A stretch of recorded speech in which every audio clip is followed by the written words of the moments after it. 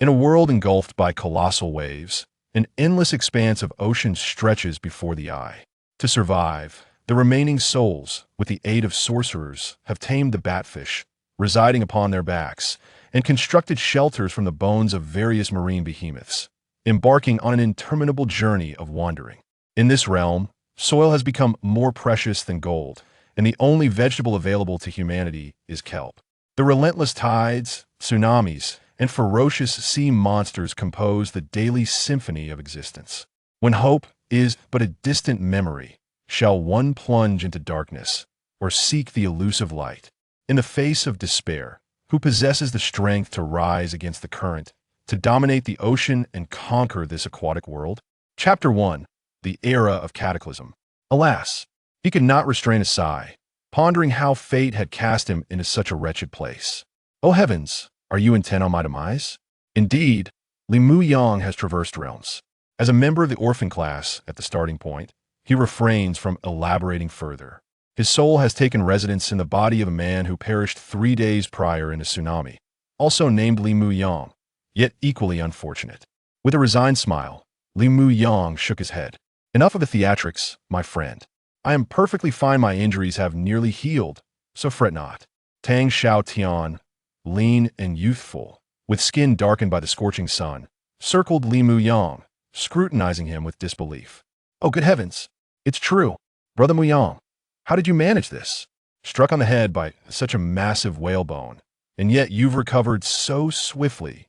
The chief declared you would not survive. Your fortune is remarkable. With a hint of joy, Tang Xiao Tian continued, it's splendid that you're alive. You cannot imagine, during the last tsunami, our tribe lost over 20 individuals. We were scarcely 100, and now, with you back, we number exactly 100. Truly, the sea god has blessed us, sparing us from perpetual misfortune. At these words, Li Mu Yang felt a pang of sorrow for having found himself in such a feeble tribe, devoid of resources. He could hardly muster a smile, tears swirling within him, feeling utterly frustrated. Observing Li Mu Yang's mournful expression, Tang Xiao Tian attempted to console him. What is it? Did my long-lost sister come to reject our engagement? Li Mu Yang's eyes lit up momentarily, contemplating whether to exclaim that one should not underestimate the youth of the impoverished. But Tang Xiao Tian merely rolled his eyes, exclaiming, Come on, Brother Mu Yang, have you lost your mind? What sister or fiancé? Our tribe has not a single young maiden. Are you dreaming? It's about the vegetables. With that, Tang Xiao Tian produced a handful of dried, moldy kelp from behind him, excitement evident in his voice. Brother Mu Yang, look, we can finally eat vegetables. I feel as though I might perish without them. Truly. Yet the chief is exceedingly stingy, granting us but a meager portion of vegetables. Were it not for his superior mental prowess, I would consider giving him a thrashing. As he spoke, Tang Xiao Tian skillfully retrieved a pot fashioned from iron crab shells from a dwelling constructed from a whale's skull. Unwashed, he tossed the moldy kelp inside. He ladled some distilled water, snapped his fingers, and a fireball appeared in his palm, bringing the kelp to a boil. In that moment, Li Mu Yang suddenly recalled the nature of the world he had entered, a realm completely submerged in water, surrounded by infinite ocean, devoid of soil, minerals, and trees, where people dwell upon the backs of batfish.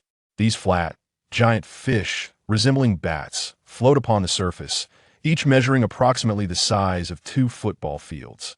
Humans construct homes and tools from the bones and shells of hunted marine creatures, existing in a state even more primitive than that of early tribes, utterly regressed. Simultaneously, soil has become rarer than gold, even transforming into a new currency. In this oceanic tribe, many have lived their entire lives without ever encountering soil. The only vegetable they can consume is kelp, which has become extraordinarily valuable, growing only in the depths of the ocean thousands of meters below. While humanity has begun to adapt to life at sea, able to dive hundreds of meters, they still struggle to harvest it. Moreover, the ocean teems with countless sea monsters, treacherous currents, and whirlpools, rendering it perilous. They can only rely on tamed hedgehog fish to gather it, or hope to stumble upon some washed ashore. Thus, the supply is exceedingly scarce, necessitating collective distribution. In their oceanic tribe, they receive a single ration per month, roughly a pound, serving as their sole source of green sustenance for that duration. As for other food, it consists entirely of various fish, which can become nauseating if consumed daily. Of course, human ingenuity knows no bounds, and alternative methods have emerged for procuring greenery. Sorcerers have devised a new planting technique, sowing seeds upon rotting corpses and employing magic to yield results. However, this method demands a significant toll, requiring a constant influx of fresh corpses. In their oceanic tribe, only Chief Yixing Tian possesses a small patch of corpse medicine field, cultivating some rare spiritual herbs left behind. Truly, this is a cursed fate, Li Mu Yang lamented, clutching his head in anguish, questioning how he had ended up in such a dreadful world. Even if he were given a subpar start, a chance to proclaim that one should not underestimate the impoverished youth would suffice. Watching Tang Xiaotian, who was excitedly stirring the kelp, drooling in anticipation, Li Mu Yang, feeling dejected, asked stubbornly, "All right, Xiaotian, rein in a bit. It's merely a few pieces of kelp. Is it necessary to get so worked up? Your drool is falling onto my feet. How disgusting. Tell me, do you truly believe our world is entirely submerged?" At this, Tang Xiaotian paused, gazing into the distance with a hint of melancholy. "Brother Muyang, truth be told, I am uncertain, but it likely is not." "Oh, really? Is there land that remains above water? Where?" Li Mu Yang's excitement surged, eagerly pressing for answers. Tang Xiaotian pointed with his bone spoon toward the horizon, his expression tinged with longing. "Far away, far away. Indeed, in the distant beyond, at the edge of the sea, lies the paradise of dreams." "Stop right there. What are you doing, Tang Xiaotian? Are you a poet? Speaking as if you're a philosopher writing prose. Can you speak plainly? Where is this far away?" With a shrug, Tang Xiaotian sighed, continuing to prepare his kelp soup. "Who knows, Brother Muyang? My grandfather told me, as did my father. They say at the distant edge of the sea, there exists land untouched by water, with mountains and rivers, abundant fresh water that does not require distillation. There are flowers, grass, trees, fruits, dragonflies, and butterflies. Good grief, I can't grasp the concept of water and grass. But what are mountains, flowers, trees, fruits, dragonflies, and butterflies? Do you understand, Brother Muyang?"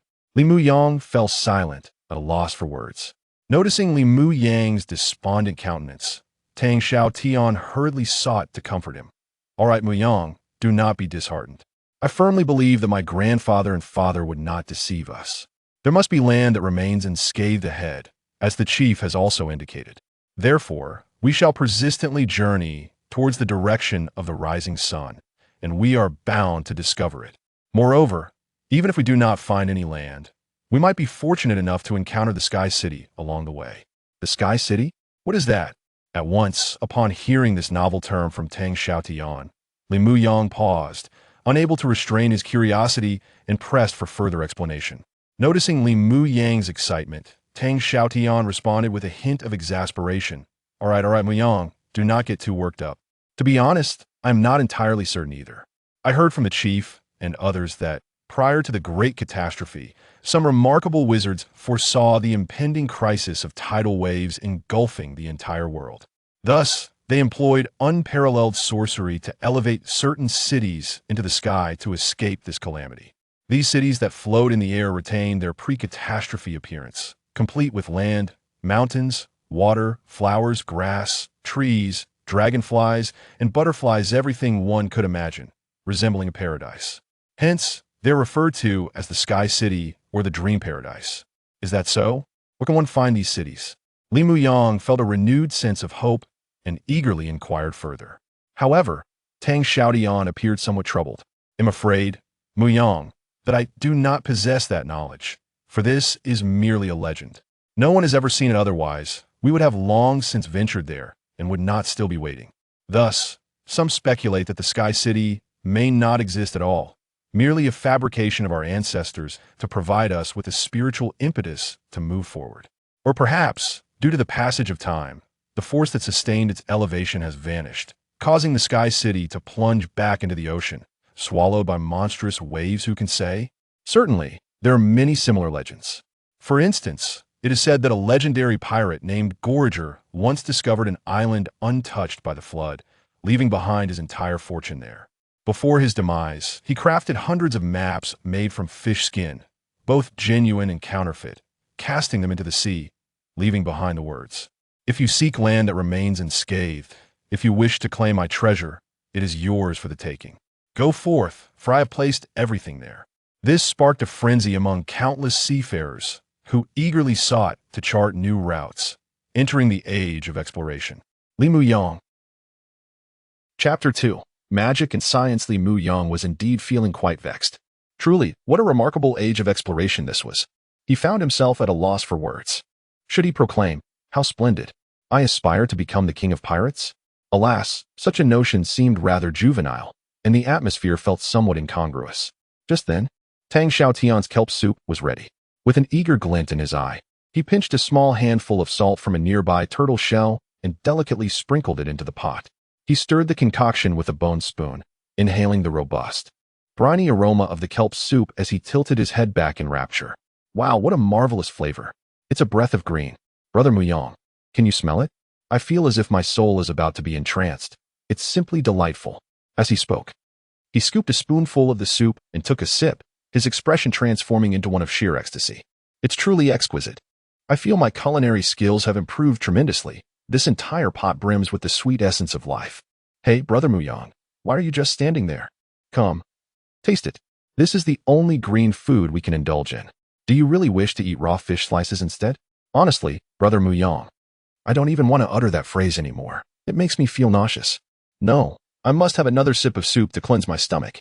Upon hearing this, Li Muyang gazed at the pot of soup, its surface marred by a layer of greasy film, and the mere sight of it filled him with revulsion. He shook his head fervently, his expression screaming refusal. No, thank you. Just looking at it makes me feel ill. I would rather perish from hunger than take a sip of that. I would jump into the depths of the sea first. Tang Xiaotian was momentarily taken aback, staring at Li Muyang in disbelief. What are you saying, Brother Muyang? Have you lost your mind? This is kelp soup, incredibly delicious kelp soup. How can you refuse to drink it? Are you truly mad? Do you wish to endure another month of raw fish slices? Oh heavens! I feel nauseous just mentioning it again. I must have another sip of soup to calm my nerves. It's too terrifying.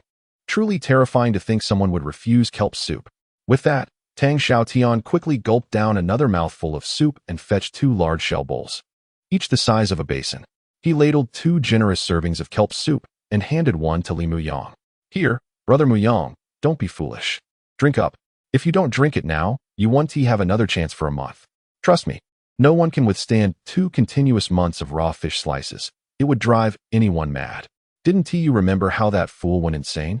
Imagining the horror of eating raw fish slices for 2 months, Li Muyang felt a shiver run down his spine. 2 months was simply unimaginable. As a Mercury inhabitant who relied on grains for every meal, he couldn't even endure 2 days of such a fate. Thus, despite the refusal written all over his face, he reluctantly accepted the bowl of kelp soup, steeling himself against the wave of nausea, and grabbed a fishbone as a makeshift fork, preparing to eat. Pinching his nose, he cautiously took a sip of the soup. The oily, fishy liquid filled his mouth, and he spat it out immediately. Good heavens, this is horrid. How can anything taste this dreadful? Tang Xiaotian, are you trying to kill me? Of course, it was entirely Tang Xiaotian's fault in this world. There were hardly any seasonings aside from salt. After all, in the vast ocean, what other spices could one find? The only rare encounter was with a sea creature called the sweet fish, whose secretions could be dried and ground into sugar powder or made into gummy candies. Unfortunately, sweet fish were exceedingly scarce. In their oceanic tribe, only the chieftain had a small jar of sugar powder, granted as a reward to those who achieved great deeds for the tribe. At other times, one could only dream of the taste of sugar. However, Tang Xiaotian was accustomed to this lifestyle. Thus, even faced with a pot of bitter, salty kelp soup, he savored it joyfully, his face radiating happiness, as if someone were competing with him for it. Li Muyang, observing this, felt a sense of helplessness. He knew this soup represented his only source of green energy for the coming month. He had no choice but to drink it. With a heavy heart, he pinched his nose and forced himself to take another sip. As he consumed it, he attempted to spear a piece of kelp with the fishbone.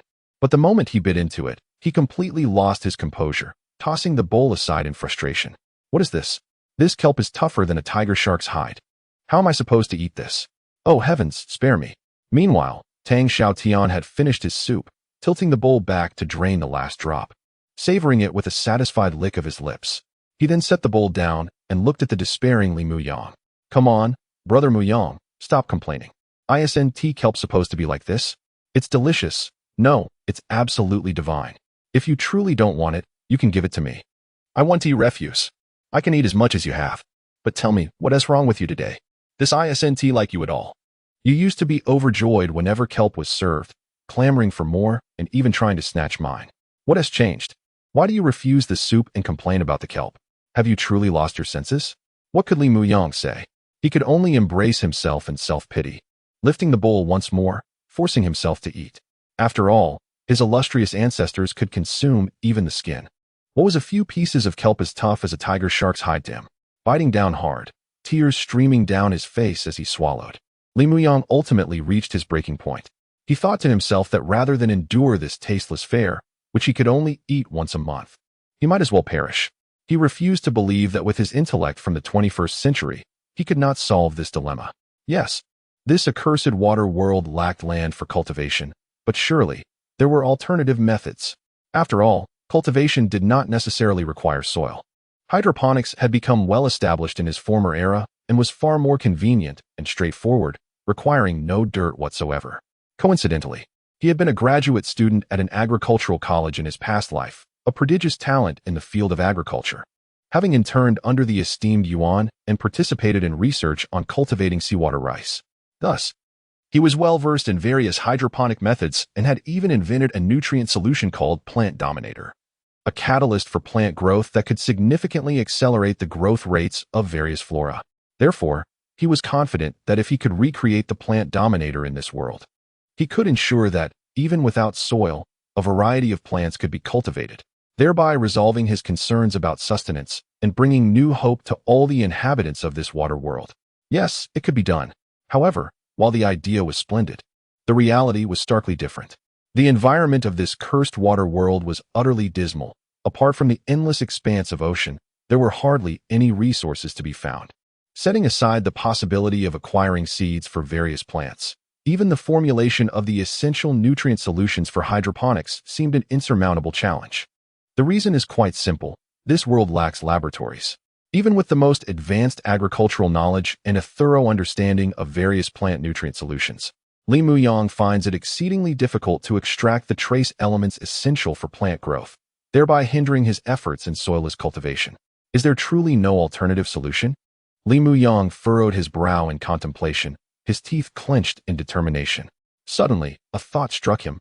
What about the wizards? Indeed, this world is inhabited by warriors and wizards. Setting aside the warriors for now, wizards, akin to magicians, possess the ability to communicate with the 5 elemental forces, metal, wood, water, fire, and earth, thereby unleashing wondrous magic. However, the concept of the 5 elements is rather broad. Beyond these, numerous other elements exist. The trace elements required by various plants are, after all, elements as well. Can they not communicate with them? Surely they can, provided one masters the appropriate methods and harnesses supernatural powers. It is conceivable that he could extract the necessary trace elements from the ocean. Although the denizens of this world harbor a disdain for the sea and yearn to escape its grasp, it cannot be denied that the ocean is indeed a treasure trove, brimming with a myriad of trace elements, predominantly composed of hydrogen and oxygen. Undoubtedly, this method is viable. Wizards, through the use of mental energy, can commune with various elements and thus conjure extraordinary spells. Take, for instance, the water ball technique. Wizards summon water spheres seemingly out of thin air. But are these spheres truly conjured from nothing? Li Muyang is convinced that magic is not so miraculous. It is impossible to create something from nothing, as this contradicts the law of conservation of mass. Even in a world endowed with supernatural powers, the fundamental laws of the universe must still be adhered to, lest chaos ensue and the world collapse. Consider the water ball technique. Why can wizards perform it and seemingly summon water from thin air? It is because water molecules already exist, albeit in the forms of hydrogen and oxygen. Wizards merely employ supernatural forces to rearrange these molecules, combining 2 hydrogen atoms with 1 oxygen atom to form visible water molecules, thus creating the illusion of conjuring water from nothing.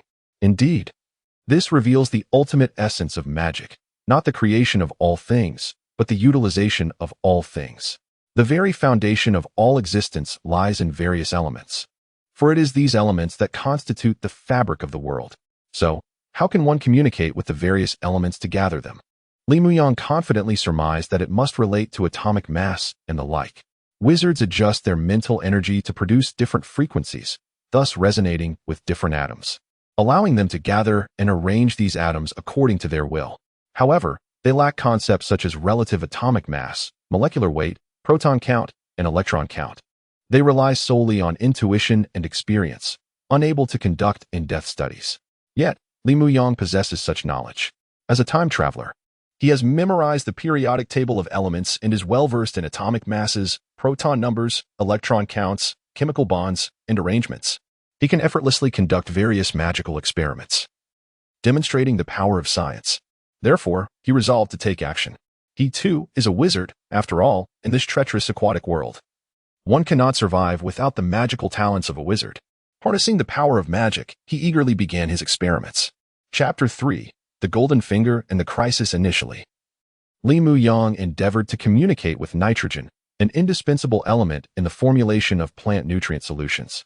Drawing from the knowledge nestled in his mind, he clearly recalled that nitrogen is the most abundant element in the atmosphere and does not necessitate extraction from the ocean. With a relative atomic mass of 14,00674, a proton number of 7, and an electron configuration of 2s2p3, he began to experiment. He gradually released his mental energy, attempting to engage with the nitrogen molecules suspended in the air, harnessing magic as a supernatural force to gather them. He surmised that this was akin to the method employed by wizards in this world to conjure ice spikes, wherein they amalgamate hydrogen and oxygen to form water molecules, while simultaneously aggregating vast quantities of nitrogen to create liquid nitrogen. The extreme cold of liquid nitrogen can instantaneously freeze the combined water molecules into ice, yielding the desired ice spikes. Thus, from a scientific perspective, magic is not as mystical as it appears. Indeed, with knowledge of nitrogen's properties and after diligent exploration through mental force, Li Muyang effortlessly captured the nitrogen from the air, gathering it into his hands. Due to nitrogen's inert, colorless, odorless, non-corrosive, and non-flammable nature, it manifested as a white mist under his magical control. As the concentration gradually increased, it exhibited tendencies towards liquefaction, becoming exceedingly cold, nearly freezing his hand. Alarmed, he swiftly dispelled the magic, allowing his hand to return to normal. Yet, he was overwhelmed with excitement at his success. Disregarding the chill that had made his right hand tremble, eagerly, he attempted to gather magnesium, iron, copper, and other essential mineral elements for plant growth. As these elements were only found in the ocean, successfully extracting them would confirm the viability of his concept, utilizing the power of magic to create plant nutrient solutions, thereby achieving soilless cultivation and transforming this world, ultimately reaching the pinnacle of his aspirations. The mere thought filled him with exhilaration. He could not help but admire his own ingenuity in devising a golden finger. Once more, he attempted to gather magnesium, Mg, with a relative mass of 24,3050, iron, Fe, at 55,854, copper, Cu, at 63,55, and various other mineral elements. Utilizing the power of magic, he successfully collected them, albeit in small quantities, validating his hypothesis that soilless cultivation was indeed attainable in this realm. In a fit of euphoria, he leaped into the air, resembling a child, and embraced Tang Xiaotian, bouncing joyfully while proclaiming, "Haha, I've done it. I succeeded, Xiaotian. Do you understand? We shall never worry about vegetables again. I am simply overwhelmed with excitement. I am truly a genius." Witnessing Li Muyang's exuberant antics, Tang Xiaotian was taken aback and hurriedly responded, all right, Muyang, calm down. What on earth is happening? You've spilled the kelp soup. Are you actually losing your mind? I must fetch the clan leader to examine you. This is too alarming." With that, Tang Xiaotian promptly pushed Li Muyang away and sprinted towards a distant giant tortoiseshell dwelling atop the back of a batfish, splashing through the waves. Before long, Tang Xiaotian returned with an elderly man, his hair and beard flecked with gray, his posture slightly hunched, bearing the weight of age. Leaning on a staff made from a devilfish's spine, the elder, whose face was lined with wrinkles, approached the still grinning Li Muyang. "Look, clan leader. It appears Mu Yang has lost his mind. He even neglected his kelp soup, suddenly hugging me and bouncing about, claiming we will have an unending supply of vegetables. Please, assess if he has truly lost his wits. If he is mad, I cannot possibly share quarters with him, lest he becomes like that fool from before, daydreaming about being a goldfish, blowing bubbles, and jumping on his bed to leap over the dragon gate. Li Mu Yang, momentarily speechless, took a breath to steady his excitement. He glanced at Yi Xing Tian, the clan leader and the most powerful shaman of their tribe, and quickly shook his head in denial. What are you saying, Xiao Tian? Do not spread rumors. I am not insane, truly. Clan leader, do not listen to his nonsense. I am perfectly fine. Just look. Yi Xing Tian, appearing quite elderly, regarded Li Mu Yang with curiosity, nodded, and reassured him. I understand, child. Relax, do not fear, I mean you no harm. I merely wish to examine you. With that, he gently waved his staff, topped with a crystal orb, over Li Mu Yang. Instantly, the orb emitted a soft white light that swept over him. As promised. He found nothing amiss, and after a moment, Yi Xing Tian nodded, affirming, well, it seems you are all right, merely a bit weakened. It is indeed a miracle, Mu Yang. Your life is remarkably resilient. I thought you were surely doomed, yet here you are, alive, a true blessing from the sea god for our tribe. As Li Mu Yang sighed in relief, Yi Xing Tian pondered for a moment and then retrieved a small bone tube from his robe, reluctantly uncapping it. He used his slender fingers to scoop a small spoonful of a powder resembling flour and poured it into a nearby shell bowl, saying, Here you go, Mu Yang. This is a spoonful of sugar powder, which I believe you need right now. Consume it to replenish your strength. Once you have recovered, you shall take over Wang Mu's duties, training the hedgehog fish and harvesting kelp. I have faith in your abilities, for you are the most gifted among us. With that, Yi Xing Tian carefully stowed the bone tube filled with sugar powder, trembling slightly as he departed. Watching the clan leader leave, Tang Xiao Tian leaped up, gazing at Li Mu Yang with envy. Wow, Mu Yang, you are so fortunate to have received a spoonful of sugar powder, a precious treasure. When has our clan leader ever been so generous? You must taste it and share the flavor with me afterward. If you are truly brotherly, you could even let me lick the bowl, for brothers should not partake alone. Li Mu Yang rolled his eyes in response. Enough, Xiao Tian. What are you saying? Since we are brothers, what is mine is yours. Let us share it. With that, Li Mu Yang curiously picked up the shell bowl containing the sugar powder, inspecting it. It did not resemble crystalline sugar. Rather, it appeared to be a fine powder akin to flour. After sniffing it and finding no distinctive scent, he proceeded to scoop a small spoonful of fresh water into the bowl, watching as the sugar powder dissolved swiftly. He shook the bowl gently, and after ensuring its contents were well mixed, he skeptically took a sip. To his surprise, he detected a faint sweetness, though it was quite mild and not particularly enjoyable, far inferior to the sugary water he had tasted in his previous life. Perhaps it was due to the insufficient amount of sugar powder. With a disdainful curl of his lips, Li Mu Yang thought to himself, what is this? Just sugar powder? If I could find sugarcane seeds and cultivate them, I would extract sugar directly. Then you would truly understand the essence of sweetness, and I guarantee you would weep with delight. Observing Li Mu Yang's reaction, Tang Xiaotian, who was beside him with his mouth agape and salivating uncontrollably, could hardly contain his eagerness. So how is it, Mu Yang? Is it delicious? What does this syrup taste like? Is it better than kelp soup? I heard it's sweet. Damn, what kind of sweetness is it? Is it like salt? In response, Li Mu Yang chuckled and handed the bowl over to him. All right, Xiaotian, stop speculating. Just take a sip and you'll find out. Hearing this, Tang Xiaotian, filled with anticipation, instinctively reached for the bowl but hesitated midair, forcing himself to restrain his desire, shaking his head as he swallowed hard. No, Mu Yang. This syrup is specially prepared by the chief for your health. How could I drink it? You should consume it quickly. I'll just watch you drink. It will be as if I have tasted it too. Feeling slightly moved, Li Mu Yang insisted, forcing the bowl into Tang Xiaotian's hands. Enough, Xiaotian. Just take a sip. I've told you I'm fine and not that delicate. Besides, I don't particularly enjoy this drink. It's not true sugar. When the opportunity arises, I'll let you experience real syrup. Consider this as an early payment of interest. Now, drink up. Seeing the resolute tone in Li Mu Yang's words, Tang Xiaotian, equally touched, clutched the bowl cautiously.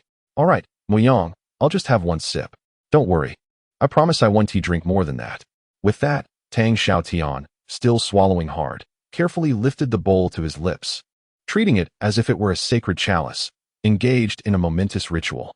Gulping it down, his eyes sparkled with astonishment. Wow, Muyang, this is incredible.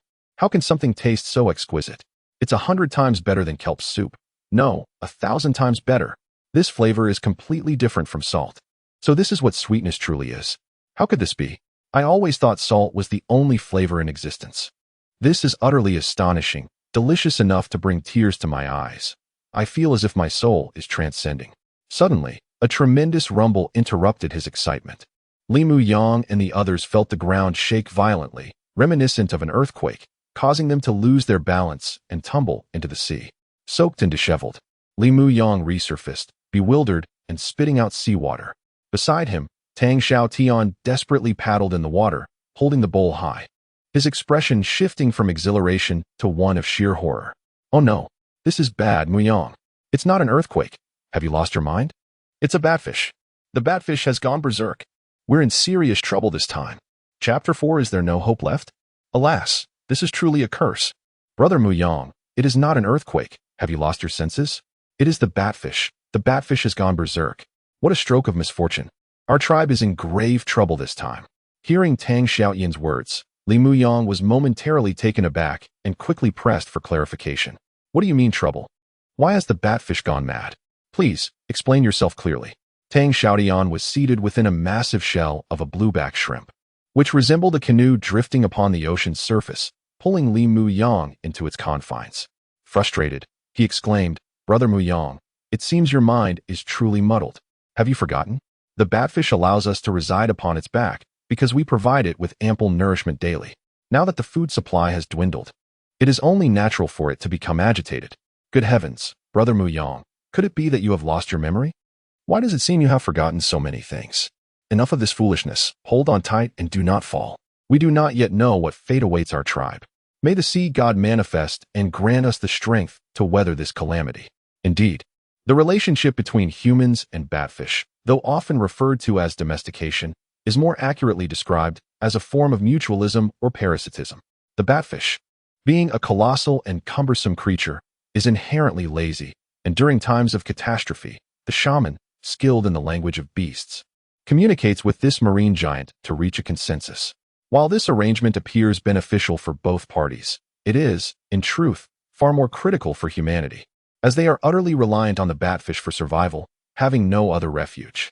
Conversely, the batfish can endure without humans, albeit with greater difficulty, as it must hunt for sustenance on its own. Thus, taking advantage of this unique advantage, the batfish often becomes frenzied when faced with food shortages or external threats, such as tsunamis or dangerous sea creatures. It has been known to abandon the humans residing on its back, plunging into the depths to evade danger, resulting in countless casualties among the sea dwellers, leaving them to drown in the abyss. Consequently, many sea dwellers often self-deprecate, likening themselves to wretched parasites, reliant on the batfish's back for survival, desperately striving to appease it in exchange for a meager existence. The moment the batfish discards them, humanity's extinction becomes a foregone conclusion. Fortunately, the majority of batfish exhibit relatively docile temperaments and do not easily succumb to madness, provided they are consistently fed. However, in the face of tsunamis or formidable foes, they may reluctantly forsake their human companions to seek refuge below the waves. Thus, for the survivors in this world, the primary daily task revolves around gathering food for the batfish to sustain their meager habitat. This monotonous cycle continues day in and day out, devoid of any joy, resembling the life of automata. Eventually, many succumb to despair, unable to bear the drudgery of their existence, and choose to bind themselves with the bones of sea beasts, submerging themselves as a means of escape. They believe that contact with the earth would elevate their souls to the heavens. Yet even this notion remains a mere fantasy, for the ocean depths are perilous, and most do not survive long enough to reach the seafloor, becoming prey to lurking predators. Ultimately, despair overtakes the majority, and they exist merely by instinct, engaging in a monotonous routine of fishing and feeding, as if trapped in a relentless inertia. For decades, the survivors, even with their eyes closed, could execute each task with precision. The members of Li Muyang's ocean tribe were no exception, apart from the chieftain, Yixing Tian. Everyone toiled tirelessly. The sheer size of the batfish necessitated an immense food supply, leaving no room for respite. It typically required dozens of individuals to barely sustain a single batfish. Regrettably, 3 days prior, a catastrophic oceanic hurricane accompanied by a tsunami claimed over a third of their population. Now, only a mere 100 remained, and despite their best efforts day and night, they could only support 2 batfish, leaving one unable to be fed. Consequently, the batfish, which had not been satiated for 3 consecutive days, became enraged, unleashing its fury and frustration upon those inhabiting its back, including Li Mu Yang and his companions. Fortunately, most of the tribe had sensed the impending disaster.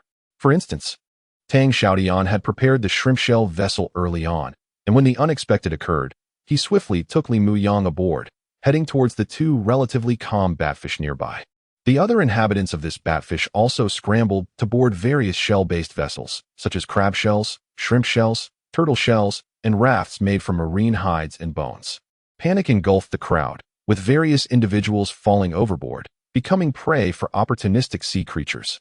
Blood blossomed in the water, the scent of iron attracting more hidden oceanic predators, triggering a feast among the beasts. Cries of "No! Help me, brother! Don't abandon me!" and "Mommy, mommy! A sea beast is biting me!" echoed amidst the chaos, as terrified individuals fled in all directions. Fortunately, Tang Xiaotian and Li Mu Yang, being young and strong, successfully reached the back of another batfish without incident. However, they had to harden their hearts and turn a blind eye to the plight of those struggling in the water, since their shrimp shell vessel could only accommodate 2. Such is the survival code in this aquatic realm. To endure, one must possess a hardened heart. Excessive compassion guarantees that one will not see the dawn of the following day. Fortunately, at that moment, Chieftain Yixing Tian hurriedly arrived.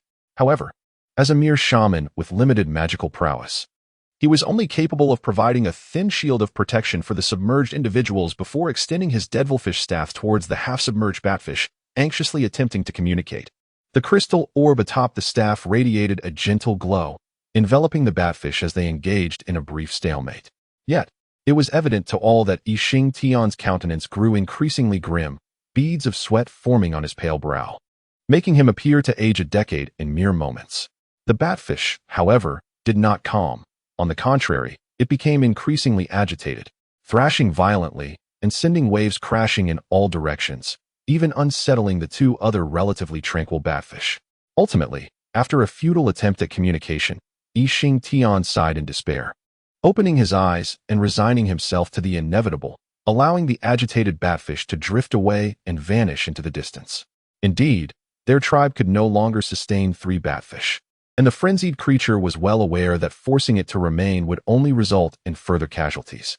As I gazed at the gradually vanishing batfish, the remaining tribesmen, who had survived with the aid of the esteemed leader of the Yixing Tian clan, were engulfed by an overwhelming despair. Each individual instinctively covered their faces, wailing in grief. "Oh heavens, even little AI has departed. Why? Why must it be so? Great sea god, do you truly intend to forsake your devout subjects? There is no hope left, utterly devoid of hope, with merely 2 batfish remaining. What else can we do? Shall we press onward to our demise? Cursed hope. It is fated. The ocean is the ultimate sanctuary for us all. Deceivers, all of them. Where is the land? Where lies the hope? It is all but an illusion. Utter nonsense. I shall not leave. If you wish to depart, then go ahead. Ha ha ha. It matters not. I will await you in the depths of the sea. I too shall remain. After a lifetime of wandering, what have we truly gained? My grandfather perished on the road. My father succumbed to the journey. And soon I too shall meet my end upon this path. It is indeed a foolish decision. No longer shall I place faith in any semblance of hope. Let us stay, to quietly witness the sunrise once more before our souls return to the ocean. Is that not a better fate? Is there truly no hope left? I refuse to believe it. At this moment, the tribe stands on the brink of collapse, pondering whether to advance or to remain. This is indeed a dilemma. Chapter 5. Succession of the Patriarch. A sudden upheaval led to a complete disintegration of Li Mu Yang and the entire ocean tribe. This division stemmed not solely from the departure of the bat-backed fish, but primarily from the fragmentation of human sentiment. Despair had begun to envelop them, as they wandered aimlessly, day after day, year after year, unaware of where hope resided or how much longer they must endure. Some individuals even found themselves oblivious to the very purpose of their journey, driven solely by instinct, as if propelled by an unseen force. The departure of the bat-backed fish, coupled with an increasingly harsh environment, became the final straw that shattered their last vestiges of hope, plunging them into utter despair. Consequently, the populace split into two factions. One faction, their hearts ashen, resolved to cease their journey, determined to witness a sunrise and a sunset in silence, even if it meant being consumed by the waves or devoured by sea beasts. Many among them had never truly paused to appreciate the beauty of a sunrise or sunset since birth, having only known the relentless march forward. A mere handful retained a flicker of hope, predominantly the youth, like Tang Xiaotian, who dared not believe that hope was lost, for if they did, what else could they do? Unbeknownst to them, barring unforeseen circumstances, they were destined to repeat the fate of their ancestors, either perishing along the way or being utterly crushed. In any case, the entire tribe was shrouded in desolation, with the despairing covering their faces in silent tears, while those clinging to the last glimmer of hope found themselves at a loss, uncertain of their next steps. Faced with this dire situation, Li Muyang was equally at a loss. Although he had conceived a promising technique in soilless cultivation, the current predicament rendered it utterly useless, for he lacked seeds. As the saying goes, a skilled cook cannot make a meal without rice. In the vast ocean, acquiring plant seeds was akin to searching for a needle in a haystack. Thus, he found himself at a complete standstill. Instinctively, everyone's gaze turned towards the spiritual pillar of the tribe, Chief Yi Tian. However, their panic escalated when they witnessed Yi Tian, the steadfast leader who had weathered countless storms, now faltering. Indeed, he was too old, having endured too much hardship and despair, leaving him utterly exhausted. Furthermore, his prior efforts to placate the departing bat-backed fish had drained him of all his vitality, and he could no longer sustain himself, collapsing heavily. Had Li Muyang not been by his side, quick to seize the moment and support him, Yi Tian would have surely fallen into the ocean. Observing the chief's pallid complexion, Li Muyang exclaimed anxiously, "Chief, what is wrong? Are you all right? Please do not frighten us." Beside him, Tang Xiaotian's face mirrored the concern, as he grasped Yi Tian's hand urgently, saying, "Yes, Chief, please do not scare us. Anyone can falter, but not you. If you fall, our tribe is finished. We need you to lead us onward, towards hope." Upon hearing their frantic pleas, Yi Tian struggled to rise, offering a faint smile tinged with exhaustion. Sitting on a skeletal frame of a square fish, he weakly gestured for silence. "Cough, children. While I too do not wish to abandon you, I must regretfully convey some bad news. This burden has become too great for me to bear." "No, Chief. Please do not say that," Li Muyang interjected, but Yi Tian raised his hand once more, interrupting him with an increasingly frail voice. "Enough, my children. I understand what you wish to say, but time is of the essence. I am aware of my own condition. I have long since run out of strength and have merely been holding on. Now, I can no longer endure." "Cough, cough. No, Chief, you will be fine. Enough, my child. Do not grieve. Life and death follow their own course, and we cannot force destiny. I know my time is limited, while I still have breath. Let us speak of urgent matters. Our tribe's immediate priority is to select a new leader. We old-timers can no longer fulfill this role. The ocean has dulled our spirit. Only you young ones, still filled with hope, can lead us. So cough, cough." After a weak cough, wiping the blood from his lips, Yi Tian gazed at the young members of the tribe, then turned his eyes to the horizon, speaking with a hint of longing. "Remember, never lose hope, for it lies just ahead." With a sigh, Yi Tian suddenly fixed his gaze upon Li Muyang, asking, "Muyang, do you wish to take my place as the leader of the tribe and guide everyone onward?" At this unexpected question, Li Muyang was momentarily taken aback, and then, in disbelief, he pointed to himself and exclaimed, "Me?" Yi Tian regarded him intently, slowly nodding. "Indeed, my child, it is you." "No, Chief, please do not jest. I cannot do it. I cannot bear this responsibility." Amidst the astonished gazes of those around him, Li Muyang shook his head vigorously, unable to fathom why Yi Tian would entrust such a monumental task to him at this moment.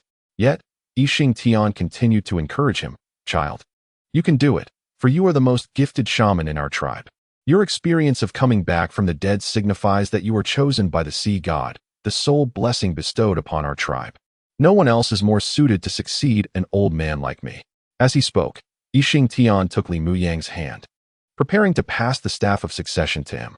However, Li Muyang was increasingly overwhelmed, feeling at a loss. For he understood that taking over the tribe entailed more than simply receiving a staff. It meant assuming the hopes of the entire tribe and leading them forward. As for the direction they would take, he was uncertain. This was a position devoid of any benefits. It offered only boundless pressure and responsibility. He doubted his ability to shoulder such a burden more often than not. He felt he could not. With urgency, he protested, "No, Chief, I truly cannot handle this responsibility. I do not know what to do." "You can, my child. I believe in you. You are the fortunate one chosen by the sea god. If you cannot succeed, then no one in our tribe can. So please, promise me, take my place and lead everyone onward." Yixing Tian's voice grew increasingly feeble, his complexion paling as he neared his limit. Observing this, Tang Xiao Tian and the others, filled with sorrow and reluctance, urgently urged Li Muyang. "All right, Muyang. Since the chief has said so, you should agree. Indeed, you possess the greatest magical talent among us and the capability to lead. If you refuse, none of us will be able to." "Yes, Muyang, agree. Do not let the chief's heartfelt intentions go to waste. Let us onward. And we promise to follow your guidance, just as we did with the old chief." Li Muyang opened his mouth to speak, but hesitated. Yet, Yixing Tian, with his last ounce of determination, forcefully placed the staff of succession into Li Muyang's hands, leaving no room for dissent. "Child, it is thus decided. From this moment forth, you shall assume the esteemed role of the new chieftain of our tribe. I have faith that you will prove to be a worthy leader. Remember, it is imperative to guide our people forward, for only by moving onward can we sustain hope itself." As the final words escaped his lips, it seemed as though all the strength within Yixing Tian was utterly expended. Li Muyang suddenly felt his grip loosen, and the ancestral staff of leadership fell completely into his hands. "No, chieftain, chieftain." Yet, despite his desperate calls, the old chieftain Yixing Tian remained unresponsive, merely gazing with half-open eyes towards the horizon, the direction of the rising sun, the embodiment of hope. Reluctantly, he accepted the staff that symbolized the authority of the chieftain, becoming the new leader of their oceanic tribe, which had dwindled to less than 100 souls. Thus, the legend began. Chapter 6. Set Sail, Yang Fan.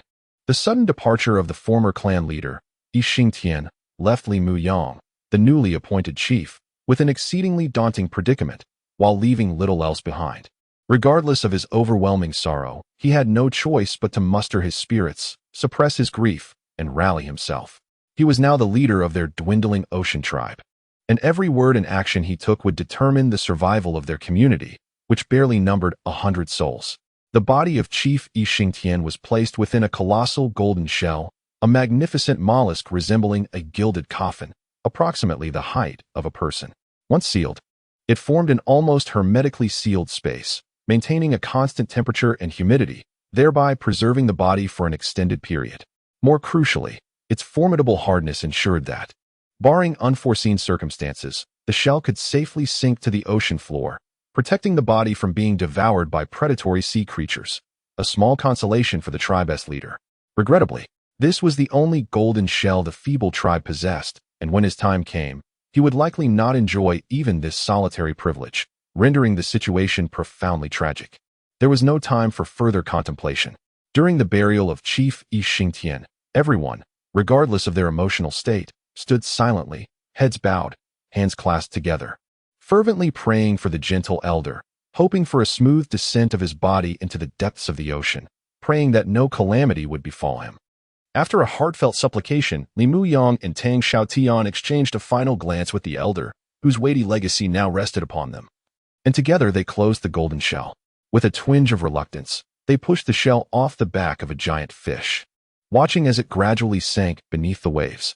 "Great elder, the mighty sea god will safeguard you. Your spirit shall ascend to the heavens. Please, may you guide our tribe from above, helping us discern the path to hope." As Li Muyang watched the golden shell slowly disappear beneath the surface, he whispered a prayer, acutely aware that what lay ahead was an even greater burden and pressure. At that moment, he had no other reliance but himself. To honor the expectations of the late Chief Yixing Tian, he must exhaust every means to lead their fragile ocean tribe onward. A dramatist once remarked that if survival or destruction is a dilemma, then for Li Muyang, the questions of moving forward or remaining stagnant were equally perplexing. He turned quietly, casting a piercing gaze over the remaining 87 members of their tribe, taking in each expression, some mournful, others despondent, some lost, and others bewildered. They silently awaited his decision as their newly appointed leader, pondering whether to advance or to stay. Drawing a deep breath, Li Muyang tightened his grip on the ancestral staff and suddenly broke into a smile, addressing the assembly. All right, everyone, put away your sorrow. Although the elder has departed from us, I firmly believe that his spirit will forever remain with us, silently watching over our tribe. Upon hearing Li Muyang's words, the tribe's despondency did not significantly wane, yet they ceased their lamentations. In the aquatic realm they inhabited, the cycle of life and death was all too common, rendering them accustomed to such tragedies, leaving little time for mourning. After a brief pause, an elder from the tribe spoke up, addressing Li Muyang. Muyang, no? Forgive my slip, little one, you are now the clan leader. How wonderful! I have watched you grow, and Uncle Wu De is truly proud of you. I have faith you will become a great chief. Li Muyang quickly replied, No, Uncle Wu De, please don't say that. I prefer you call me Muyang rather than chief. Uncle Wu De, appearing to be in his 40s yet looking considerably aged, shook his head. That simply cannot be. Now that you are the clan leader, we must extend to you the same respect we offered the former chief. Pray tell, esteemed leader, what shall we do next? Should we continue this futile journey? Hearing Uncle Wu Da's lament, Li Muyang shook his head resolutely. No, Uncle Wu Da, you are mistaken. It is not a futile endeavor. We must carry forth the late chief's legacy and press onward. Only through perseverance can we find hope. Do you understand? Oh heavens! Muyang, why do you echo the same sentiments? When Xingtian succeeded to the leadership, he expressed similar thoughts. I recall it was nearly 30 years ago when our tribe was still prosperous, boasting over 20 giant fish and 5,000 members. Look at us now, what remains? Uncle Wu Da's eyes darkened, his voice heavy with despair. So, Muyang, leader, please do not urge us to continue. I beg you, there is no hope ahead. Only an abyss, a hellish fate. Hope has vanished. It has fled, leaving only the specter of death. At Uncle Wu Da's words, others in the tribe echoed their despair. Yes, Muyang, great leader, please allow us to remain. I cannot bear to go on any longer. I am weary of this cursed existence. I just wish to float upon the surface and drift into eternal slumber, never to awaken again, for awakening only heralds the beginning of nightmares. Indeed, leader, let us stay. I implore you. We truly do not wish to continue wandering aimlessly, led by the nose by false hope into our demise. If you must go, then go. But leave us 2 of the giant fish, one for you and one for us, if you will. Hearing their desperate pleas, Li Muyang's heart sank. He understood all too well the exhaustion that burdened them. They stood on the brink of collapse. Yet, staying behind would not offer liberation. It would merely hasten their demise. Humans were favored prey for many ferocious sea creatures, and lingering in one place too long would inevitably attract these predators, with a grim fate awaiting them. Thus, in a bid to preserve their tribe for as long as possible, Li Muyang steeled himself and firmly declared, No, our tribe is a collective, we cannot fracture. I understand your feelings, but I must assert that remaining here will yield no benefit. Only by moving forward can we nurture the hope of survival. Though he recognized that survival in this treacherous aquatic realm might not be a blessing, but rather a source of greater suffering, he concluded that even in death, they should perish in pursuit of progress, in quest of hope, for their tribe had never been a cowardly group that faltered mid-journey. Consider this, your grandfather, your father, and all your kin, they all perished in the pursuit of hope, in the relentless march forward. Do you wish to be the first to falter? To fear progress and hope, waiting in place for death? Facing the despairing gazes of his people, Li Muyang's voice grew increasingly resolute, culminating in a fervent roar. His impassioned proclamation resonated, and many lowered their heads in shame, recalling the final words of their fathers or grandfathers. Children, never lose hope, for it lies ahead. Yet, the question lingered, did hope truly still exist? After a fervent roar, Li Muyang noticed that many bowed their heads in shame, including Uncle Wu De. He couldn't help but breathe a sigh of relief. At least, as their chieftain, he was still deemed competent, having resolved the first dilemma. However, he understood that this was but a temporary solution. Even though everyone agreed to move forward, it was driven by guilt rather than genuine belief in the existence of hope. This fragile unity would not withstand the slightest misfortune. If their tribe faced even the tiniest setback, the camaraderie would dissipate, and it would be an arduous task to reforge it. To truly resolve this issue, there was but one way: to reignite the flames of hope within their hearts. convincing them that hope indeed existed. Thus, stealing his resolve, Li Muyang shouted once more, "Do not lose heart. Do you know why the elder chieftain chose me? Not because of my magical prowess, but because I am the chosen child of the sea god, born to carry forth his will. Trust in me, for I shall bring you new hope. 1 month. I promise you, in 1 month, our tribe will witness a new dawn. You will realize that living is no longer a torment. Hope is within reach. I swear by the name of the sea god. Grant me this 1 month to show you the light of hope." Upon hearing these words, the despairing eyes of the tribe, once dull as ash, sparkled with flickers of the long-lost spirit of hope. 1 month was not a long time. Should they continue onward? Everyone instinctively looked up at their new chieftain, Li Muyang, standing tall against the backdrop of the sea. In that moment, he radiated confidence, compelling all to believe in him. Indeed, having endured such lengthy hardships, 1 month was but a fleeting moment. They would give it their all. Thus, in unison, they exclaimed, "Very well, 1 month it shall be. Chieftain, we believe in you." Indeed, the great sea god will not deceive us, nor will the elder chieftain. Muyang, we shall follow you. Right, what is 1 month? Let us fight for it. Chieftain, I hope you don't deceive us, or I shall certainly give you a kick.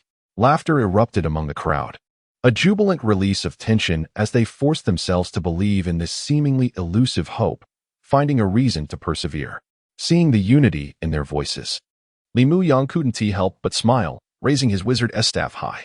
Facing the biting sea breeze, the crashing waves splashed against his back, yet could not diminish his towering presence as he bellowed, "Of course.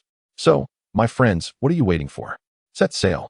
In that moment, under the leadership of their new chieftain, Li Muyang, the once fractured ocean tribe, united by a month of hope, set forth as one, determined to reach for the promise of a brighter future. Chapter 7. Can we cultivate without soil? After making a decision, they pressed onward.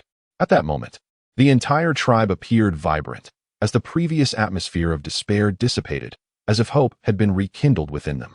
Indeed, they had rediscovered hope, albeit through the newly appointed chieftain, Li Muyang, who had only been in his position for a mere month. Nevertheless, hope was hope. It was certainly preferable to aimlessly wandering without purpose. Consequently, each individual exuded an unprecedented vitality, fulfilling their respective roles with diligence. Although their tasks remained tedious and laborious, catching and feeding tirelessly, they suddenly felt invigorated.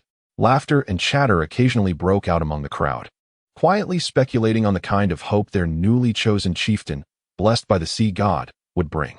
Witnessing this situation, both excited and anxious, Tang Xiaotian could not help but cautiously inquire of Li Muyang, "Brother Muyang, you truly possess remarkable abilities. You have managed to uplift everyone's spirits." Chieftain Yixing Tian was indeed correct. You will become a competent leader. But do you truly have confidence in leading us to find hope within a month? Shaking his head, Li Muyang sighed. "Ah, Xiaotian, it is not as simple as it seems. I am compelled to act.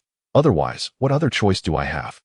Upon hearing Li Muyang's words, Tang Xiaotian's expression changed. "What? Brother Muyang? Are you joking? What will happen after a month? How shall we account for this to everyone? If we do not find hope, they will likely descend into even greater despair." Li Muyang smiled wryly. "What else can we do? We must take it one step at a time. At the very least, this approach will allow them to endure for another month. Otherwise, Xiaotian, you have seen it too. Many are struggling to hold on even now." Tang Xiaotian reflected on this and, in agony, held his head. "Indeed, Brother Muyang, let alone them, I am on the brink of despair myself. Is there truly no other way?" Suddenly, Li Muyang shook his head. "No, Xiaotian. There is another way. If we can find seeds, I can bring genuine hope to everyone. Do you know where we can find them?" "Seeds? Oh, Brother Muyang, please do not jest. We are amidst the vast ocean. Where could we possibly find seeds? I have never even seen one. It is more elusive than hope itself." Li Muyang, in frustration, retorted, "Damn it. Is there truly nothing in this wretched place besides water? Just give me any plant." "Plants?" Tang Xiaotian froze momentarily, then exclaimed, "Brother Muyang, do you need plants?" Li Muyang was taken aback by Tang Xiaotian's excitement. "Indeed, I need plants. Any plants will suffice." "Xiaotian, do you know where to find them?" "Of course, Brother Muyang. Have you forgotten? While we may lack other plants, Chieftain Yixing Tian has some. He possesses a small plot of corpse medicine field, which seems to have 1 or 2 magical herbs growing there. Would that suffice?" Upon hearing Tang Xiaotian's enthusiastic response, Li Muyang suddenly smacked his forehead and exclaimed with joy, "Yes, Xiaotian, you truly are clever. How could I have overlooked that? Magical herbs are indeed consumable and superior to ordinary plants. Quickly, take me to see what these magical herbs are like. Perhaps the opportunity to alter our tribe's fate lies before us." "Very well, Brother Muyang, follow me. Since you have assumed the role of chieftain, Chieftain Yixing Tian's medicinal field is now yours. I sincerely hope it proves useful for you." As he spoke, Tang Xiaotian grabbed Li Muyang's hand and hurried towards Yixing Tian's corpse medicine field. Running atop the waves, Li Muyang soon arrived at the corpse medicine field, which was constructed within the skull of a massive fat-headed fish.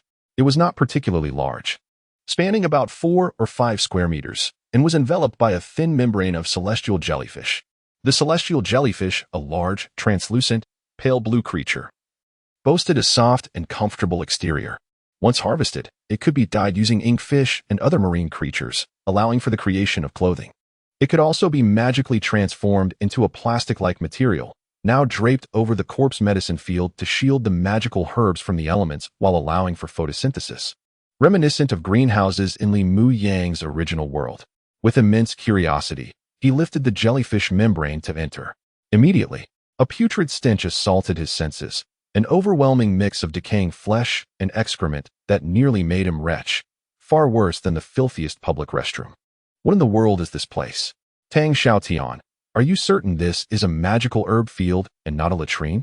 No, latrines do not even smell this vile. Are you attempting to suffocate me and claim the chieftainship for yourself?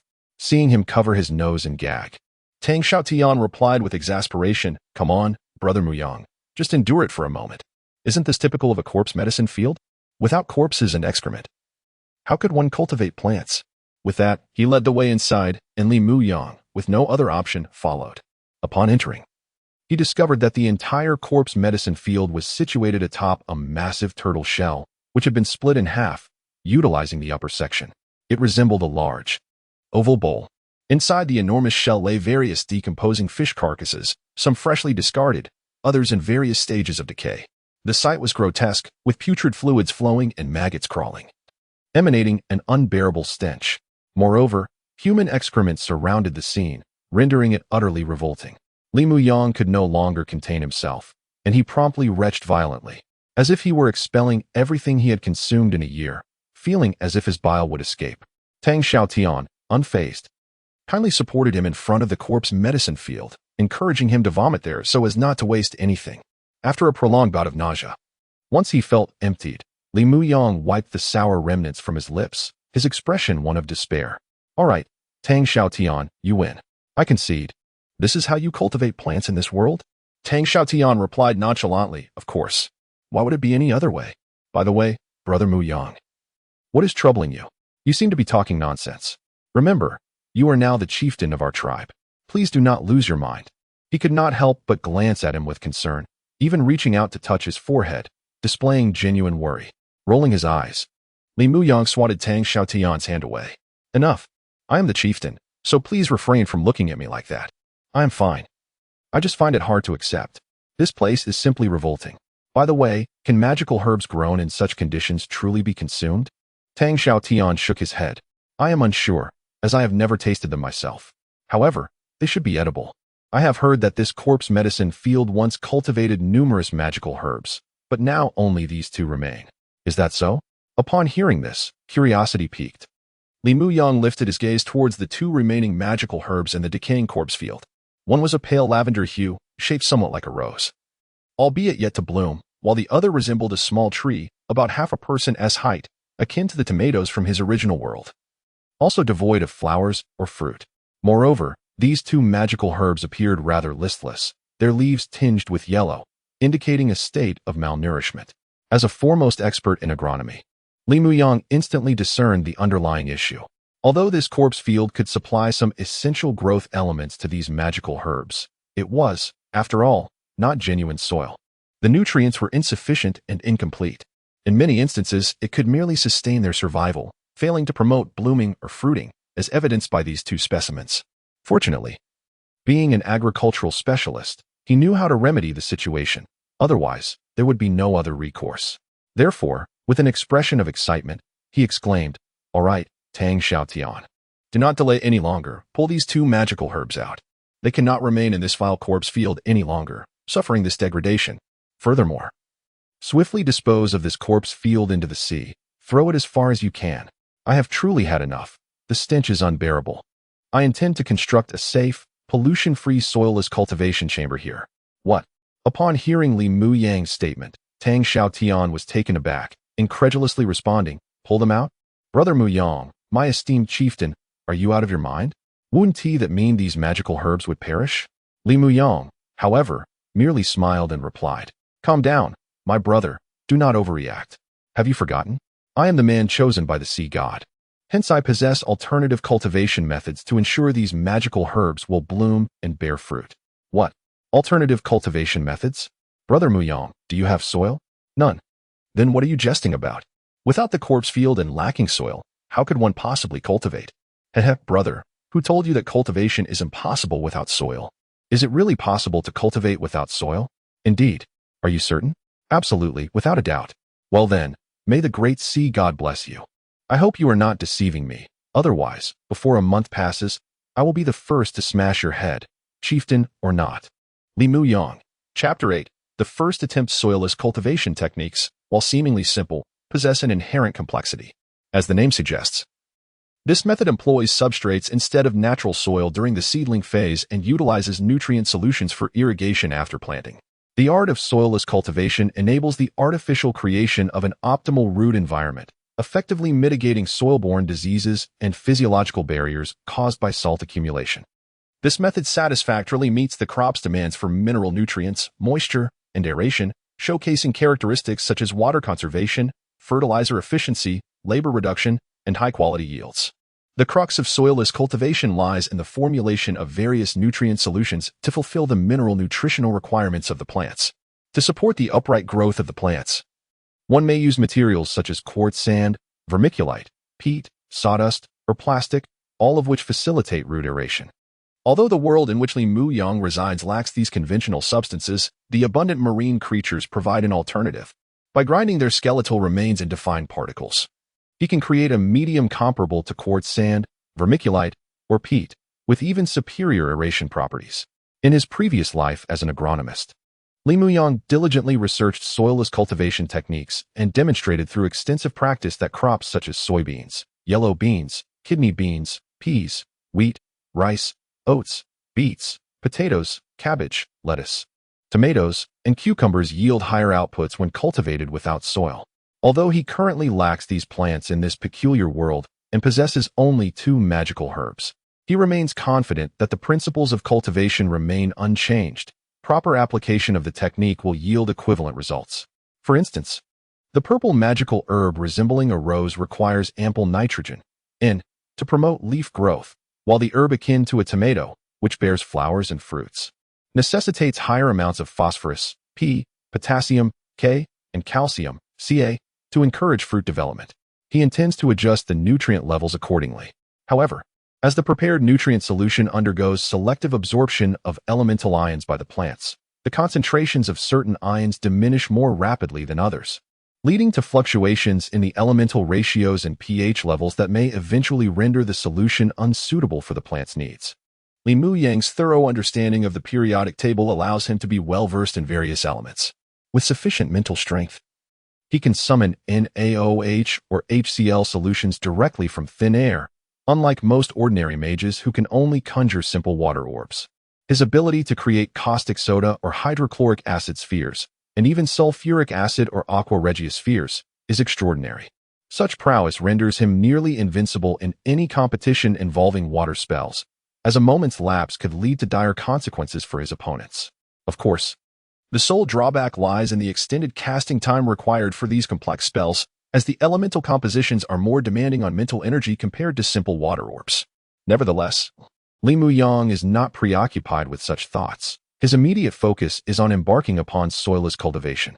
Hastily, he urged Tang Xiaotian, "What are you waiting for? Quickly remove those two magical herbs and dispose of this noxious medicinal field into the sea. The farther you throw it, the better. If I catch even a whiff of that stench, I will not hesitate to kick you." Though puzzled, Tang Xiaotian, seeing Li Mu Yang's resolute expression, complied, albeit with a hint of frustration. All right, Muyang, I'll do as you say. I just hope you're not deceiving me. Ignoring him, Li Muyang summoned another youth, Zhang Yi, who was responsible for fishing. Hey, Zhang Yi, stop fishing and come here. I have a more important task for you. Zhang Yi paused, perplexed, before approaching. Muyang, what command do you have for me? Simply put, do you see that sturgeon skeleton? Grind it into particles roughly the size of an infant's teeth and place them into 2 butterfly shells for me. Although equally bewildered, Zhang Yi dared not defy his chieftain's orders. After all, this task was far more enjoyable than fishing. He eagerly nodded. Yes, chieftain, I will do it right away. Good. Hurry along. Sure, who? You come here too? Yes, chieftain. Do you have a task for me? Rest assured, I will excel. Just please, no more fishing. I can hardly bear it any longer. Do you see that medicinal field room? Even after discarding the foul-smelling medicinal field, it still reeks. Your task is to clean it thoroughly. If I detect even a hint of odor, you will be relegated to a lifetime of fishing. Chieftain, you are truly relentless. But do not worry, I will ensure it is spotless, even if I have to lick it clean. Just spare me from fishing. All right, off you go. I am in urgent need of your assistance. With Li Mu Yang's authoritative commands, everyone moved in an orderly fashion, filled with anticipation, unaware of the chieftain's true intentions. Meanwhile, Li Mu Yang entrusted the construction of the soilless cultivation chamber to his tribe members, while he personally undertook the critical task of formulating the plant nutrient solution. With a snap of his fingers, he conjured a bubble that he gingerly placed into the sea, using it to absorb various trace elements present in the water. Drawing from prior experience, he worked swiftly and soon gathered a sufficient quantity of potassium, K, although he felt utterly exhausted. This endeavor of condensing the dispersed trace elements from the ocean proved to be mentally taxing, and his mental fortitude was not particularly robust, as he was merely a novice mage at this stage. From Li Mu Yang's understanding, the hierarchy of mages in this world is generally categorized into apprentice mages, junior mages, senior mages, spirit mages, and archmages, with further levels existing beyond his comprehension as a chieftain of a small tribe. Although their tribe once boasted an archmage, he had long since perished during a harrowing adventure. The highest-ranking mage Li Mu Yang had encountered was the former chieftain Yi Xing Tian, also deceased, who was merely a senior mage. In this treacherous aquatic realm, the majority of their time was consumed by evasion and survival, with little opportunity for focused cultivation. Their diet, consisting primarily of fish and the occasional seaweed, led to severe nutritional imbalances, making the avoidance of scurvy a fortunate achievement, let alone proper training. Thus, despite being the most magically gifted individual in his tribe, Li Mu Yang had only just crossed the threshold into junior mage status, lacking even the time to condense his spiritual seed. His position, although commendable, was far from extraordinary. According to the words of the venerable elder Yi Xing Tian, had he been born before the great calamity, with his magical talents, he might have already ascended to the rank of a grand sorcerer, or perhaps even stronger. Alas, there are no what-ifs. Nevertheless, Li Mu Yang remained undaunted. In his view, having arrived in this world and possessing the invaluable knowledge of soilless cultivation, he was indeed the most likely individual to conjure miracles and transform this realm. A bright tomorrow awaited him. After a brief respite, he resumed his relentless efforts to gather the necessary trace elements. This endeavor, punctuated by moments of pause, consumed approximately an hour, aided by the use of 5 pearl coins. Pearl coins, a form of currency in this world, are derived from the pearls found within seashells and occasionally contain a hint of spiritual energy, making them precious and elusive. To illustrate their worth, 1 pearl coin could procure a pound of kelp, a testament to their rarity, equivalent to a month's labor for each member of their tribe. With the trace elements collected, the subsequent task became significantly simpler. With a wave of his hand, over 20 bubbles, each infused with various trace elements, began to float in the seawater. Some bubbles shimmered a pale blue, containing copper, Cu, ions, others glowed a yellow-green, housing chloride, Cl, ions, while a few appeared yellow, rich in iron, Fe, ions. For instance, potassium, K, ions could only be discerned through blue cobalt glass, revealing a purple hue. His knowledge of chemistry proved quite satisfactory.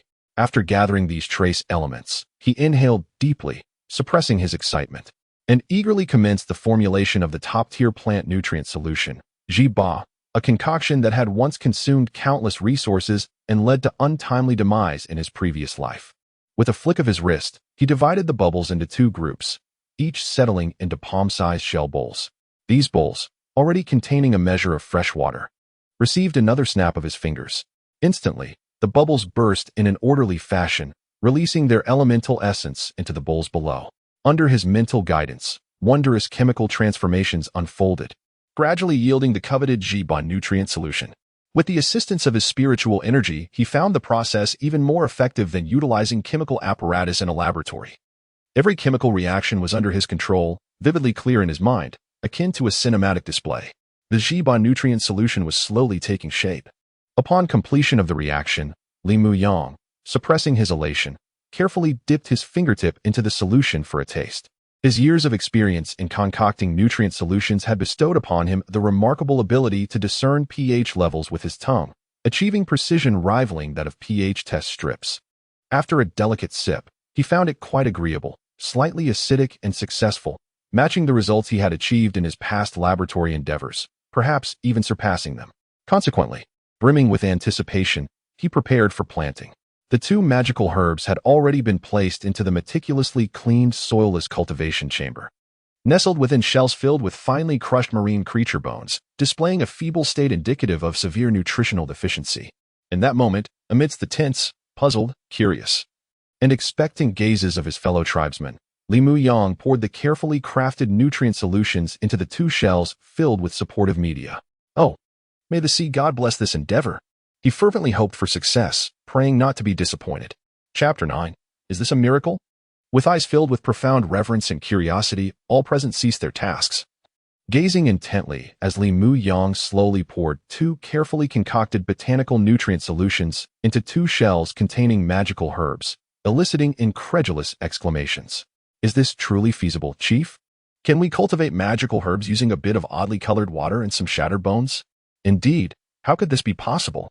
Countless wizards have spent immeasurable time and effort to find a way to cultivate in the corpse herb fields. If it were as simple as a little water and bone fragments, wouldn't it be the stuff of legends? Is our chief jesting?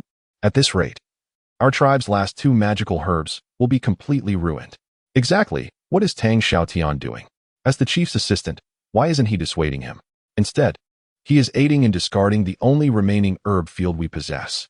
Does he wish to obliterate our tribe? Is the chief truly out of his mind? What is he thinking? Conversely, a faction of the tribe's people, including the younger generation such as Shi Hu and Zhang Yi, regarded Li Muyang with inexplicable confidence. Observing his calm and assured demeanor, they found themselves instinctively defending him. Come now, everyone, trust the chief. If he dares to undertake this, there must be reason behind it. Our role is to believe in him. Indeed, the chief claims he is attempting soilless cultivation. If successful, our tribe would have an inexhaustible supply of magical herbs. Perhaps this is the new hope he brings us. Let us believe in him. He will surely succeed. Yet, upon hearing such assertions, the others were left even more astounded. Soilless cultivation? What sorcery is this? Cultivating without soil? Are you all daft? How could that possibly work? Unless a miracle occurs. Yes, this is utterly absurd. How could it be true? Nevertheless, Shi Hu and his companions persisted. Who knows? The chief's resurrection is a miracle in itself. Perhaps he can indeed create another miracle. Well, let us hope so. Otherwise, I fear our tribe may not last a month. Many sighed despondently, for they believed that without soil, cultivation was impossible. If it were feasible, the wizards would have discovered it long ago, and they would not be struggling to survive in this wretched water world. Thus, the entire tribe, either hopeful, skeptical, or shaking their heads in mirth, watched Li Muyang, eager to witness what this soilless cultivation truly entailed, and whether it could indeed engender miracles. Under their collective gaze, Li Muyang, feeling anxious, poured the two nutrient solutions into the shells containing the magical herbs, but the two plants appeared unresponsive. Ah, that is to be expected. After all, this is not divine water, and results will not manifest instantly. The tribe's people, eyes wide, remained fixated on the spectacle, and after a prolonged moment of anticipation, some began to lose heart. Damn it, there is absolutely no reaction. I told you, this soilless cultivation is a farce. How could one possibly cultivate using mere bone fragments and bubble water? If it were true, the wizards would have simply ended their lives in despair. Indeed, Chief, please cease this futile endeavor. While our two magical herbs still cling to life, let us reconstruct the corpse herb field. There may still be hope. Yes, Chief. We will catch fish for you. Please, pull the magical herbs out before it is too late. Right. I happen to have an upset stomach. May I contribute? Is it convenient, Chief? Li Muyang, at a loss for words, waved his hand in exasperation. Enough. What nonsense you speak. Do not question the capabilities of your great chief. Have you not noticed the two magical herbs slowly regaining vitality? Is that so? Hearing Li Muyang's words, everyone was taken aback and rushed forward. Is it true, Chief? Let me see. Yes, let me see. You must not deceive us. This is no jest. Such matters are serious. As the crowd surged forward, Li Muyang, feeling helpless, stepped aside and cautioned. All right, take a look, but be careful, one at a time. Do not damage the magical herbs. We have only these two remaining, the last flickers of hope for our tribe. If they are harmed, we shall find no others. Rest assured, Chief, we will be cautious. Yes, the crowd replied earnestly. With that, their eyes filled with wonder, they gazed at the two magical herbs. And soon gasps of astonishment filled the air. My heavens, it is true. Look, the magical herbs seem to be changing. Their colors are becoming vibrant. And the leaves are unfurling. Is that so? Let me see. Oh, indeed, it is remarkable. Unbelievable. These magical herbs appear akin to newborns, greedily absorbing their mother's nourishing essence. Could this bubble water be so extraordinary? Is this a miracle? My word, may the sea god bless us. This truly is a miracle. Could it be that cultivation is possible without soil? Chief, you have wrought a miracle. I am beside myself with joy. I have witnessed a miracle. Our tribe is saved. Chief, you are our deity. You have personally created this miracle. Oh, we are saved. Hope's seed is sprouting. Chief, you are undoubtedly the chosen one of the sea god. You have brought us hope. Long live the chief. Long live hope. In that moment, amidst the fervor, led by some who were moved to tears, the entire assembly knelt in reverence before Li Muyang, chanting praises. Overwhelmed, Li Muyang found it impossible to quell their exuberance. For the unrestrained joy of witnessing hope's seed sprouting was a sentiment beyond his comprehension as a newly arrived chief. Ultimately, in a state of resignation, he joined them in their fervent cries of long live hope. And so, the entire tribe erupted in a chorus of ecstatic shouts. Long live the chief. Long live hope. Long live the chief. Long live hope. The thunderous celebration echoed into the heavens, audible for miles around. Following this fervent outburst, Li Muyang, now regarded as the man who had created a miracle, exerted great effort to calm the crowd, tempering their fervor. Naturally, they dared not disregard his words. For in their hearts, he had ascended to the status of a deity, whose will was not to be defied. Perhaps, in the future, they could indeed have an endless supply of magical herbs, just as their godlike chief had foretold. After all, magical herbs are plants, and precious ones at that. In this cursed water world, what could bring greater joy than the prospect of having an inexhaustible supply of such plants? Oh, none would dare dispute that. Chapter 10. Methods to expand cultivation scale in the blink of an eye. 5 days had swiftly passed. On the morning of the 5th day, as the sun's first light spilled across the ocean, the entire sea shimmered like gold, an extraordinary sight to behold. The tribe's members awakened from their waterbeds made of various marine animal hides. After a brief stretch, the first thing on everyone's mind was not to hurriedly start a fire for breakfast, but rather to eagerly rush outside the soilless cultivation chamber to see how the two magical herbs were faring and whether they had undergone any new transformations. Through the transparent membrane of the sky jellyfish, they beheld the two magical herbs, now adorned with purple blossoms and ripening red fruits. A wave of incredulity washed over them, quickly followed by ecstatic exclamations. Oh my heavens, look! The magical herbs have bloomed. Everyone, come and see. They have truly blossomed. It's simply unbelievable. How can this be? Indeed. Are these flowers? Goodness, they are so beautiful. I never imagined flowers could be so wonderful. Yes, it truly is a divine blessing from the sea god. This is a miracle. Our chief is remarkable. He has created wonders. Not only flowers, but also fruits. Come, look at the fruits. Yes, they are red and the size of our fists. Truly exquisite, more beautiful than the most radiant pearls. Is this what fruits are?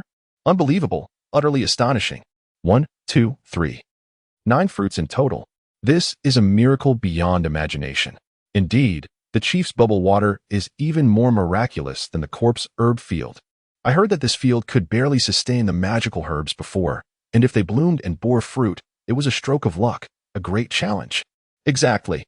Even if fruits were produced, there would only be one or two, shriveled and bitter, more unpalatable than kelp. What our chief has cultivated is in a league of its own. Absolutely. By the way, do you smell that? These two magical herbs emit an indescribable fragrance. It's divine, like the scent of paradise. I can't help but salivate. I want to taste them so badly. Me too. I long to experience the flavor of a plant other than kelp. Even if it means risking my life, it would be worth it. All right, enough daydreaming. These magical fruits were painstakingly cultivated by our chief, so if anyone is to partake, it should be him and those who have contributed greatly to our tribe. Otherwise, there won't be enough for all. True enough. I can't hold back any longer. Where's the chief? I must ask him what merits one must achieve to earn a reward. For a single magical fruit, I would go to great lengths. Exactly. Chief, we wish to taste the magical fruit. Please tell us how we can earn it. Can I gather 100 pounds of kelp in exchange? As they spoke, Li Muyang emerged from the turtle shell house of the former chief, Yi Tian, and approached the soilless cultivation chamber. Seeing the eager faces of the tribe members, their mouths watering in anticipation, he couldn't help but chuckle. All right, everyone, don't be anxious. Rest assured, while our tribe currently has a limited supply of magical herbs, I promise that within a month, each of you will savor a magical fruit and discover what it truly tastes like. So, let us temper our excitement and focus on our tasks. What? Did I hear you correctly, Chief? Within a month, we will all taste a magical fruit? Is that true? Yes. How can that be possible? Chief, you aren't deceiving us, are you? I'm serious, Chief. If I don't get to eat a magical fruit in a month, I might just perish. Me too. Chief, I'm not well educated. Please don't trick me. Seeing their incredulous expressions, Li Muyang laughed. Of course. When have I ever deceived you? Just as I previously mentioned that we could cultivate without soil, right? So, trust me, within a month, I assure you, each of you will enjoy a magical fruit.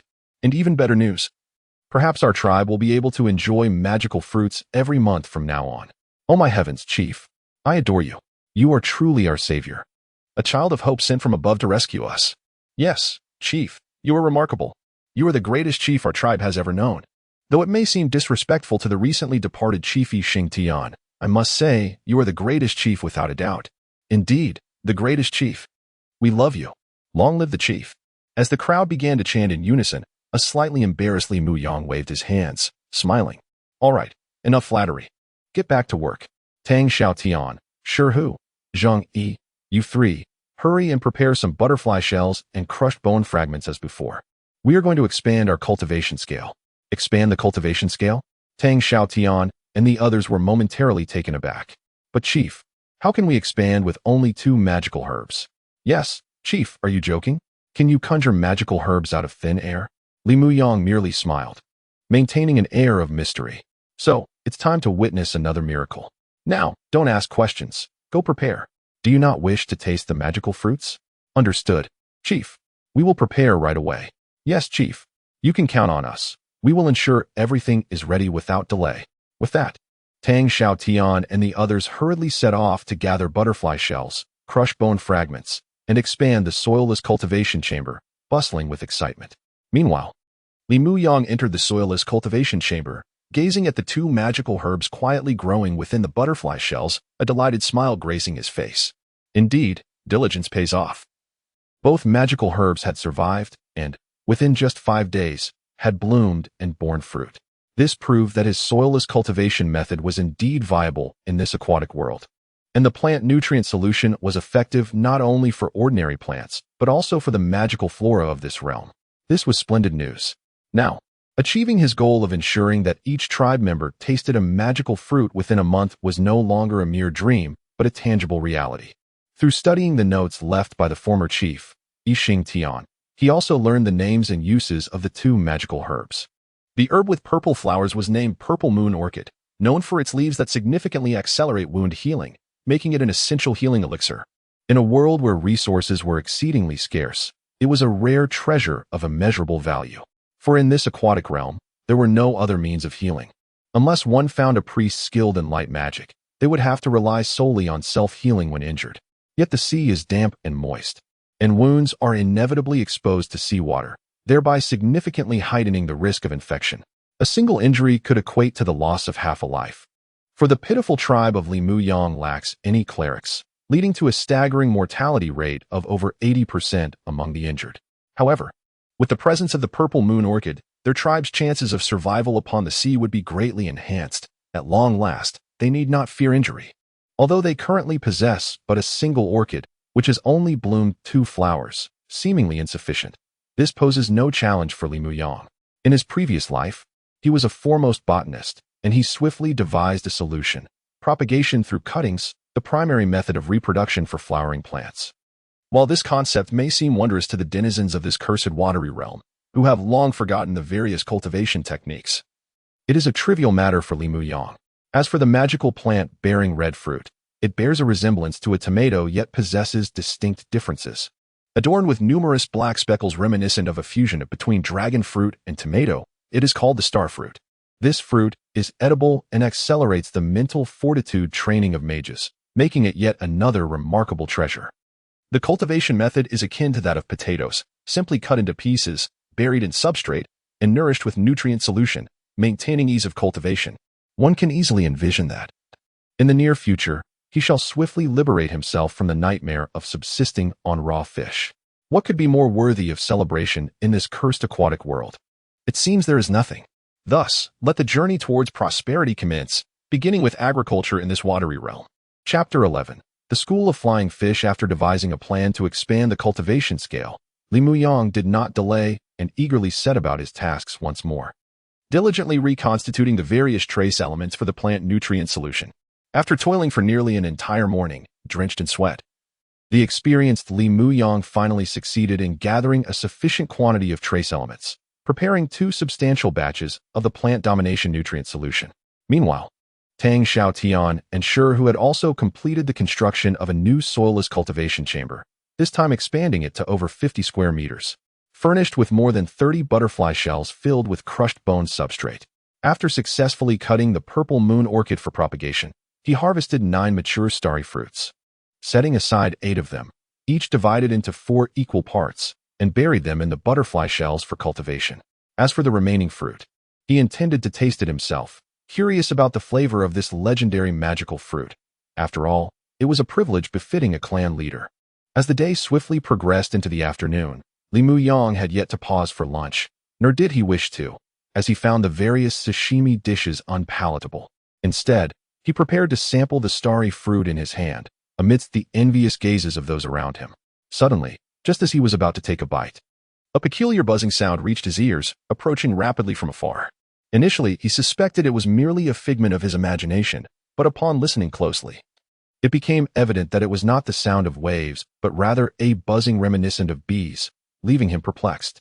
He wondered, could there really be bees over the ocean? Unable to contain his astonishment, he turned to Tang Xiaotian and inquired, "Strange, Xiaotian, do you know what that sound is? Where could such a noise come from over the sea?" "What sound?" Tang Xiaotian, who had been busy maneuvering a hedgehog fish to gather kelp, paused in surprise and strained to listen. His expression shifted dramatically, filled with fear as he exclaimed, "Oh no, Brother Muyang, clan leader. That is not a buzzing sound. It's a school of flying fish. We are in trouble. The flying fish are upon us. Everyone, heed my words. Prepare yourselves. The flying fish swarm is coming." Seeing Tang Xiaotian's terrified expression brought urgency to Limuyang, who quickly cast his gaze toward the horizon. There, indeed, the once tranquil sea was transforming. What had been an endless stretch of water suddenly revealed a dark spot that rapidly expanded into countless others, coalescing into a swirling vortex of mist and water, resembling a massive black wave hurtling toward their tribe. The sight was reminiscent of a locust swarm from his previous world. Yet these were not locusts but rather fish, flying fish, to be precise. More accurately, they did not possess wings but rather elongated pectoral fins that extended from their chests to their tails, allowing them to leap from the water and glide through the air, appearing as though they were soaring with wings. Yet there existed a more terrifying variant, the man-eating flying fish, which, like locusts, would devour every living creature in their path, marking one of the most fearsome calamities encountered by humans in the aquatic realm, an ordeal more dreadful than a true hurricane or tsunami. For even in the face of genuine storms, survival might still be possible with a stroke of luck, but confronting a swarm of man-eating flying fish guaranteed annihilation, leaving no trace behind. Fortunately, amidst their misfortune, Li Muyang and his companions encountered only a regular school of flying fish, allowing them a momentary sigh of relief, though they remained vigilant. For even a mere school of flying fish was not wholly innocuous. Rather, it posed significant danger. The rationale was straightforward. These fish possessed very limited intelligence and, when faced with obstacles, would not circumvent them. Instead, they would recklessly charge forward, demolishing everything in their path. In other words, if they did not muster every ounce of effort to defend themselves, the swarm of flying fish would obliterate everything in their tribe's vicinity, leaving them homeless. Moreover, they had only recently constructed a new soilless cultivation chamber on their fish, which represented the collective hopes and endeavors of their tribe. Should it be destroyed, the devastation would be unbearable for all, including Li Muyang himself. Thus, observing the ominous approaching cloud of flying fish, Li Muyang's expression darkened. And as the clan leader, he bellowed with urgency, "Curse it! The flying fish swarm is upon us. Prepare yourselves. All of you, heed my command. Let us conjure a magical shield to block the swarm. We must not allow it to devastate our tribe." "Yes, clan leader." Instantly, the previously panicked tribespeople found solace in Li Muyang's leadership, as if a guiding light had illuminated their path. They steadied themselves, raising their hands to the heavens, releasing their meager mental energies to summon a delicate water shield above the fish. Despite their tribe's overall weakness, often regarded as the most feeble in the aquatic realm with merely 2 fish, and most of their members being apprentice mages, the collective resolve of the tribe united their energies to conjure a palm-thick water shield that appeared substantially solid. However, the question lingered: would this seemingly sturdy shield withstand the onslaught of the incoming flying fish swarm? No one could say for certain. They could only give their all. All were united in the belief that even if their entire tribe were to be destroyed, preserving the soilless cultivation chamber was paramount, for it embodied their hope. As long as hope endured, their tribe could rise anew. The responsibility of safeguarding the chamber fell upon Li Muyang, who took a deep breath, gazing at the approaching black wave of flying fish, and abruptly brandished the ancestral staff bestowed upon him by the elder clan leader, Yixing Tian. In an instant, brilliant blue light erupted forth, and before the soilless cultivation chamber, the sea surged as if cascading from an inverted waterfall, forming a robust water wall to protect the chamber. Just as his actions concluded, the swarm of flying fish drew near, a terrifying sight indeed, resembling a dark cloud poised to crush a city. Each fish, the size of a basin, was the common iron-backed flying fish of this world, flapping its pectoral fins as if hurled by a mighty hand, crashing heavily against their water shield. Bang, bang, bang. In an instant, the sound of countless collisions echoed, resembling rain beating against banana leaves, as the iron-backed flying fish battered the water shield forged from the tribe's combined strength. The shield flickered and swayed precariously, on the verge of shattering, causing every heart to race with dread, fearing that their newfound hope might be extinguished before it had truly begun. Chapter 12. The Spiritual Seed Bang. Bang, bang. As the tumultuous waves surged, Li Muyang gritted his teeth and cursed. "Damn it. Everyone, stay calm and don't lose heart. This is merely a minor setback. We have weathered greater storms before. Are we to fear this trifling disturbance? So, rally your spirits and trust in me. We shall persevere." At the same time, he observed several iron-backed flying fish breaking through the water barrier, injuring numerous clan members who were struggling to maintain the shield. In a fit of urgency, he raised his magic staff, unleashing a flurry of water arrows to repel the intruding fish while shouting, "All right, Tang Xiaotian, Shihu, Zhang Yi, and Uncle Huchang. Uncle Lu Kong, cease your efforts on the magic shield. Join me in defending against the iron-backed flying fish. Do not let them harm anyone. Let these foul creatures be damned." "Yes, Chief." "Oh, damned creatures. You winged monstrosities, perish." Tang Xiaotian, clad in scale armor and wielding a spear fashioned from a giant tuna spine, stood resolutely before the clan members, cursing fiercely as he thrust the intruding fish aside. Zhang Yi raised his silver-patterned shell shield and wielded a long swordfish bill like a medieval knight, displaying an impressive prowess that seemed impenetrable. Under his relentless assault, countless iron-backed flying fish fell like dumplings, creating a gruesome pile at his feet, which soon turned crimson with blood. Uncle Lu Kong, despite his age, displayed remarkable strength. Wielding a massive axe crafted from shark rib, cleaving through the resilient bodies of the iron-backed flying fish, causing them to rain down in a cascade of blood and carnage. Uncle Huachong, the tribe's sole beast tamer, commanded an electric eel, channeling electricity into the water barrier to alleviate the mounting pressure on the defenders. Yet, the situation remained dire. The swarm of flying fish was immense, stretching beyond the horizon, relentless in their assault against the dwindling shield, which now barely held against the onslaught. The tribe clung to their resolve, striving to prevent its complete collapse. Ultimately, the shield could no longer serve its purpose, merely slowing the advance of the fish. Increasing numbers broke through, descending upon the tribe like a torrential black hailstorm, demolishing bone structures and injuring clan members. Many suffered grievous injuries, limbs severed and lives lost, further depleting the already dwindling population of the tribe. Damn it! Damn it! Damn it! Li Mu Yang's heart raced with despair. Yet he found himself at a loss for effective measures. Like moths drawn to a flame, innumerable iron-backed flying fish redirected their assault toward the hydroponic chamber, leaving Li Mu Yang unable to defend against the overwhelming tide. He could only watch helplessly as clan members were gravely injured or killed under the relentless impact of the flying fish. Die, you wretched fiends. Just die? Consumed by rage, he wildly waved his magic staff, disregarding the toll on his mental energy, releasing a barrage of water arrows to send the incoming fish hurtling away from the hydroponic chamber. Determined to protect the tribe's hope, though some managed to breach his defenses, the cascading water curtain he had conjured intercepted a few, providing temporary sanctuary for the hydroponic chamber. However, this came at a steep cost to his mental stamina. In mere moments, he felt his mind grow vacant. A sensation akin to needles piercing his skull, signaling the imminent depletion of his mental energy. Damn it! This cannot continue. Absolutely not. Collapsing onto the surface of the sea, clutching his aching head, Li Mu Yang's eyes burned with determination as he witnessed the iron-backed flying fish breaking through the barrier, shattering several magical herb-laden shells within the hydroponic chamber. Amidst the chaos, he realized that he could not falter. If he fell, the tribe would surely perish even if they survived this onslaught of flying fish.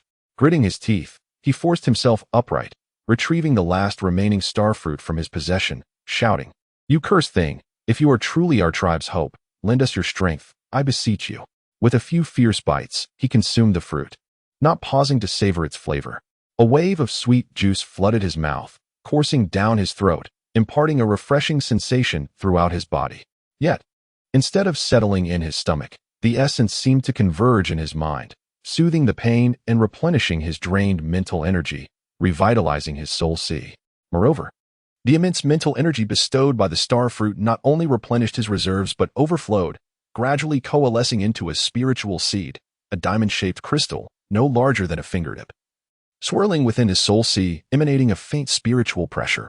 This sight filled Li Mu Yang with unrestrained joy, for he had not anticipated the extraordinary potency of the starfruit, which not only replenished his soul sea, but also enabled him to swiftly cultivate a spiritual seed. He understood that only wizards who had fully formed spiritual seeds could be regarded as having truly embarked on the path of magical cultivation. Today, he had finally achieved this milestone. Thus, with the support of the spiritual seed, his mental prowess would be magnified several-fold.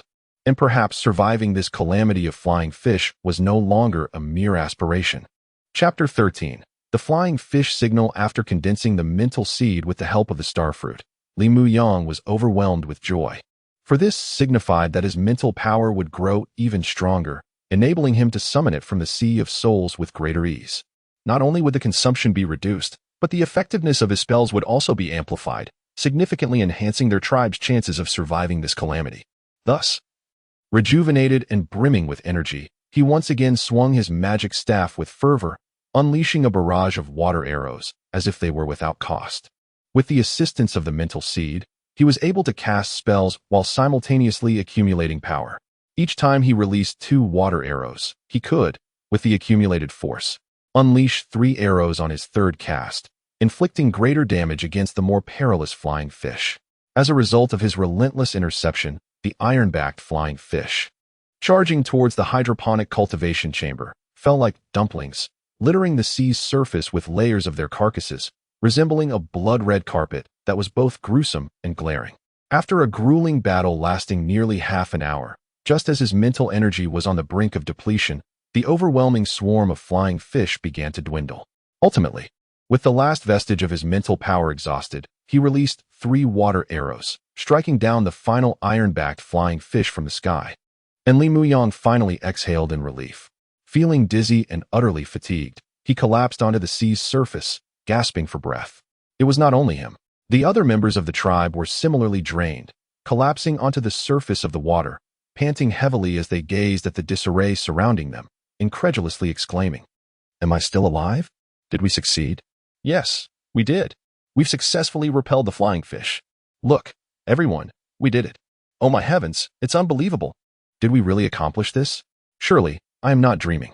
We stopped the flying fish, and the magic crops are unharmed." Amidst the surreal realization, they observed the sea's surface strewn with the bodies of iron-backed flying fish, blood churning. Although most of their homes had been destroyed, the hydroponic cultivation chamber remained remarkably intact, suffering minimal damage. Each member of the tribe murmured in astonishment, filled with a sense of gratitude for having survived this ordeal. It was unimaginable. When had their tribe become so formidable? This was truly a miraculous feat. Where's the chief? This is all due to the chief's prowess. Indeed, had it not been for the chief's extraordinary efforts in halting the onslaught of the flying fish, our tribe would have perished. May the sea god bless you, chief. You are the beacon of hope for our tribe. We revere you. Long live the chief. As they spoke, they scanned the surroundings and finally spotted Li Muyang. Pale and gasping, collapsed on the water's surface. Tang Xiaotian, filled with both surprise and joy, exclaimed, "Look, the chief is here. My heavens, Muyang, are you all right? Please don't scare us. Your complexion is so pale. What has happened to you?" In response, Li Muyang raised a hand, glancing at the worried faces of his tribesmen. After regaining a modicum of strength, he managed a weak smile. "It's all right, Xiaotian.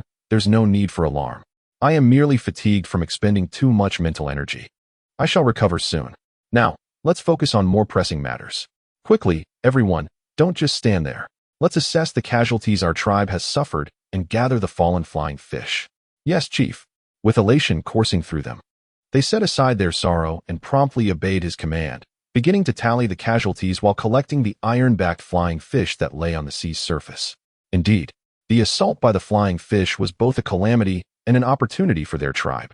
Had they failed to withstand it, their existence could have been extinguished. Thus, every member joyfully began gathering the stunned or deceased iron-backed flying fish, impaling them with slender swordfish spines, creating strings reminiscent of candied hawthorn. Bustling with excitement and momentarily forgetting their grief, what could be more effortless than this? Though there had been some casualties, they seemed insignificant compared to the abundant harvest they were now reaping. After all, even in ordinary fishing, there were losses. In this instance, they were achieving a bountiful yield at a minimal cost, a significant gain indeed. Soon, the tally of casualties was presented. 5 had perished. 8 were injured. 5 tragically lost their lives to the razor-sharp fins of the iron-backed flying fish, while 3 sustained severe injuries and 5 suffered minor wounds, all groaning in pain as they lay on the water's surface. In the past, such injuries would have been dire, for their tribe lacked a healer, relying solely on their body's innate, self-regenerative abilities. If they could endure, they might survive. If not, they faced inevitable demise. For those injured, the prospects were grim. The 3 severely wounded were almost certain to perish, while for the 5 lightly injured, surviving even half would be fortunate. However, now, glancing at the thriving purple moon orchid in the hydroponic chamber, Li Muyang couldn't help but smile. Everything was beginning to change for the better with his presence. Supported by Tang Xiaotian, he made his way to the hydroponic chamber, plucking several mature petals of the purple moon orchid. He approached the wounded, gazing at them with concern. "All right, everyone, how are you holding up? Are you all right?" In response, the 3 critically injured individuals, clutching their wounds, lamented in agony, "Oh, alas. Chief, we fear we may not last much longer. According to tradition, please find a fishbone and cast us into the sea, allowing us to perish peacefully." "Yes, chief. It is not worth wasting food on us. This is our only contribution to the tribe." "Indeed, what a pity. I was looking forward to tasting the magical fruit you promised us in a month, but it seems I shall not have that chance. Nevertheless, I am content. For having you as our chief is a privilege. May the sea god bless me to become a flounder in the afterlife, following you to the shores of hope." The lightly injured remained silent, their expressions somber, revealing a willingness to sacrifice everything for their tribe. This filled Li Mu Yang with both sorrow and gratitude. He squatted down, gently patting their shoulders, shaking his head as he spoke. Enough of this talk. With me as your chief, there will be no abandonment of any tribesman. Upon hearing his words, the eyes of Mu Feng and the others glistened with tears, and they fervently shook their heads. No, no, no, chief. We are not worthy of such sacrifices. We are gravely injured and cannot survive. Remaining in the tribe would only squander resources and burden our people, serving no purpose. Yes, chief, abandon us. The sea is our best refuge. Even Tang Xiaotian, standing behind him, subtly tugged at his sleeve and whispered in his ear. Indeed, Mu Yang, do not be foolish. I understand your reluctance, as do I, but this is the harsh reality of our world. No gravely injured individual can endure in this cursed watery domain, not even those 5 lightly wounded. For the sake of our tribe, as the chief, you must make difficult choices, do you understand? Li Mu Yang, however, shook his head vehemently, rising to his feet. His gaze swept across the tribe members, many with reddened eyes, observing the scene but refraining from interference, evidently having accepted this grim survival principle. No, Tang Xiaotian, and all of you. Remember this, that was the past. As long as I, Li Mu Yang, remain chief, our tribe shall never abandon a single member again. Bear this in mind, never. But Mu Yang, Tang Xiaotian interjected, I know what you wish to convey. Even if we remain, survival is not guaranteed, correct? But I have already stated, that was before. Now that I am here, everything will change. A brighter tomorrow awaits us. Therefore, I will not allow any of you to give up. I have not abandoned you. And neither should you. With that, Li Mu Yang knelt once more, pulling out a petal of the purple moon orchid and placing it into the mouths of each injured member. It's all right, trust me. If you consume this, you will survive. It is a magical remedy that will heal you, and you will no longer need to await death upon the surface of the sea.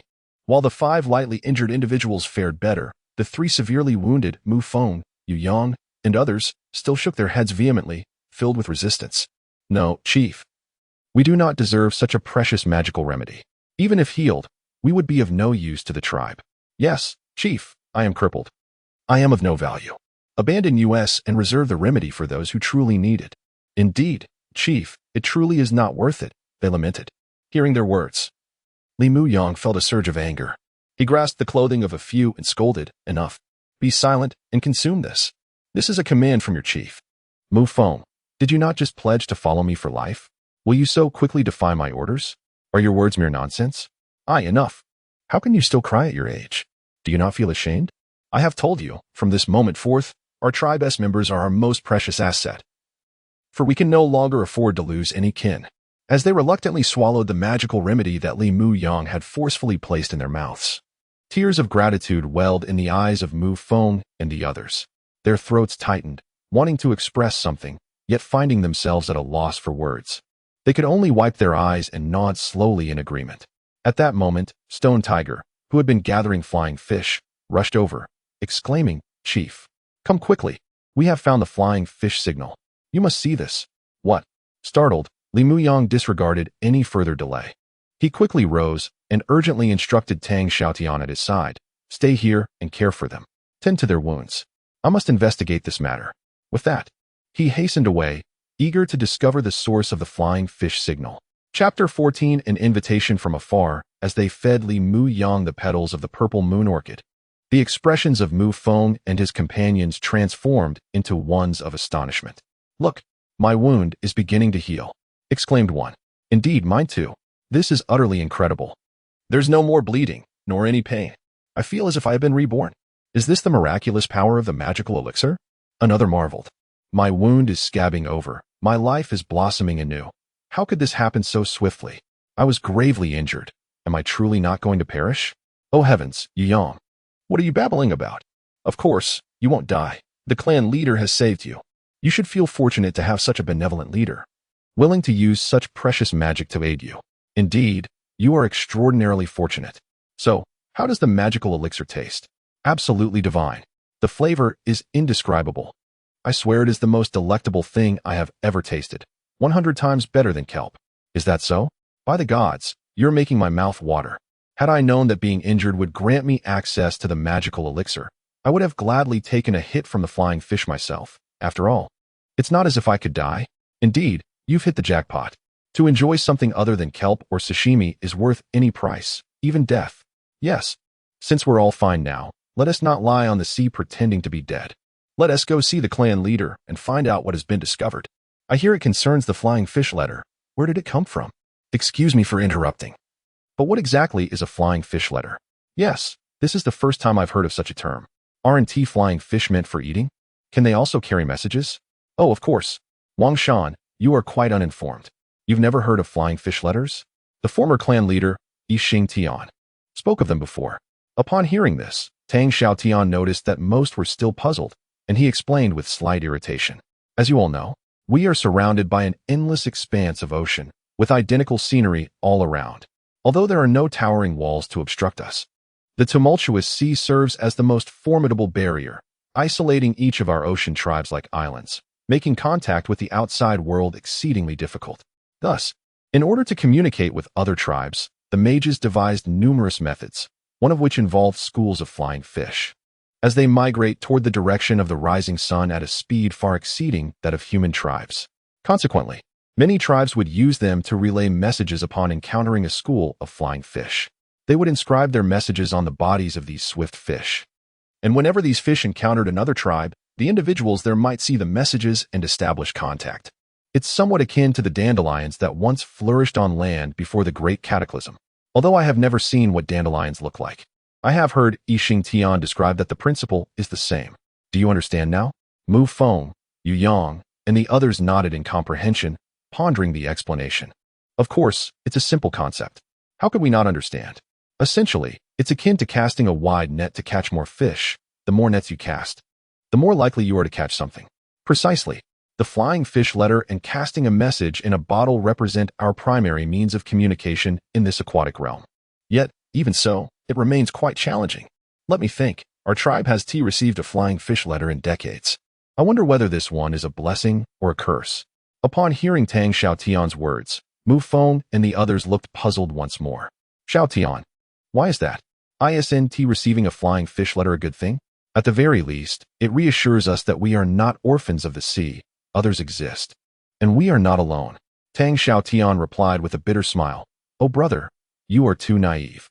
While your reasoning holds some truth, we cannot ascertain who sent the flying fish letter. It could be from another ocean tribe, or perhaps from pirates. After all, pirates often use flying fish letters in bottles to lure their prey. Moreover, even if it is from another ocean tribe, they could easily become pirates if they encounter smaller tribes. This is the law of survival in our watery world, survival of the fittest, where the big fish devours the small, and the small fish consumes the shrimp. To be frank, decades ago, when our tribe was still thriving, we engaged in such activities ourselves. Is that so? What should we do then, Xiaotian? Are you suggesting that receiving a flying fish letter may not be a good thing, but rather a potential disaster? Indeed. Thus, in this world, flying fish letters are often referred to as hell's missives, perhaps even more perilous than the flying fish themselves. In any case, let us see who sent the flying fish letter and ascertain its contents before making any decisions. With that, Tang Xiaotian approached Li Muyang, who had mostly recovered from his injuries. Li Muyang held a flying fish, shimmering with a faint golden glow, curiously inspecting it from side to side. Clearly, this was a flying fish that had been enchanted by a mage, indicating that it contained a message, the flying fish letter. Besides this one, several others glowed around them. Although the messages should all be the same, they merely needed to examine one. Gazing at the ironback flying fish, Tang Xiaotian, filled with both curiosity and concern, asked, So, Brother Muyang, what does the letter say? Li Muyang shook his head. I haven't looked yet, but I will know soon. With that, he signaled to the nearby stone tiger, who handed him a bone dagger. He took it, flipped the flying fish over, and with a swift motion, sliced open its belly, causing a gush of blood to flow forth, along with a piece of pale yellow fish skin parchment. As he unfolded it, Li Muyang and the others were astonished to see the message written within, Ghost Ship Sightings. Dear friend, do you wish to embark on a life and death adventure? 3 months hence, in the Sirius Sea, the Sea Walker Conference awaits your presence. The letter concluded with a date and signature. Upon inspection, Li Muyang and the others discovered that the flying fish letter had been sent exactly 2 months prior. Thus, if they desired, they could indeed reach the Sirius Sea within a month to attend the Sea Walker Conference. But the question lingered, Should they truly go? Chapter 15. The Phantom Ship. Dear friend, would you dare embark on an adventure between life and death? 3 months hence, in the Sirius Sea, the Maritime Seekers Conference awaits your esteemed presence. Gazing at the flying fish letter in his hand, Li Muyang pondered deeply before gently nodding his chin. The Maritime Seekers Conference? The name certainly piques one's curiosity. He mused. Upon hearing this, Tang Xiaotian, who stood beside him, grew anxious. What? Brother Muyang, are you truly considering attending? You must think this through. What if it is a trap laid by pirates? Li Muyang, sensing his companion's concern, replied with a hint of resignation. Nevertheless, Xiaotian, we must make an attempt. Our tribe's stock of magical herbs is woefully scant, and our population is dwindling. To thrive, we need to gather a wealth of magical potions, seeds of various crops, and attract many wanderers to join our cause. If we do not, it is only a matter of time before the sea consumes our tribe entirely. Reluctantly acknowledging the truth in Li Muyang's words, Tang Xiaotian admitted, You are right, Brother Muyang. It seems we must take this risk. Fortune favors the bold. I hope this Maritime Seekers Conference does not lead us to disappointment and yields fruitful results. Li Muyang nodded in agreement. Indeed, let us hope for the best. As he returned his gaze to the flying fish letter, he noticed the initial words and appeared puzzled. By the way, Xiaotian, this letter mentions the appearance of a phantom ship. Do you know what a phantom ship is? It seems the sender convened this Maritime Seekers Conference due to this very vessel. Phantom ship? Tang Xiaotian paused, as if recollecting something. After a moment of furrowed brows, he sighed in defeat. I apologize, Brother Muyang. I believe I have heard the name before, but I cannot recall any details. Does anyone here know? He turned to the crowd behind them, but confusion reigned. What? A phantom ship? Never heard of it. What is it? Don't know. Do you? I have no idea. Just then, Uncle Wu Da, who had been collecting flying fish in the distance, suddenly changed countenance upon hearing the mention of the phantom ship. He hurried over, tossing aside the iron-backed flying fish in his hands. What? The phantom ship has reappeared? Where is it? Seeing Uncle Wu Da's alarmed expression, as if he understood the significance of the phantom ship, Li Muyang quickly inquired, Uncle Wu Da, please don't panic. We are unsure of the phantom ship's whereabouts. We are merely responding to what this flying fish letter states. Uncle Wu Da snatched the letter with urgency, scanning its contents before gritting his teeth. Damn it. That cursed thing has indeed resurfaced. The Maritime Seekers Conference is a harbinger of disaster. Is the gate to hell reopening, allowing demons to descend upon our world once more? Li Muyang, puzzled by Uncle Wu Da's palpable fear of the phantom ship, pressed further. Calm down, Uncle Wu Da. Please, share your knowledge with us. You know what a phantom ship is, do you not? Uncle Wu Da hesitated, seemingly reluctant to divulge the truth. Yet, upon meeting the inquisitive gazes of Li Muyang and the others, he sighed deeply and nodded. Very well, Chief. I know that I cannot deter you. You will undoubtedly attend this Maritime Seekers Conference, just as you did in years past. However, I must warn you, this gathering is not a benevolent affair. It is likely to be a devilish revelry, particularly one called forth by the phantom ship. Oh, Uncle Wu Da, can you elaborate on why this is so? As the sun dipped toward the horizon, casting a golden glow, the 50-something Uncle Wu Da recounted his memories. Chief, this was many decades ago. I was just a lad of 10, younger than you are now. Our tribe once received a flying fish letter, summoning us due to the discovery of a phantom ship. And naturally, we participated. At that time, our tribe was formidable, boasting over 20 iron-backed fish, our reputation well known in the surrounding waters. Our leader was a wizard named Lei Zhan, a master of magical arts, alongside more than 10 spirit wizards and 3 berserkers, one of whom was my father. Over 100 tribes attended that conference, each filled with greed for the phantom ship, yearning to seize its treasures of food, riches, books, and more. Yet, no one could claim it alone. Ultimately, the conference agreed to unite all tribes to explore the phantom ship, gathering over 20 master wizards, along with numerous beast blood warriors and spirit wizards. Under the guidance of 2 dark sorcerers and a beast soul warrior, we boarded the phantom ship, with my father among those who participated. But the outcome was unimaginable. Such a powerful assembly boarded the phantom ship only to suffer total annihilation, with not a single soul escaping. I still remember the anguished cries of the wizards echoing across the waters, the roars of the berserkers shattering the clouds, and the chaotic magic conjuring monstrous waves that drew everything into an immense whirlpool, leaving nothing behind. Everyone perished, including my father. It was from that moment onward that our tribe began its slow decline, suffering grievously, leading to the old man, Yi Xing Tian, ascending to the chieftaincy.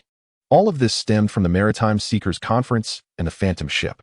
So, Chief, are you truly certain you wish to proceed?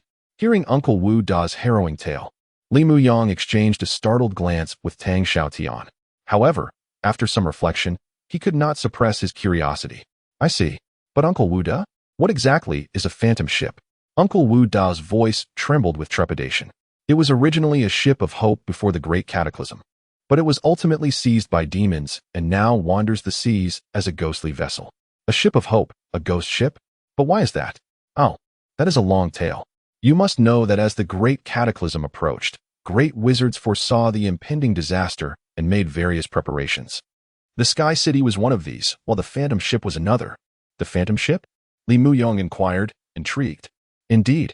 Originally, the Phantom Ship was not a ghostly vessel but rather a true ship of hope, crafted through the joint efforts of the 5 most powerful intelligent races on the continent, using every resource at their disposal to build 6 colossal ships.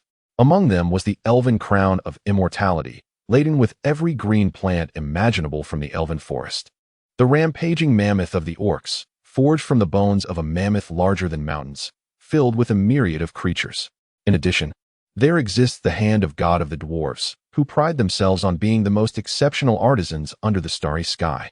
Their claim is indeed justified, as their vessels are brimming with an abundance of tools for the use of the survivors post-cataclysm. Furthermore, there are the humans' Ark of Harmony and the Essence of Wisdom.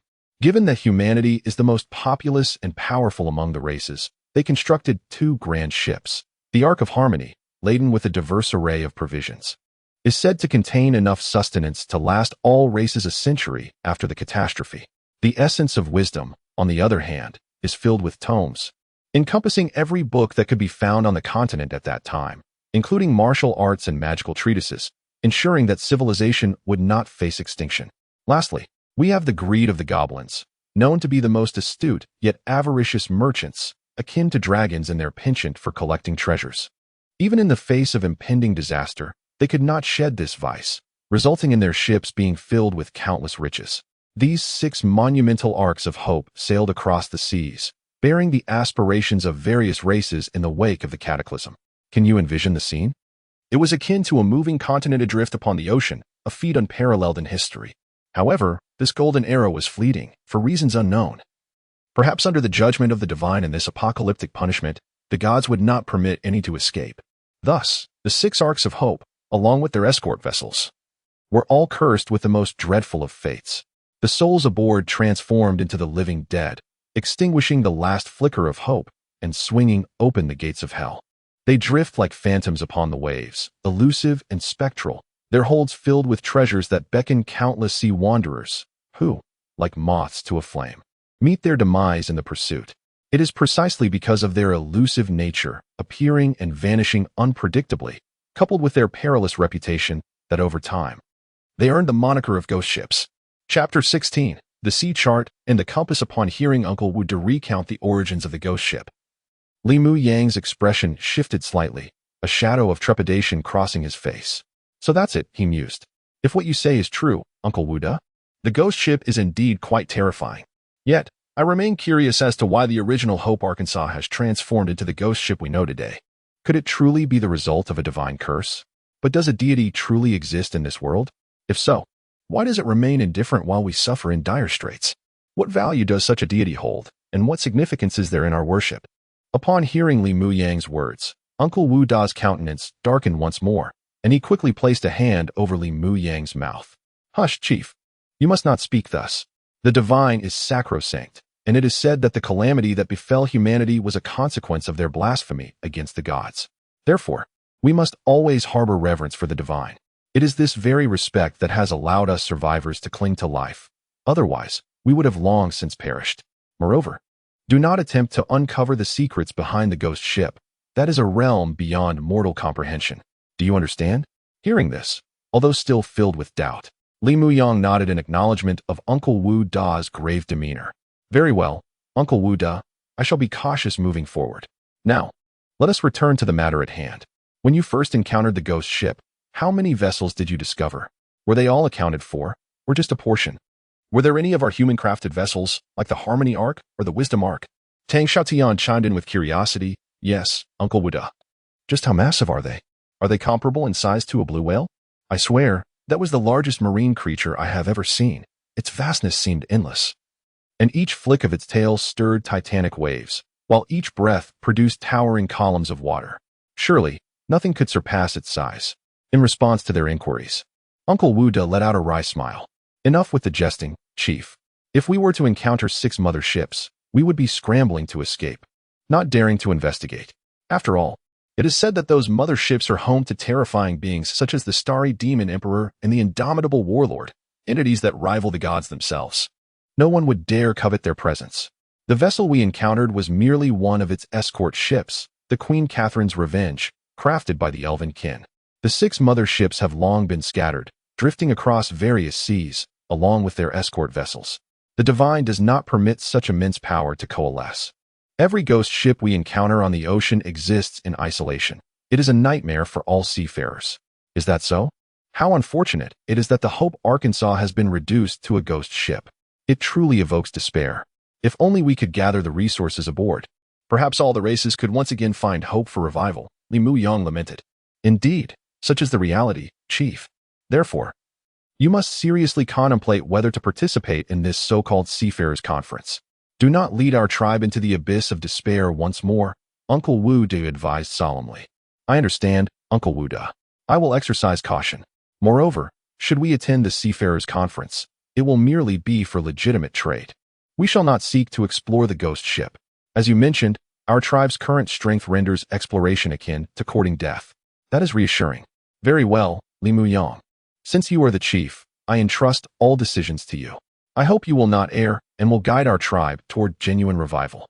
With that, Uncle Wu Da offered a final admonition, as if recalling a painful memory, before departing with a sigh. Watching Uncle Wu Da's somewhat desolate figure retreat, Tang Xiaotian inquired curiously, So, Muyang, shall we still attend the Seafarers Conference? Nodding resolutely, Li Muyang clenched his fists. Of course, danger and opportunity coexist. Our tribe has been estranged from human civilization for far too long. We must find a means to communicate with other tribes and procure the essential resources we require. Otherwise, aspirations for our tribe's growth remain mere empty words. Indeed, this was the dilemma Li Muyang faced. Despite his unease upon hearing Uncle Wu Da's warnings about the perilous nature of the Seafarers Conference, he felt compelled to attend. It was a responsibility that came with being a chief.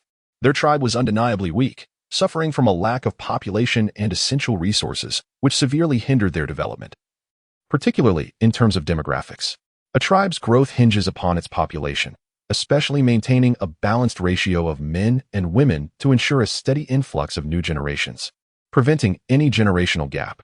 However, their tribe's women were alarmingly scarce, numbering only 8, all middle-aged. He could not ignore the implications for the young men within the tribe. Without intervention, they would face inevitable extinction, even in the absence of calamities. Thus, it was imperative to seek alliances with other tribes to exchange for young women, ensuring the stability and growth of their community. While this notion might seem harsh, reducing women to mere commodities, it reflects the harsh realities of life in this aquatic realm. Women are among the most vital resources, capable of being exchanged for nearly any desired item, be it magical potions, food, primarily vegetables, or ancient tomes of magic. Conversely, magical potions, food, and treasures left over from before the calamity could be traded for women.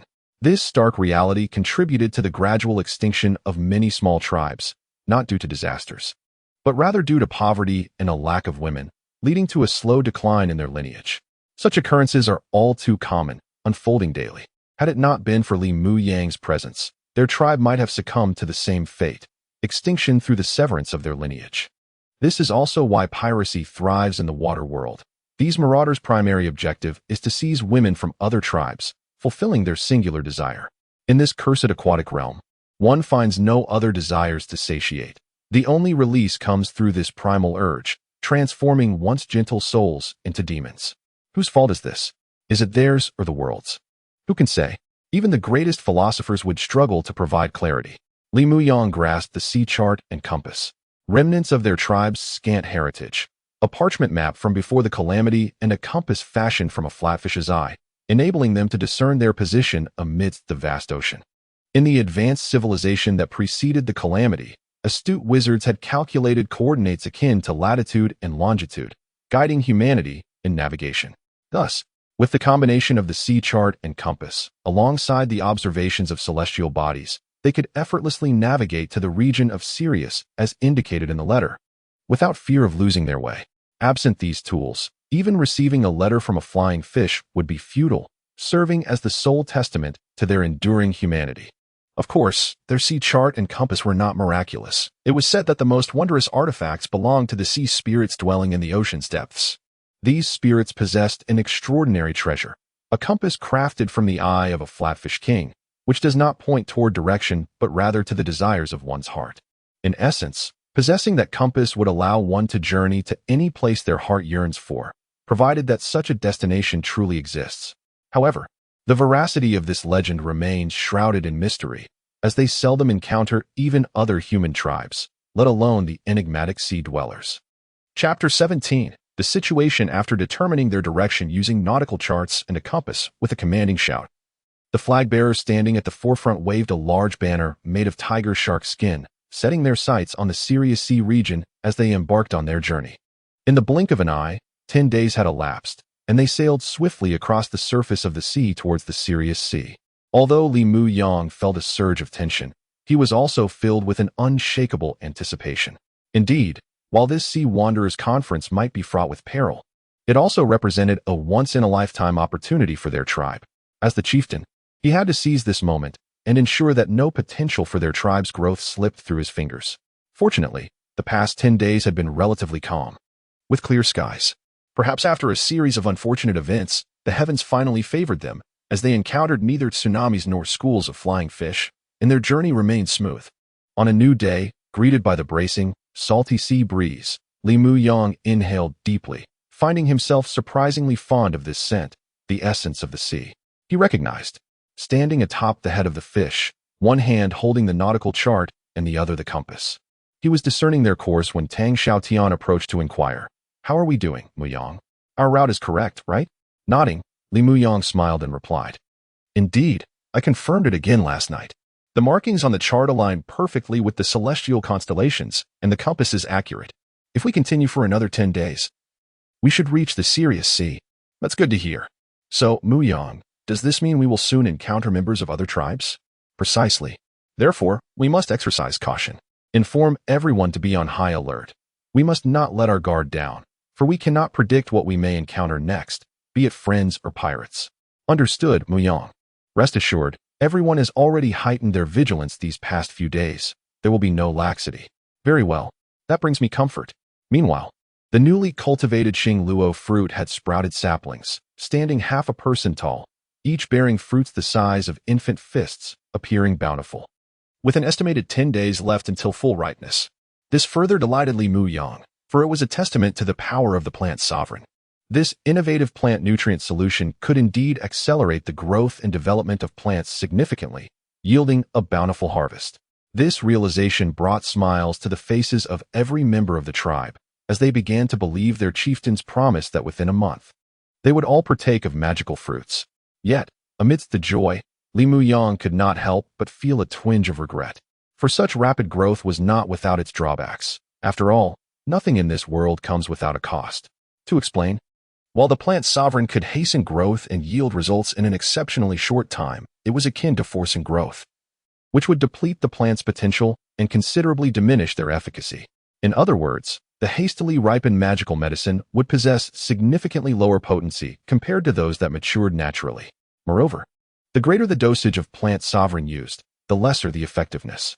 This was only to be expected. Cultivated medicinal herbs could never match the quality of wild ones, much like house flowers cannot rival the fragrance of wild blooms. In his effort to hasten the ripening of this batch of magical herbs within a month, Li Mu Yang had maximized the dosage of plant sovereign, anticipating that the potency of these hastily matured herbs would only amount to 1/10 of those that developed normally. However, he felt he had no other recourse, as their tribe's strength was exceedingly weak.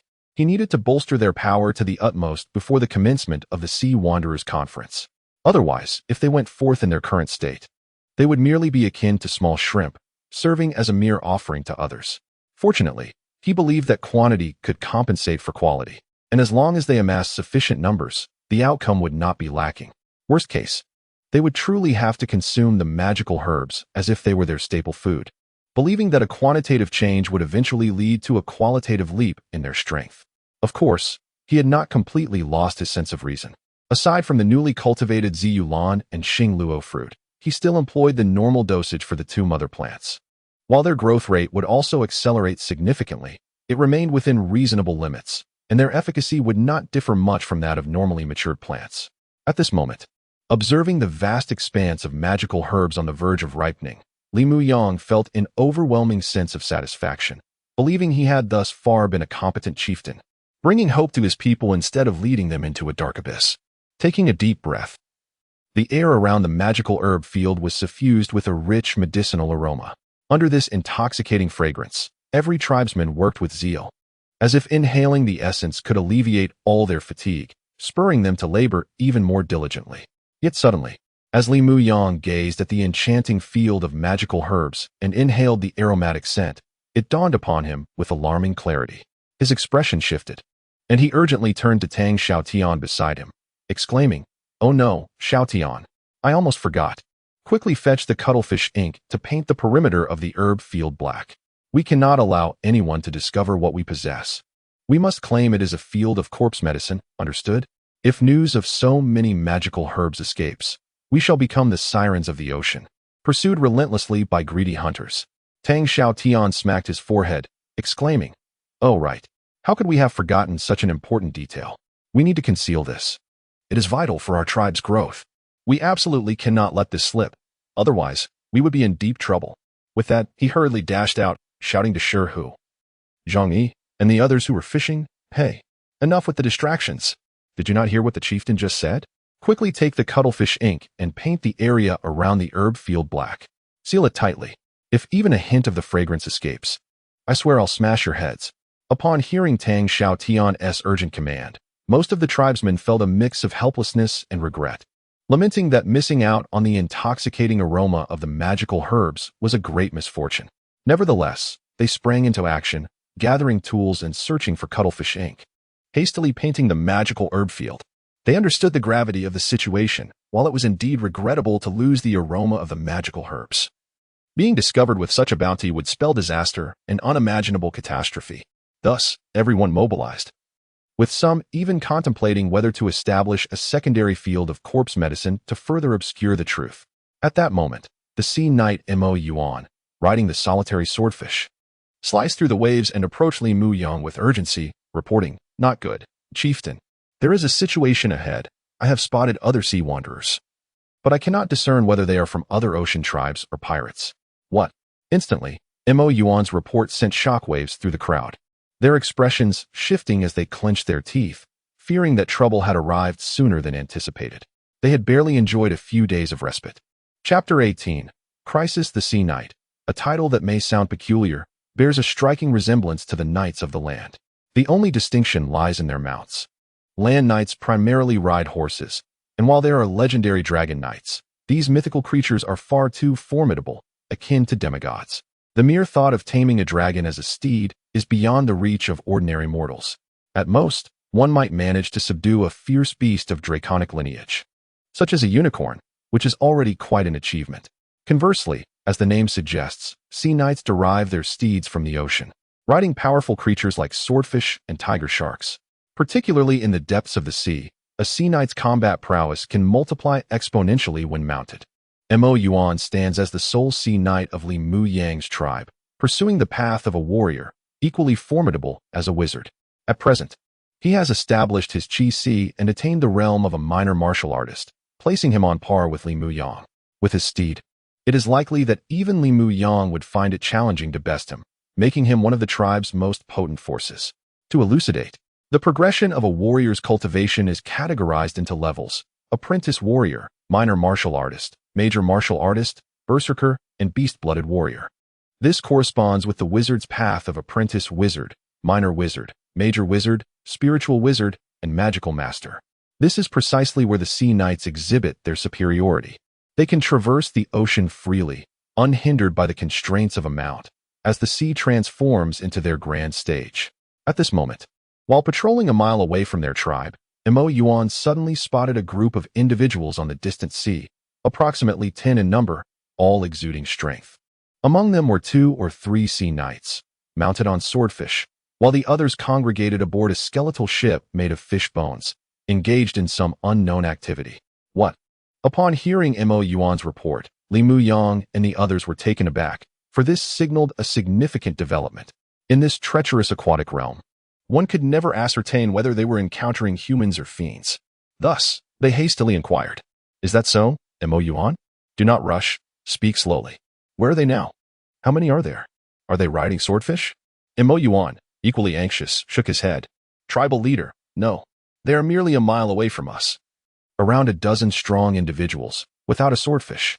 They are aboard a fishbone ship, and among them are 3 sea knights, appearing far from benevolent. Is that so? Damn it.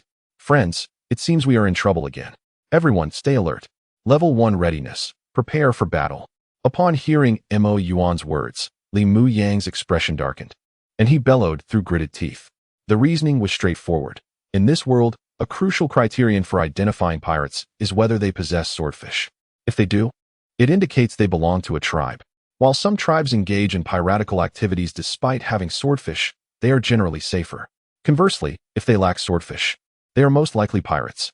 Although swordfish are massive and suitable for human habitation, their notable drawback is their sluggish speed, which contradicts the swiftness characteristic of pirates. They typically prefer skeletal ships or tame ferocious sea beasts like swordfish and tiger sharks, making them far more formidable. Hearing Mo Yuan's account, the tribe's members felt a heavy weight in their hearts as they began to prepare anxiously. They halted their tasks, grasped their weapons, and entered a state of heightened readiness. Casting worried glances toward the horizon, a mile away, the piranha leader, D Long, gazed menacingly at a survivor from a recently obliterated small tribe, speaking with a twisted expression. "Heh, tell me, where is that thing? If you do not comply, I assure you." As he spoke, D Long seized the individual, drawing him close and locking eyes. With a bone dagger pressed against his cheek, he licked his lips, exuding a bloodthirsty demeanor. "I will slice your skin open, piece by piece, like fish scales, and submerge you in the ocean. Trust me, my friend, you would not wish to experience that. It is a fate worse than death." Despite being gravely wounded and on the brink of death, the sea wanderer, filled with defiance, shook his head resolutely. "You shall not, you demon. The sea god will not spare you. Even in death, I will curse you from the depths of hell. You will never learn of that thing's whereabouts from me." "Heh, is that so? Excellent. It has been a long time since anyone dared challenge the authority of the piranhas. You possess great spirit. I admire that. However," a pained grunt escaped D Long as he swiftly severed the sea wanderer's ear, greedily savoring it as he chewed, exclaiming, "Ah, meat without a fishy taste is truly sweet. I relish your flavor. Fear not, my skills are refined. I shall not let you die until you have fully transformed into a skeleton. We shall see. I believe you will eventually divulge the truth." Just as he spoke, a patrolling sea knight rushed over with a report. "Boss, we've got another fish on the line." "Is that so? A big fish or a small fish?" D Long, licking the blood from his lips, inquired nonchalantly. "Just a few small fry. We can handle it without your help." "Ah, what a pity. Is there any meat?" "Not much. Really, the tribe lacks any young maidens, just a few women in their 30s, with skin rougher than seaweed, utterly unappetizing." "Damn it, Rod, how can you still speak? Last time, we captured a few young and beautiful maidens, and I told you to take it easy, but you ended up killing them all in one night. Who can be blamed for that?" "Exactly, though older women can suffice. At least they are sturdy and more intriguing than young girls." "Damn it, I haven't touched a woman in days. Now, looking at a female fish feels oddly comforting. Where are those small fry? Let us proceed immediately. I need to vent my frustrations today. Boss, what do you think?" D Long cleaned the bone blade in his hand and nodded indifferently. "All right, let us take a look. After all, it's better than idling about. Small fry are still fish." After a moment, he suddenly turned to a tall, lean man behind him. "Priest, cast a healing spell on this lad. He is not to die until we uncover the whereabouts of that thing. Otherwise, your fate will mirror his. Rest assured, boss. I've got this covered. By the way, can I keep his other ear? You know I have a taste for that. Do as you wish. Let us set off and meet that small fry." With that, De Long and his band of piranha members boldly advanced toward Li Muyang's tribe, the impending crisis drawing ever closer. Chapter 19. Beware of breaking their teeth. After instructing Mo Yuan to investigate further and report back, news soon arrived once more. Mo Yuan rushed towards Li Muyang, a look of urgency etched on his face. Not good, Chief. It seems that group has discovered us and is approaching our tribe with fierce intent. This does not bode well. What shall we do? Startled, Li Muyang gritted his teeth, his expression darkening.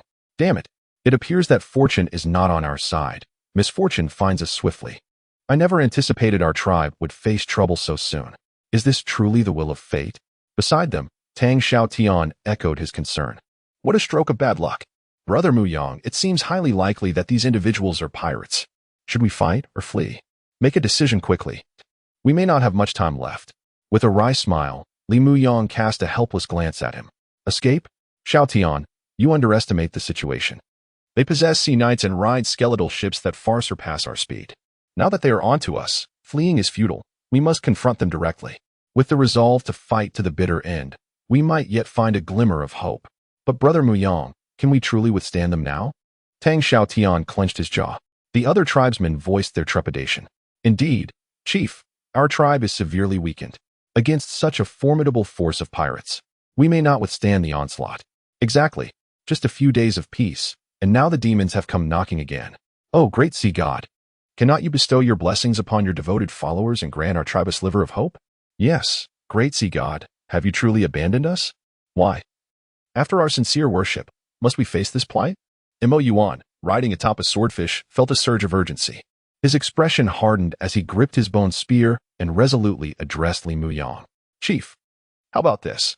I will take some tribesmen to delay those wretched foes while you protect the magical crops and flee. As long as you and the magical crops remain, our tribe still has a chance of revival. Upon hearing Mo Yuan's proposal, Tang Xiaotian and the other tribesmen brightened, eagerly nodding in agreement. Yes, Chief, flee quickly. I will stay behind to hold them off. Rest assured, even if it costs me my life, I will buy you enough time. Yes, Chief, I will remain as well. You must escape with the magical crops. Chief, please flee. We will stay behind. You must survive and carry our hopes forward. Seeing each of them so determined to sacrifice themselves to buy him time to escape with the magical crops moved Li Muyang deeply. Although he had tragically traversed into this cursed watery world, where even finding sustenance was a challenge, he was fortunate to have such a devoted group willing to risk their lives for him. He could not abandon them. The thought of forsaking so many willing to die for him was unbearable.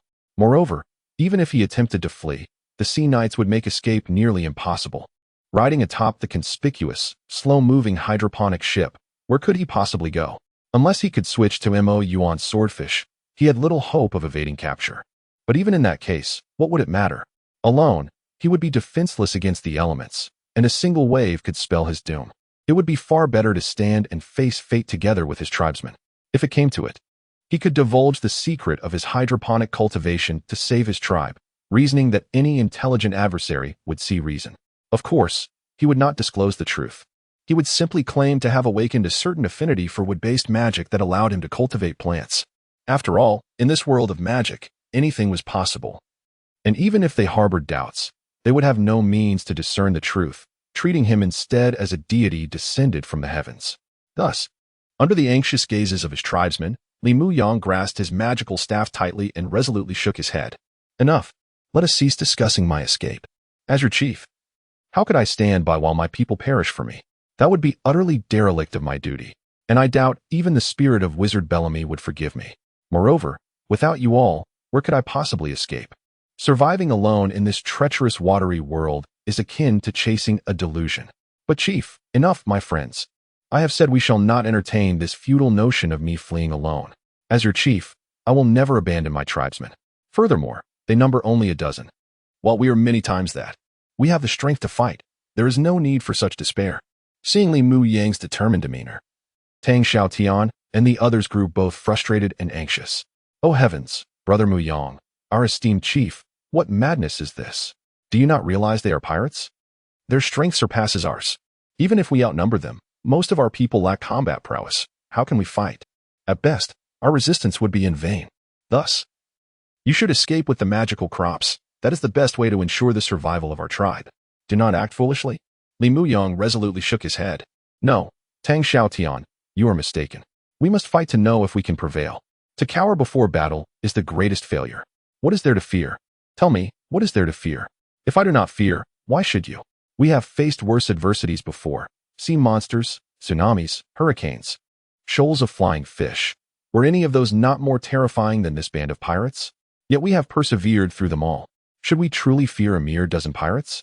Moreover, as your chief, I possess my own hidden weapon. So fear not. Follow me, and we shall carve a path through blood. At the very least, let those wretched pirates understand that taking a bite out of our hard-earned territory will not come easily. Beware of breaking their teeth. Chapter 22 Paths. Beware of losing their teeth. Upon hearing Mu Yang's passionate and menacing roar, all the clansmen were instantly stirred, their eyes reddening as their blood surged, erupting into a chorus of battle cries. The first to shout was the notoriously fiery Uncle Liu Kong, who, wielding his bloodthirsty shark axe, bellowed with fervor.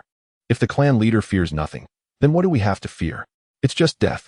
Let us fight them and make these scoundrels understand that our tribe has only valiant warriors who die in battle, not cowardly deserters. Curse it. My axe is itching for blood. One word. Let us do it. Let us fight. The echoes of their furious roars reverberated across the sea. Tang Xiaotian and the other steadfast guardians of Mu Yang could only watch in exasperation, teeth clenched, longing to voice their thoughts. Yet, upon turning to see Mu Yang's fierce countenance, they held their tongues. With a heavy sigh, they resolved to stand firm, eyes closed for a moment, taking a deep breath. Then, with determination, they gripped their weapons tightly and managed to smile. All right, Mu Yang, clan leader, since you've said so, I have no objections. Let us carve a bloody path and vanquish these wretches. The sea breeze tousled Li Mu Yang's tousled hair as he glanced at Tang Xiaotian, whose eyes reflected both apprehension and fierce resolve. He smiled, patting his shoulder with conviction. Rest assured, Xiaotian, I will bear the brunt of it.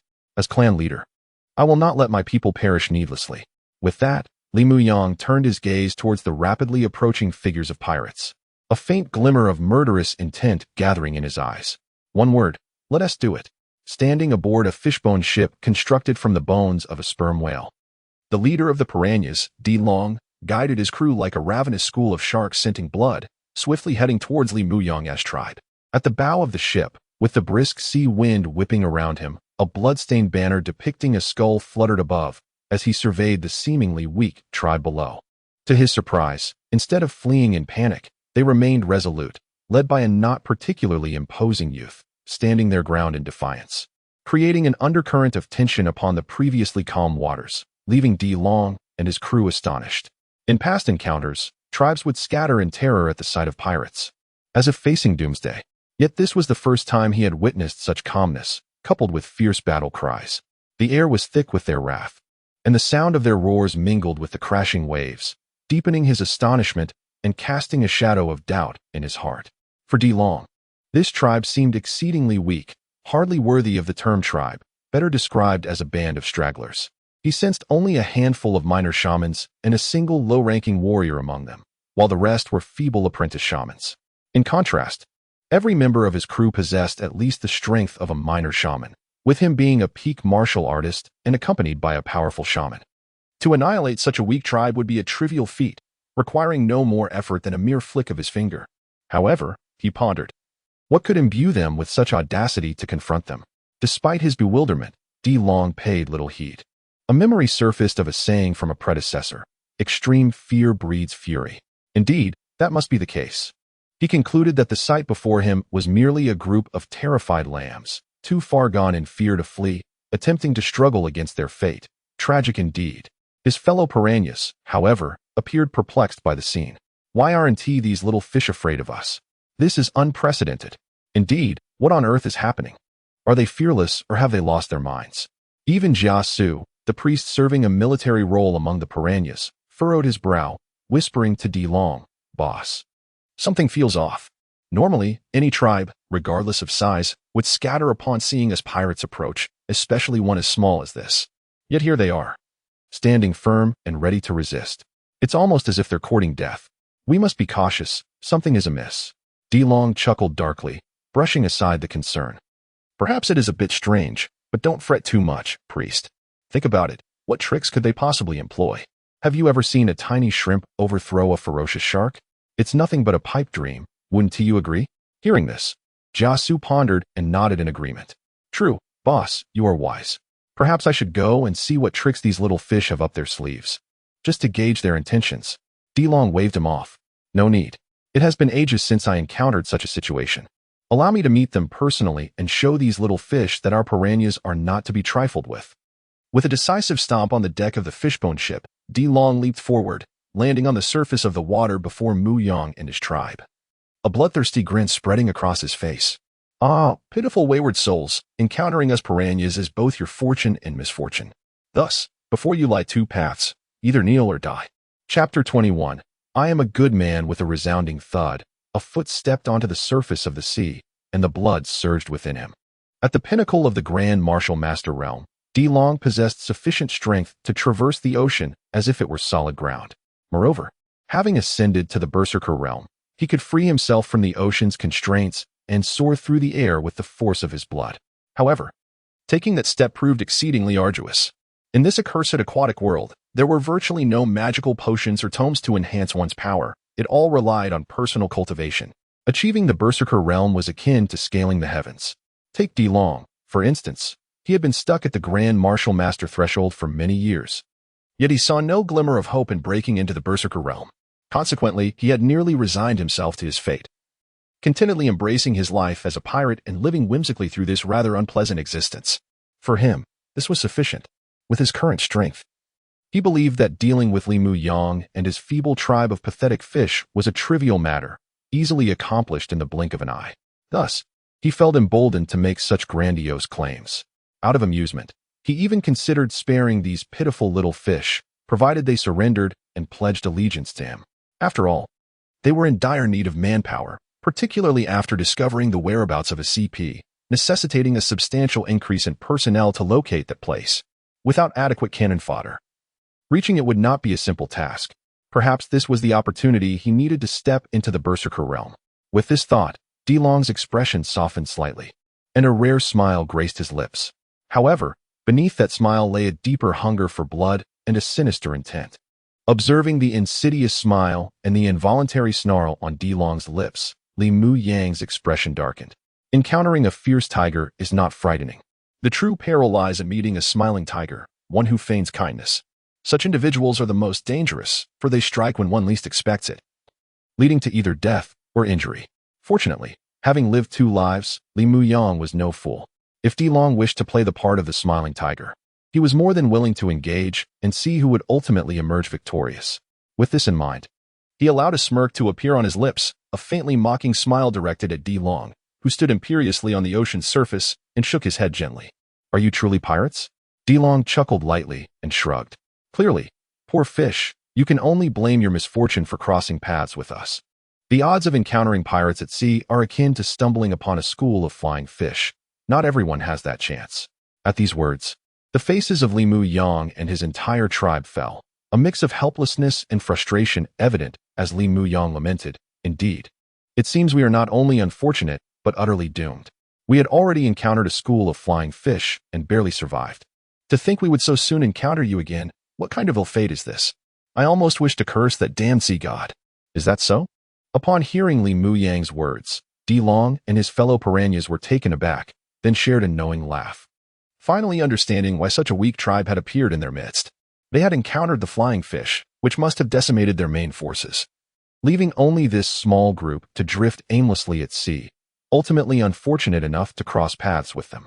It was no wonder they were not afraid of pirates. After all, they had faced a calamity far more terrifying than pirates. Their minds had been tempered, and thus, their calm demeanor in the face of danger was understandable. Oh my, what a pitiful bunch. As the leader of the piranhas, Dilong felt a twinge of sympathy for them. They had barely escaped from the jaws of a shark, only to fall into the clutches of a tiger. How could one not feel for them? Yet even so, Dilong had no intention of sparing Mu Yang and his tribe. After all, they were bloodthirsty pirates, and feelings of sympathy were utterly irrelevant. Moreover, his piranha crew was in dire need of cannon fodder, making these battle-hardened little fish the perfect candidates.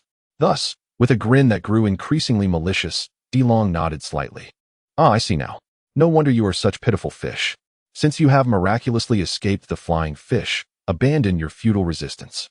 Kneel and submit to me, and I shall spare your lives. It is far better than being mercilessly crushed by the waves, meeting a worthless end in the depths of the ocean. What do you say? With a smile, Li Muyang replied. Oh, do you believe you have us in your grasp? Dilong spread his hands, grinning wickedly. What else could it be, little fellow? Do you think you have any room for resistance? The other piranhas joined in with boisterous laughter. Haha, indeed. Don't make a futile stand, brat. Our leader's offer for you to join us piranhas is a mark of respect. Exactly. What can you little fish do? Our leader could crush you as easily as stepping on a few shrimps. You would be better off joining us pirates, living the good life. Indeed. This is the law of survival in this damned world. Big fish eat small fish, and small fish eat shrimp. Recognize your place as shrimp. And accept your fate without blaming others. That's right. Even if our leader doesn't lift a finger. I assure you that you little fish won't last half a month in this cursed water world. One wave will wash you away. You would be better off following us. Living freely. As the raucous laughter of the pirates echoed around them, Li Muyang's tribe appeared increasingly tense, glancing at him nervously as they awaited his decision. Regardless of Li Muyang's previous encouragement, facing a group of bloodthirsty pirates was daunting. Yet, despite their anxiety, they understood the pirates spoke the truth. Given their current strength, resisting these relentless demons was a formidable challenge. One misstep could lead to their annihilation, and perhaps joining them was indeed the wisest choice. With little psychological burden, they were aware that in this cursed water world, survival had eroded their humanity to nearly nothing. Whether or not they became pirates was merely a matter of perspective. It hardly made a difference. Under the watchful eyes of his anxious tribe, Li Muyang paused, meeting the aggressive gaze of the pirate leader Dilong. To the surprise of all the pirates, he slowly shook his head and smiled. Your words carry a semblance of reason. However, I am a good man. How can I stoop to thievery? Chapter 22. The fish. I am inherently a good person. Why then must I turn to thievery? This simple statement is easily comprehensible. It conveys the essence of my character, an individual of virtue, questioning the necessity of becoming a vile pirate. While it lacks grandiloquence and may even seem somewhat mundane, the moment Li Muyang uttered this sentiment with a calm and dismissive demeanor, it left all the pirates momentarily stunned. Even Dilong, among them, found himself dazed, unable to fathom the audacity of this young man. Was he truly rendered speechless by fear, or had he simply lost his senses? What could possibly compel him to make such a foolish choice?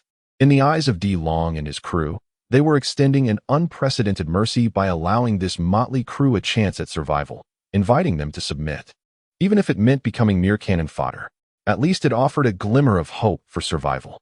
Had it been any other day, they would have swiftly slaughtered such a feeble group, indulging in a feast of human flesh, one of the most coveted delicacies in the ocean, devoid of the nauseating stench of fish. Yet, to their astonishment, this young man callously rejected their offer, spurning a fleeting opportunity for life and dismissing their invitation to partake in the flesh of his kin. Why such a desire for self-destruction? Was he in such a hurry to meet his end? Thus, when their first act of goodwill as pirates was met with outright refusal, Dilong, the fearsome leader of the man-eating fish, could not suppress his anger.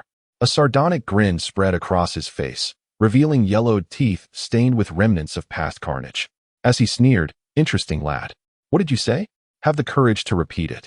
The other pirates echoed his fury, exclaiming, "How dare you reject our captain? This is a first for me. Do you know the consequences of your insolence? I advise you to kneel and beg for forgiveness, or else, I assure you, I have long been deprived of the taste of human flesh."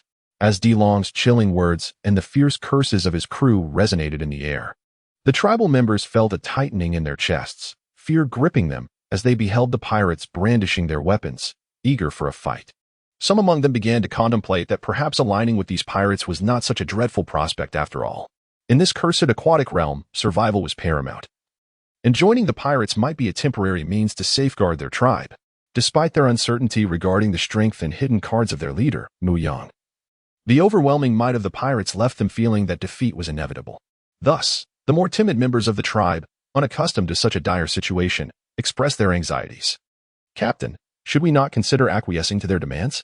Our strength is insufficient to confront them. Aligning with them might be the wisest course to preserve our tribe." "Indeed, Captain. The pirates are far superior to us. Since they are willing to recruit us, joining them may not be a bad idea." They recalled past encounters with pirates who showed no mercy, raiding and pillaging without hesitation, while these pirates, at least, seemed to possess a semblance of humanity. Moreover, with your abilities, Captain, joining their ranks could lead to greater opportunities for our tribe to regain strength over time. Perhaps it is wise to endure for the moment, they suggested. Even Tang Xiaotian cautiously cast a glance at him, nodding slightly. Enough, Li Muyang bellowed, glaring at them with palpable indignation. Taking a deep breath, he fixed his gaze upon all his tribesmen and slowly shook his head. Enough. Everyone, cease your chatter. I am aware of what you wish to convey. And while your arguments may hold some merit, that was in the past. Now, as your leader, Li Muyang, I require you all to understand a fundamental truth that must be ingrained in your very bones. Even in a world devoid of sunlight, we must not succumb to darkness, but rather seek the light. Thus, as long as I remain your captain, this matter shall never be broached again, nor shall any of you entertain such thoughts. Even if it leads to the annihilation of our tribe, I will not permit a single soul among us to fall into the depths of piracy. As Li Muyang's impassioned declaration reverberated, the tribe stood in stunned silence. Di Long, the leader of the man-eating fish, was the first to break the tension, a mocking laugh escaping his lips. Ah, how admirable! You possess spirit and courage, young man. Yet, do you comprehend the folly of your obstinacy? Your foolishness could doom your entire tribe to a grave without a resting place. Li Muyang chuckled softly, his demeanor unwavering as he turned to face Di Long once more. Is that so? How fortuitous. For I find myself echoing the same sentiment. Do you truly believe you have us at your mercy? Di Long regarded him as if he were a fool. What else could it be? Do you genuinely think your feeble group has any chance of resistance? Do not harbor delusions. As a pirate, my patience is finite. Do not compel me to unleash a massacre. Smiling, Li Muyang met the intense gaze of Di Long, who was brimming with murderous intent. Is it folly to dream? We shall see, for miracles are meant to be forged, are they not? Moreover, in the presence of so many tribesmen, if you wish for me to submit, you must demonstrate your true prowess. Show us your strength. Otherwise, attempting to sway me with mere words is rather presumptuous, would you not agree? Upon hearing Li Muyang's words, Di Long's demeanor shifted slightly, and he burst into laughter. Haha, indeed, how amusing. You wish to witness the might of the man-eating fish? Very well, I shall oblige you. Prepare to understand the chasm that exists between shrimp and shark. Speak, how would you like to witness it? Simple enough. Simply endure a single blow of my water sphere technique. What say you? Do you dare, my brave pirates? Di Long taunted, a smirk plastered across his face. Li Muyang, undeterred by the mockery, maintained his smile, appearing even brighter. He sensed that the fish was about to take the bait. Chapter 23. Dare you? All you need is to accept my water ball technique. Hearing Li Muyang speak those words in a tone of indifference, as if he did not regard him at all, Di Long could not help but chuckle, finding it utterly amusing. He simply could not fathom why this insignificant shrimp, whom he could crush with one hand, would dare to utter such bold words. Was it the last desperate proclamation of someone facing imminent death? How intriguing. Di Long never imagined he would be underestimated by someone so inconsequential. While he found it humorous, he also felt a twinge of anger at being belittled. How could a distinguished Grand Martial Master like himself be looked down upon by such a trivial creature, and to be questioned in a mocking tone about whether he dared to accept a water ball technique? When had it ever happened that a Grand Martial Master, especially one who was the leader of pirates, had his dignity so trampled upon? Well, since this little shrimp wished to witness the might of a great shark, indulging his naive and ridiculous desire might just prove to be an entertaining endeavor. With that thought, a cruel smile crept upon Di Long's lips as he nodded, saying, All right. Kid, you've got some guts, daring to ask if I would accept your water ball technique. How fascinating. I can't recall the last time someone spoke to me like that. The other piranha pirates echoed his sentiments with shouts of anger. Indeed. How utterly foolish to think a mere shrimp could be so audacious.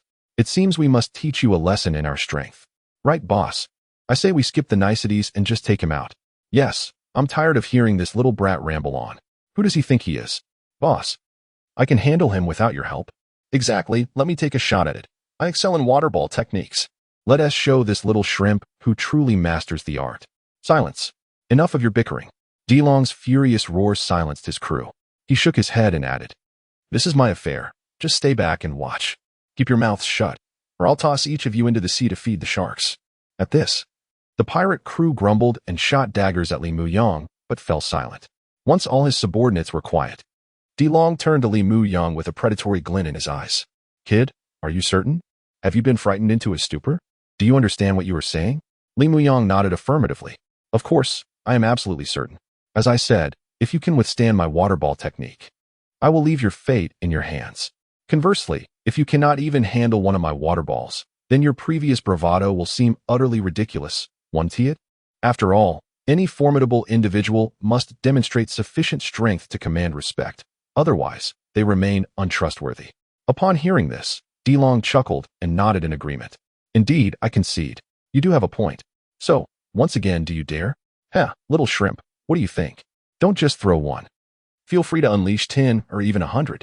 I'll show you the stark disparity between a shrimp and a great shark. Are you sure? This time, it was Li Mu Yang who smirked slyly, looking at the pirate leader. Absolutely. So, little shrimp, unleash your power. I wish to see just how formidable your water ball technique is, capable of giving you such audacity to overlook the vast chasm between us. Perhaps you possess some skill, but soon you will realize that in the face of overwhelming power, everything appears ludicrously trivial, for a shrimp can never topple a mighty shark. Is that so? Fortunately, I am eager to create a miracle, so brace yourself. Just don't blame me if you find yourself in over your head.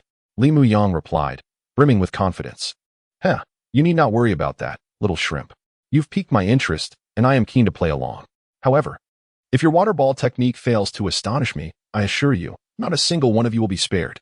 Very well, just watch closely. I guarantee you will be satisfied. With that, Li Mu Yang grasped his devilfish staff, preparing to execute the water ball technique.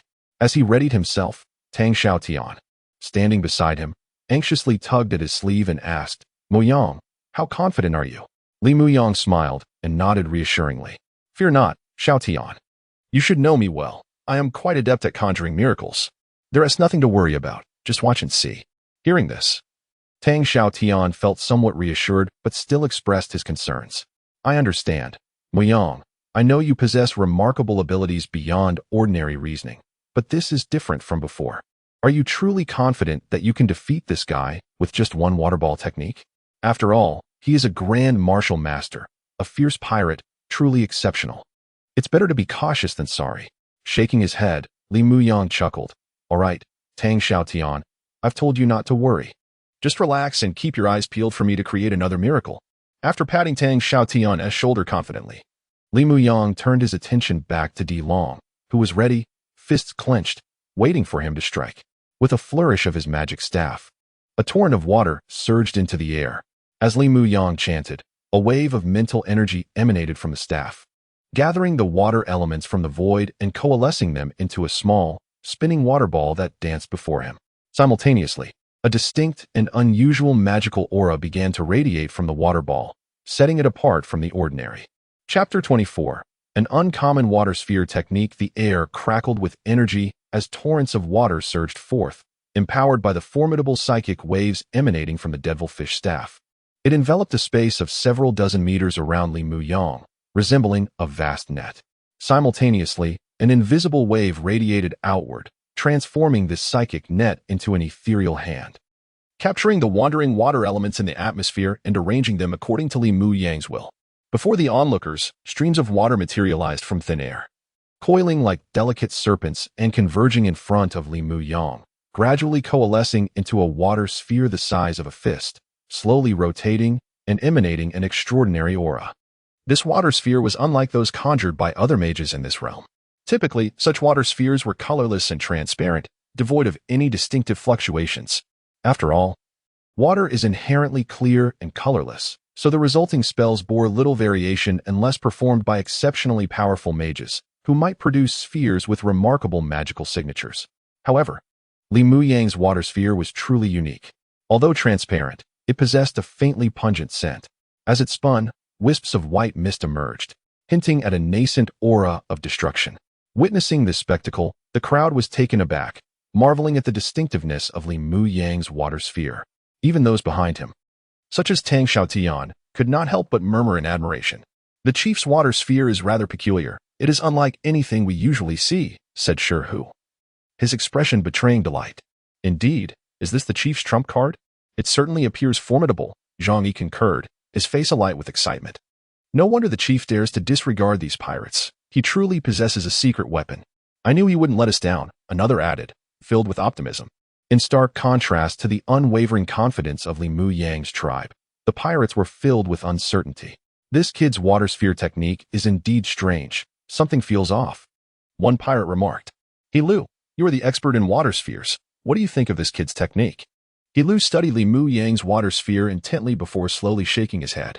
It's hard to say. This fellow's technique is peculiar, seemingly diverging from conventional methods. Although his magical fluctuations are not overwhelmingly powerful, the aura he emits is unusual, leaving me somewhat perplexed. Is that so? It seems this kid does have some tricks up his sleeve. No wonder he dares to challenge us, mused Jia Su, the strategist among the pirates. As he observed Li Mu Yang's water sphere with a furrowed brow, he then cautioned the pirate leader, Di Long, boss, be careful. This kid's water sphere technique is odd. Watch out for his tricks. Don't let him catch you off guard. However, Di Long, undeterred, chuckled confidently. Relax, strategist. He is merely a small fry. He lacks the qualifications to outsmart me. The gap between a minor sorcerer and a grand warrior is not easily bridged. Anyone trying to match my strength at this level has met their demise. Wouldn't you agree? Jia Su considered Di Long's words and conceded that the chasm between a minor sorcerer and a grand warrior was indeed significant, making it exceedingly difficult to overcome. Di Long, a grand warrior, had no doubt that he could easily dispatch a mere minor sorcerer like Li Mu Yang, akin to squashing a small fish. While it is true that sorcerers may gain an advantage in later stages, in the early game, warriors hold a decisive edge. As long as they could withstand the initial magical assaults from lower-tier sorcerers, engaging in close combat would allow them to effortlessly eliminate a sorcerer. Reassured, Jia Su felt he might have been overly concerned.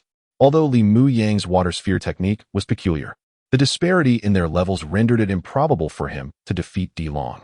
At best, it would create some trivial annoyances. Di Long shared this sentiment. Convinced that the minor sorcerer posed no real threat, he dismissed the notion that he could not withstand a single water sphere attack from Li Mu Yang.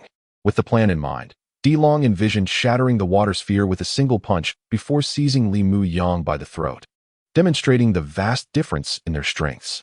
The thought of such a scene filled him with satisfaction. With this in mind, Di Long grinned wickedly, addressing Li Mu Yang. I must admit, your water sphere technique is somewhat intriguing. However, it is merely that, an intrigue. Bridging the gap between us is a foolish fantasy. Soon, you shall witness the might of a grand warrior and how effortlessly I can dispatch you, a mere minor sorcerer. With a thunderous roar, Di Long unleashed his signature move, the Thousand Waves Fist, a devastating technique that had solidified his reputation among the piranha pirates.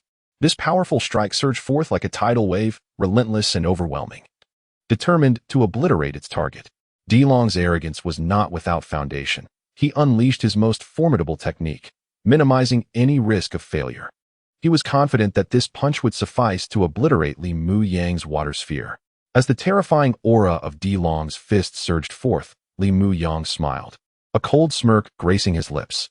Very well, let us see whether your punch is mightier than my water sphere technique. Prepare yourself. With that, he swung his wand forcefully, sending the fully formed hydrochloric acid water sphere hurtling towards Di Long's oncoming fist. The two forces collided with a resounding impact, capturing the attention of all present, eager to witness the outcome. Chapter 25. Something awry with a resounding bang. The water sphere technique that Li Mu Yang had been chanting for quite some time was finally unleashed, colliding heavily with the fist energy of the piranha leader, Di Long. Amidst the tense gaze of all present, the members of Li Mu Yang's tribe were particularly anxious, for this water sphere represented nearly all their hopes. If it failed to cause any trouble for Di Long, their tribe might truly face calamity today. Thus, every individual was filled with nervous anticipation, hoping that their leader's water sphere would indeed unleash its formidable power and create yet another miracle to vanquish Di Long. In contrast, the pirates appeared rather relaxed, each brimming with confidence in their captain. After all, Di Long was a seasoned veteran who had navigated this treacherous aquatic world for many years, having emerged from countless near-death experiences, boasting an abundance of combat experience. He possessed martial techniques passed down from before the Great Cataclysm, making it improbable for him to fall to such a young upstart. Otherwise, it would be a tremendous embarrassment, rendering him unworthy of the title of pirate. Even if this young man exhibited some peculiarities, how extraordinary could he truly be? Ultimately, It was merely a water sphere technique, hardly worthy of excessive concern. One must recognize that the water sphere technique is considered one of the most rudimentary forms of sorcery. Nearly everyone can cast it, and it lacks any significant impact. Its lethality is minimal, relying on the impact generated by its speed, rendering it quite mundane compared to techniques like fireballs or ice spikes, which not only deliver impact damage but also inflict burning or freezing effects. Now that is troublesome. Thus, De Long and his crew did not regard Li Mu Yang's water sphere technique with much seriousness. With his formidable martial prowess, blocking this water sphere would be effortless. Furthermore, even if he were to miss the block, his robust physique as a grand martial artist would allow him to withstand the magical impact without consequence. Indeed, relying on the martial skill of Thousand Waves Fist, inherited from before the Cataclysm, De Long swiftly unleashed a punch like a surging wave, effortlessly striking Li Mu Yang's languid water sphere. With a resounding explosion, the sphere shattered into a spray of water, easily dispelling it without exerting any effort. This scene, so simple, momentarily left even De Long in slight disbelief. He had not anticipated the ease of it. Was this a jest? Indeed, the water sphere technique Li Mu Yang had released was exceedingly slow, lacking the lightning-fast speed that would catch one off guard and render them defenseless. As previously mentioned, the water sphere technique is the simplest form of sorcery, with almost no other merits. The only commendable aspect is its quick casting speed, relying primarily on the speed of impact to deal damage. The faster the speed, the greater the damage, akin to a water bullet. The essence lies in the element of surprise. However, Li Mu Yang's water sphere was entirely contrary to this principle, not only slow in casting, but also sluggish in release. Resembling a tortoise crawl, not only De Long but even any ordinary person could likely shatter it with a mere punch, lacking any impactful damage. Without the element of speed behind the water sphere, what damage could it inflict? Were the tiny splashes upon shattering supposed to be the source of harm? It was utterly ludicrous. One could hardly grasp the purpose of such a water sphere technique. Had this young man truly lost his wits? Daring to mock De Long in such a manner? It was a recipe for disaster. Consequently, not only was De Long taken aback, but all the pirates behind him were initially stunned as well, equally surprised at the sheer simplicity of it. How amusing. However, they soon deemed it normal. As their captain was vastly superior to this young man, they began to laugh heartily, filled with derision. Haha, what is this? Just this pathetic water sphere? One mocked. Indeed, how laughable. I could cast a water sphere with my eyes closed that would be far better. What nonsense is this? To think I was momentarily fooled by this little brat. I thought he was formidable, yet his water sphere crawls like a tortoise. An 80-year-old grandmother could withstand it. Right. Damn it. I was genuinely taken in by his theatrics. How embarrassing. Another chimed in. Captain, let us not waste time with him. I want to smack him down. Indeed. No one dares to be so arrogant before us piranhas. Let us beat him up, hang him up high. Haha, well said. It's truly amusing to see someone with such meager strength try to act tough before us piranhas. One must admit, this brat is indeed a character, albeit one seeking his own demise. In stark contrast to the uproarious laughter of the pirates, Li Mu Yang's tribe was engulfed in despair. Upon witnessing De Long shatter Li Mu Yang's water sphere with such ease, each member felt their spirits plummet, faces darkened with concern. Damn it. Our leader has indeed overestimated himself. Defeating a grand martial artist like De Long is not so simple. Indeed, relying solely on a water sphere technique to overcome him is far too ambitious. It's simply impossible. Exactly, what is our leader doing? Moreover, his water sphere technique is certainly off. It is far too slow. How could this happen? Has his mental energy been depleted from tending to the magical herbs? Truly absurd. It's far too sluggish. The essence of the water sphere technique is speed, precision, and impact, yet our leader's version is characterized by slowness. With such a water sphere, not only De Long, but any one of us could probably withstand it. Indeed, what is our leader thinking? Is he still playing games at a time like this?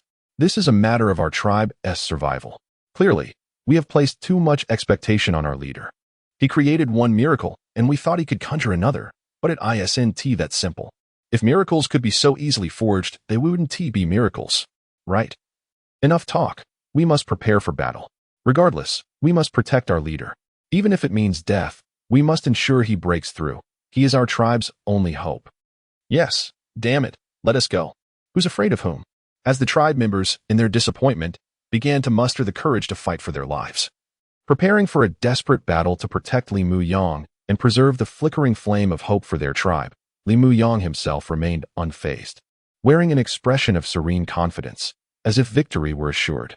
Seeing Li Muyang's calm demeanor, Di Long, feeling as though he had been mocked, could only laugh in fury. "Huh, you little rascal dare to toy with me? Very well, you have some guts. Wait." Suddenly, Di Long's expression changed as he felt a strange sensation. "My hand, my eyes, ah." In an instant, the once furious Di Long found himself splashed by the remnants of the shattered water sphere, recoiling in agony, collapsing into the sea, writhing in pain as if undergoing some unimaginable torment. This left everyone stunned, sensing that something was amiss. Indeed, there was something peculiar at play. Chapter 26. The Wretched Ah. "My hand, my eyes." Suddenly, a scream of excruciating pain pierced the air, capturing the attention of all present. The once despondent members of the clan behind Li Muyang, upon witnessing the sinister grin of Di Long, erupted into anguished wails. Their cries were haunting, and one even collapsed face-first onto the ocean's surface, howling in disbelief. Something was amiss. The situation seemed to have taken a turn. Look. His hand, his face. Good heavens, how terrifying. His flesh is rotting. Indeed, it's horrifying. Friends, look at his right arm. It's nearly incinerated. How could this happen? Who can explain what has transpired? Am I seeing things? Could this truly be the real power of the clan leader's water ball? It's shockingly dreadful, possessing corrosive effects. How is this possible? Unbelievable. Truly terrifying. Such a water ball is monstrous. Is this not a perversion of nature? So, this is the clan leader's trump card? We have woefully underestimated him. Who would have thought he could conjure such a miracle? What a godlike man. Absolutely. It is beyond comprehension. I feel as if I am losing my mind. What have I witnessed? A water ball with corrosive effects. Can mere mortals wield such power? My goodness. Long live the clan leader. Yes, long live the clan leader. In stark contrast to the ecstatic clan members surrounding Li Muyang, the mood among the pirates was utterly dismal, akin to a roller coaster plummeting from its peak to the abyss. Observing their leader, Di Long, writhing in agony on the ocean's surface, several mounted pirates rushed to his side, lifting him with urgency. "Boss, what has happened? How could this be? Your hand, your face, your eyes, what is this? Damn it. What kind of water ball technique did that brat employ to inflict such terror? It's impossible. Common water ball techniques lack such might. It cannot be. Indeed, this is too frightful. Boss, are you all right? Damn it all." As they helped Di Long rise from the ocean, the cannibalistic pirates were met with a horrifying sight. Di Long appeared ghastly, a visage that could only be described as grotesque.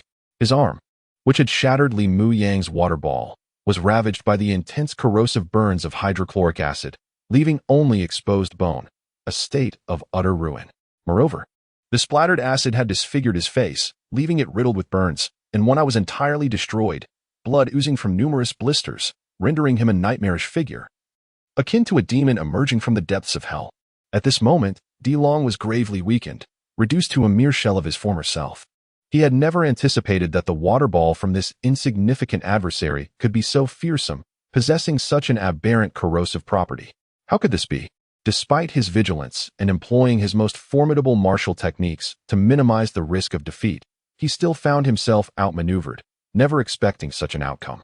A water ball with corrosive effects. How could this possibly exist? Was this the work of a mere novice wizard? Could such a diminutive tribe wield such a formidable water ball technique? How could it be so terrifying? The pirates were at a loss, unable to fathom the impossibility before them. This defied all their prior knowledge. They had always believed that water ball techniques relied solely on impact speed to inflict damage, unmatched speed resulting in unparalleled harm. The faster the strike, the harder it was to defend against. Yet, once shattered, a water ball posed no threat at all. After all, a broken water ball merely left behind a puddle. What danger could that present? It was akin to being splashed with a bucket of water. While it might cause some inconvenience, it bore no real harm. Yet, this young man's technique was different. It did not rely on speed to inflict damage, but rather on the shattered remnants of the water ball. Who could have anticipated such a twist? Di Long, too, had focused on speed, never considering this hidden method, and thus, he was caught off guard and suffered immensely. How could such a perverse water ball exist? This exceeded everyone's comprehension. In this bizarre water world, the pirates had never encountered such a terrifying water ball technique. How could they have prepared for it? Could it be that this boy, like him, Possessed magical secrets from before the great cataclysm? Was this corrosive water ball his ace in the hole? Indeed, that must be it. Damn it all, he had let his guard down. Fueled by rage, D Long roared fiercely, his voice dripping with malice. You little brat, I shall slay you. Priest, priest, where the hell are you? Are you blind? Do you wish for me to snap your neck? Quick, cast a healing spell so I may end this wretch. In response, the only priest among the pirates, Jiasu, second in command to D Long, approached slowly, his eyes glinting with inscrutable intent. After casting a long, penetrating gaze at the barely standing D Long, supported by his comrades, he shook his head. Boss, this may be a bit difficult. Your right arm is beyond saving. Upon hearing this, D Long, whose face was a bloody mess, with one eye rendered useless, reluctantly opened his remaining eye to survey his mangled right arm, now exposed to the bone. A chill of dread washed over him. He gritted his teeth and attempted to move it, but there was nearly no sensation left. Indeed, as Jiasu had said, it was nearly beyond repair. Fear gripped him as he contemplated the grim possibility of becoming a mere shell of his former self. In his panic, he clenched his teeth and shouted defiantly, I know. You needn't say more. Just give me a healing spell. Hurry. Now that I am on guard, even with one hand, I can still slay this little pest. I will make him wish for death, 100-fold payback. Hearing D Long's bloodthirsty roar, tinged with an unmistakable weakness, Jiasu regarded him once more, then suddenly nodded with a smile. Very well, boss. I shall do my utmost to see if I can restore your right arm. With that, he raised his hand and slowly extended it towards D Long's forehead, preparing to cast a healing spell. As his palm inched forward, D Long breathed a sigh of relief, genuinely hoping the priest could alleviate his suffering. However, just as Jiasu was about to make contact with his forehead, his demeanor shifted dramatically. A sinister glint replaced the reverence on his face as his fingers sharpened like daggers, ruthlessly slicing across D Long's throat, leaving a thin line of crimson in its wake. Priest, you. In the final moments of his life, D Long could scarcely comprehend that his priest would turn against him, mercilessly ending his life. He was their leader, the chief of the Piranha tribe. With one hand clutching his bleeding neck, his eyes wide with disbelief, he struggled to articulate his thoughts, desperately seeking clarity, but ultimately could not form a complete sentence. The other pirates, witnessing the shocking betrayal, were equally stunned, unable to grasp the reality before them. Pastor, what are you doing? My heavens, Pastor, have you lost your mind? Have you slain the chief? Yes, Pastor, what on earth are you up to? Speak plainly, what does this mean?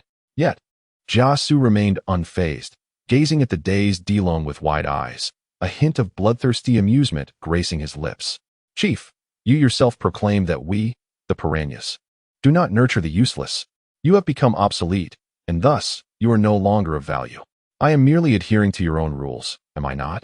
As he spoke, he glanced at the other furious pirates, maintaining his composure as he retrieved a handkerchief adorned with celestial patterns to wipe the blood from his nails. Leisurely continuing, he is beyond repair. Would you accept a cripple as your leader? Upon hearing Jiasu's words, the remaining pirates suddenly grasped the situation, releasing their hold on D Long, some even wiping their hands with disdain. Is that so? Now I understand. Pastor, you are indeed correct. Our tribe does not harbor the useless. Indeed, would you recognize a worthless individual as your chief? I certainly would not. Nor would I, and you? Oh, spare me the jest. Only a fool would do so. In this cursed aquatic realm, to accept a worthless leader would be tantamount to courting death, would it not? Precisely. Let him be consigned to the abyss, ha. Indeed. Let him be consigned to the abyss, ha. With that, the band of pirates erupted into laughter, showing no signs of mourning for their fallen leader. They allowed D Long's lifeless body to sink into the sea, his eyes wide open, crimson blood seeping from his neck and staining the waters beneath them, as if a vivid crimson carpet had been laid. The once mighty piranha chief, D Long, now met his end with unyielding defiance, slowly descending beneath the waves, swiftly devoured by the sea creatures drawn by the scent of blood, leaving no trace behind, as if he had never existed at all. Chapter 27. The survival laws of pirates indeed. Let him go to hell. We piranhas never require the burden of the weak. A wave of hearty laughter erupted, marking the bloody onset of an unexpected coup within the pirate ranks, witnessed by Li Mu Yang and his companions. Such is the ruthless law of survival in this aquatic realm, survival of the fittest, a principle vividly illustrated here. D Long, having been struck by Li Mu Yang's acidic water sphere, found his right arm nearly rendered useless and one eye blinded. effectively reducing him to a mere shell of a man. Even as a warrior of formidable prowess, he was not exempt from such fate. The strength of a warrior is intrinsically derived from their limbs, unlike a sorcerer, who merely requires a voice to chant incantations. Delong's injuries left him nearly incapable of recovery in this resource-scarce water world, relegating him to the status of a useless entity. Though he boasted grandly, proclaiming that a single healing spell could vanquish Li Mu Yang, such claims were mere fabrications of self-deception. In truth, any minor sorcerer could easily dispatch him in his current state. In this treacherous aquatic world, the internal laws governing pirates are exceedingly harsh, devoid of any semblance of compassion. Loyalty, reverence, allegiance, and friendship are but hollow jokes, lies propagated by devils, utterly unrealistic, with all matters dictated by strength. If one possesses power, they ascend to leadership, compelling others to heed and follow them. Only the strong can navigate and endure in this brutal aquatic existence. Conversely, should one lack strength, all will vanish into oblivion. No one would choose to follow a weakling. To do so would be tantamount to courting death. This is the unyielding code among pirates. Might reigns supreme, with no room for sentiment. If one is sufficiently powerful, they may indulge in the privileges that strength affords. Yet, one must always be prepared for the possibility of being ousted, for others too aspire to relish the benefits of power, eager to savor the taste of leadership. There exists no room for the weak. They are seen as a waste of resources, a burden that invites trouble. This harsh reality is evident not only among pirates, but also across many oceanic tribes, including Li Mu Yang's own clan in times past. Many grievously injured individuals, suffering from various calamities, would either be abandoned or left behind without remorse, to spare the tribe from further misfortune. After all, in this damnable water world, caring for oneself is a formidable challenge. Who has the luxury to care for others? Though brutal, the system proves effective. The notion of bearing burdens in this aquatic realm is merely a farce designed to deceive the gullible. It is precisely this harshness that allows many weaker tribes to endure. Thus, when Jiasu suddenly took action to eliminate the former leader Delong, the pirates, despite initial surprise, quickly accepted this new reality. Many among them regarded this as entirely normal, for Delong had ascended in much the same manner, by usurping the previous leader. To be overthrown by someone stronger is scarcely surprising. It reflects Delong's inadequacy and ill fortune, and cannot be blamed on others. Consequently, the pirates felt little resistance. It was merely a change of leadership.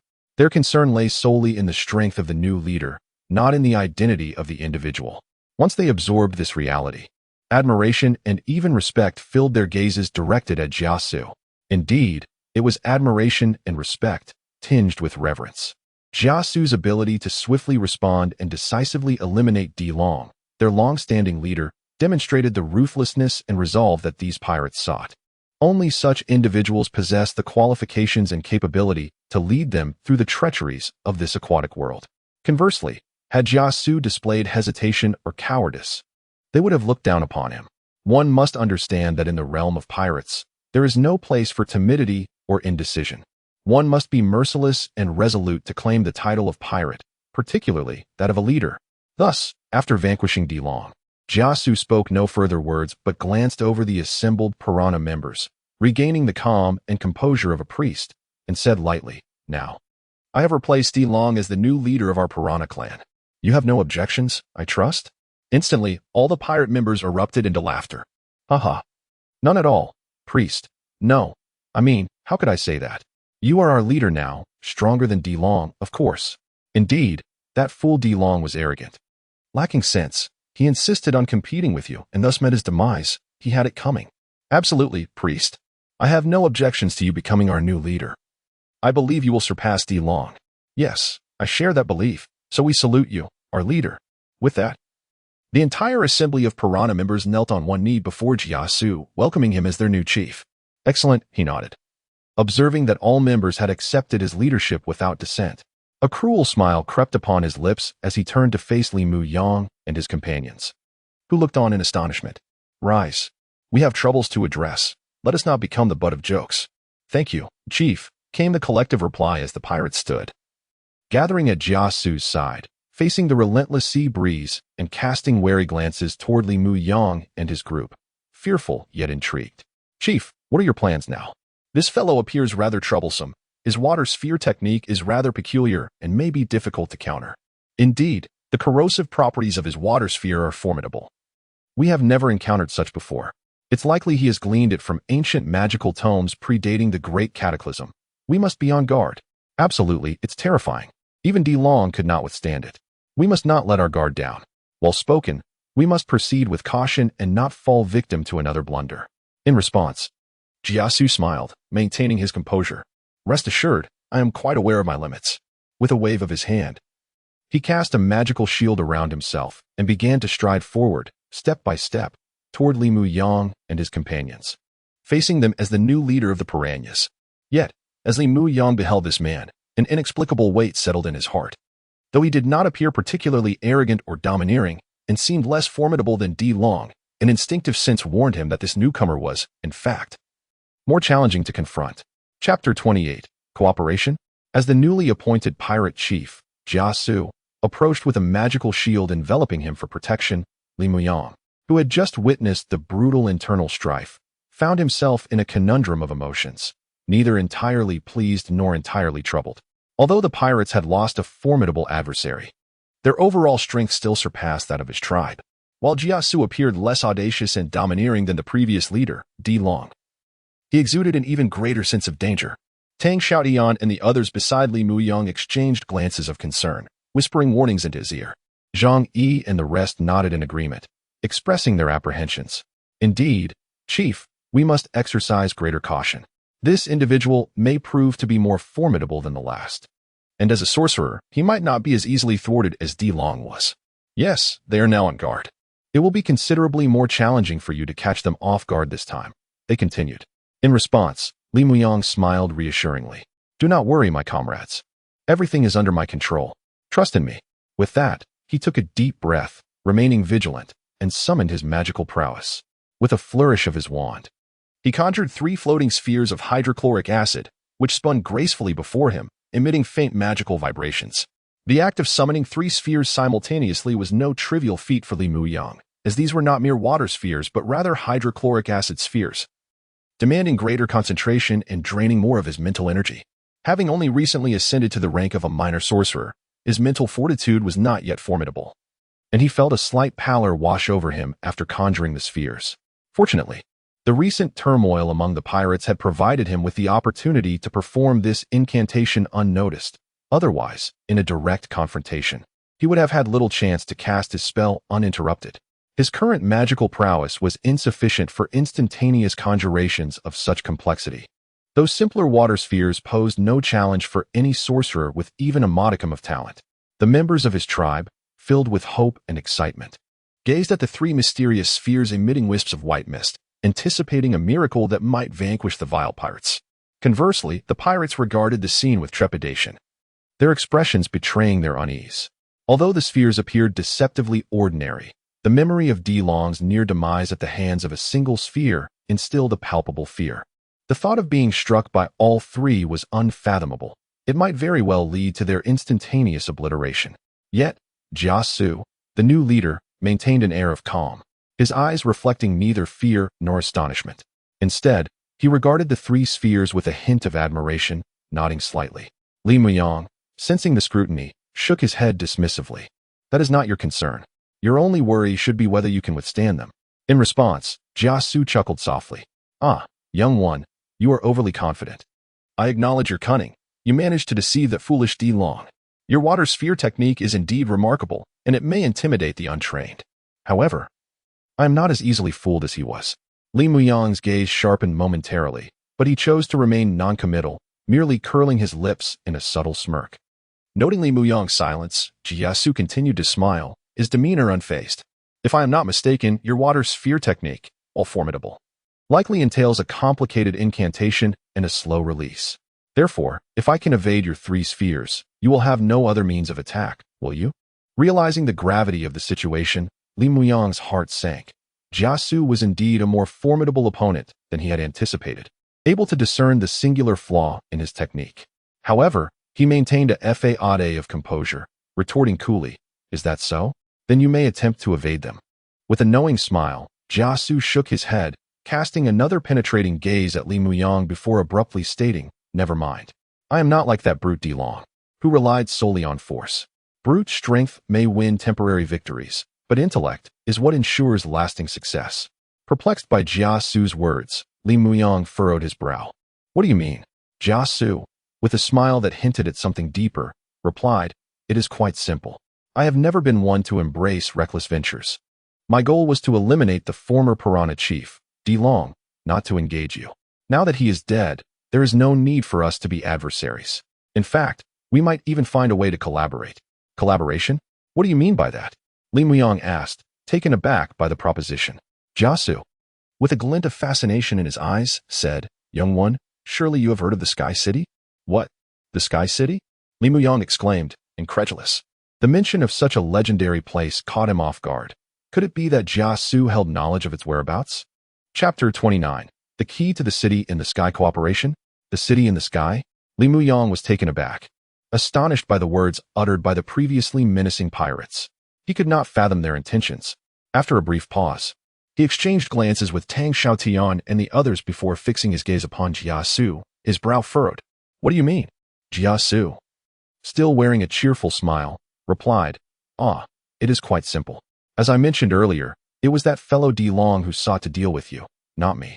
Now that he is dead, it is my turn to command the piranhas. Thus, we need not be adversaries.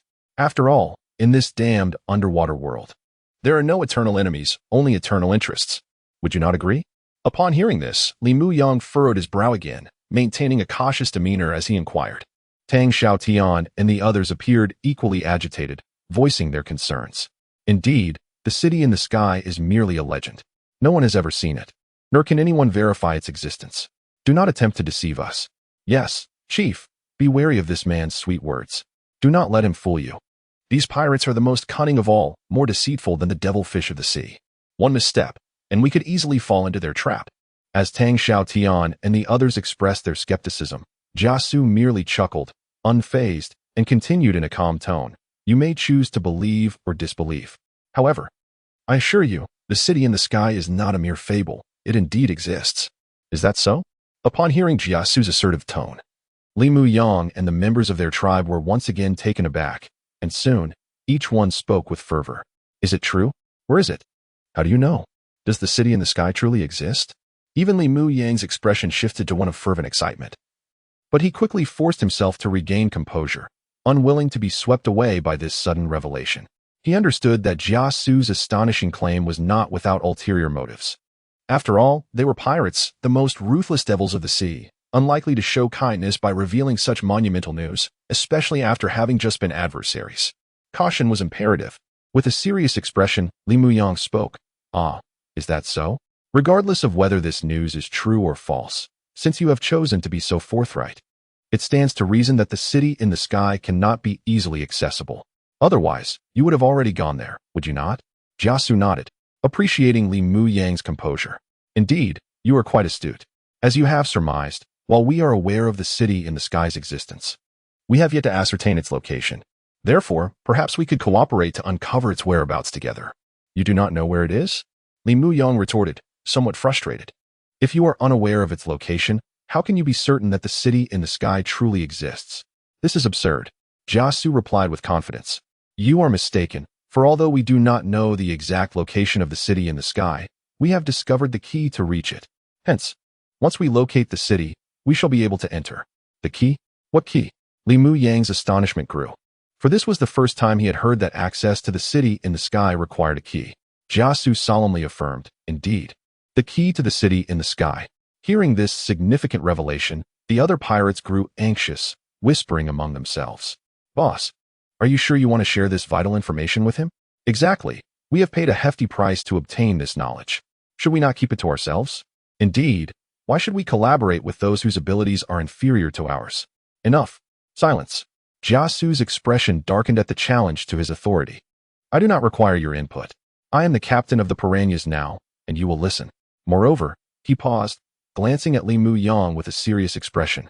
I sense that this young man is not ordinary. Collaborating with him may indeed present a turning point for the piranhas, perhaps even leading us to the legendary city in the sky. With Jia Su's declaration, the other pirates exchanged glances, seemingly resigned. They shrugged and nodded, conceding to their captain's decision. Very well, you are the captain. We shall follow your lead. Let us hope this young man possesses something remarkable. Indeed, the city in the sky is a place I have long dreamed of visiting. Can we truly find it? I have grown weary of this cursed sea. If possible, I would trade my very life for the chance to discover the city in the sky, yearning only to be laid to rest upon its hallowed ground. I swear it. Seeing the pirates suddenly fervent, Li Muyang, slightly bemused, pressed on with curiosity. Enough of this banter. I wish to know what precisely the key to the city in the sky is and how we can find its location. After all, this is but an elusive legend, shrouded in mystery. How can you be so certain? In response, Jiasu spoke with a hint of fervor. It seems you lack our knowledge regarding the city in the sky. As the legends tell, the city floats among the clouds, resting atop golden clouds. The key to reach the city of the sky is the CP. It is said that by planting the CP beneath the golden clouds, a vine will sprout, reaching up to the heavens and connecting to the city in the sky. In that moment, the unfortunate souls of the sea shall be able to climb to their dream paradise, escaping the ocean's confines and embracing a life of wonder. And we, the piranhas, fortuitously know the whereabouts of a CP. Now, all that remains is to locate the golden clouds. So, young man, shall we join forces to seek the golden clouds and reach the city in the sky? Chapter 30. The choice. It is said that if one finds the golden cloud and plants CPs beneath it, a vine will grow that reaches up to the heavens, extending all the way to the golden cloud, connecting to the sky city. At that point, the unfortunate souls on the sea will be able to climb to this dreamlike paradise, thereby escaping the shackles of the ocean and embarking on a wondrous life. Upon hearing this from Jiasu, Li Muyang nodded thoughtfully. So what you are saying is that these CPs are the key to the sky city? Jiasu smiled and nodded. Indeed, my friend. To enter the sky city, one must possess CPs. Otherwise, even if you find the sky city, entry will be impossible. Therefore, I am not joking when I say that perhaps we can truly collaborate to seek out the whereabouts of the sky city. After all, searching for the golden cloud or the CPs in this vast ocean is akin to finding a needle in a haystack. The only fortunate fact is that we, the piranhas, have already learned of the location of one CP. We merely need to find the golden cloud to reach this dream paradise that countless sea wanderers yearn for. What do you think? Li Muyang furrowed his brow again upon hearing Jiasu's words. Although he felt a rush of excitement at the news of the sky city, he did not lose his composure. After all, he was not only himself, but also the sole chieftain of their small tribe, where every word and action could determine their survival. He could not afford to act recklessly. Moreover, he did not believe that these pirates would genuinely change their minds and decide to cooperate with him. Pirates, after all, are the most ruthless of demons that roam the seas. As is well known, collaborating with demons is rarely a good idea. After contemplating, he called over Uncle Wu Da, the most knowledgeable member of their tribe, and quietly inquired, Uncle Wu, is what he said true? Is the sky city indeed situated on the golden cloud? And is it only accessible through these CPs? Yes, Uncle Wu Da replied with a wry smile. We have managed to survive in this damned water world, which itself resembles a fairy tale. There is no need to be surprised. He then looked at Li Muyang and continued, Indeed, chieftain, I have heard such tales. During our tribe's last participation in the Sea Wanderers Conference, I overheard some wanderers from other ocean tribes mention that the sky city is indeed perched upon a golden cloud. To reach it, one must locate the CPs, which are said to be the seeds of hope cast into the sea by the inhabitants of the sky city to guide lost souls on the surface back home. However, it is said that the number of CPs is exceedingly scarce and difficult to find, akin to reaching the shores of hope. I never imagined these pirates would possess one. It's truly astonishing. Do demons always have such opportunities? Is it true, then, Uncle Wu, that the only way to reach the sky city is through these CPs? Are there no alternative methods, such as flying there? Shaking his head, Uncle Wu Da replied with a bitter smile, Chieftain, I fear that is not possible. It is said that to protect the sky city, our ancestors established a powerful barrier around it. One cannot simply fly inside. The barrier would obliterate any intruder. Only through the unique key, the CPs, can one gain access. This fellow is indeed not lying. I see. Nodding again, Li Muyang cast a deep glance at the newly appointed pirate leader, Jiasu, and said slowly, If we wish to reach the sky city, it is indeed a formidable challenge. Must we truly collaborate with these pirates? Uncle Wu Da replied earnestly, Chieftain. It is worth considering. After all, as this fellow said, in this cursed water world, There are no eternal enemies, only eternal interests. Although they possess the CPs, finding the Sky City perched on the golden cloud remains a daunting task. The Sky City does not stay fixed but drifts like clouds in the sky. In the boundless ocean, locating a wandering golden cloud is still akin to finding a needle in a haystack. We must have sufficient manpower. Otherwise, one might search a lifetime without success. I believe this is the reason these pirates intend to collaborate with us. After all, with just their numbers, searching for the golden cloud in this vast ocean is but a foolish dream. Upon hearing Uncle Wu Da's words, Li Muyang stroked his chin and nodded slightly, recognizing the validity of Uncle Wu Da's reasoning. Even Tang Xiaodian and the others nearby appeared somewhat excited, exclaiming, "Yes, chieftain, if what this fellow says is true, we should indeed consider collaboration. None of us knows if there is still unsubmerged land. What if there isn't? That would be disastrous. We might end up drifting on the sea forever, like unanchored phantoms, which holds little meaning. Now that we have news of the Sky City, and these pirates possess a CP, perhaps this is our only opportunity to reach the surface. We cannot let it slip away. Yes, chieftain. I also believe we should attempt collaboration. Perhaps this is a sign from the heavens, granting our tribe hope to reach the Sky City without endlessly wandering the sea." With everyone leaning towards collaborating with the pirates to seek the whereabouts of the Sky City, Li Muyang pondered and found merit in their arguments. After all, he did not know whether there was still unsubmerged land in this cursed ocean. Perhaps there was none left. If so, the Sky City might indeed be their only hope.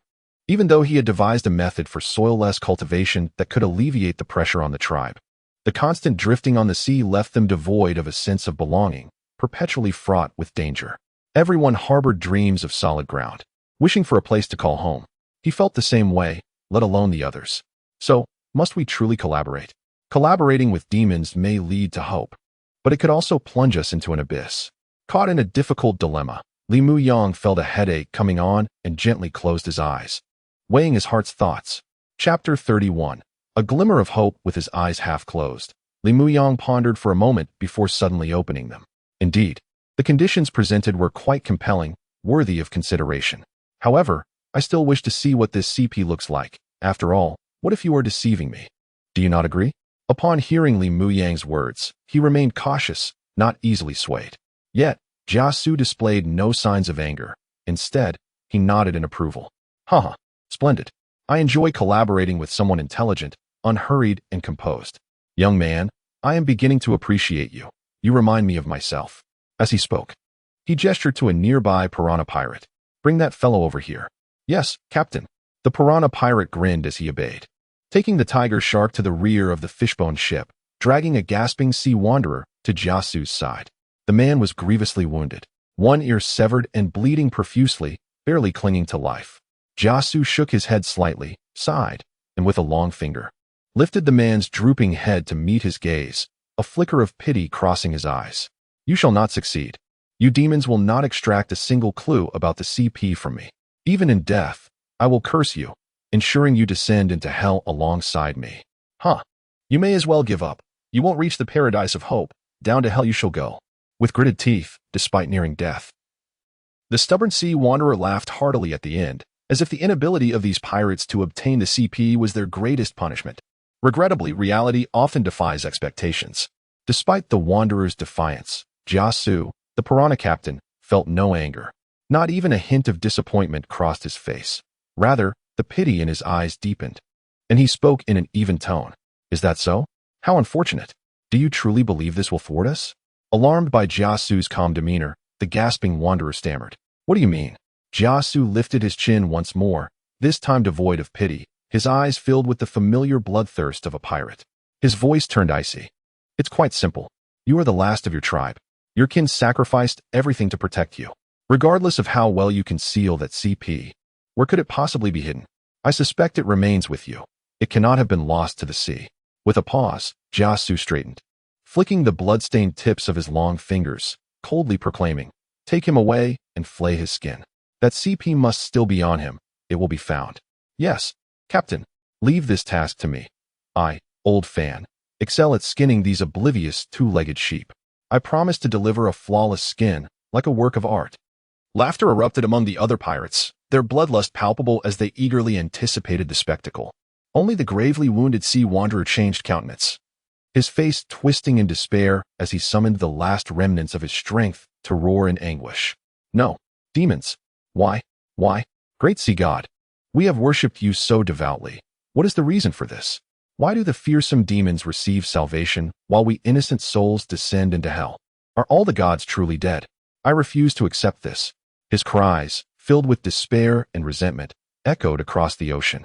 A haunting lament that resonated with Li Mu Yang and his companions, leaving them feeling desolate and absurdly detached, as if mourning a fallen comrade. This sea wanderer, like them, hailed from a small tribe fortunate enough to acquire a CP only to attract the covetous gaze of demons. Is this the cruel twist of fate? How tragic it is to glimpse hope only to face the annihilation of one's kin. Who could accept such a fate? Yet, this is the grim reality for many weak tribes upon the ocean. In fact, in some respects, they were luckier than other tribes, for they at least glimpsed a flicker of hope. Many others spent their lives wandering in despair, never witnessing the light of hope, ultimately fading into oblivion. Must one truly become a demon to survive in this cursed aquatic realm? Li Mu Yang pondered deeply. In the end, the pitiful wanderer's cries weakened until silence enveloped him. The sea, tinged with a faint scent of blood, continued to roar and churn, swiftly erasing the sorrow, as if nothing had transpired. Only the pirate responsible for the flaying appeared exhilarated, one hand clutching a bloodied human skin, the other a crimson-stained pea, approaching Jia Su with uncontainable joy. "Ha, Captain. You were right. He indeed concealed the CP beneath his flesh, thinking to deceive us. A fool's dream. Indeed, you are clever, Captain, unlike that dim-witted Dylan, who tortured him for hours without a word. The moment you took charge, it was found. You are undoubtedly born to lead." The sycophant's praise fell on deaf ears as Jia Su waved his hand dismissively, wiping the lingering sin of blood from his nose. He accepted the bloodied pea and curtly replied, "Enough with the flattery. Just do your jobs." Noticing Jia Su only took the pea, the pirate named Fan Bai continued eagerly, "What about the human skin, Captain?" Jia Su waved his hand nonchalantly. "It's yours. Make yourself a garment. It suits you." "Thank you, Captain. This skin will be perfect for clothing. We recently caught a blue squid. The dye will be just right." Ignoring him, Jia Su raised the bloodied pea to the sunlight, closing one eye. In the dawn's glow, the pea radiated a golden sheen, exuding an enchanting beauty. Jia Su could not help but murmur in awe, "What a marvelous luster! Is this the light of hope? I feel as if I have truly glimpsed hope." Chapter 32. Is there no choice? I seem to have truly glimpsed hope as I witnessed Jia Su, enraptured by the morning sun, softly murmuring while holding a CP in his hand. In stark contrast, Li Mu Yang, having just witnessed a poor sailor being brutally skinned, felt a profound sense of desolation akin to the sorrow of a rabbit mourning its fallen kin. Unable to contain his disdain, he scoffed. "Oh really? How amusing. This is the first time I've heard that demons can see hope. Don't you find that ironic?" With a faint smile, Jia Su tucked away the CP, seemingly unfazed by Li Mu Yang's mocking words. Regaining his composure, he simply shook his head and replied coolly, "Heh, kid, there's no need to mock me. I admit we are not good people. But what is a demon? Is it me? Or this damned world? Do you think I wish to become this way? I long to be an ordinary person, just like those who lived before the calamity, having a modest home on solid ground, not too large. Just enough to be called a home, a place for lost souls to find refuge. Every day would be simple, chopping firewood, feeding horses. Perhaps even wandering the world during leisure moments, exploring the earth at will. There would be no need to live in perpetual fear, wary of every person around me. Able to embrace friends and family without hesitation. No more dread of thunder and storms. Even amidst the chaos of lightning and thunder, each flash could be perceived as a blessing. Who wouldn't wish to face the sea, basking in the warmth of spring? But is that even possible? In this cursed watery world, can it be achieved? Tell me, can it? We yearn to face the sea, not to be eternally shackled by it. This torment. Do you understand, kid? As Jia Su's voice rose in a near roar, the other piranha pirates echoed his sentiments with clenched teeth and curses. Indeed, who the hell wants to be a demon? Who wants to wear a human guise all day? Who wishes to live a life of consuming one another? Who desires such a fate? I too dream of a brilliant future. Yet is it attainable? Yes, isn't it said that God seeks to destroy this world? Well, we are merely complying with his will, bringing forth greater destruction, transforming this merciless world into a true hell on earth. Can you blame us for that? Ha ha ha. Right, kid? Tell me, what is compassion? What is sympathy? They are merely the foolish jests scribbled by mad poets on cursed paper to deceive the gullible. Surely, you don't actually believe in such nonsense? That would be laughable. If you do hold such beliefs, I suggest you find a way to be reborn and seek this illusory happiness in your next life. Haha. The raucous laughter of the pirates filled the tumultuous sea once more, yet this time, a bitter tinge of sorrow lingered within. Who truly desires such an existence? Li Muyang, too, fell silent upon hearing their reckless yet helpless laughter. He found himself at a loss for words, for in many respects, the pirates spoke the truth. They did not wish to be as they were, living a half-life, neither human nor ghost, but were compelled by this accursed world to devolve into beasts, surviving solely on their bloodlust, numb, cruel, heartless, and ferocious. Yet, can the entirety of this predicament truly be attributed to the world? When hope fades, does one have no choice but to plunge into darkness? A conundrum devoid of a clear answer left Li Muyang in contemplation. Noticing his silence and the shake of his head, Jiasu spoke again. So, kid, have you thought it over? Do you wish to collaborate with us piranha pirates? After all, compared to your aimless pursuit of a nearly non-existent hope, I believe it would be more practical to follow us in search of golden clouds and reach the city in the sky. Upon hearing Jiasu's proposition, Li Muyang halted his spiraling thoughts, raising his gaze to meet Jiasu's eyes, particularly fixating on the crimson CP in his hand. He furrowed his brow slightly and said, "But the CP in your hand is stained with blood." Blood? Jiasu paused momentarily at Li Muyang's sudden declaration, glancing at the bloodied CP in his own hand before chuckling and nodding. Indeed, it is stained with blood. However, as I mentioned earlier, to survive in this damned watery world, what doesn't tea get stained with a bit of blood? Tell me, kid, can you claim your tribe has never been tainted? Li Muyang had no retort, merely nodding slightly in acknowledgement. You are correct. It seems that to have survived in this cursed watery realm, no one can claim their hands are clean. Yet, we are inherently different, and you are not good people. You are demons roaming the sea. I am uncertain whether collaborating with demons is wise or foolish. With a self-deprecating smile, Jiasu shook his head. Kid, you are right. We have never been good people. Yet, I have never aspired to be a villain either, but I have no choice. As for demons, ISNT there is saying that goes. Collaborating with demons is the most perilous yet also the greatest opportunity. Risk and opportunity always coexist, do they not? Nodding, Li Muyang eventually spoke solemnly. You make a valid point. I have one final question. Why choose us? After all, we are merely a relatively weak tribe. While you possess the CPs and have numerous options available, just spreading the word would attract many tribes eager to collaborate with you. Upon hearing Li Muyang voice his greatest curiosity, Jiasu responded with a smile. It's quite simple, kid. You must understand the principle of a commoner without guilt bears the burden of wealth. The CP is arguably the most precious treasure of the ocean. Once its existence is leaked, it would incite countless sailors to frantically pursue and seize it. At that moment, we piranhas would be akin to delectable morsels exuding a strong scent of blood, instantly torn apart by these bloodthirsty beasts. Thus, we dare not seek collaboration with stronger tribes. We prefer to ally with smaller tribes like yours for safety. Moreover, I sense something exceptional in you. You are an astute individual with potential worth collaborating with. Otherwise, we piranhas would not even glance at an ordinary small tribe. Chapter 33. The Heartfish with a nod. Li Muyang found it hard to believe that Jiasu chose to collaborate with him for such a reason. Was he to feel relieved or astonished? Is that truly the reason? He exclaimed in surprise. Indeed, Jiasu replied solemnly. You need not be astonished. It is as simple as that. Do you know why I have survived in this wretched water world until now? It is not due to anything else but my unwavering confidence in my own judgment. I perceive you as an intelligent individual, possessing a distinct aura that sets you apart from others. For instance, despite belonging to such a feeble tribe, you have mastered the remarkable art of water manipulation. Is that so? Li Muyang chuckled at Jiasu's praises. I am quite curious. Are you not afraid that I might leak this information and sell it to those powerful tribes?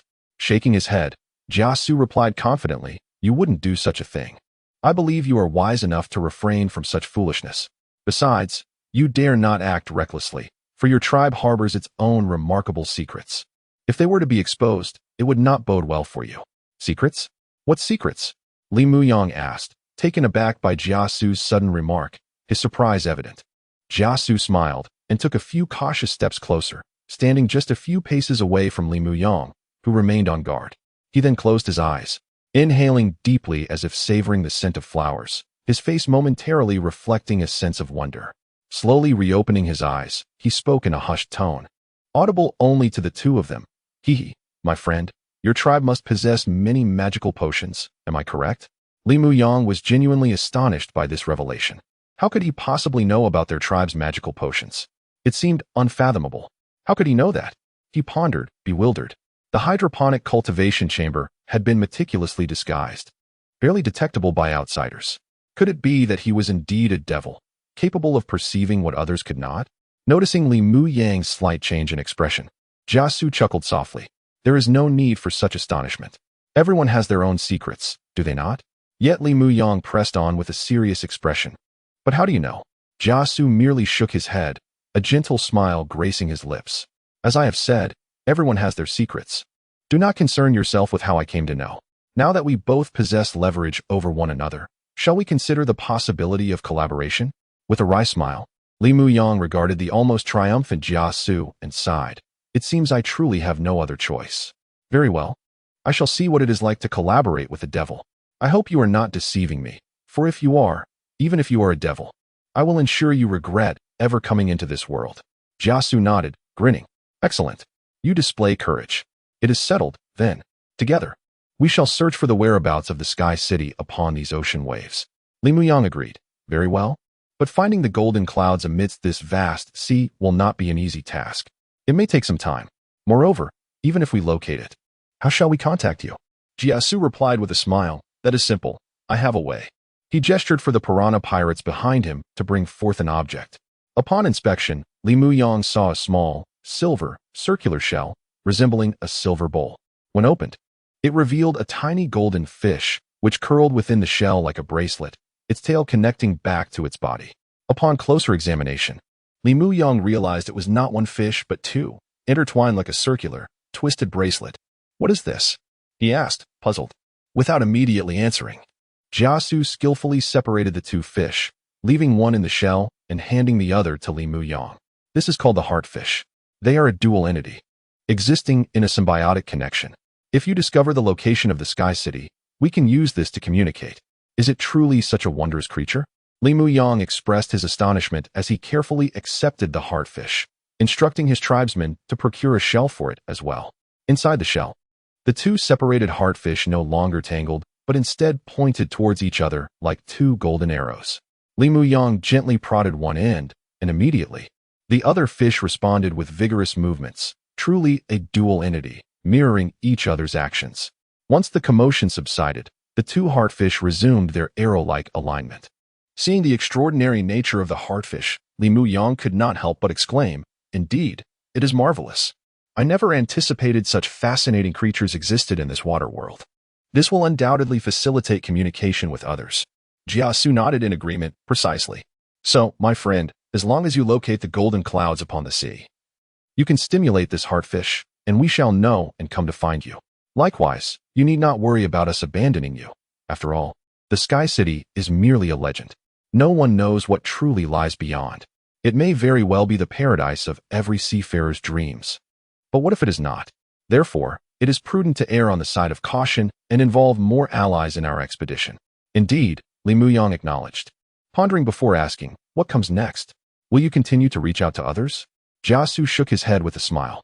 Who knows? If I encounter someone suitable, as intelligent as you, I may attempt to make contact. Likewise, if you meet other clever individuals, feel free to reach out to them for collaboration. However, there is one condition. Do not engage with any overly powerful tribes, as I prefer to keep matters within my control. Understood? Li Muyang nodded, smiling at Jiasu's serious warning. Of course, I too dislike losing control over situations. Therefore, I will refrain from courting trouble. Excellent. I have always said you are a wise individual. So, have we reached an agreement on our collaboration? Jiasu inquired. Li Muyang extended his right hand with a smile, nodding slowly. May our collaboration be fruitful. Seeing this, Jiasu reciprocated with a beaming smile, shaking his hand firmly. May our collaboration be prosperous. Chapter 34. Setting off again after reaching a cooperative intention with Jiasu's piranha pirates, Li Muyang parted ways with them. embarking on his own journey in search of the fabled golden clouds. He hoped to uncover the whereabouts of the legendary Sky City, a paradise long aspired to by countless seafarers. However, regarding this collaboration, Li Muyang found himself in a tumult of emotions. The origin of this CP was steeped in blood. It bore the stains of a weak tribe's demise. And he could never forget the harrowing sight of the last unfortunate seafarer being flayed by Jia Su and his crew. Bloody peas in the skin of the slain, who could easily forget such horrors. Thus, to ally with them felt akin to partaking in blood-soaked buns, instilling within him a profound sense of guilt. Yet, he had little choice. In this cursed aquatic world, it seemed that survival necessitated some deeply conflicting decisions. Moreover, he was not alone. As the leader of his frail tribe, he was compelled to make choices that would safeguard their existence, even if it meant swallowing his conscience along with the blood bond. The sea breeze howled as he stood atop the batfish, gazing into the distance. Noticing Li Muyang's gloomy demeanor, Tang Xiaotian gently patted his shoulder in a gesture of comfort. "Brother Muyang, what's troubling you? Are you all right?" Shaking his head, Li Muyang smoothed his tousled hair, tousled by the wind, and offered a bittersweet smile. "Xiaotian, I'm fine, merely contemplating whether my decision was indeed the right one. By collaborating with demons, do we not risk becoming demons ourselves? Or could it be that we were demons all along?" Tang Xiaotian chuckled. "Brother Muyang, don't overthink it. You are doing this for our tribe. Besides, I see no harm in it. As those ruffians said, pursuing that elusive hope seems less practical than seeking the Sky City." Even the composed and seasoned Uncle Wu nodded in agreement. "Indeed, Chief. At least we have heard tales of the Sky City, and the pirates presented the CPs as evidence of its existence. Whether there remains any land above the waters is uncertain. Perhaps it has all been submerged. Therefore, collaborating with them appears to be our tribe's best option for now." "Exactly, Chief. Don't burden yourself with guilt. In this damned water world, merely surviving is a blessing. Why dwell on it? Right? Our immediate concern is to find ways to strengthen our tribe. I believe working with those pirates is not such a grave matter," another added. "Yes, they haven't inflicted any significant harm on us. In fact, you, Chief, eliminated one of their leaders. Achieving a resolution is fortunate for our tribe," someone else chimed in. "Indeed. Had we engaged in a direct confrontation, our tribe would have suffered greatly. Now, finding a mutually beneficial resolution is commendable," they concurred. Hearing their reassurances, Li Muyang managed a self-deprecating smile and nodded. "You all make valid points. It appears our tribe has indeed come out ahead. It is merely a pity for the other feeble tribe, utterly annihilated, with even its last member flayed by those pirates. My heart aches for them." Uncle Wu offered a bittersweet smile. "Indeed, Chief, who could remain unmoved? Yet, this is the harsh reality of survival in this wretched water world. It is either they perish or we do. Our task now is to find every means to strengthen our tribe and avert a similar fate." Nodding, Li Muyang sighed. "Yes, this is the cruel law of survival upon the sea. How many tribes and seafarers perish daily in this treacherous competition? Is there truly no way to alter this fate? Change. Who does not yearn for it? But how can it be achieved? As long as this torrential flood persists, all seafarers will remain ensnared in this brutal struggle, with no escapes to be found." As he spoke, Uncle Wu shook his head, offering solace. "Enough, Chief. Do not dwell on such thoughts. This is beyond our control. Perhaps it is the domain of the divine. Humanity's soul is indeed tainted, and thus the gods have chosen to cleanse the world with this cataclysmic flood. Perhaps we must await the complete purification of souls before this deluge wanes, allowing for rebirth," Li Muyang remarked with a hint of irony. "Rebirth through destruction? But what significance does such rebirth hold? Originating from destruction, it too shall end in destruction. What purpose do the gods serve in this? Or perhaps, does our world truly require deities?" "Hush, Chief. Tread carefully." Uncle Wu, alarmed by Li Muyang's audacity to criticize the gods, swiftly shook his head, warning him sternly. With a resigned smile, Li Muyang conceded. "Very well, Uncle Wu, I shall refrain from further comment. However, I firmly believe that our destiny should rest in our own hands. Whether our souls are tainted or in need of cleansing, that decision lies with us. For only such purification is everlasting. Relying on external forces, be they gods or otherwise, is but a futile exercise in self-deception." Observing Li Muyang's obstinate stance, Uncle Wu could only muster a wry smile and nod in reluctant agreement. "Perhaps, but this is a matter for the younger generation to ponder. I only hope that before this old man departs, I do not witness further losses within our tribe. We truly cannot endure much more turmoil." Looking at the weary elder before him, Li Muyang nodded solemnly. "Rest assured, Uncle Wu, I will do my utmost. Even if it costs me my life. I will ensure no more lives are lost from our tribe." "Ah, that is reassuring, Chief. What shall we do next? Should we attend the Seafarers' Conference? Or shall we pursue the golden clouds directly?" Contemplating for a moment, Li Muyang smiled. "Let us first attend the Seafarers' Conference. After all, we know not where the golden clouds may lie. They could be anywhere along the path to the conference.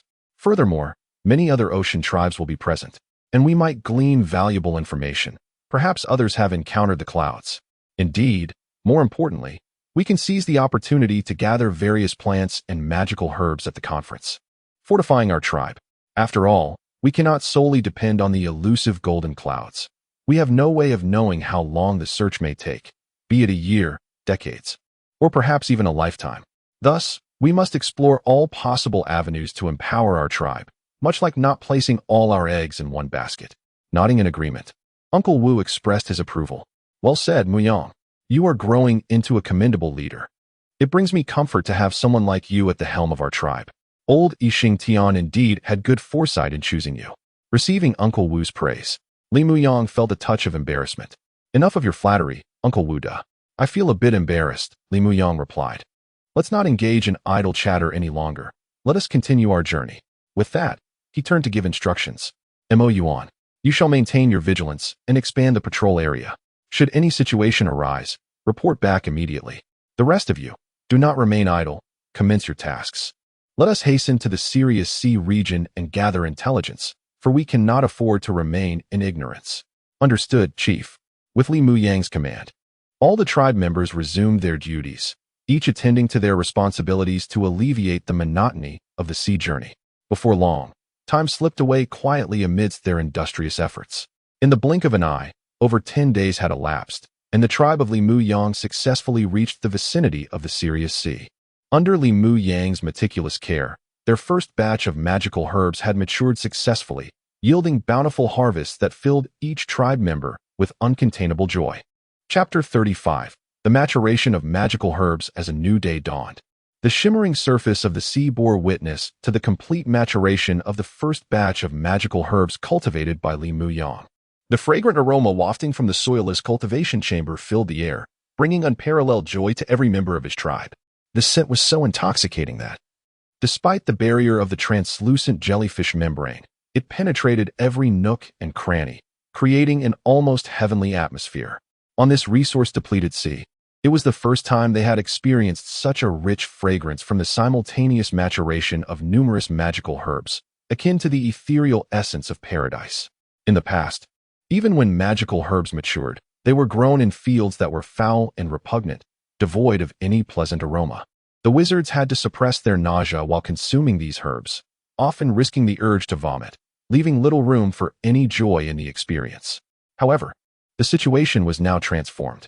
In Li Muyang's tribe, all magical herbs thrived in the soilless cultivation chamber, entirely free of any unpleasant odors, exuding a rich fragrance that turned every inhalation into a dreamlike indulgence.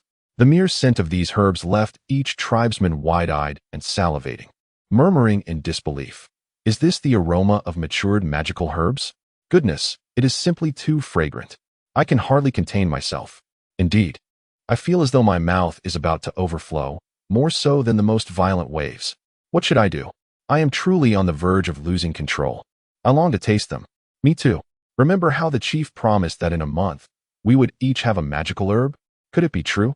It seems highly plausible, as the month is nearly up and the herbs have matured. Am I dreaming? Could I actually eat a magical herb in this lifetime? Oh, I feel like I'm going insane.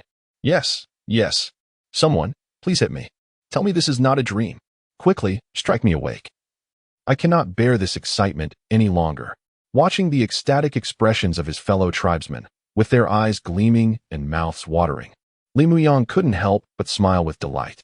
As the chief, being able to bring such dreamlike joy to his people signified his success and marked him as a worthy leader. Without further delay, he raised his hands to quiet the excitement and said with a grin, "All right, everyone, no need for such exaggeration. I assure you, This is not a dream. Very soon, each of you will be able to taste the magical herbs. After all, when have I ever deceived you? Oh my, it is truly not a dream. Yes, Chief. You are magnificent. I adore you. Indeed, we love you. Long live the Chief. Long live. The tribe erupted in fervent cheers, their joy reaching unparalleled heights. Ignoring the flattery, Li Muyang continued to smile, shaking his head. All right, I've said to remain calm. Xiao Tian, ensure everyone stays alert and vigilant.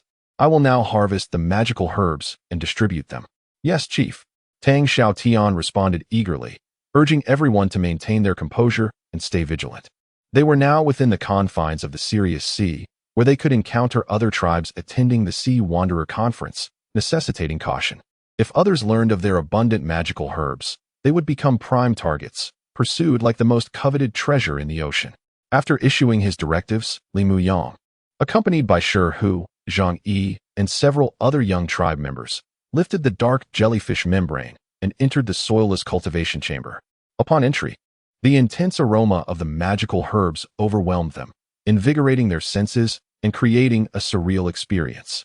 Li Muyang remained composed, having spent time in blooming gardens in his previous life, but Shi Hu and the others were utterly astonished.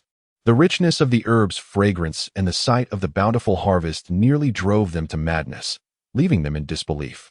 Is this real? Chief, does our tribe truly possess such an abundance of magical herbs? Indeed, it is breathtaking. Am I in paradise? Such an abundance of magical herbs in this watery realm is nothing short of a miracle. News of this will undoubtedly cause a sensation, more powerful than a 10-point tsunami. Yes, it is astonishing and unbelievable. How can this be?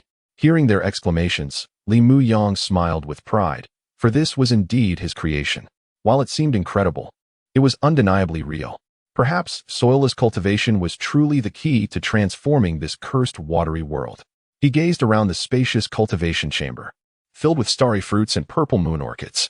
The starry fruits were the most abundant, with 32 pots, while the purple moon orchids were slightly fewer, with only 6 pots, all in full bloom and laden with fruit, not to mention the 2 mother plants.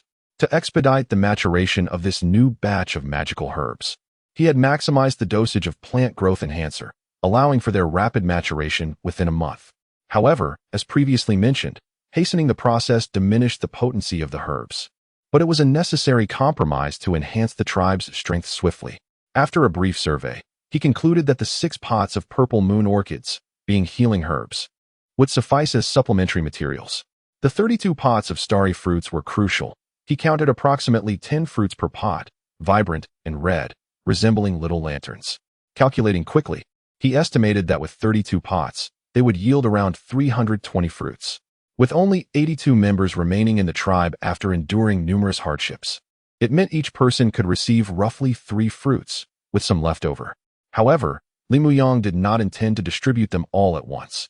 He decided to give each person 2 fruits initially, reserving the rest for future exchanges at the Sea Wanderer Conference, as well as for unexpected needs. 2 fruits each should be sufficient to elevate everyone's strength to that of novice wizards. Though they are a weakened version of magical herbs, it will be their first experience, and it should suffice.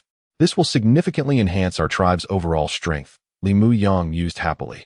Chapter 36, A Family Breakthrough. Thus, gazing at the bountiful magical fruit before him, Li Muyang suppressed the joy swelling within his heart and snapped his fingers at the dazed Shi Hu and others, who still found it hard to believe the scene before them. Hey, why are you all still in a daze? Don't just stand there. Hurry and fetch me some containers for the magical fruits. Do you not wish to taste them? Oh, yes, Chief. Just a moment. We'll be right back. With that, the excited Shi Hu and the others nodded fervently like chicks pecking at grain, and without a moment's hesitation, they dashed off to retrieve several large storage shells for Li Muyang to harvest the magical fruits. Once the containers arrived, Li Muyang wasted no time and led them to the clusters of Xing Luo fruits, carefully plucking the plump, oversized fruits and placing them into the storage shells. These storage shells, a specialty of the sea, were silver gray, roughly the size of a hug, resembling small elliptical cabinets. They were sturdy, ensuring that the contents remained undamaged and preserved for a long time. After gathering the Xing Luo fruits, each shell could hold around 50 to 60 fruits. Upon completing the harvest of 36 pots of Xing Luo fruits, Li Muyang filled 6 shells to the brim. After stretching his somewhat fatigued limbs, He instructed them to carry the storage shells outside.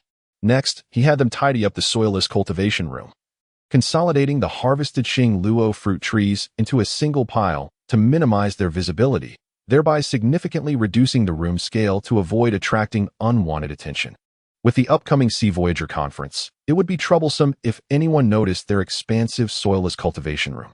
Thus, he aimed to make it comparable in size to the magical herb fields of other small tribes, striving for utmost caution. After the work was completed, Li Muyang stepped outside the soilless cultivation room and observed his eager clan members, their eyes glistening with anticipation, almost drooling. He chuckled, scratching his nose as he spoke. Haha, all right everyone, stop looking at me like that. It's just magical fruit. Everyone will have a share today, and I won't allow any hoarding.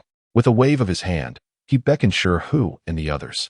Yes, Chief, they responded excitedly, hastily bringing the storage shells to the eager crowd and opening them to reveal the crimson, fist-sized magical fruits within. Upon seeing the abundance of magical fruits, the tribe was once again astonished. Heavens, it's true. There are so many magical fruits. Am I dreaming? Oh, Chief, you are magnificent, truly remarkable. I could cry. Yes, it's my first time seeing so many magical fruits. I'm going mad with excitement. Who could have imagined? In this cursed underwater world, every clan member can taste magical fruits. Is this real? This is the greatest chief in history. Yes, this is a dream come true. Our wish was to eat a magical fruit in our lifetime.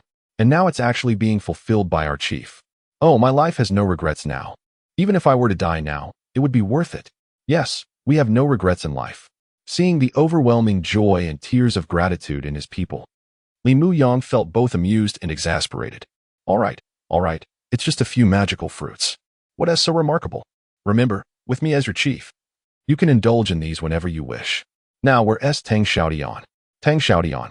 He called out several times until he spotted the equally emotional Tang Xiaotian, who was discreetly wiping away tears. Li Muyang, slightly frustrated, said, Xiaotian, look at you. Why are you crying? You're my assistant, act like it. Help distribute the magical fruits to everyone. 2 for each, no less. Yes, Chief. Overwhelmed with joy and excitement, Tang Xiaotian finally burst forth. Did everyone hear that? The chief said each person will receive 2 magical fruits, so calm down. Form a line, no cutting or rushing. Take your time. However, the tribe members protested, both elated and apprehensive. Oh, Chief, let us just have 1 each. 2 is too much. You should keep the rest for yourself. Your strength is our tribe's true hope. Indeed, Chief, 1 is sufficient. Just having a magical fruit is our lifelong dream. We dare not ask for more. Yes, Chief. Really, just 1 will do. Your well-being is more important. Hearing their heartfelt words, Tang Xiaotian was momentarily taken aback, but recognized their reasoning, glancing at Li Muyang, uncertain of what to do. Li Muyang, feeling warmth in his heart, but pretending to be angry, replied, Stop. What are you all doing? Who is the chief here? I decide how to distribute them. Do you dare question me? How outrageous. Besides, Haven Tea, I told you, times have changed. With me as your chief, our tribe will never have to worry about magical fruits again. We can have as many as we desire. Do you think I need your concern? In this cursed underwater world, my strength alone is futile. True power lies in the strength of our entire tribe. Don't you agree? So, everyone keep quiet. Each person will receive 2, and you must eat them. No hiding. If I catch anyone hoarding, there will be consequences. Hearing Li Muyang's firm declaration, the tribe members were moved and ceased their objections, laughing heartily. Ha! All right, Chief. We 1 refuse. 2 it is. Who is afraid? Right, Chief. We were wrong. We'll listen to you from now on. No more questioning you. Yes, Chief. You're the best. We'll follow your lead from now on. Seeing their earnest apologies, Li Muyang laughed and scolded. Good. Why are you still standing there? Hurry and get your fruits. Eat up and break through. 2 magical fruits each. If anyone doesn't reach the little wizard realm this time, I will surely give them a good thrashing. With that, every tribe member who received the magical fruits wasted no time. Their senses overwhelmed by the fragrant fruits. Unable to resist, they devoured them like ravenous wolves, nearly biting their tongues in the process. Moreover, some impatient individuals, having scarcely savored the exquisite flavor of the magical fruit, hastily consumed it, leaving them to rue their hasty decisions. Yet, they dared not linger, for after their meal, they promptly followed Li Muyang's instructions, diligently seeking out tranquil spots to immerse themselves in meditation and cultivation. Chapter 37. Encounter with the tribe after distributing the magical fruits. The eager tribesmen could no longer contain their excitement, devouring them in swift bites. As the potent effects of the Xinglua fruit surged forth, a formidable magical energy erupted within each individual, manifesting as an exceptionally pure mental force. This pristine mental energy, reminiscent of Li Muyang's first experience with the Xinglua fruit, coursed through their limbs, soothing their inner restlessness before gradually converging in their soul sea, filling it to the brim. Ultimately, the residual mental energy coalesced into resplendent seeds of consciousness, akin to diamonds, gently swirling within the soul sea, exuding a faint spiritual pressure that facilitated their seamless ascension to the realm of minor sorcerers, devoid of any peril. Indeed, although this batch of Xinglua fruits was a weakened version, having been hastily ripened, their efficacy was still remarkable. The extraordinary nature of these magical fruits was undeniable, especially considering that each person consumed 2 at once, an astonishing feat that would leave others from different ocean tribes utterly astounded and incredulous. Furthermore, having been born and raised in this cursed aquatic realm, where the only green sustenance was seaweed, the tribesmen possessed virtually no resistance to the effects of the Xinglua fruit, allowing for nearly complete absorption of its potency. As such, joy erupted within the small tribe as news of successful breakthroughs spread, with triumphant individuals exclaiming on the surface of the sea, "Haha, I have broken through. I am now a minor sorcerer. Incredible. Who would have thought that Du Heng could ascend to the ranks of minor sorcerers one day? I am simply overjoyed. Is this the magic of the fruits? I felt more spiritual energy from those 2 fruits than I have in a lifetime of training. Indeed, it is astonishing. No wonder people before the great calamity were so powerful. It was due to their access to magical fruits. If only I could regularly consume these fruits, I too would be a celestial mage. By the way, do you remember what the chief said? That we would truly have regular access to these magical fruits in the future? Could it really be true? Unimaginable. If our tribe could consistently access these magical fruits, just think of how powerful we would become. Terrifying. It is beyond imagination. Truly, our chief is magnificent. Yes, long live our great chief. As they spoke, a jubilant throng of newly empowered tribesmen surged towards Li Muyang, lifting him high into the air and tossing him joyfully, expressing the indescribable elation that filled their hearts.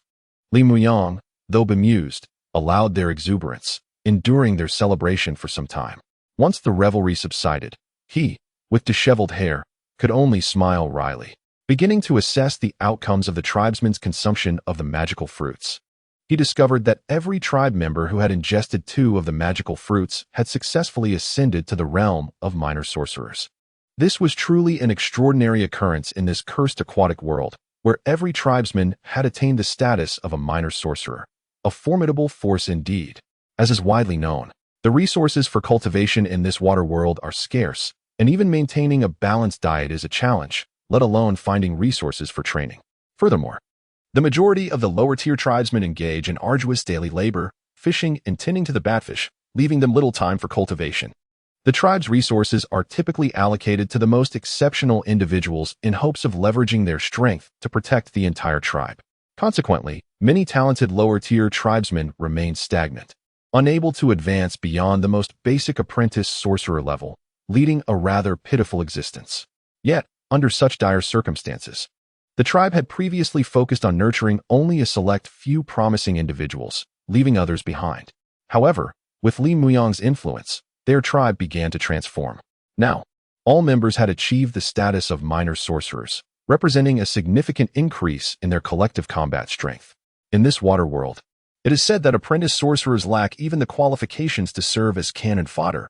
Only minor sorcerers may be deemed to have truly stepped into the realm of sorcery, gaining insight into the mysteries of magic.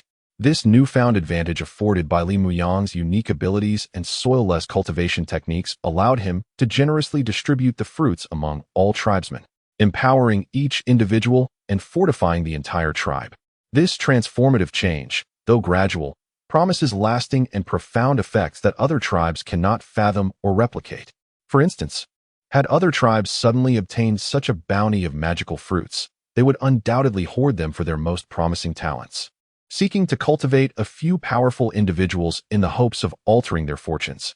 While this method may yield expert practitioners in the short term, it carries the grave risk that such talents are often lost in the treacherous waters, where dangers lurk at every turn.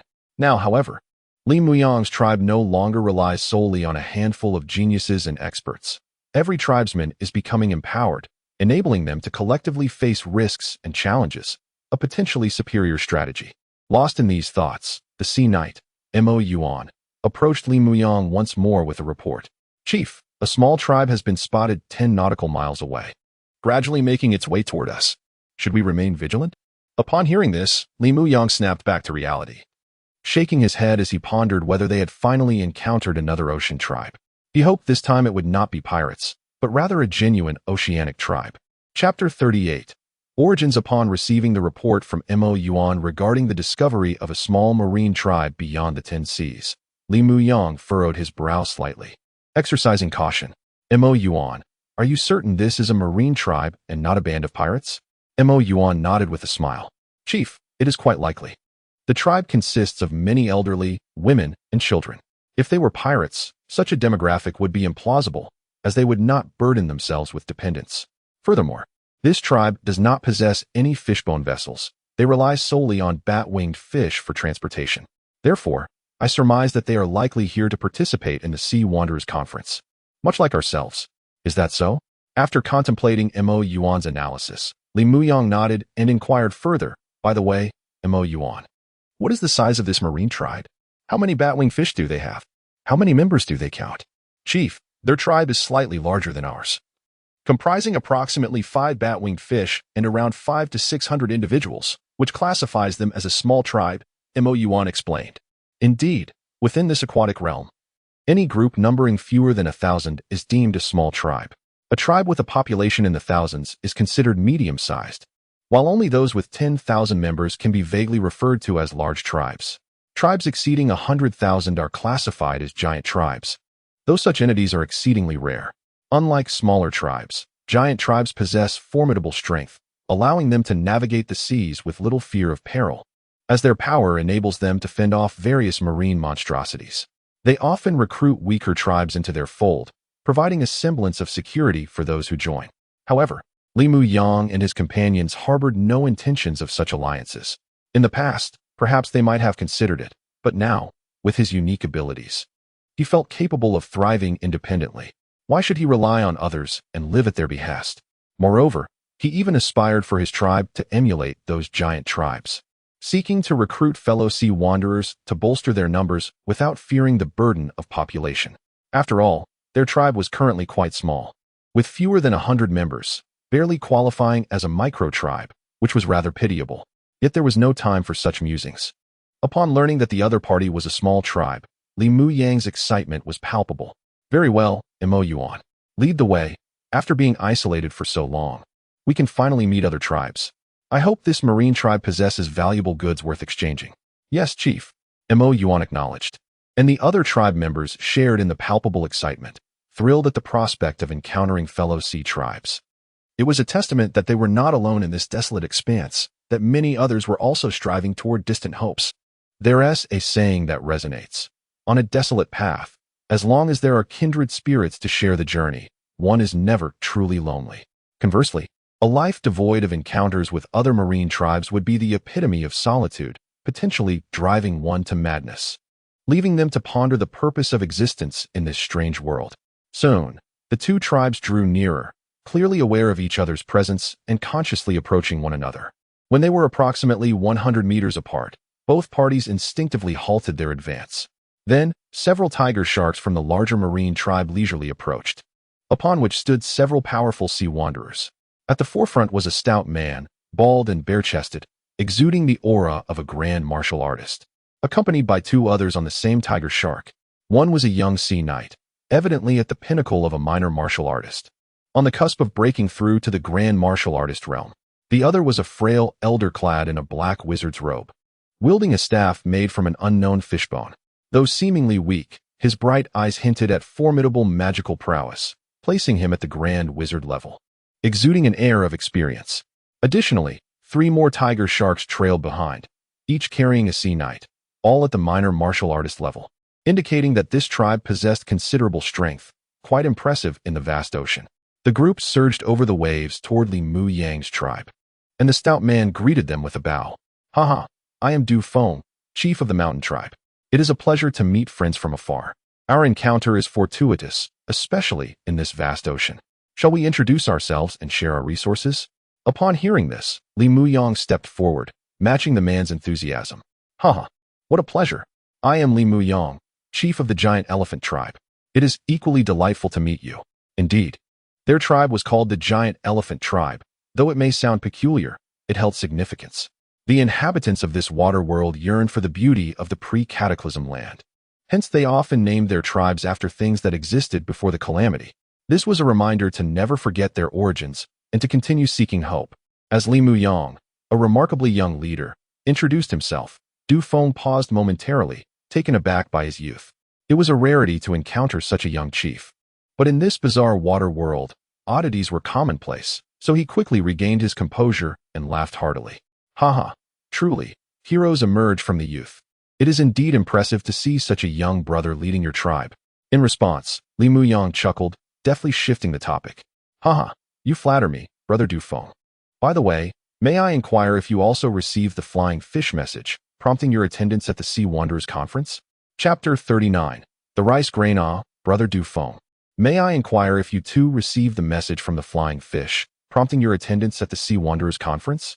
Upon hearing Li Mu Yang's inquiry and the affectionate address of Brother Du Feng, the chief of the mountain tribe, Du Feng, chuckled heartily and nodded in agreement. Indeed, it appears that you, Brother Mu Yang, have also received the flying fish message, which is why you have come to the Serious Sea to partake in this conference. He then expressed a hint of regret. It's unfortunate that our tribe has suffered the loss of over 10 members due to this flying fish message. One wonders if this is a blessing or a curse. Li Mu Yang empathized. Who could disagree? Our tribe has also endured significant losses, which is truly disheartening. We can only hope to gain something valuable from this conference, lest the sacrifices of our brothers be in vain. Nodding with a bittersweet smile, Du Feng waved his hand dismissively. Let us not dwell on such disheartening matters. Have you just arrived in the Serious Sea? Did you encounter any other ocean tribes on your journey? Shaking his head, Li Mu Yang replied with a smile. No, after receiving the flying fish message. We hastened our way here, and thus far, we have only come across your mountain tribe. Upon hearing this, Du Feng laughed heartily. Is that so? How delightful. Brother Mu Yang, we too have encountered only your tribe on our journey. It is indeed a fortuitous coincidence. It's been several years since our tribe has met another ocean tribe. Today, encountering the giant elephant tribe feels like a ray of light piercing through the clouds. Otherwise, I might have thought that we were the only tribe in this cursed aquatic realm. Li Mu Yang nodded in agreement. Yes, Brother Du Feng, we share the same sentiment. Establishing contact with other tribes in this cursed ocean world is exceedingly challenging, and we must endure this solitude. After exchanging a few more pleasantries, Li Mu Yang and his companions began to grow more familiar with Du Feng and his mountain tribe. They learned that Du Feng was indeed the chief of the mountain tribe, and that the elderly man beside him, Elder Hu, a powerful magician, specialized in light magic and was a formidable priest. Like them, he had also come to the Serious Sea for the Sea Wanderers Conference after receiving the flying fish message. Curious, Li Mu Yang asked, by the way, Brother Du Feng, how well do you understand this Sea Wanderers Conference? Have you participated in similar gatherings before? With a smile, Du Feng replied, to be honest, Brother Mu Yang, I have attended the Sea Wanderers Conference once, approximately 10 years ago. In essence, it is a gathering of various ocean tribes, where we exchange goods and resources. It serves as a grand trading fair, lasting anywhere from 3 to 5 months, or even up to a year and a half. With many tribes gathering, particularly smaller ones, it allows for mutual exchange and an opportunity for rest. As you might know, lingering too long on the ocean as a solitary tribe is perilous, inviting attacks from ferocious marine beasts. However, when numerous tribes unite, we can provide each other with safety and withstand such assaults. I see. Li Mu Yang nodded thoughtfully before inquiring further. And Brother Du Feng, do you know who organizes this Sea Wanderers Conference? I noticed in the message that it was called due to the discovery of a ghost ship. What do you know about this ghost ship? With a sheepish smile, Du Feng admitted, I apologize, Brother Mu Yang, but I am not well informed on that matter. The flying fish message I received bore little information regarding the organizing tribe. However, based on past experience, only powerful tribes, large or even giant ones, are capable of convening such a conference, far beyond the reach of tribes like ours. As for the ghost ship, we only know it was once known as the Ship of Hope before the Great Cataclysm, but the specifics elude us. All we know is that it is terrifying. Elder Hu, standing beside Du Feng, glanced at Li Mu Yang and his companions, furrowing his brow. Indeed, my young friends. It is said that the ghost ship has transformed into an ominous vessel, filled with divine curses. Anyone who sets foot upon it meets a tragic fate, and it is advisable to steer clear of it. Du Feng nodded gravely, adding, "Yes, Brother Mu Yang, this ghost ship is certainly not to be trifled with. Our tribe has no intention of approaching it. We are merely here to participate in the Sea Wanderers Conference, exchange goods, and find respite. It is worth noting that we have been traversing this wretched sea for nearly a decade without a proper rest, and our tribe members are utterly exhausted." Li Mu Yang smiled. "Rest assured, Brother Du Feng, we have no intentions of taking risks. Like you, we simply plan to attend the Sea Wanderers Conference and see if we can exchange for some useful items." "That sounds splendid," Du Feng exclaimed. "Since we are already on the outskirts of the Sirius Sea, not far from the conference venue, let us proceed together for safety. I anticipate we will encounter more tribes, and given your tribe's fragility, it would be wise to stick with us." Li Mu Yang had no objections to Du Feng's proposal. Recognizing that they were fortunate to encounter such a genuine tribe amidst the harshness of the ocean, he nodded with a smile. "Indeed, Brother Du Feng, I share your sentiment.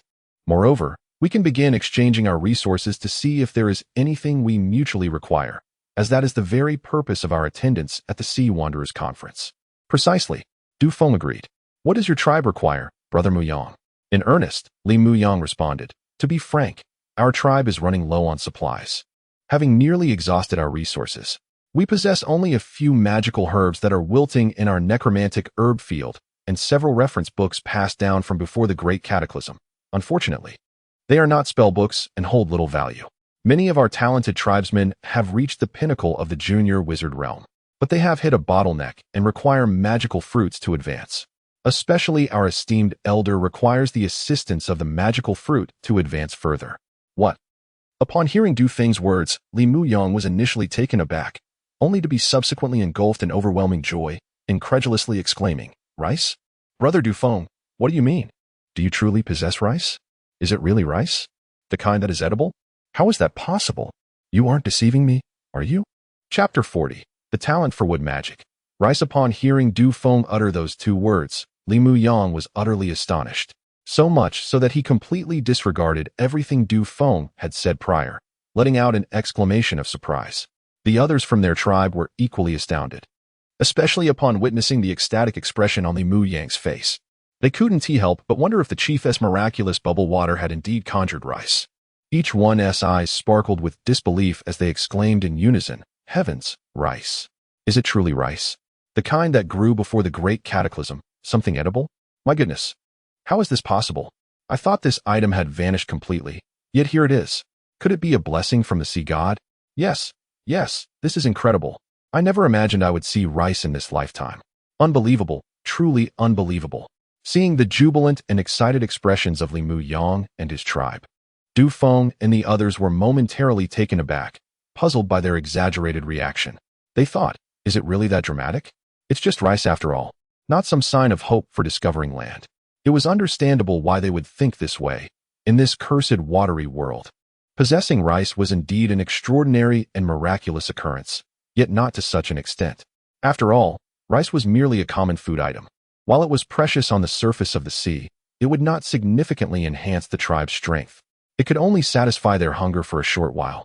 Unlike magical herbs, which could be consumed while also greatly augmenting the tribe's power, aiding their survival in this wretched aquatic realm.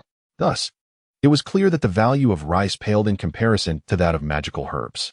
Of course, this was due to Du Feng being unaware of the remarkable capabilities of Li Mu Yang's golden finger, his soilless cultivation technique, which was rather extraordinary.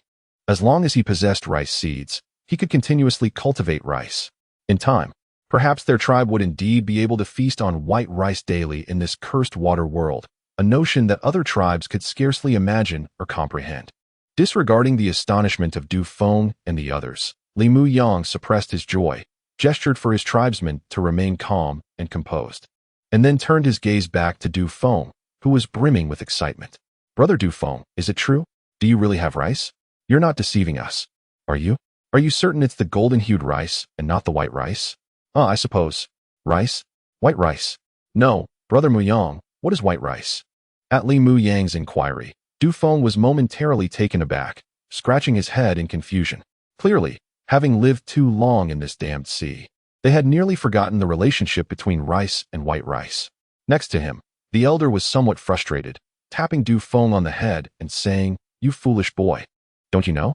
Once rice is hulled, it becomes white rice. Is that so?" Du Feng scratched his head, appearing enlightened. Li Muyang nodded vigorously. Yes, Brother Du Feng, once rice is hulled, it becomes white rice. You haven't hulled it yet, have you? Please don't scare us. It must be rice and definitely not white rice. Du Feng smiled and nodded. No, it's just rice.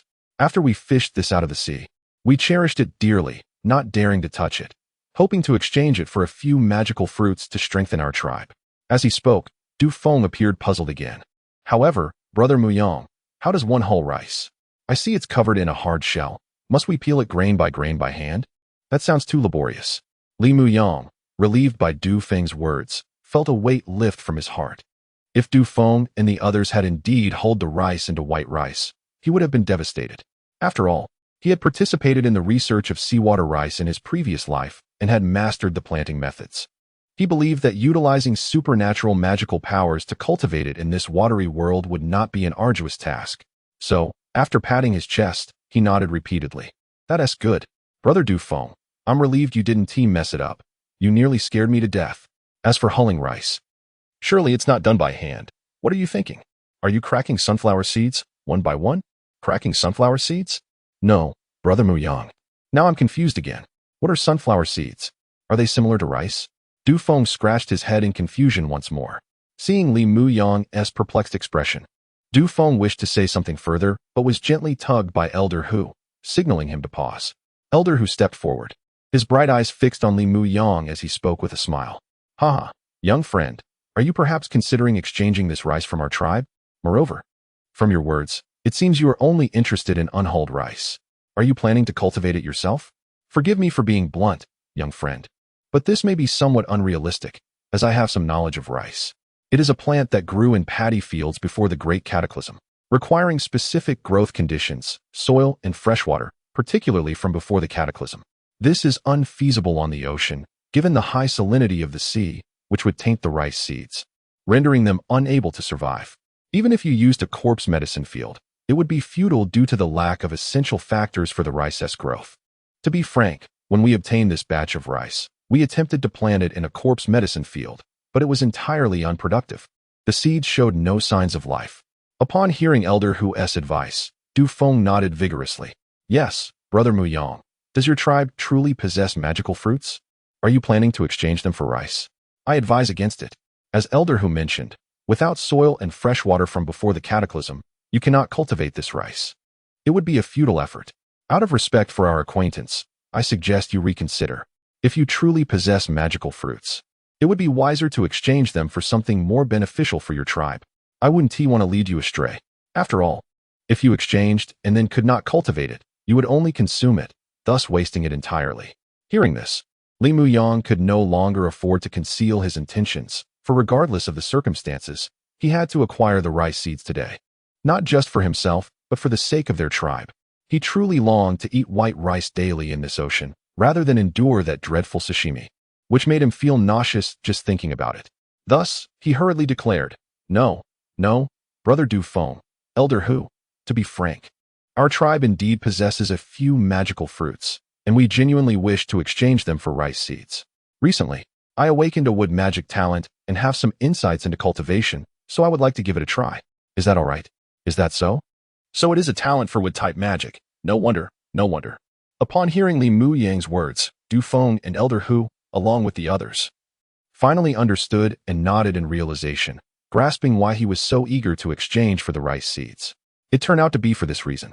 However, simultaneously, they were even more astonished. Magical talent. How could that be possible? Chapter 41. the sorcerer's gift recently. I have awakened a talent for wood-based magic, and I possess considerable knowledge regarding cultivation. Therefore, I wish to experiment with it. May I proceed?" Upon hearing Li Mu Yang's explanation, Du Feng and Elder Hu, along with others, finally grasped the situation and nodded in understanding, realizing the urgency behind his desire to acquire the rice seeds. It was indeed a logical conclusion. For in this treacherous aquatic world, many sorcerers awaken peculiar magical talents, often referred to as sorcerer's gifts. For instance, some may master the language of beasts, while others may excel in healing, which are remarkable abilities indeed. This may well be a final blessing from the gods to those striving to survive in this perilous realm. However, they were astonished to learn that typically, one must reach the level of a grand sorcerer to awaken such gifts. At that stage, a sorcerer's soul sea is sufficiently potent, and their mental strength is enhanced, making the process more feasible. Furthermore, not every sorcerer at the grand sorcerer level can awaken a sorcerer's gift. It remains a probabilistic event, albeit with a higher likelihood for those endowed with greater magical talent.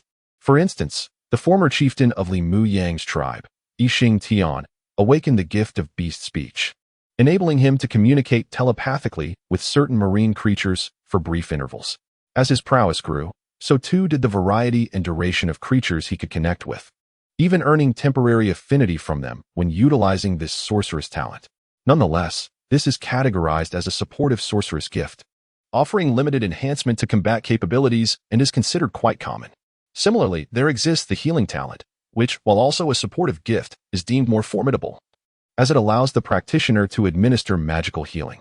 In a world where resources are scarce and healing materials are nearly non-existent, this ability is invaluable. Thus, any sorcerer who awakens the healing gift becomes a treasured asset to their tribe, irreplaceable in their worth.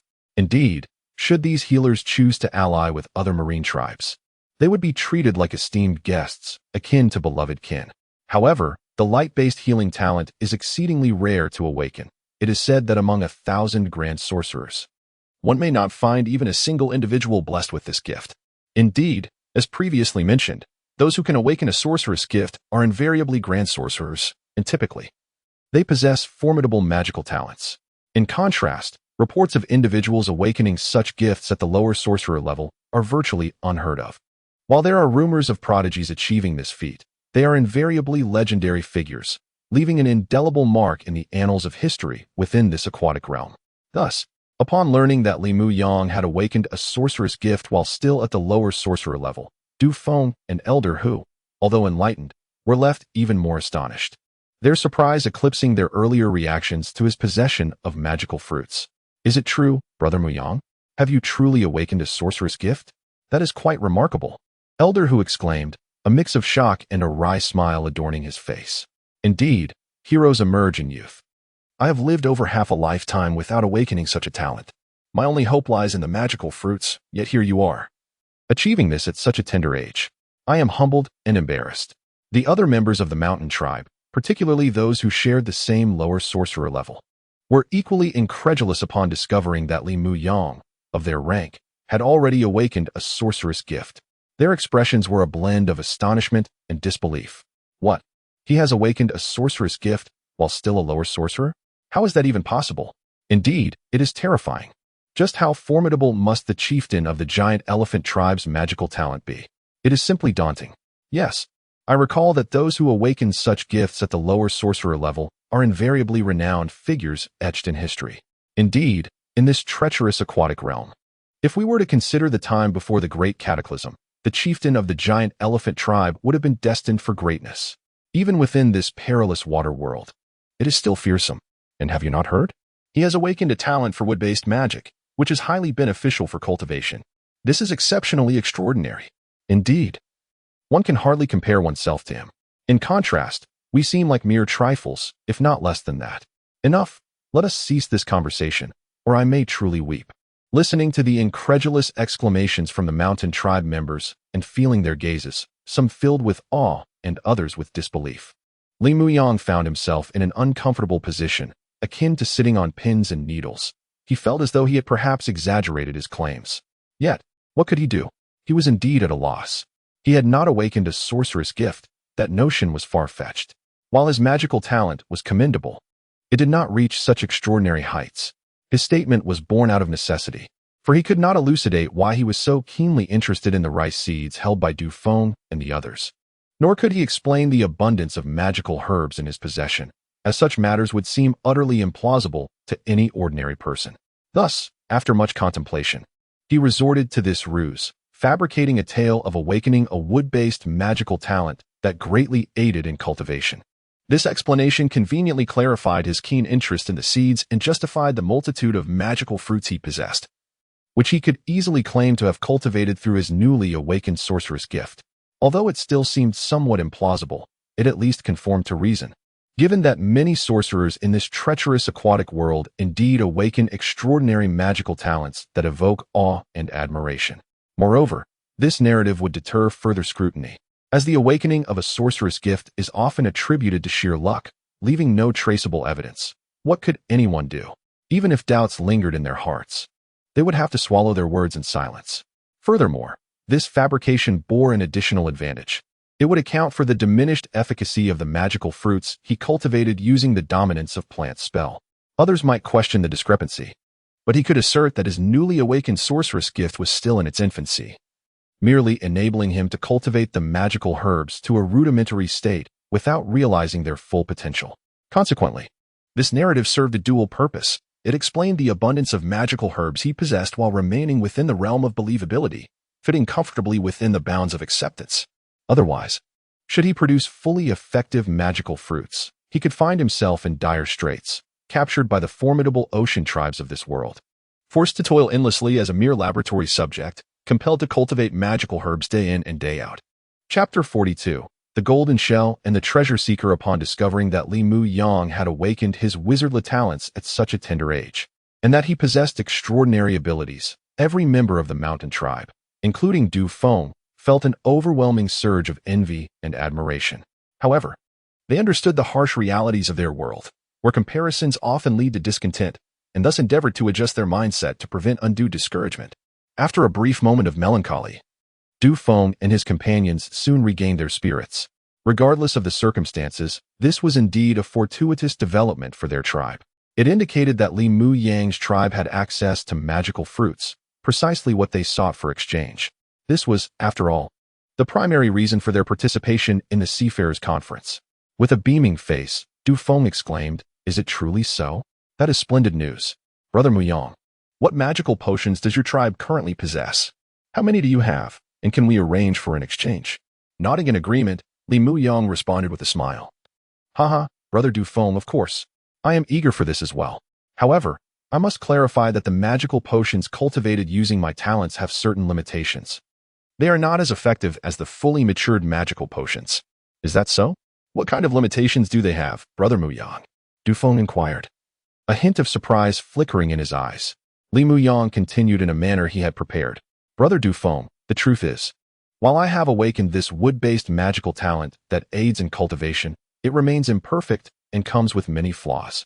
Moreover, my current magical level is rather low, resulting in potions with diminished efficacy, making it challenging to compare them with properly matured magical potions. Are you certain you wish to proceed with the exchange? I wouldn't want to mislead you." "Oh, I see." Du Feng nodded, feeling relieved at this revelation. It seemed more reasonable.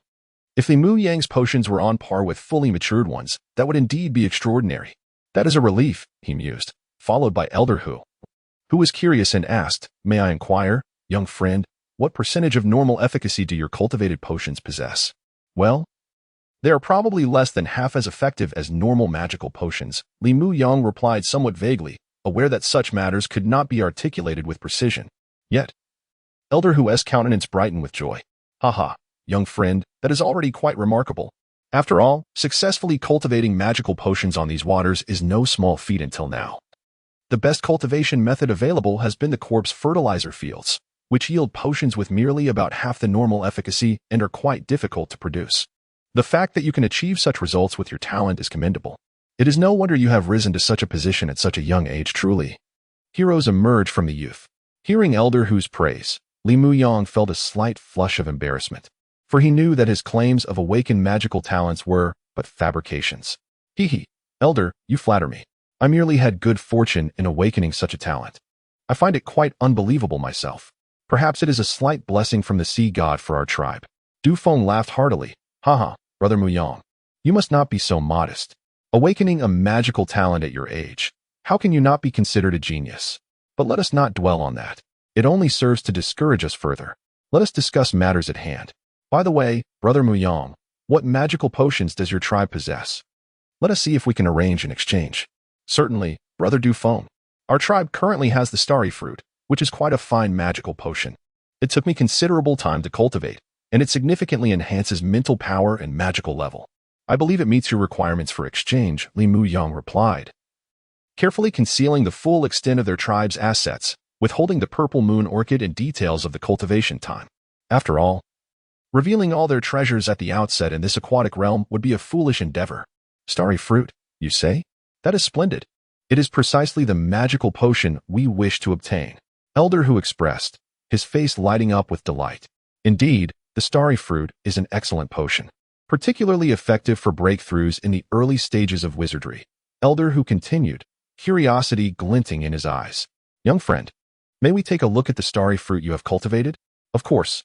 To ensure fairness, we will also show you the rice seeds we are offering. Dufeng eagerly interjected, hastily urging a nearby sea knight riding a tiger shark to fetch the rice they intended for exchange. Yes, chief. The knight complied without delay. Dufeng then opened the golden shell before them, revealing it to be filled to the brim with rice seeds. Li Muyang's excitement grew as he beheld the rice seeds, perfectly preserved and fresh, indicating they were ready for planting. This realization meant that his dream of enjoying bowls of white rice daily was nearing fulfillment. This was undoubtedly due to the miraculous properties of the golden shell, which could preserve items indefinitely, keeping them as pristine as the moment they were placed inside. According to legend, these shells were enchanted by wizards before the Great Cataclysm, designed to store certain items from that time and cast into the sea for future generations to recover, ensuring that some legacies would not be lost to time.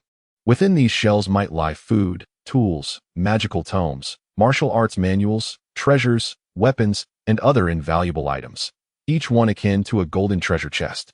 As a result, a new profession emerged on the seas, the treasure seeker, dedicated to salvaging these lost chests and uncovering the precious treasures within. Chapter 43, Exceptional Quality Indeed. The golden shells cast into the ocean by the people before the Great Cataclysm are filled with treasures from that bygone era. Some of these treasures have become lost legacies, leading those on the sea to refer to them as lost treasure chests, which are among the most coveted riches in this aquatic world. This phenomenon has given rise to a new profession, the treasure hunter. These individuals have forsaken the pursuit of hope in their journeys, instead dedicating their efforts to retrieving these lost chests from the depths of the sea, hoping to alter their fates. Many oceanic tribes have established a cohort of such treasure hunters, whose daily endeavors have shifted from gathering seaweed to salvaging treasure chests. However, the task is formidable, as these golden chests are finite, while the ocean stretches infinitely. To recover these limited lost treasures from the boundless sea is akin to searching for a needle in a haystack. The only distinction lies in the method. Typically, one awaits the fish to bite the hook, whereas now, the hooks actively seek the fish. Thus, retrieving treasure chests has also been dubbed fishing for treasure, a monotonous endeavor, even more tedious than fishing itself. The challenge lies in sheer luck. One might spend decades without ever securing a single lost chest. Yet, fortune may favor the fortunate, who might not only discover a lost chest, but also other curiosities, such as a monstrous beast's egg. Legend has it that a treasure hunter from a medium-sized ocean tribe once caught a dragon egg, preserved intact since the Great Cataclysm. Upon retrieving it, the tribe endeavored to hatch the egg, ultimately harnessing the power of the newly emerged dragon to dominate the seas, evolving into a formidable marine tribe. Similarly, a small ocean tribe is rumored to have fished out a golden amber, which contained a juvenile sky tiger. Even more astonishing, the young sky tiger was not dead but sealed within the amber. The tribe managed to break the seal and release the cub, which gradually matured and adapted to the marine environment, becoming an unparalleled ruler of the seas. It is said that this sky tiger carried the tribe, forcibly ascending to the sky city, tearing through its barriers and establishing dominance over the native inhabitants, who dared not voice their discontent. Of course, the veracity of this legend remains uncertain, as no one has witnessed it firsthand. It is merely a tale that circulates among those at sea. Nevertheless, treasure hunters indeed possess the potential to salvage exceedingly precious treasures. Naturally, These treasures vary in quality. For instance, the one salvaged by Du Feng and his mountain tribe was rather commonplace. It contained only rice seeds, remnants from before the cataclysm, likely preserved to prevent the extinction of this plant, leaving a glimmer of hope for future generations. However, for them, such botanical items are rather inconsequential. While edible, they offer little to no enhancement to the tribe's strength. Had it been a potion, it would have been a different matter, but rice seeds are merely consumables. For Li Muyang, however, the situation was quite different. Possessing expertise in soilless cultivation, these rice seeds were invaluable to him, even surpassing the worth of magical potions. Although they could not directly bolster the tribe's strength, they would undoubtedly uplift morale, instilling confidence and vitality, thus representing an intangible enhancement to the tribe's capabilities. After all, a tribe that can enjoy rice daily is bound to have greater confidence and cohesion than one that subsists on various raw fish and is fortunate to consume seaweed once a month. Upon witnessing Du Feng and his companions sincerely present the salvaged rice seeds, indicating their honesty, Li Muyang was delighted and eagerly nodded. Very well, since you, Brother Du Feng, are so forthcoming, our giant elephant tribe shall not be outdone. Here, Brother Du Feng, this is our tribe's Xinglua fruit. Do take a look. It should be suitable for exchange. With that, Li Muyang generously produced a Xinglua fruit and tossed it to Du Feng, further showcasing his sincerity. Du Feng promptly caught the vibrant fruit, laughing heartily as he nodded. Haha, splendid. Brother Muyang is indeed generous. I appreciate it. He then examined the resplendent Xinglua fruit closely alongside Elder Hu, who stood nearby. Upon their meticulous inspection, it became evident that Li Muyang's Xinglua fruit was extraordinary. Not only was it large and plump, but its vivid red hue surpassed that of other magical fruits found at sea. It is worth noting that Du Feng's tribe also cultivated corpse medicine fields. Aware that the magical fruits produced therein rarely matched the quality of this one, indicating that Li Muyang's awakened affinity for wood magic was indeed remarkable. After scrutinizing the fruit, Du Feng and Elder Hu took turns inhaling its fragrance, discovering that the Xinglua fruit not only possessed excellent appearance, but also exuded a delightful aroma, far superior to that of the fruits grown in corpse medicine fields, which often carried an unpleasant stench. The only drawback was, as previously mentioned, its efficacy might be somewhat lacking, not reaching even half of a fully mature magical potion's potency. Yet, for their tribe, acquiring a magical potion of such exceptional quality was exceedingly rare, especially in this unforgiving ocean, where magical potions are not easily encountered, presenting challenges almost on par with retrieving lost treasure chests. Content with their findings, Du Feng turned to Elder Hu and whispered excitedly, "Uncle Hu, what do you think?" Elder Hu nodded slightly, his face reflecting joy. "It is indeed quite commendable. The exchange is favorable. Indeed, I share your sentiment. This Xinglua fruit is the finest I have ever seen in my lifetime, likely rivaling those from before the Great Cataclysm, particularly in this wretched ocean where such treasures are scarce." Chapter 44. The completion of the exchange. After thoroughly examining the starfall fruits brought by Li Muyang and feeling an immense joy at their remarkable quality, Du Feng and his companions were resolute in their decision to proceed with the exchange. With a beaming smile, Du Feng turned his gaze towards Li Muyang, exclaiming, "Haha, Brother Muyang, this is splendid. The quality of your starfall fruits is simply exquisite, a stark contrast to those we typically cultivate using corpse fertilizer. I can hardly resist the urge to take a bite right now." Upon hearing this, Li Muyang returned the smile, saying, "Is that so? Then, Brother Du Feng, does that mean we can go ahead with the exchange?" Du Feng nodded vigorously, "Absolutely. Who would be foolish enough to pass up such exceptional starfall fruits? But may I inquire how many you intend to trade?" Though magical fruits were undeniably precious in these waters, the rice seeds they possessed were equally rare, if not more so. After all, while magical fruits could still be encountered and cultivated in corpse fertilizer fields, rice seeds were a treasure that could only be found within these seashells, making their acquisition exceedingly difficult, as Du Feng pointed out. In light of this, it was evident that he sought to maximize the value of the rice seeds, hoping to obtain a more significant quantity of starfall fruits from Li Muyang's tribe.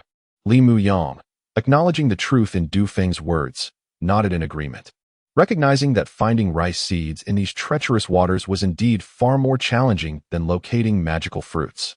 For him, the rice seeds were invaluable, even surpassing the worth of magical fruits, as they determined his ability to enjoy white rice daily in the future. However, He found himself uncertain regarding the exact number of starfall fruits to offer in exchange. Too many would be excessive, while too few would be inadequate, presenting a dilemma. After a moment of contemplation, he decided to toss this challenge back to Du Feng and his companions with a cheerful nod. Well, Brother Du Feng, you raise a valid point. Your rice seeds are indeed precious, but how many starfall fruits do you believe would be appropriate? Upon receiving this question from Li Muyang, Du Feng and his companions exchanged glances, their expressions turning pensive. The rice seeds were the only bargaining chip they had, essential for securing a batch of magical potions to bolster their tribe's strength. They needed to deliberate carefully, as an insufficient number would be a loss, while an excessive demand might prove inappropriate. Turning to Elder Hu, Du Feng asked, Elder Hu, what do you think is a fair number of starfall fruits for us to request? Elder Hu regarded the smiling Li Muyang before responding thoughtfully. It's difficult to say, but I believe we should ask for at least 30. Our rice seeds are indeed more valuable, and it's clear that the chieftain of the mountain tribe is quite eager to secure them. He seems determined not to leave empty-handed. Therefore, I think 30 should suffice. Anything more would be excessive. Let us consider it a gesture of goodwill. With 30 starfall fruits, they would have ample resources for a few young members of the tribe to make breakthroughs in their abilities. What do you think, Little Du? Elder Hu inquired. Feeling somewhat helpless at being referred to as Little Du, Du Feng could only manage a wry smile in response. Elder Hu, I believe you are correct. 30 is neither too much nor too little. It is just right. With these 30 starfall fruits, you may even awaken your magical talents, significantly enhancing our tribe's strength. Oh, let's hope for the best, Elder Hu sighed, shaking his head without further comment. Having reached a decision, Du Feng turned to Li Muyang without delay, stating, Brother Muyang, as you said, our rice seeds are indeed precious, and your tribe clearly desires them. Let us proceed with the exchange of 30 starfall fruits, shall we? 30 starfall fruits? Li Muyang murmured, momentarily taken aback by the offer. He was astonished, not because the price was too high, but rather, it seemed surprisingly low. To him, the rice seeds were indeed of greater value, especially given his unique ability for soilless cultivation, rendering them priceless, an asset he was willing to pay any price to obtain. Thus, he had braced himself for a significant expenditure, determined to accept any price Du Feng and his tribe might propose, even if it were hundreds of starfall fruits. After all, with his cultivation prowess, he could easily grow more starfall fruits within a month. They were not of great concern compared to the necessity of obtaining the rice seeds. However, he never anticipated that after deliberating for so long, Du Feng's group would only request 30 starfall fruits. He felt a pang of compassion for Du Feng, recognizing his earnestness. After some consideration, Li Muyang decided that such sincerity deserved respect. He chuckled heartily and replied, Brother Du Feng, let's not settle for just 30. In the spirit of friendship, I shall offer you 40 starfall fruits in exchange, but I do have a small request. What is it? Du Feng asked, now equally astonished. Li Muyang continued, it is quite simple. I hope your tribe can keep this exchange confidential, ensuring that no one learns of the magical fruits in our possession or my awakening of wood-based magical talents, given the potential complications that could arise. Your understanding is greatly appreciated. Upon hearing Li Muyang's straightforward request, Du Feng was even more moved, and he pledged earnestly, you needn't worry, Brother Muyang. I, Du Feng, guarantee with my honor that this information will remain secret. Should any member of our tribe dare to disclose it, I shall personally see to their punishment. That is reassuring. Thank you, Brother Du Feng. Now, let us proceed with the exchange. As he spoke, Li Muyang instructed Tang Xiaotian to count out 40 starry fruits to hand over to Du Feng and his tribe. In return, Du Feng presented Li Muyang and his companions with a seashell containing several dozen pounds of rice seeds. Thus, both parties joyfully concluded this exchange. At last, Li Muyang, amidst the vast ocean, obtained the rice seeds he had longed for. Overwhelmed with excitement as he felt that his previously unfortunate fate had finally welcomed a brilliant ray of hope. Chapter 45. Eyes full of light after successfully completing the exchange with Du Feng and the mountain tribe, Li Muyang was beside himself with joy upon obtaining the long-coveted rice seeds.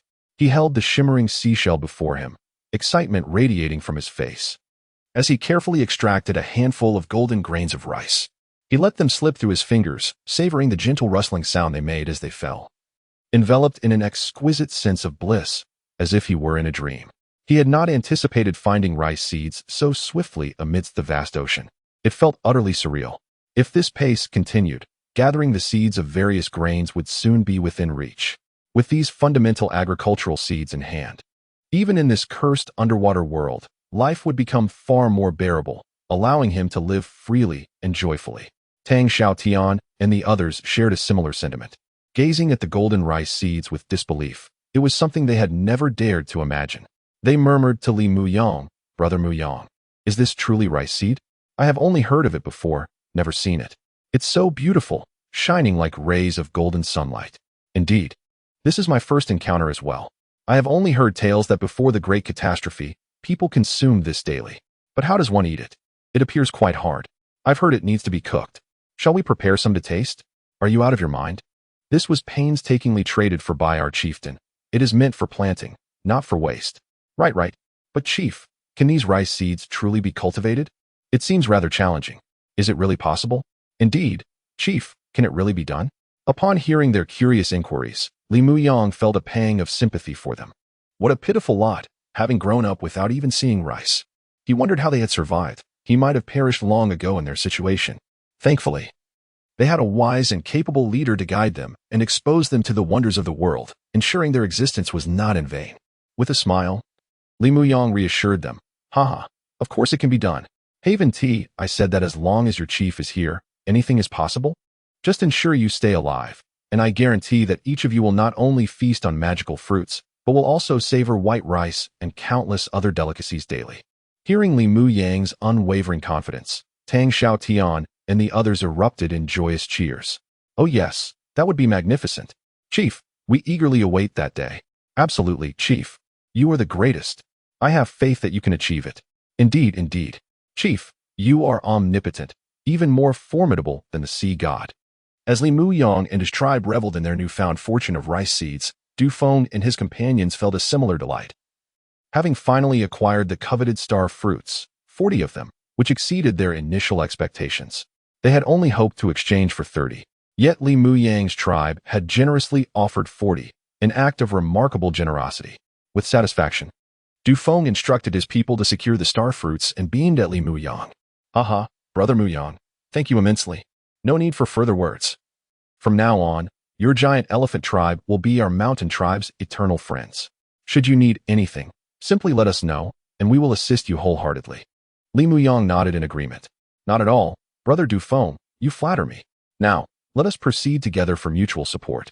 Du Feng wholeheartedly agreed, eager for the companionship. "Haha, splendid. I was hoping for this.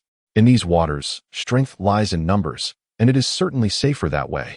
Thus, Li Muyang and Du Feng's tribes united, journeying together toward the central region of the Sirius Sea to participate in the Seafarers' Conference. As they traveled side by side, Du Feng, an elder who were increasingly astounded by the sight of Li Muyang's tribe. Unlike the ocean tribes they had previously encountered, this tribe exuded vitality and hope. Each member's eyes sparkled with life, especially when they gazed upon their youthful leader, Li Muyang, whose presence radiated admiration and respect, akin to a long-lost beacon of hope. This was a rarity amidst the sea. Most ocean tribes, particularly their lower-tier members, lacked such light in their eyes. Their lives were a monotonous struggle, each day a mere endurance of suffering.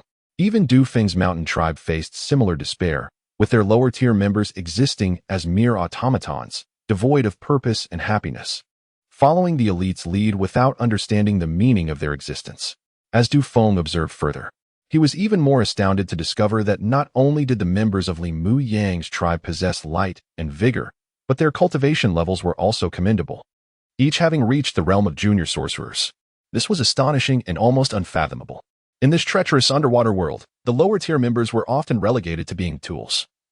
With little time to cultivate their skills, they labored tirelessly for the tribe's survival, resulting in woefully low levels of magic mastery, with many barely grasping the fundamentals. It was a harsh reality. The tribe required them to function as efficient tools, as resources for nurturing them were scarce. If everyone pursued self-improvement, who would attend to the tribe's essential tasks? This stark reality forced many to forfeit their chances for growth, leaving a select few to develop. In this merciless water world, some individuals were sacrificed for the tribe's sustainability. It was a grim cycle that most ocean tribes found themselves trapped in. unable to escape due to a dire lack of resources. Yet today, Du Feng discovered that Li Mu Yang's tribe seemed different. Each member was not only spirited and full of light, but also demonstrated strength and potential, not reduced to mere tools. How had they achieved this? Could it be attributed to their young leader? As this thought crossed his mind, Du Feng regarded the confident, radiant young man before him with newfound seriousness. His eyes filled with questions and curiosity. All of this feels as if it were a dream. Chapter 46. Growing anticipation. Not only was Du Feng astonished by the vibrant and vigorous spirit of Li Mu Yang's tribe, which stood in stark contrast to other ocean tribes that seemed lifeless, but Elder who beside him also shared this sentiment. As it was his first encounter with such a spirited tribe, unable to contain his admiration, he subtly nodded and, after surveying the surroundings, whispered into Du Feng's ear. Young man, this giant elephant tribe is remarkable. That youth is a prodigious talent. Du Feng nodded in agreement. Indeed, Uncle Hu, I share your feeling. This tribe is truly unique. Although small in number, each member exudes vitality, as if they possess an innate understanding of where hope lies, something rarely seen in many larger ocean tribes. I wonder how Brother Mu Yang has achieved this. Elder Hu replied, I understand, Uncle Hu. I will take it to heart. With a firm resolve to learn from Li Mu Yang how to infuse such energy and vitality into a tribe, Du Feng approached Li Mu Yang with a smile, exclaiming, Haha, Brother Mu Yang, your tribe is extraordinary. This is my first encounter with a tribe so full of life and vigor upon the sea. I'm truly curious about how you accomplished this. Would you be willing to share your wisdom with me? Hearing Du Feng's compliment, Li Mu Yang smiled wryly. Oh, Brother Du Feng, you flatter us. Our tribe's situation is not as easy as it appears. While we may seem lively, it is merely a facade. You have seen for yourself that we are down to just a few dozen members. One tidal wave could wipe us out. Your tribe is truly impressive. With so many people, I should be learning from you. Acknowledging Li Mu Yang's words and noticing the actual small number of his tribe's members, Du Feng nodded. Indeed, Brother Mu Yang, your tribe's numbers are alarmingly few. This cannot continue. You must find a way to quickly recruit more members. Otherwise, it will be challenging to face the various risks the sea presents with so few people. Li Mu Yang sighed. Brother Du Feng, I wish it were that simple. You know how difficult it is to recruit on the open sea, especially for a tribe as weak as ours. I doubt any sea wanderers would be inclined to join us. This is a source of great concern for me. It troubles my mind. Do not be so disheartened. Du Feng encouraged. I believe your tribe possesses immense potential. With earnest efforts in recruitment, I am sure some sea wanderers would be willing to join you. If that proves impossible, you might consider exchanging for some slaves at the Sea Wanderers Conference. They are quite inexpensive, especially if you have magical fruits. No, even seaweed would suffice. Slaves? Are there really slaves on the sea? Where do they come from? Li Mu Yang expressed his mild astonishment and curiosity at Du Feng's suggestion. Having attended several Sea Wanderers conferences, Du Feng explained with a smile, of course. In simple terms, at the Sea Wanderers Conference, you can trade for nearly anything you desire, provided it exists on the sea and you can pay the necessary price. Thus, slaves are indeed available. Sourced from various situations, such as when two ocean tribes engage in battle and capture each other's members, who are then traded as slaves. Additionally, some ocean tribes that can no longer sustain themselves may reluctantly sell their members to acquire essential resources. Pirates, too, sometimes raid other ocean tribes and capture individuals to sell as slaves, particularly women. Therefore, obtaining women from pirates is relatively straightforward. As human life is often deemed worthless on the open sea, sometimes as cheap as a bundle of seaweed. Is that so? Li Mu Yang expressed his astonishment again, accepting the first two sources, but taken aback by the mention of pirates. Brother Du Feng, do pirates really attend the Sea Wanderers Conference? Wouldn't other ocean tribes oppose this? After all, they are ruthless devils who would devour others whole. What if they create chaos at the conference? Du Feng shook his head. Oppose? How could they? Brother Mu Yang, you are rather naive. Can you truly distinguish between pirates and genuine ocean tribes on this cursed sea? It is often impossible. Some ocean tribes are, in essence, pirates, engaging in deeds even more despicable than those of actual pirates. Conversely, some pirates can be quite merciful. At least they openly declare, I am a pirate, and I am here to kill, rather than masquerading as wolves in sheep's clothing, infiltrating your midst to gain your goodwill before revealing their true nature.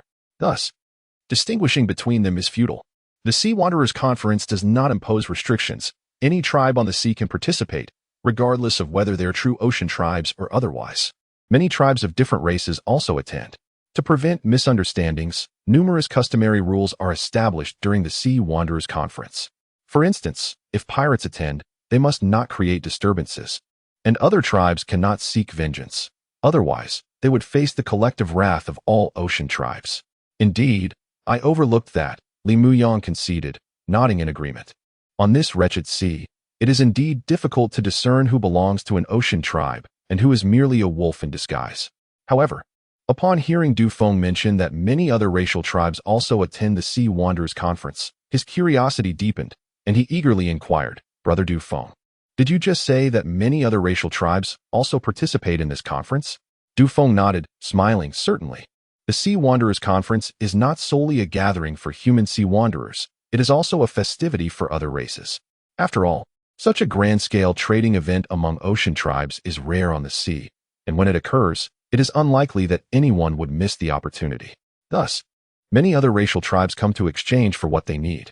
In a previous conference I attended, I encountered giants, dwarves, gnomes, and orcs.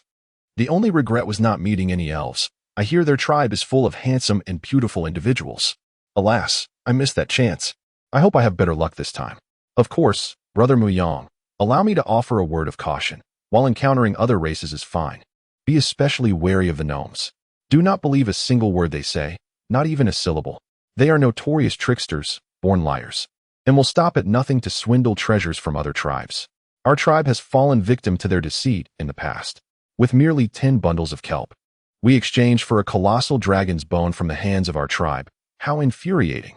Now, upon reflection, I can hardly suppress my desire to fiercely retaliate against those despicable fellows. It is utterly exasperating. Du Feng exclaimed in a fit of anger, clearly still incensed by the incident, brimming with indignation. In contrast, Li Muyang remained relatively silent, growing increasingly eager for the upcoming Sea Wanderers Conference, filled with anticipation to witness the extraordinary spectacle that awaited. Chapter 47. The various races upon hearing Du Feng speak of the upcoming Sea Wanderers Conference, where not only human tribes, but also other races would participate, Li Muyang was filled with curiosity. Thus, he turned to Du Feng, who had already encountered these remarkable races, and inquired, "Is that so? That's quite splendid. Brother Du Feng, are the other races' sea wanderer tribes easy to get along with? Will it be troublesome?" Scratching his head, Du Feng smiled wryly and replied, "Well, Muyang, it's somewhat manageable. After all, you know that on this wretched sea, no tribe is truly easy to deal with. Everyone is on guard. However, aside from the despicable goblins I mentioned earlier, the sea wanderers from other races are relatively amicable. They do not possess the same cunning as we humans. For instance, the giant and orc tribes are rather straightforward. These fellows are rather simple-minded, lacking guile, and are not easily deceived. They possess various body training techniques and martial arts manuals that have been passed down since before the cataclysm. So if your tribe has needs in that regard, you could trade with the giant and orc tribes. As for the dwarves, they have the most and the finest tools. Truly, they are the most exceptional craftsmen beneath the stars. Even in this resource-scarce ocean, they can fashion tools from the bones of various oceanic behemoths. And the results are quite impressive. For example, our tribe previously exchanged for 10 swordfish bows from them, which I can show you. They are uniquely crafted, resembling longbows made from the spines of swordfish. The bowstring is quite extraordinary as well, being a deep brown color, made from specially treated fish tendons, boasting remarkable elasticity. Additionally, there is a circular groove at the top of the bow, seemingly designed to embed something. One can imagine that this bow possesses considerable lethality, rivaling the longbows of the land before the cataclysm. Upon examining the peculiar fishbone longbow, Li Muyang was astonished. After taking a closer look, he exclaimed, "Brother Du Feng, is this the renowned swordfish bow crafted by the dwarves? It appears quite impressive." Du Feng nodded with a smile. "Indeed, Muyang, this is the swordfish bow made by the dwarves, and it is truly exceptional. The arrows are made from various fish spines, easily crafted by our tribe independently. Of course, if you wish, you could also purchase more powerful armor-piercing arrows from the dwarves, which are also made from swordfish bones, inscribed with armor-piercing runes. They are formidable. Our tribe has managed to persevere until now largely due to these 10 swordfish bows. Without them, our losses would have been several-fold." "Really? Then how powerful are they?" "Brother Du Feng, Li Muyang asked with increasing curiosity. Well, when using ordinary arrows, each shot is equivalent to the full strength of a minor martial artist. When utilizing armor-piercing arrows, even major martial artists would hesitate to take them head-on. Of course, Muyang, you have also observed that there is a magical groove on it, allowing for the embedding of magical pearls, thus enhancing its power further. Li Muyang was taken aback by Du Feng's words. Is that truly the case? Such power. If even major martial artists dare not confront the armor-piercing arrows, doesn't that mean the tribe could potentially gain 10 additional major martial artists? Seeing Li Muyang's astonishment, Du Feng felt a twinge of frustration and replied helplessly, in theory, yes, but Muyang, those armor-piercing arrows are quite expensive. Who can afford them? Moreover, wielding this swordfish bow is no simple feat. It requires extraordinary strength and talent in archery. An average person would struggle to draw it back and would lack the requisite aptitude. Nodding thoughtfully, Li Muyang calmed himself slightly but remained exceedingly pleased. That may be true, but regardless, this item is exceptionally powerful. It could indeed bolster a tribe's strength significantly in a short time. It is an opportunity not to be missed.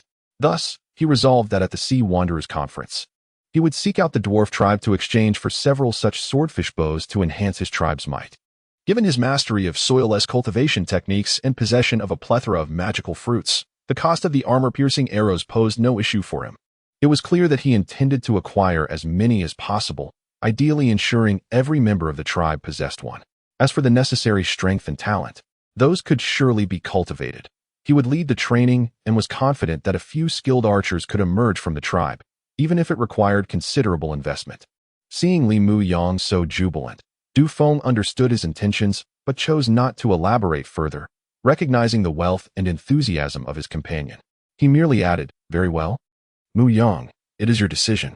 In any case, the tools in the dwarves' possession are indeed the finest. They not only have the swordfish bows, but also possess even more powerful weapons, such as whale crossbows, squid bombs, and shark cannons. However, those items are exorbitantly priced, beyond the reach of our small tribes. If you are interested, you may wish to take a look. Additionally, there are the elves.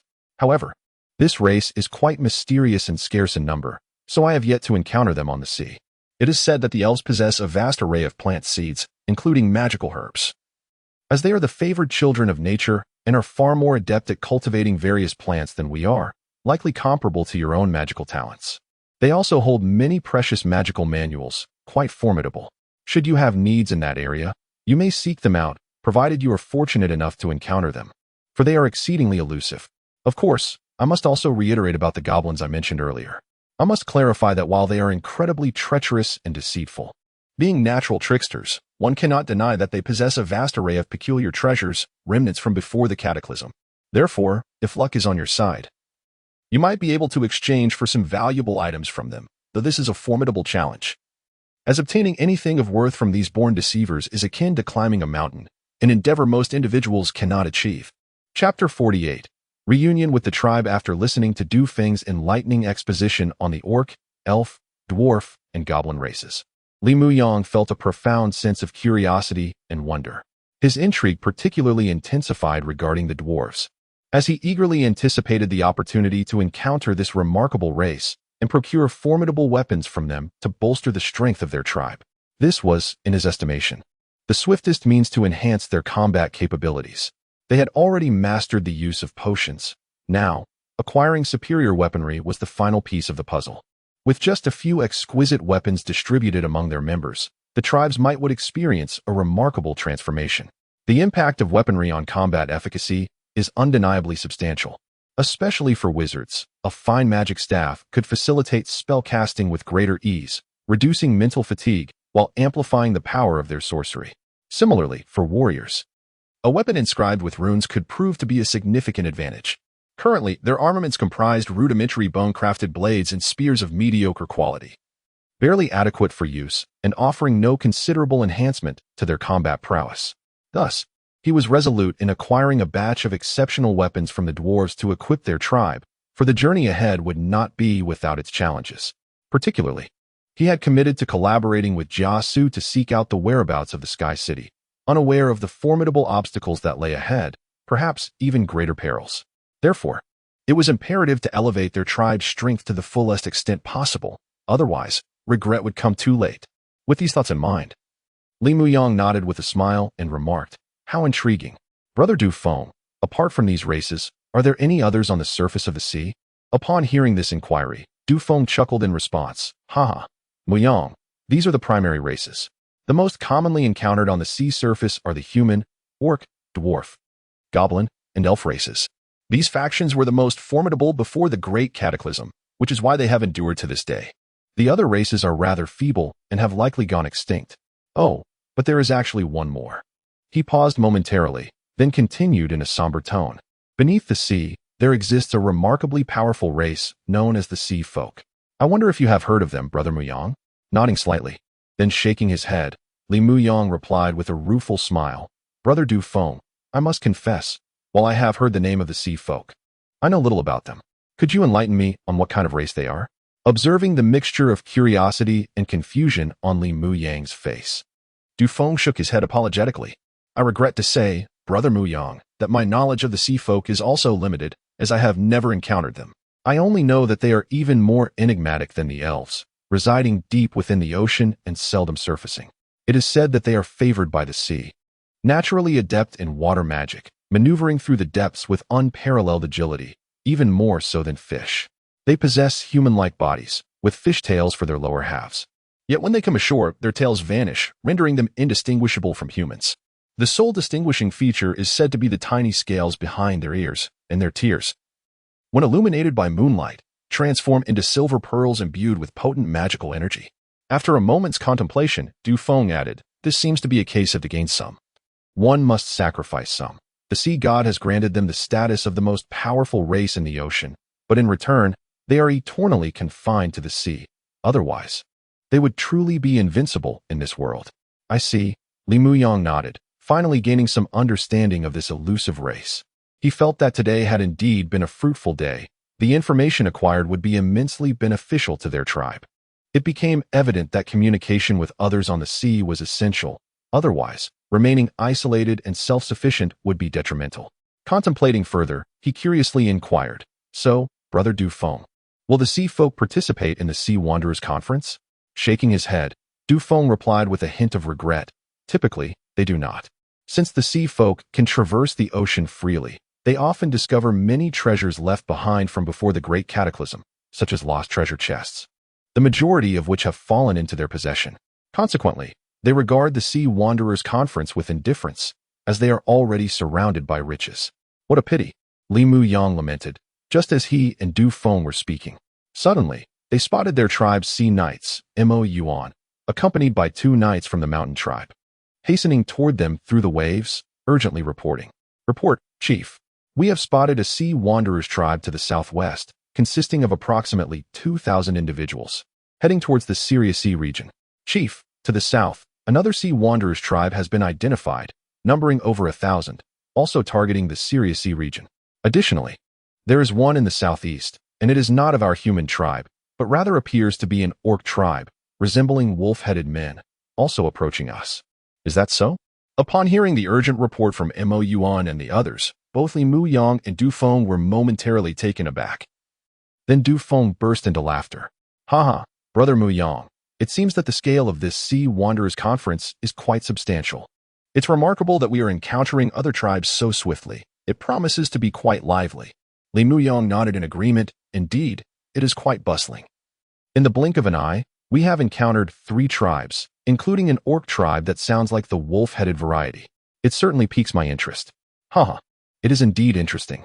The more participants in the Sea Wanderers Conference, the better. It adds to the festivity and truly embodies the essence of our gathering. Otherwise, if only a handful of tribes attended, what excitement would that bring, wouldn't you agree?" "Yes, indeed. Well then, Brother Du Feng, let us approach and greet them, get acquainted, and see what treasures these tribes bring with them. We must not let this opportunity slip by." "Haha, very well. Let us proceed. To be honest, I have encountered orcs before, but this is my first encounter with the wolf-headed orc tribe. I am quite curious about what this tribe is like. I hope they do not disappoint us." With that, Li Muyang and his companions made their way toward the newly encountered tribes, eager to forge connections and uncover the mysteries that awaited them. Chapter 49. The White Wolf King. Upon learning that they had encountered 3 more seafaring tribes, Limu Yang and his companions felt a surge of joy. In the vast and boundless ocean, it is indeed a rare occurrence to meet other marine tribes, a feat that may not be achieved even over the course of a decade. Only during the Seafarers' Conference can tribes from a particular region gather in great numbers, thus increasing the likelihood of encounters. Therefore, they seized the opportunity without hesitation, swiftly approaching the three tribes to make their acquaintance. At this juncture, there was little cause for concern, as they had reached the central area of the Sirius Sea, the designated location for the Seafarers' Conference. According to the established customs of this gathering, almost no one would engage in nefarious plots in this territory. Even pirates would behave themselves, participating in the conference like any other normal tribe. To do otherwise would invite the wrath of all marine tribes. As such gatherings are rare opportunities for trade and camaraderie that all covet. Anyone daring to disrupt this fragile harmony would face the collective fury of the seafarers. Du Feng had recounted tales of past incidents where formidable pirates, emboldened by their agility, plundered many tribes attending the conference, inflicting severe losses on smaller factions. In retaliation, the seafarers united in their anger, dispatching all their sea knights to pursue the pirates relentlessly until they were utterly eradicated. The heads of the vanquished pirates were then stacked into a grim monument, serving as a deterrent to any who might contemplate foul play at future gatherings. Since that incident, few dared to disrupt the Seafarers' Conference. Even the pirates had become notably compliant. They too recognized the necessity of such a grand assembly to trade the spoils of their raids, understanding that cooperation benefited all parties involved. Should two tribes with deep-seated enmity cross paths, there exists a designated area within the conference grounds for settling such grievances. Both parties can call upon the convening tribe as witnesses, engaging in a fair duel to resolve their disputes, with all attending seafarers serving as judges. Any private confrontations outside this designated area would be dealt with according to the conference's regulations. These rules, as Du Feng had enlightened Limu Yang, provided a sense of security in this region, alleviating their constant vigilance. Even in the face of natural calamities at sea, tribes could band together for mutual protection, rather than relying solely on individual strength. The existence of such regulations ensured a baseline of conduct. Without rules, there are no limits, and such lawlessness is truly terrifying. Limu Yang mused that if a new set of regulations could be established across the entire aquatic realm, it would signify a restoration of order, perhaps improving the lives of its inhabitants. Yet, he acknowledged the impracticality of such an endeavor. Shaking his head to dispel these unfounded thoughts and redirecting his focus to the three newly encountered tribes. As Limu Yang and Du Feng spotted the three marine tribes, it became evident that the feeling was mutual. They were all here to participate in the Seafarers' Conference. Thus, without any superfluous exchanges, they gravitated towards one another, eager to make introductions. Before long, the five tribes converged. As anticipated, the three tribes were of medium size, each boasting at least 1,000 members, with the largest being the werewolf tribe, which approached 8,000. After their initial greetings, each tribe sent forth a representative. "Greetings. I am Yi Feng, the chieftain of the Maple Leaf tribe. It is a pleasure to meet friends from afar. You are here for the Seafarers' Conference as well, I presume?" Yi Feng, a striking middle-aged man with flowing hair and a handsome visage, exuded charisma. His prowess was no less impressive, having attained the rank of spirit sorcerer, a testament to his status as a leader of a medium-sized tribe. The Maple Leaf tribe appeared to be in good spirits, boasting nearly 2,000 members, all clad in vibrant red attire adorned with an embroidered fiery maple leaf, befitting their namesake. Following Yi Feng's introduction, another figure from the neighboring tribe stepped forward, laughter in his voice. "Haha, I am Niu Li, the chieftain of the Wild Bull tribe. It is a joy to meet everyone. It has indeed been a long time since I've seen so many tribes gathered together." Limu Yang noted that while the Wild Bull tribe was slightly smaller, with over 1,000 members, they possessed a formidable presence. Most of their members followed the warrior path, resulting in a tribe filled with robust, muscular men. Niu Li, a berserker, was tanned to a bronze hue with distinctly defined muscles, embodying the essence of a warrior. After Niu Li's introduction, a figure emerged from the werewolf tribe, a wolf king with a notably stern countenance. It was unclear whether this demeanor was inherent or a reluctance to engage with the human tribes. He coldly stated, "Blood Moon tribe, Wolf Chinching," before falling silent, standing with his eyes closed in meditation. The other werewolves mirrored his demeanor, their vigilant gazes fixed upon Limu Yang and his companions, with hints of menace flickering in their blood-red eyes. Only the younger werewolves, cradled in the arms of adults, gazed curiously at the distinctly different human tribes. Li Mu Yang and his companions were equally intrigued by the werewolf tribe, observing their impressive physiques and wolf-like features. Their bodies muscular and covered in thick fur, reminiscent of beasts. Li Mu Yang noted with surprise that while most of the werewolves bore black and gray fur, the wolf king, Wolf Qianxing, had striking white fur that appeared soft and flowed gracefully in the sea breeze, lending him an aura of cold elegance. His impressive stature and unfathomable strength made it difficult for Li Mu Yang to discern his true power, prompting a sense of caution. It seemed that engaging with the werewolf tribe, especially their king, would require careful navigation. Chapter 50, another plant with the introduction of these three tribes. Li Mu Yang gained a slight understanding of them. They exchanged polite greetings, with Du Feng from the mountain tribe saying, "It's a pleasure to meet you."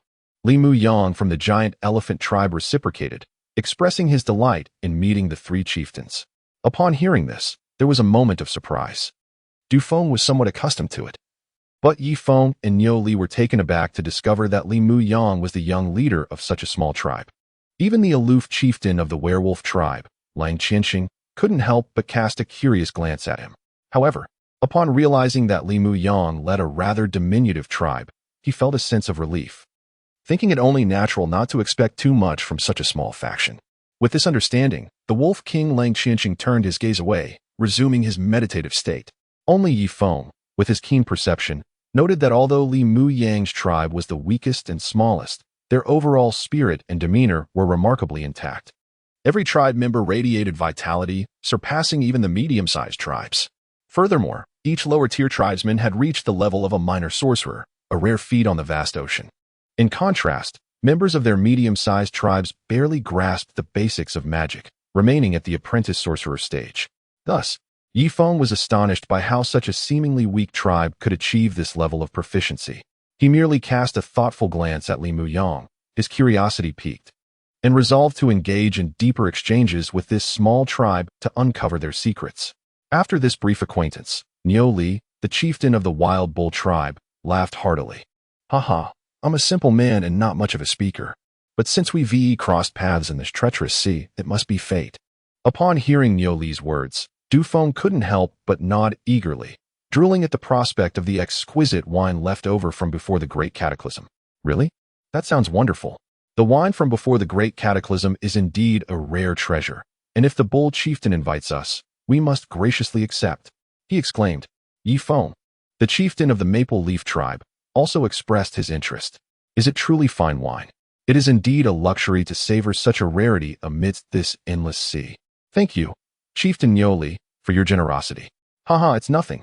Good wine should be shared," Niu Li replied, turning his gaze to Lang Qianxing, the chieftain of the werewolf tribe, with a sincere invitation. It was evident that Niu Li's intention in offering such precious wine was to foster goodwill with the werewolf tribe, while Li Mu Yang was merely an afterthought. However, Li Mu Yang felt no ill will, understanding their tribe's current weakness. Being an afterthought was acceptable, especially since the chance to enjoy wine from before the Great Cataclysm was a rare opportunity in this cursed watery world. Thus, he heartily agreed, laughing, "Haha, indeed.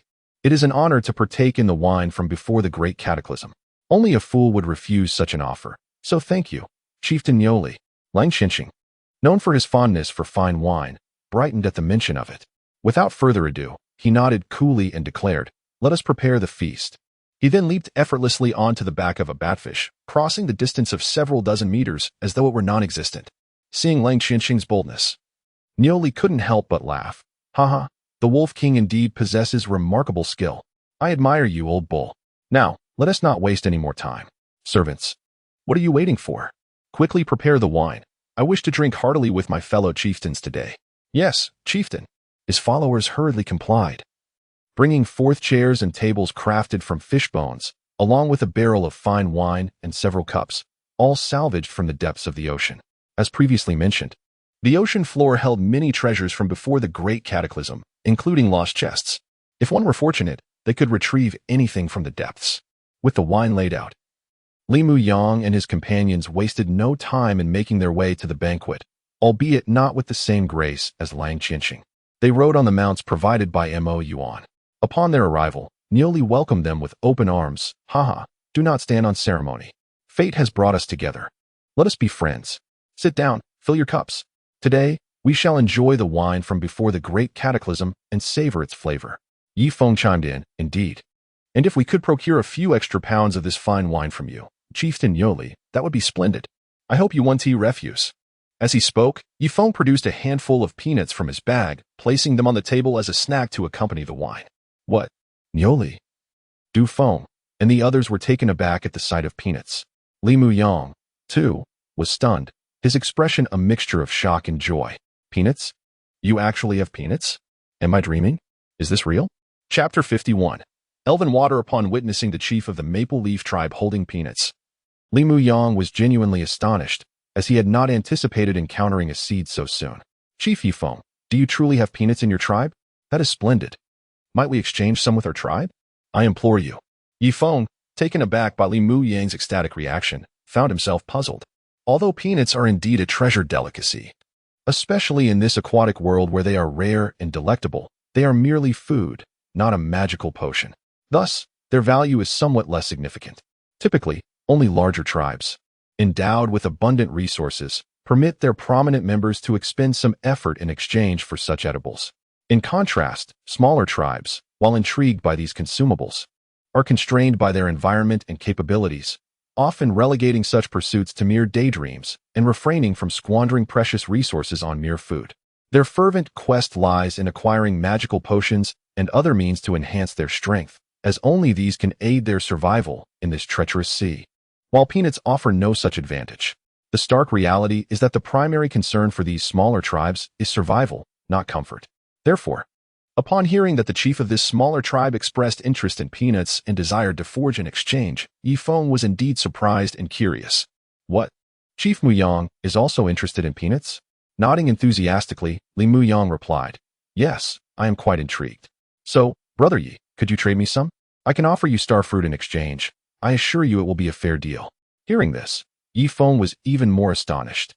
Realizing that Li Muyang genuinely wanted them and was willing to part with such a valuable magical fruit. This was not a typical display of resolve from a smaller tribe. The giant elephant tribe was indeed intriguing. Even Nioli, who stood nearby, expressed his surprise. My goodness. Brother Muyang, did I hear correctly? You would part with a magical fruit for peanuts? While peanuts are delightful, they are merely a treat. On the scale of value, magical fruits hold greater worth. I advise you to reconsider carefully. However, the Wolf King, Lang Qianxing, appeared indifferent, casting a fleeting glance at Li Muyang before returning his focus to the exquisite wine before him, a subtle expression of satisfaction gracing his typically stoic features.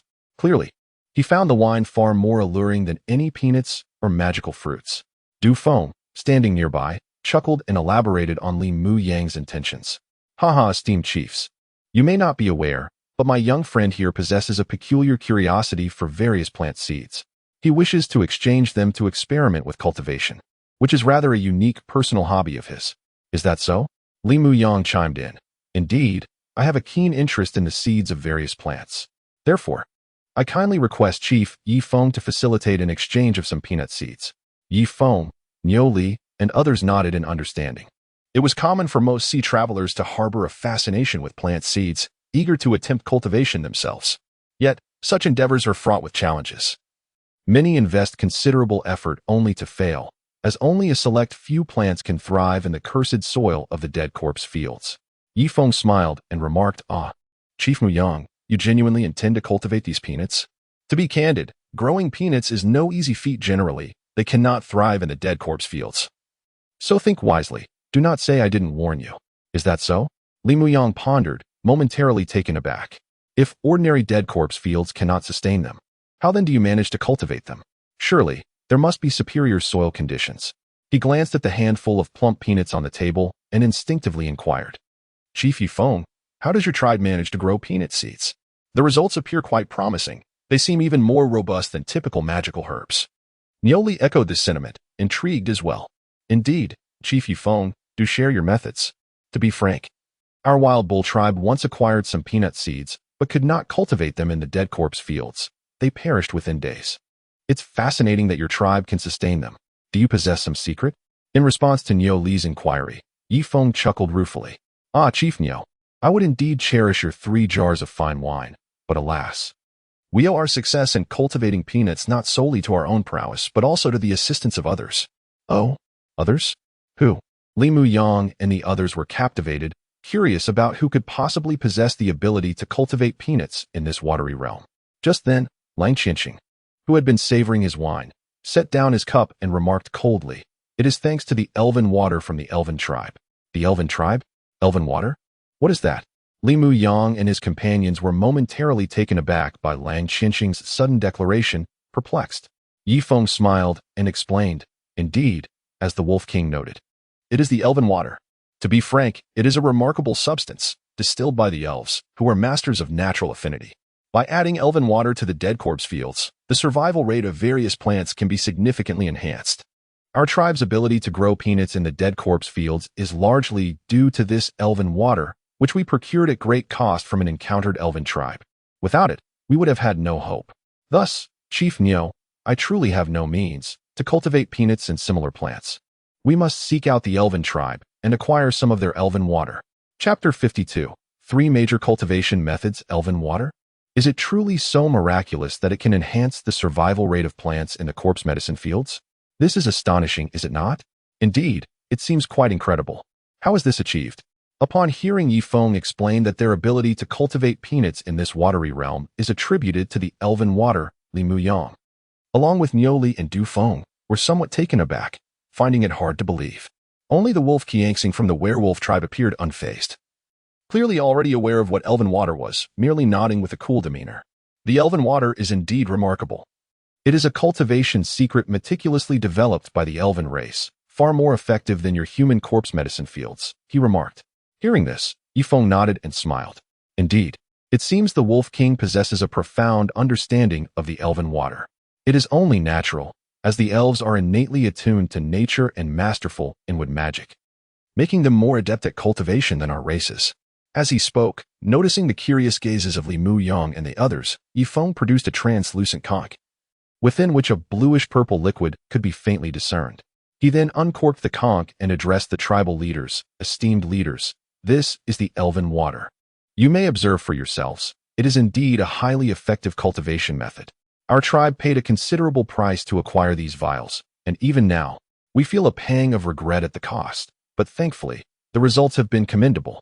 Niu Li, the leader of the Wild Bull tribe, could hardly contain his excitement and eagerly asked, "Clan leader, may I have a closer look?" Nodding graciously, Yifeng replied, "Of course, Clan leader Niu. You have treated us to such exquisite wine. It is only fitting I share this elven water with you." He handed the elven water to Niu Li, who accepted it with laughter, exclaiming, "Haha, Clan leader, you are indeed generous. I have not misjudged you." As he examined the elven water closely, Li Mu Yang and Du Feng leaned in with equal curiosity. Under their scrutiny, the elven water revealed its enchanting nature, exhibiting a purple hue adorned with myriad sparkling flecks, reminiscent of a galactic river flowing within the conch. A gentle inhalation revealed a unique scent, imbued with an indescribable green essence, evoking the aroma of earth, far more pleasant than the foul stench of the corpse medicine fields. In his eagerness to comprehend the properties of this elven water, which bore similarities to his plant dominator nutrient solution, Li Mu Yang could not resist extending a thread of spiritual energy for a closer examination. To his astonishment, the elven water became vividly clear before his eyes. He discovered that the sparkling particles within the purple liquid were indeed various mineral crystals. This indicated that the elven water contained a plethora of minerals, which were instrumental in promoting plant growth.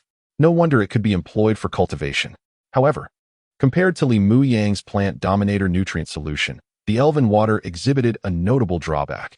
Its mineral content was highly chaotic and diverse, leading to an average efficacy in promoting growth. In fact, some minerals could even be detrimental to certain plants, rendering the elven water less targeted than Li Mu Yang's solution, which consisted solely of essential elements to expedite plant growth. In essence, the elven water resembled a hodgepodge of elements, some beneficial for plant growth, while others were not, making it useful for certain species, but potentially harmful for others. Nevertheless, it was still a remarkable achievement, especially considering the absence of advanced instruments in this world. The elven sorcerer's ability to extract various minerals for cultivation was no small feat. Li Muyang, having gained insights through his past experiences and scientific experiments, appreciated the elven sorcerer's resourcefulness, relying purely on their wisdom to reach this point. He pondered that given more time, they might very well devise something akin to his plant dominator nutrient solution, perfectly suited for the growth of various plants. Reflecting on this, Li Muyang could not help but nod in respect, realizing that one should never underestimate the prowess of others, as they may excel in ways one never anticipated. Humility and caution were paramount. Arrogance would be folly. Meanwhile, Niu Li, having finished examining the elven water, could not contain his admiration. Truly remarkable. It appears quite extraordinary, exuding an earthy fragrance, unlike our foul corpse medicine fields. When I next encounter an elven companion, I must secure several vials. After returning the elven water to Yifeng, Niu Li inquired, "By the way, you clan leader, how effective is the cultivation with elven water compared to our corpse medicine fields?" In response, Yifeng smiled and explained, "Well, esteemed leaders, as you know, our human tribe's corpse medicine fields can barely manage to cultivate various plants, taking an exceedingly long time to mature with subpar results. In contrast, the elven water's effectiveness is threefold that of the corpse medicine fields, and it is far more convenient and straightforward to use. Of course, if you don't mind, you could mix it with the corpse medicine fields for even better results." "Threefold? My goodness, how impressive!" exclaimed Du Feng, eyes gleaming with excitement, clearly eager to acquire some from the elves. Yifeng continued, "Indeed, when it comes to the three primary cultivation methods in this oceanic realm, the elven water is the fastest. Next is the orc tribe's blood pool, which is remarkably effective for cultivating blood-related plants. Lastly, we have our human tribe's corpse medicine fields, which are the slowest but versatile enough to cultivate nearly all types of plants, albeit with slower growth and less impressive results." He added with a hint of bitterness, "Of course, there is one more method, an ancient and highly effective one, namely soil. However, that is far too luxurious. Most tribes have never even glimpsed soil. Only the larger tribes may still possess some soil to grow their most precious magical herbs. For us smaller tribes, it is wiser to focus on perfecting our corpse medicine fields and seeking out the elves to trade for some vials of elven water." Indeed, upon hearing this, Du Feng and the others nodded with expressions of profound bitterness. Chapter 53, Blood Spirit Fruit and 100 Beast Fruit. Du Feng and the others exchanged bittersweet nods, evidently yearning for the earth, while among them, only Li Muyang seemed indifferent, possessing a unique ability for soilless cultivation. His need for soil was not as pressing as that of others. Finding soil would be ideal, but if it proved elusive, it was of little consequence. Unless they could secure genuine land to establish a permanent settlement for their tribe, mere soil held little significance for them. However, they were greatly intrigued by the three major cultivation methods mentioned by Yifeng: the human race's corpse medicine field, the beastman's blood pool, and the elves' elven water. While Li Muyang was already familiar with the corpse medicine field and elven water, the newly emerged blood pool piqued his curiosity, prompting him to inquire, "By the way, Brother Yi, what exactly is this blood pool? Is it akin to the elven water?" Shaking his head and casting a glance at the nearby Lang Qianxing, Yifeng replied with a wry smile, "I apologize, Brother Muyang. I am not well versed in the beastman's blood pool either. I only know it's a unique cultivation technique of the beastmen. Perhaps the Wolf King is quite familiar with it and could elaborate." Upon hearing this, the group turned their curious gazes towards Lang Qianxing, eager to hear his explanation.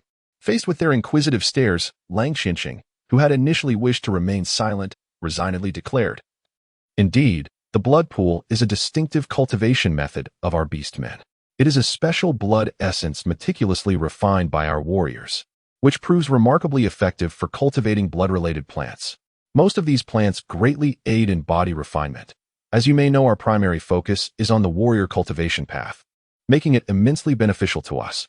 Of course, there are notable drawbacks. Other plants simply cannot thrive within the blood pool, so it is a trade-off," he added. "I see." Li Muyang and the others nodded in understanding, while Niu Li, on the other hand, expressed his delight, saying, "Ha, I knew it. This is precisely why I invited the Wolf King for a drink. To be frank, I believe you've noticed that I, too, follow the warrior cultivation path, as do many in our wild bull tribe. Thus, I wish to exchange some magical herbs beneficial for body refinement from you, Wolf King. I've heard your tribe possesses an abundance of such herbs. Could you possibly grant us this favor? Upon hearing Niu Li's request, Li Muyang and the others nodded in agreement, realizing the Wild Bull tribe's chieftain had ulterior motives. Lang Qianxing, slightly understanding this, nodded coldly. Very well. Upon receiving Lang Qianxing's agreement, Niu Li was overjoyed. That's splendid. Thank you, Wolf King. Our Wild Bull tribe is immensely grateful. After a moment of contemplation, Lang Qianxing coldly stated, I have 3 types of body-refining magical herbs from the blood pool, all of which possess commendable effects. The first is blood vine essence. A blood-related vine. When crushed and applied to the skin, it yields excellent body refinement results, aiding in both the opening of blood vessels and the condensation of blood energy. However, the pain it inflicts is excruciating. It feels as if countless blood ants are gnawing at one's flesh, an agony most cannot endure. Not only humans struggle with it. Even many of our beastmen warriors find it hard to withstand the torment of the blood vine essence. Yet, if one can endure the pain, the rewards are substantial. Is that so? What about the second type? Niu Li, taken aback by the brutality of the blood vine essence, was eager to learn more and directly inquired about the next option. Lang Qianxing, unsurprised, nodded and continued. The second is called blood source fruit. While its body refinement effects are not as potent as blood vine essence, it significantly enhances blood energy. Its properties are gentle, causing no harm to the body and making it highly suitable for your human warriors. If you wish to exchange, I recommend the blood source fruit. Really? Niu Li nodded in acknowledgement, but his curiosity only deepened. May I ask, Wolf King, what about the third type? Lang Qianxing initially shook his head lightly before coldly responding. The third is blood spirit fruit, which you may have heard of. What? Blood spirit fruit? The one renowned for its remarkable body refining effects and its ability to revive a person as long as they still draw breath. Truly a miraculous herb? Niu Li exclaimed, astonished beyond belief. Li Muyang, too, was taken aback, unable to fathom that Lang Qianxing possessed such an extraordinary healing herb, the blood spirit fruit. Lang Qianxing, however, paid little heed to their astonishment, simply nodding coldly. Indeed, it is the blood spirit fruit. However, its effects are not as miraculous as you might imagine. The notion of reviving the dead is exaggerated. Nonetheless, it does possess remarkable healing properties and commendable effects for body refinement. Consuming this fruit, one can easily open blood vessels below the berserker realm, rapidly enhancing their cultivation level. Is that so? Hearing this, Niu Li was even more astounded, as it implied that possessing this fruit would almost guarantee an additional berserker-level warrior in their tribe, a truly formidable advantage. Not to mention its terrifying healing abilities, it could indeed serve as a last resort in dire situations. Even Li Muyang found himself contemplating whether he should devise a plan to procure a few blood spirit fruits from Lang Qianxing for cultivation purposes. Niu Li, however, was impatient and pressed on. How can we exchange for this blood spirit fruit, Wolf King? Understanding the immense value of such a precious blood-related fruit, he was determined to acquire it, regardless of the cost. Lang Qianxing merely cast a fleeting glance at him and shook his head slightly. As I said, it is futile to inquire. I will only exchange the blood spirit fruit for 100 beasts fruit. Do you have any? What? Niu Li and the others were left even more astonished, including Yi Feng, who wore an expression of disbelief. For if the blood spirit fruit was worth a fortune, then the 100 beasts fruit was even rarer, being the key magical herb for breaking into the beast blood warrior realm. Was it possible that Lang Qianxing was on the brink of taking that step? Contemplating this, the group gazed at the seemingly cold and aloof Lang Qianxing, wondering just how formidable his true power was. Chapter 54. Would you like to exchange for the beast fruit? Upon hearing Wang Qianxing's proposal, everyone was taken aback, clearly astonished that he intended to trade the precious blood spirit fruit for the equally valuable beast fruit. It is well known that while the blood spirit fruit is indeed rare, the beast fruit holds comparable worth. The latter is an essential magical herb for warriors aiming to ascend to the beast blood warrior realm, significantly enhancing their chances of breakthrough. In certain respects, its value may even surpass that of the blood spirit fruit. Nevertheless, the blood spirit fruit is not without merit, as it possesses remarkable healing properties that can save lives, making it difficult to determine which is truly more valuable. Regardless, both the beast fruit and the blood spirit fruit are exceedingly precious commodities that most tribes cannot procure, even among the more formidable tribes. Acquiring these two magical fruits remains a challenge due to their scarcity. The Wild Bull tribe, led by Niu Li, is no exception, though classified as a medium-sized tribe. It is relatively small and lacks both magical fruits. Driven by an insatiable desire for the blood spirit fruit, Niu Li remained undeterred. Wolf Clan Chief, is it truly necessary to exchange the blood spirit fruit solely for the beast fruit? Might there be other alternatives? Our tribe possesses several other magical herbs, such as silver leaf grass and purple sword flower, both of which are excellent spiritual herbs that greatly enhance mental fortitude. While their worth may not equal that of the blood spirit fruit, they are still quite commendable. May I offer them in exchange for just one blood spirit fruit? Of course, if that does not suffice, we also have several martial arts manuals for warrior cultivation, or we could provide a few thousand pearl coins as well. Surely not all members of your tribe focus solely on the warrior path. There must be some who cultivate mental prowess. What do you think? Seeing Niu Li's earnest expression, Wang Qianxing coldly shook his head, unmoved. I regret to inform you that our tribe possesses only one blood spirit fruit, cultivated through the dedicated efforts of countless clan members. It is indispensable for us, thus we can only offer it in exchange for the beast fruit. I apologize for your request. However, you might consider trading for blood source fruit or blood vine juice. I would particularly recommend the blood source fruit, as it is your best option. As for the blood vine juice, it may prove challenging for your people to endure, unless you possess ample healing herbs to assist you. Otherwise, I advise against attempting it. Upon hearing Wang Qianxing's words, Niu Li remained indifferent, but Li Muyang, who stood nearby, felt a stir of interest. Their tribe indeed had numerous healing herbs, such as purple moon orchid, and they had been searching for an opportunity to utilize them. Perhaps they could exchange for some blood vine juice to aid their cultivation? This was certainly a viable option.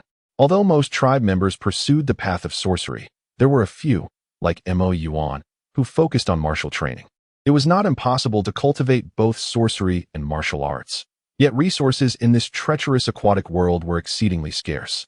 Mastering one discipline was a formidable challenge, let alone attempting to excel in both. After all, a skilled artisan cannot work without materials. Fortunately, for Li Muyang and his tribe, this posed no issue. Thanks to the unique abilities he had developed, he could cultivate various magical herbs through soilless farming. Whether for sorcerers or warriors, he could grow the necessary resources. Thus, for their tribe, the scarcity of resources was not a concern. They could consume herbs daily to enhance their capabilities rapidly. He contemplated whether to pursue this course of action. Of course, Niu Li's tribe lacked such advantages. After Wang Qianxing rejected his proposal, Niu Li's expression soured, and he forced a wry smile. I see. Then let us trouble the Wolf Clan chief to procure some blood source fruits for our tribe. I am curious how you intend to facilitate the exchange. Considering Niu Li's inquiry, Wang Qianxing glanced at the fine wine on the table and replied coldly. How about this? You may exchange 1 cask of fine wine for a blood source fruit, or trade 5 silver leaf grasses or purple sword flowers for 1. After pondering Wang Qianxing's terms, Niu Li deemed them fair and nodded in agreement.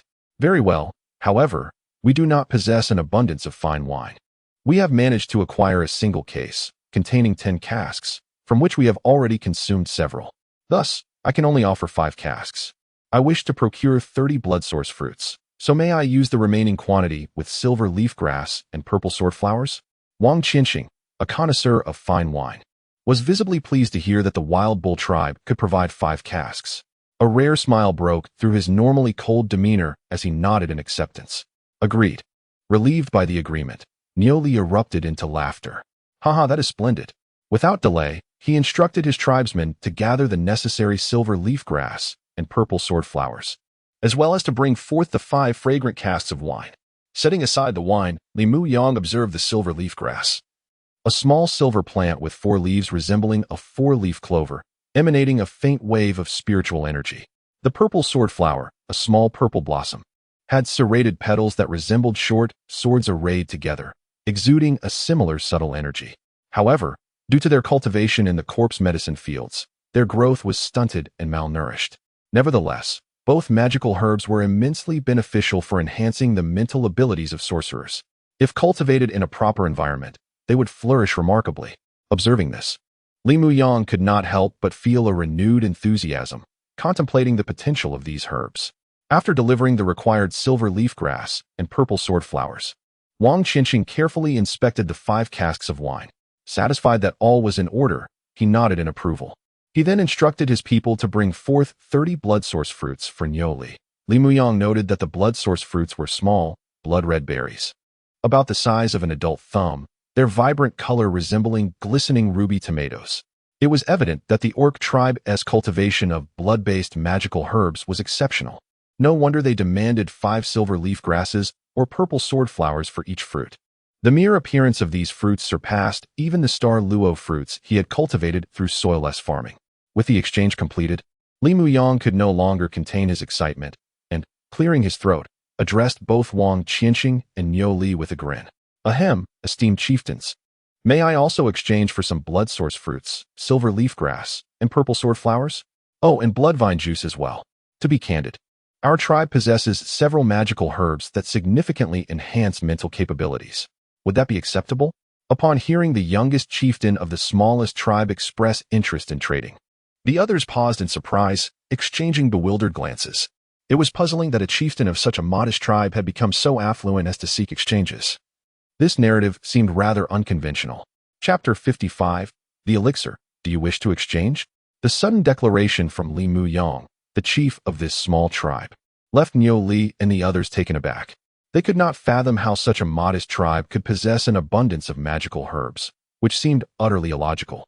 Their expressions were tinged with skepticism, suspecting that he might be attempting to deceive them, unable to believe that a small tribe could indeed offer so many magical potions. Despite their dubious gazes, Li Muyang, though somewhat helpless, nodded earnestly and reiterated, "Indeed, esteemed chiefs, I genuinely wish to exchange. To be candid, my younger brother has awakened a talent for wood-based magic, which has proven quite beneficial for cultivation. Thus, our tribe still possesses a few magical herbs, and we seek to trade them for more to experiment with planting and see if we can succeed. I humbly request your assistance in this matter." Left with no other choice, Li Muyang resorted to the same excuse he had previously used to convince Du Feng and the others from the mountain tribe, hoping to navigate through this situation without revealing the truth. Otherwise, he would find it challenging to explain his unwavering desire to acquire these magical herb seeds and how his tribe came to possess such an abundance of magical potions. Upon hearing Li Muyang's words, Niu Li and his companions finally understood, nodding in realization. They grasped the reason behind his eagerness to exchange. It was due to this newfound talent. As chiefs of medium-sized tribes, they had traversed the seas for many years, gaining considerable insight into the remarkable wizards who could awaken extraordinary magical talents. They were astonished to discover that the chief of this small tribe was one such individual, proving the adage that one should not judge by appearances. Niu Li, looking at the youthful Li Muyang, was the first to commend him. "Ah, so that is the case. It is indeed impressive, Chief Muyang, to awaken such a formidable wizarding talent at such a young age. Truly admirable."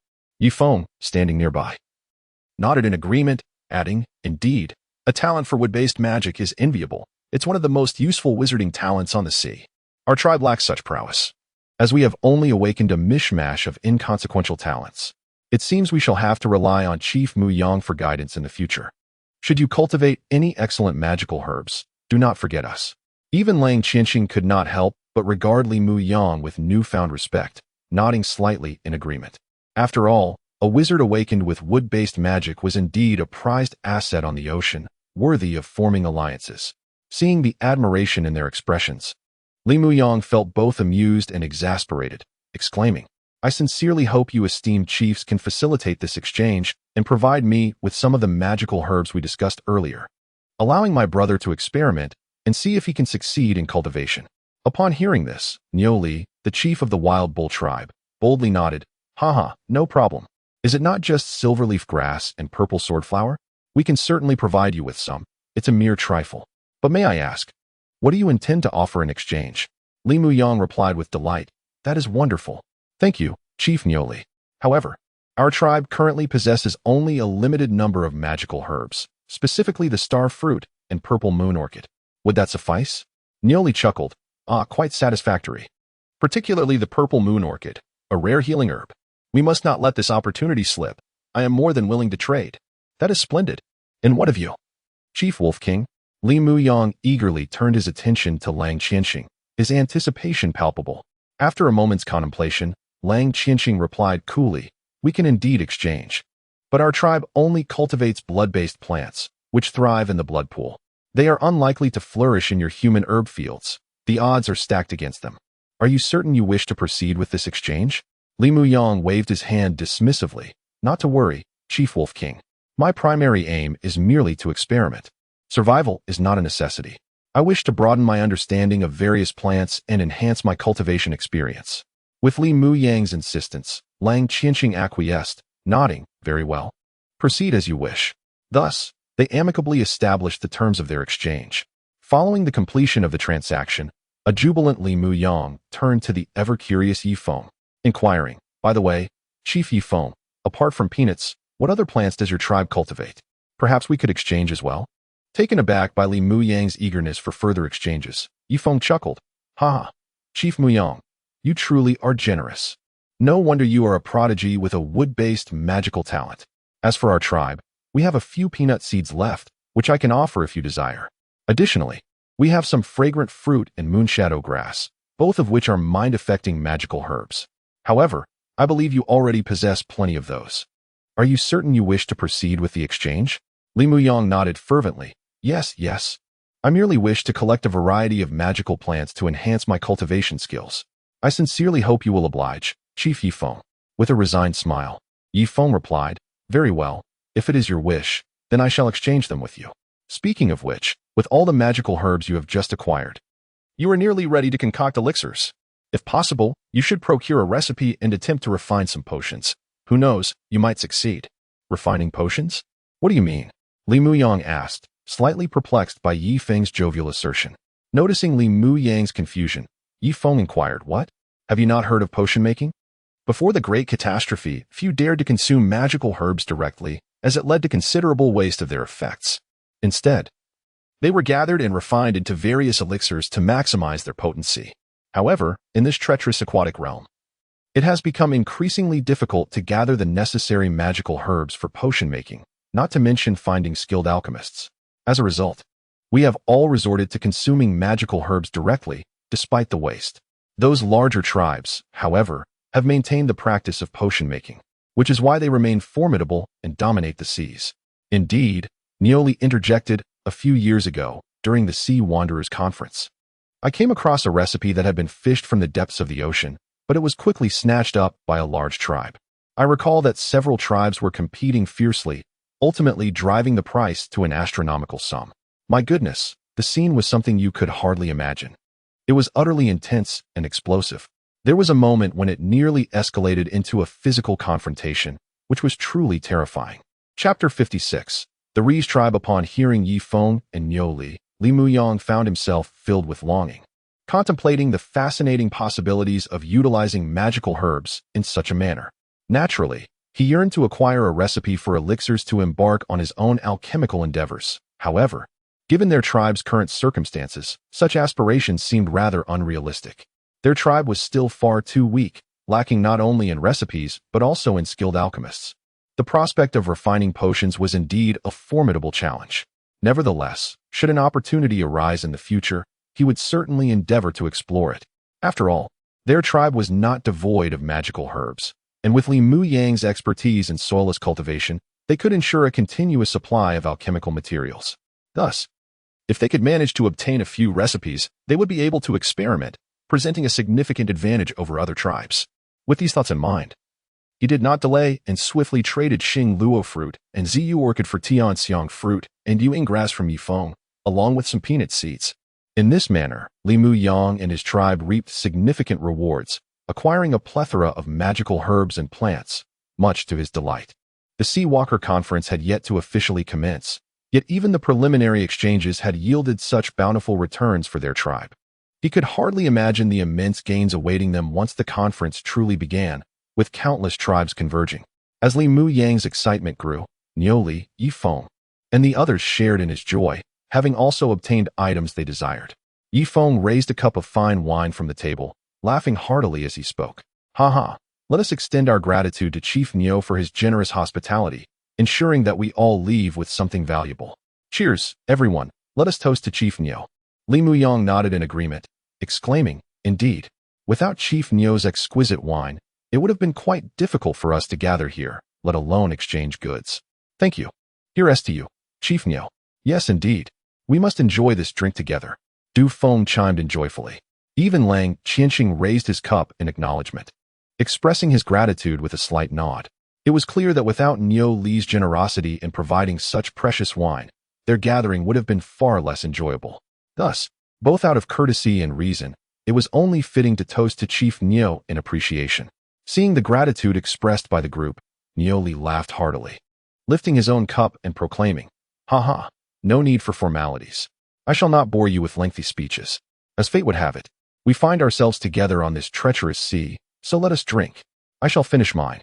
With that, he tilted his head back and drained his cup. Li Muyang and the others followed suit, also downing their wine. The warm, rich beverage brought Li Muyang great pleasure, although he was not typically a wine enthusiast. Being able to indulge in such a hearty cup on the open sea was truly exhilarating, a rare delight indeed. Ah, truly exquisite wine. It has been far too long since I have savored such a fine vintage. I find myself reminiscing, Niu Li remarked, savoring the flavor. Indeed, Chief Yi, you are not alone in this. I, too, seldom encounter such enticing and fragrant wine. I had not intended to trade it away. For how wonderful it would be to enjoy a glass like this every day. Alas, for the sake of our tribe's development, I must reluctantly part with it, he lamented, casting a wistful glance at the 5 barrels of fine wine he had exchanged with Lang Qianxing's tribe. Fear not, Chief Niu, Yi Feng comforted. You shall surely have the chance to enjoy it again. By the way, I have heard that the Elven tribe brews a type of seaweed wine using kelp and other plants, and it is quite affordable. Should you encounter them, you might procure some to satisfy your cravings. Seaweed wine. Is that truly as marvelous as it sounds? Is it authentic? Niu Li inquired, his curiosity piqued. However, Lang Qianxing interjected, shaking his head with a stern expression. Not worth it. I have tasted it, and it pales in comparison to true fine wine. It is merely a name without substance, best avoided. Upon hearing this, Yi Feng sighed in resignation.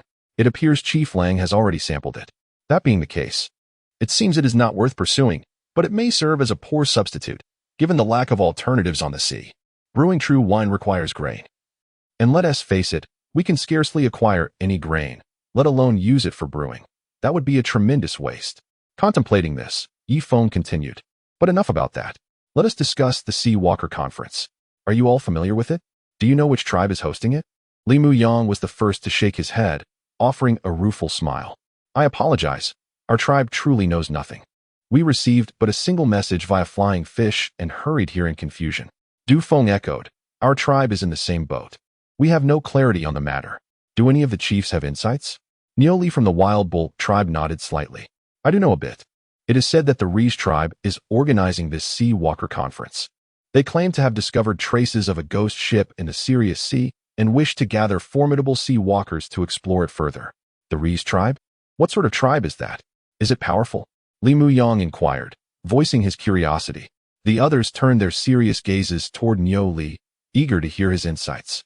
Niu Li nodded gravely, affirming, they are indeed exceptionally powerful. The Rees tribe is among the mightiest marine tribes in our waters, a colossal tribe. A decade ago, our tribe had the fortune of encountering them. I recall they had over 100,000 members, with countless skilled warriors and formidable champions. Their leader, Lei Yu, a terrifying figure akin to a dark sorcerer. I vividly remember that during our encounter, they were battling a ferocious tornado. For ordinary tribes like ours, such storms are the most dreadful of calamities, yet for them, it was hardly an inconvenience. The chants of their wizards combined with the martial prowess of their warriors quelled the tempest, restoring calm to the sea in an instant. It was truly awe-inspiring. Now, many years have passed. I can only imagine that their strength has only grown. Hence, they are convening this Sea Walker Conference to pursue the ghost ship. Chapter 57 The News of the Golden Clouds. Is it the Luai's tribe? Upon hearing Niu Li's words, Yi Feng nodded solemnly. So it is the Luai's tribe. I have indeed heard of this tribe. It is the most formidable one upon these waters. However, even with their strength, it may not be easy for them to board that ghost ship. Niu Li stroked his chin thoughtfully. That is true, yet there is a glimmer of hope. After all, it is a colossal tribe, and within their ranks lies the dark sorcerer. If they seize the right opportunity, they might truly have a chance to explore that ghost ship. At the very least, they could extract some resources from it. On the other hand, Lang Qianxing shook his head. It is exceedingly difficult. The ghost ship is enigmatic, perpetually shrouded in a peculiar force akin to the laws of another realm, exerting significant suppression on the wizards and warriors of our world, rendering it arduous to unleash our full potential. Moreover, the more powerful the ghost ship, the more potent this suppressive force becomes, if one's resolve wavers. Lingering aboard for too long may lead to losing oneself, becoming a mindless guardian of the ship. Is it truly that terrifying? Hearing Lang Qianqing's account, the group was taken aback, exchanging glances before turning to him with inquiries. What do you mean, Chief Wolf King? Have you boarded this ghost ship before to be so familiar with it? Lang Qianqing slightly shook his head, then nodded gravely. Not exactly boarded it, but I encountered one several years ago. It was a day shrouded in thick fog. Our tribe traversed the misty waters and fortuitously stumbled upon a ghost ship, mere moments from colliding with it. We dared not approach and merely observed from a distance. Yet even so, we sensed an extraordinarily strange force, like the call of a demon beckoning us to board. Terrified, we did not linger, fearing unforeseen consequences. That realm is far beyond our current capabilities. Nodding in agreement, Du Feng, beside Li Muyang, spoke solemnly. Indeed, the ghost ship is truly bizarre. Legends suggest it pertains to the divine domain, a place of divine retribution. It is best for us to avoid it. Otherwise, should we become entangled in its fate, it would not bode well. The group nodded slightly, yet remained silent. Their thoughts failed. After a brief moment of silence, Li Muyang broke the stillness. Enough of this. Let us discuss matters of utility. Esteemed chieftains, do you believe there truly exists unsubmerged land in this world? If we continue our journey, do we still harbor hope? Li Muyang posed the question that weighed heavily on his mind. Upon hearing his inquiry, Yi Feng, Niu Li, and the others exchanged wry smiles, momentarily at a loss for words, for they too did not possess the answers. They were merely following the teachings of their ancestors, trudging onward. Yet the existence of hope remained uncertain. After a moment of silence, Niu Li sighed helplessly. Who knows?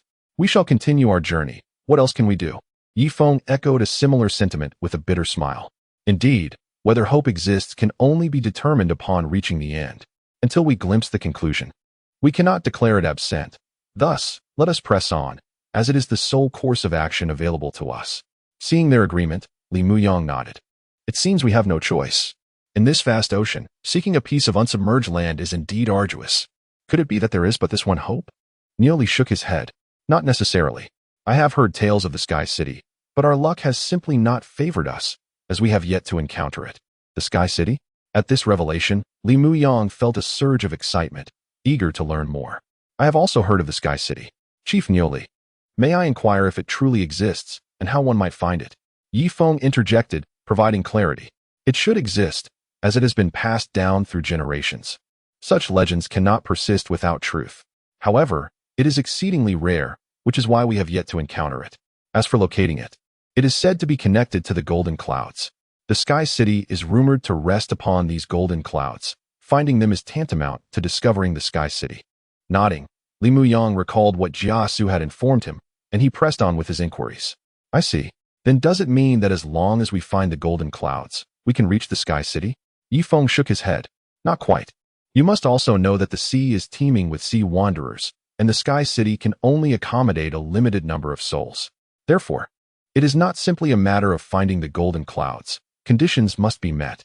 This condition is the CP, the key to the Sky City. The CP? Niu Li nodded with a hint of regret. Indeed, the CP is a pity. A few years ago, our tribe encountered a patch of golden clouds in a certain sea area. Alas, we lacked the CP and could not ascend, trailing behind that cloud for over half a year, yet no one acknowledged us, forcing us to abandon our pursuit. It is truly infuriating, and more so, regretful. What? Li Muyang was taken aback, his heart racing with disbelief. Chief Niu Li, did your tribe truly encounter the golden clouds? Where and when did this occur? What was the situation? Surprised by Li Muyang's sudden fervor, Niu Li regarded him quizzically. What is it, Chief Muyang? You seem quite excited about the Sky City. Do you have any news? Realizing he had momentarily lost composure, Li Muyang quickly regained his demeanor, offering an awkward smile. No, I am merely curious. As the Sky City represents the most reliable hope for us sea wanderers, far more dependable than this aimless journey. Indeed, Niu Li nodded in agreement with a wry smile. Very well, I can share a tidbit with you. This happened approximately 5 or 6 years ago in the southeastern seas. Our tribe genuinely encountered a patch of golden clouds, resplendent and radiant, resembling something forged of gold, and upon it, we could faintly discern the silhouette of a city. However, regrettably, we lacked the CP and could not enter, merely chasing after it aimlessly. As I mentioned earlier, it was futile.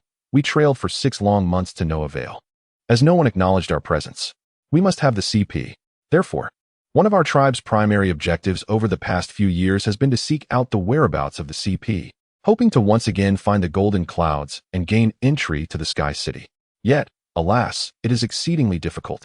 Locating the CP is more challenging than retrieving a lost treasure chest, and we have no leads. To this day, our tribe has achieved nothing and wonders if we will ever have another opportunity in our lifetimes. Chapter 58, Arrival. Regrettably, the search for CPs has proven to be exceedingly challenging, far more so than retrieving a lost treasure chest. Our tribe has thus far yielded nothing, leaving us uncertain if we shall ever have another opportunity in this lifetime. Upon hearing Neo Li's lament, Yifeng nodded in agreement. Indeed, the quest for CPs is akin to searching for a needle in a vast ocean. Despite our tribe's years of effort, we have yet to find any. The only mention of them was during a seafarer's auction held over a decade ago. I have heard of that as well, Neo Li interjected. It is said that the CPs presented at that auction triggered a frenzy among countless tribes, ultimately fetching an astronomical price. Such an expense is beyond the means of many large tribes, and only a colossal tribe managed to secure it after fierce competition, which is quite terrifying. Is that so? Li Muyang expressed surprise at their account. Will CPs ever appear at an auction again? If so, why would the tribe that acquired them not seek out the golden clouds to ascend to the Sky City themselves instead of resorting to an auction? Yifeng and Neo Li shook their heads in response to Li Muyang's query. We cannot say. Who knows what that tribe was thinking? As for us, we would never consider auctioning such a treasure. Yes, I have heard that it was a smaller tribe, perhaps lacking confidence in their ability to locate the golden clouds in the vast ocean, which led them to auction it off. After all, the ocean is immense and boundless. Successfully locating a single golden cloud is no easy feat and may take years without guarantee of success. Smaller tribes might not survive that long and would prefer to exchange it for resources to sustain themselves longer. Lao Qianqing added with a cold demeanor. Moreover, entering the Sky City is no simple feat. Even possessing CPs does not guarantee entry. Without sufficient strength, being inside the city is not much different from remaining on the ocean's surface, merely prolonging one's existence. The survival rules there are even more brutal, prioritizing the strong. Only the powerful earn respect and a rightful place. The weak merely become vassals, with freedom being a distant dream. Is there really such an ocean? Li Muyang expressed mild astonishment at Lao Qianqing's words. Yifeng nodded in agreement. Indeed, I have heard similar claims. Do not be misled into believing that the Sky City is a paradise. While there may be heavenly aspects, it can also resemble hell, as the line between the two is often perilously thin. To put it differently, it is a paradise for the strong and a hell for the weak. Although there are lands and resources, if one lacks sufficient strength, those resources remain inaccessible, forcing one to struggle at the bottom, making the carefree life on the water seem preferable. I see. Li Muyang nodded, but Du Feng beside him wore a look of envy. You make valid points. However, if the opportunity to reach the Sky City truly exists, it would still be a blessing. It would at least signify a stable place to rest, a welcome relief from the ceaseless drifting in this watery realm. Hearing this, Yifeng and the others found themselves at a loss for words. His perspective held some merit, leading to a self-deprecating acknowledgement. Indeed, if a chance to enter the Sky City were genuinely offered, I believe a significant number of tribes would seize it, even if it meant sinking to the lowest tier. After all, drifting on the ocean day in and day out is undeniably agonizing, evoking a sense of aimlessness and living death. Neo Li concurred. Yes, the Sky City, regardless of circumstances, symbolizes a paradise. At least it offers a glimpse of heaven. Only by reaching there can one hope to access paradise. Remaining on this wretched ocean surface is akin to enduring a true hell on earth, a relentless torment. As they spoke, a heavy silence fell over the group, each unsure of what to say next. Observing this, Li Muyang, feeling somewhat helpless, decided to shift the topic. All right, esteemed leaders, let us refrain from these discussions. I wish to know if there are other hopes apart from the Sky City. I previously heard tales of a pirate named Galorge who discovered a piece of land that remained unsubmerged. Is there any truth to this? Upon hearing Li Mu Yang's inquiry, Yi Feng and the others perked up, nodding in affirmation. I have indeed heard this legend. It has circulated widely across the sea for many years, but its authenticity remains uncertain. Correct. I have also heard that Galorge, before his demise, left behind hundreds of treasure maps, real and fake, cast into the sea, awaiting the fortunate ones who might uncover the location. However, whether anyone has ever found it remains a mystery. Indeed, there has been no concrete information on this matter, and its truthfulness is questionable. It could very well be a ruse. Who can say for certain? Lao Qianqing interjected. I have also heard this legend, and it appears to be true. It is said that the land Galorge found was actually a remnant of the sky city that fell from the heavens, floating on the ocean's surface, thus remaining unsubmerged. A fallen sky city? The revelation startled the group, their disbelief palpable. Wolf King, is this true?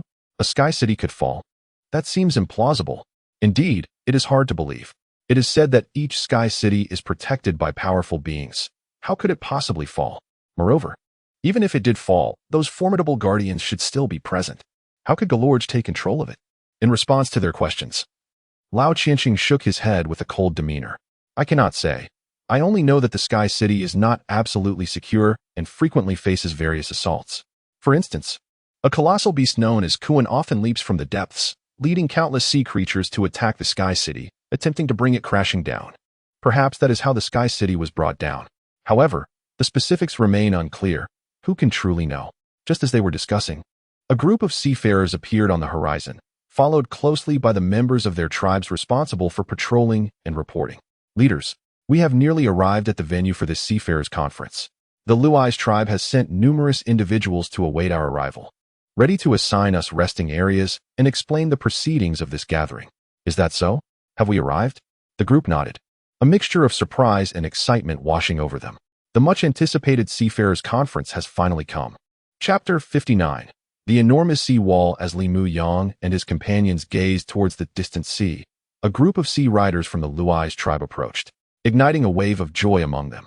Upon their arrival, they encountered 5 sea riders, all exuding vitality and grandeur, embodying the essence of warriors from a great tribe.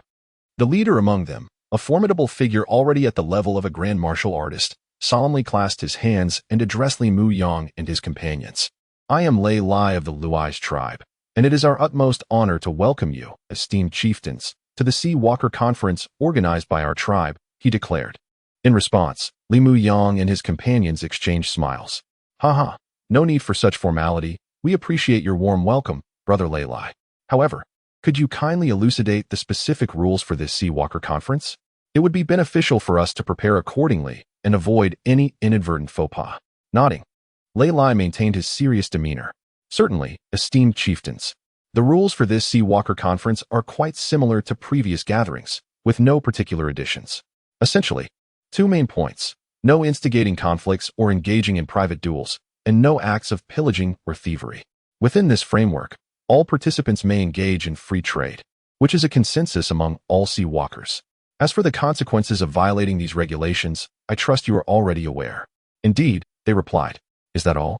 That is about it, he confirmed, before continuing. By the way, I would appreciate it if each chieftain could register the number of tribe members present and provide a contact person, so we can arrange accommodations for you.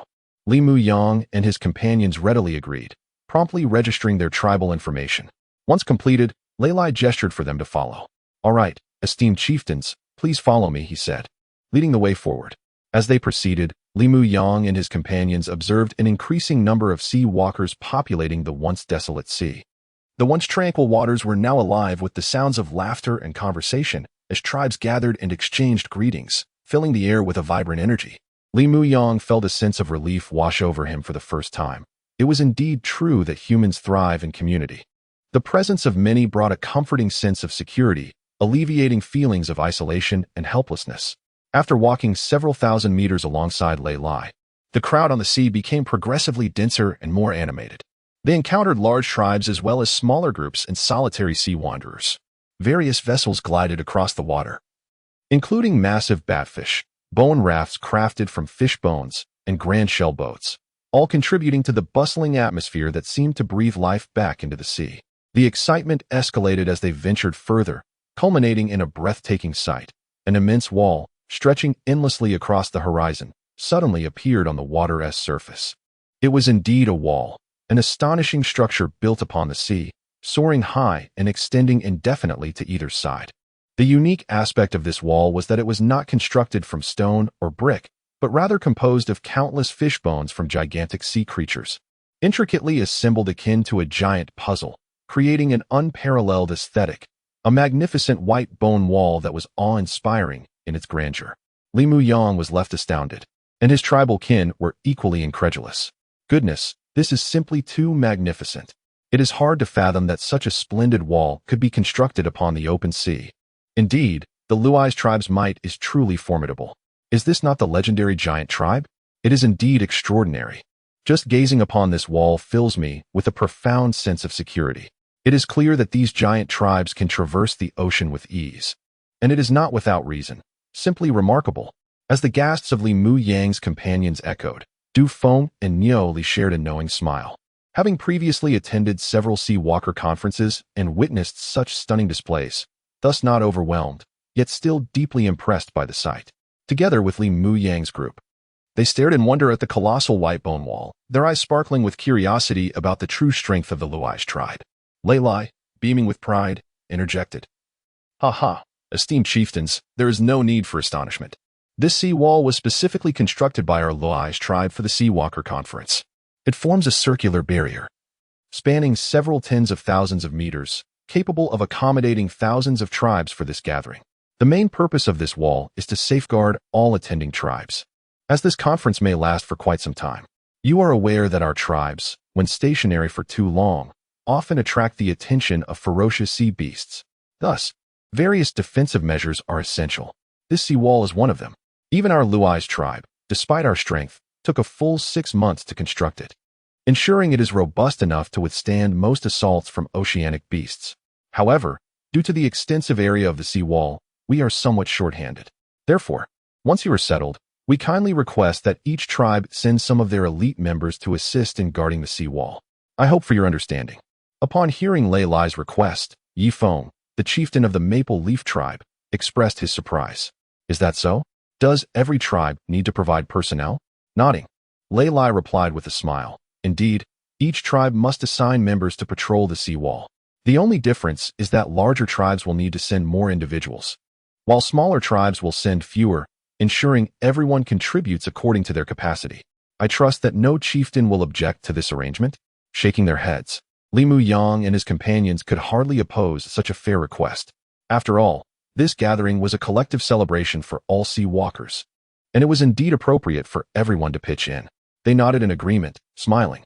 Of course, it is only right, they concurred. Moreover, our tribe needs to maintain vigilance anyway, so this aligns perfectly with our needs for safety, especially with the presence of the sea wall and so many tribes together. Absolutely, they affirmed. As they conversed, Li Muyang and his group arrived at the entrance of the vast sea wall, eager to step inside. Their curiosity intensified, wondering what sights awaited them within the towering, heavily fortified structure. Chapter 60. The bustling scene accompanied by Lei Lai of the Luai's tribe. Li Muyang and his companions stood before the vast sea city walls, their astonishment growing as they beheld the imposing fortifications. At the entrance of the sea city wall, an enormous water fortress loomed, soaring several dozen meters high, crowned by a colossal gate fashioned from bone. This formidable gate was constructed from thick fish bones, each as wide as a person could embrace, bound together with resilient tendons. Enigmatic magical runes adorned its surface, and the sharp fish bones glimmered coldly in the sunlight. Resembling a massive guillotine or the gaping maw of a shark, poised to descend at any moment and seal the fortress securely. As they gazed left and right, it became evident that this sea wall was indeed a masterpiece of a giant tribe, standing an impressive 30 meters tall. Its structure densely packed with the bones of resilient sea beasts, creating an impenetrable barrier. Countless sharp bone spikes jutted outward from the outer wall, each shimmering with a chilling brilliance under the sun, akin to a multitude of razor-sharp blades. It was easy to envision that any audacious sea wanderer or beast daring to collide with it would find themselves grievously impaled. Additionally, numerous elite warriors stood guard upon the wall, spaced 20 meters apart, extending endlessly until they vanished from sight, evoking awe as they fortified the water fortress like an impregnable bastion. Witnessing such an extraordinary sight left Li Mu Yang and his companions utterly amazed. Tang Xiaotian, beside him, remarked incredulously, "Chief, this truly is breathtaking. No wonder the Sea Wanderers Conference can convene here for over a year. Such a robust sea wall offers ample protection. Indeed, it is marvelous. Our tribe can finally rest without constant trepidation," another chimed in. "It seems that the opportunity to stop and catch our breath is of utmost importance. Regardless of trade, how I wish we had discovered this sooner. Perhaps our tribe wouldn't have had to endure such hardship," someone lamented.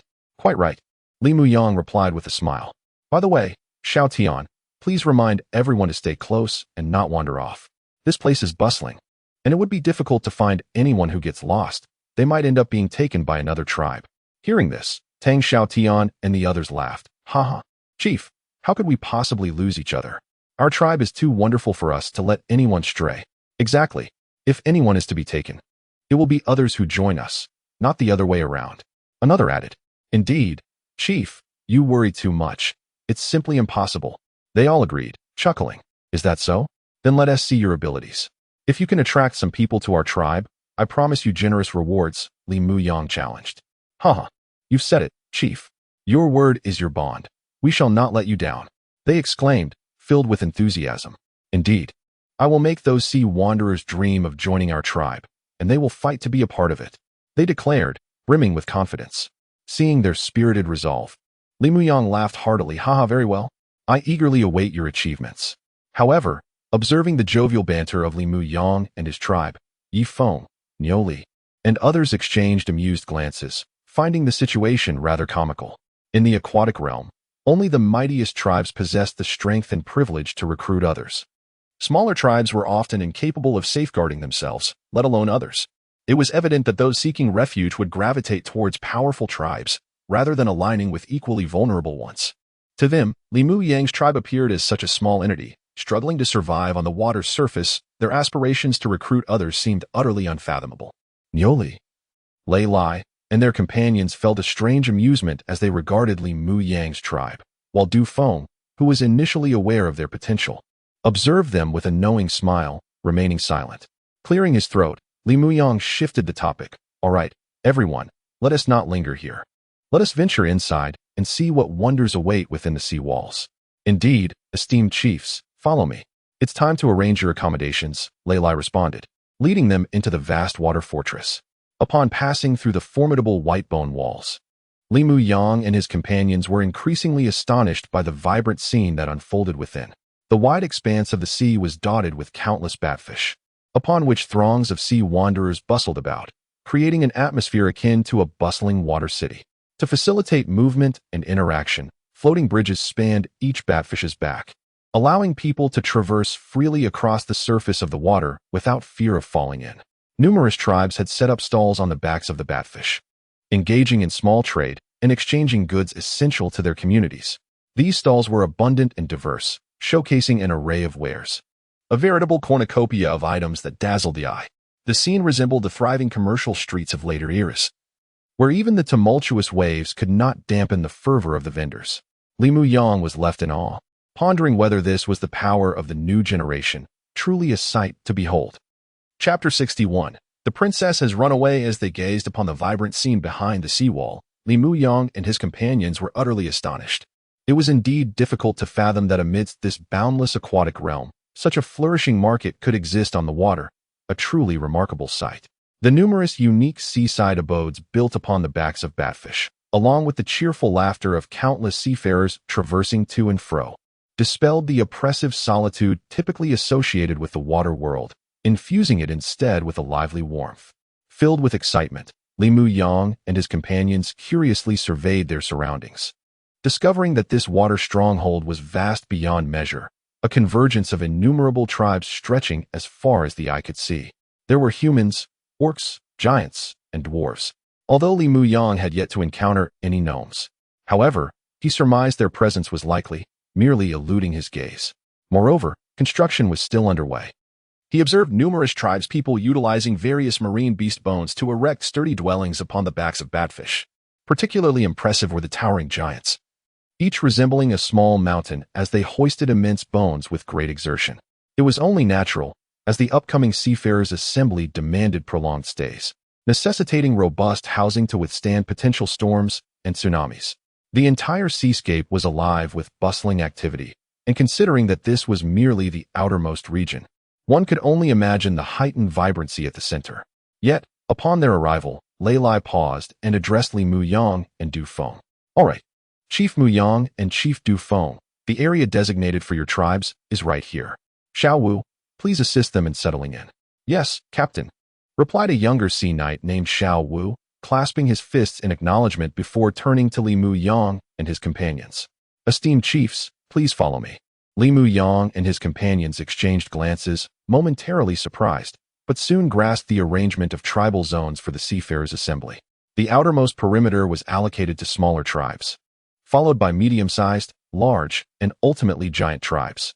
It was evident that proximity to the center promised greater safety, with smaller tribes placed at the periphery, perhaps intentionally bearing the brunt of initial risks. This arrangement left Li Muyang's companions, including Tang Xiaotian, feeling discontented. They opened their mouths, poised to voice their grievances, believing that smaller tribes should be positioned more inward, as their limited strength rendered them vulnerable to any dangers. Before they could speak, however, Li Muyang gently restrained them, smiling as he addressed Lei Lai. "No need for concern, Captain Lei Lai. Please guide them in settling. We understand the customs." Nodding in approval at Li Muyang's words, Lei Lai replied solemnly, "That is good to hear. Chief Muyang, you may proceed with settling in. Xiao Wu will inform you of the necessary protocols. We shall take our leave." With that, he wasted no time and led Yi Feng, Niu Li, and other medium-sized tribes deeper into the stronghold. After bidding farewell to Yi Feng and Niu Li, Tang Xiaotian spoke again, his frustration palpable. "Chief, why should we be placed at the outermost edge? Is this not a deliberate slight? If danger arises, we smaller tribes would be the first to suffer." Li Muyang, resigned, responded, "Xiaotian, it's not as simple as it seems. There's a saying, when under the eaves, one must bow their head." Du Feng chimed in with a smile, "Indeed, my friend. This is the survival rule of the water world. The strong prey on the weak. Those with strength reside nearer the center, while the less powerful must remain on the outskirts. Nonetheless, it is not as dire as it sounds. With so many tribes gathered, the seafarers' assembly should pose minimal risk. Even if danger were to arise, we would face it together. We would not be treated as mere cannon fodder." Xiao Wu, the sea knight leading them, added reassuringly. "Precisely. Esteemed chiefs, this gathering is a collective assembly, and no harm will come to you. Should any danger arise, our Lei tribe will bear the brunt. As we are the hosts, you need not worry," he concluded. Hearing his words, Li Muyang and his companions nodded in agreement. After a moment of contemplation, Li Muyang inquired curiously, "By the way, Brother Xiao Wu, how many tribes have arrived for the seafarers' assembly thus far?" Smiling, Xiao Wu replied, "I cannot recall the exact number, but it should exceed 1,000. More tribes continue to arrive, along with many lone seafarers. I anticipate this assembly will be monumental. Even our Lei tribe is hosting such a large gathering for the first time." "Is that so?" Li Muyang nodded, then asked, "What is the scale of the arriving tribes? Besides your Lei tribe, are there other giant tribes?" "Most are small tribes with hundreds to thousands of members. There are a few medium-sized tribes, and perhaps 4 or 5 large tribes. As for giant tribes, none have arrived yet, but one can only hope to encounter them." "That would certainly be lively," Du Feng interjected. Chuckling, Du Feng added, "Brother Xiao Wu, if you don't mind my asking, I've heard that many tribes are coming due to the ghost ship. But where is this ghost ship? I have yet to see it." Xiao Wu chuckled. "I cannot say for certain, but perhaps only the chiefs and a few elders know its exact location. We common tribespeople are kept in the dark. However, the chiefs will undoubtedly reveal it in due time, so let us not rush. I also heard that the chief has an important announcement to make regarding the ghost ship, so let us wait patiently. All will be revealed in time," he concluded. As they spoke, the group navigated through the waterways resembling alleyways, observing tribes closely packed on either side, until they finally arrived at an open area marked with numbers 618 and 619. Upon reaching this spot, Xiao Wu halted and addressed Li Muyang and his companions. "All right, esteemed chiefs, you may settle here. It is quite a favorable location. Should you require anything, feel free to seek out our Lei tribe members at the entrance of the passage. Each area has a service point. You've seen it already. So I shall take my leave now to fetch other tribes arriving for the assembly." Nodding, Li Muyang and his companions expressed their gratitude. "Thank you, Brother Xiaowu. You may go. We can manage on our own." Meanwhile, in a distant part of the ocean, deep within a crystal-clear palace, an urgent voice echoed. "Not good, Your Majesty. The little princess has run away again." Moments later, the sea roared with tumultuous waves, and deep beneath the surface, a cacophony reminiscent of a tsunami resounded. Chapter 62. The City of Giant Whales and the Tower of Heavenly Thunder. Upon arriving at the designated area of the Luai's tribe, Li Muyang and his companions became industrious. They first secured their bat-backed fish, followed by fortifying the structures upon its back, much like the other tribes. Particularly, the soilless cultivation chamber was meticulously camouflaged. The bat-backed fish's thick skin allowed for the embedding of bone rivets to stabilize the constructions, ensuring they would not be swept away by strong winds or monstrous waves. This is precisely why the bat-backed fish was chosen as the primary habitat on the sea's surface. Its immense size, resilient skin, and docile nature made it ideal, with the only drawback being its considerable appetite. However, this was not truly a disadvantage. For in the vast ocean, while other resources may be scarce, shrimp and various fish were plentiful. As long as one exerted a bit of effort, it was relatively easy to catch enough food for the bat-backed fish. After spending a significant portion of the day reinforcing the structures on 2 bat-backed fish, Li Muyang felt reassured that they could remain anchored here for an extended period without the fear of storms or rain. Once completed, he dispatched Mo Yuan to lead 40 tribesmen to the water village to gather food for the bat-backed fish. During this Sea Wanderers Conference, countless tribes gathered to establish a series of fundamental rules, such as prohibiting random fishing. There was no need to worry about depleting fish stocks in a short time, leaving subsequent tribes empty-handed. As the conveners, the Luai's tribe had long prepared various solutions, including a secret bait formula that attracted fish in droves, ensuring ample supplies for all tribes. This was why the Luai's tribe had the confidence to host such a grand Sea Wanderers Conference. In the past, such a gathering would have been unthinkable. The mere logistics of accommodating the food needs of so many tribes would have posed a significant challenge. Now that everything was arranged, Li Muyang let out a sigh of relief, sitting on a fishbone and curiously surveying his surroundings. To his left was Du Feng's mountain tribe, busily reinforcing their structures upon the bat-backed fish. To his right were other tribes. He had initially been the furthest right, but several other tribes had arrived during their work, crowding nearby. These tribes were relatively small, with only a few hundred members and 3 or 4 bat-backed fish, none exceeding 1,000 inhabitants, as this area was primarily populated by smaller tribes. Nevertheless, Li Muyang felt somewhat disheartened, for they were the least populous tribe in sight. Drawing curious glances from passing tribes who wondered about the purpose of such a weak tribe and why they had not sought refuge with a more powerful one. Some had even approached to inquire if Li Muyang's tribe would be willing to join them. Despite this, Li Muyang remained undeterred, brimming with confidence. Resolute in his intention to recruit enough clansmen during this Sea Wanderers Conference to elevate their tribe from a small to a medium, if not a large tribe, proving to those who underestimated them the folly of their assumptions. As he scanned the area, he noted that everyone else was still busy, while his tribe, due to its smaller size, had completed their tasks first, a somewhat bittersweet advantage of being fewer in number. Looking further ahead, he saw that other tribes were still engaged in their work, with only those who had arrived earlier having finished and now enjoying their time on the sea's surface. The structures built upon the bat-backed fish were predominantly low, mostly single-story, with a few 2-story edifices, primarily to withstand hurricanes and waves. However, as he gazed into the central region, he was astonished to behold a colossal skeletal structure rising from the sea. Upon closer inspection, he discerned that it was a complete skeleton of a Kuan whale, immense and mountain-like, capturing attention like no other. A grand castle had been constructed atop this whale skeleton, resembling a floating island, marking it as the tallest and largest edifice on the sea.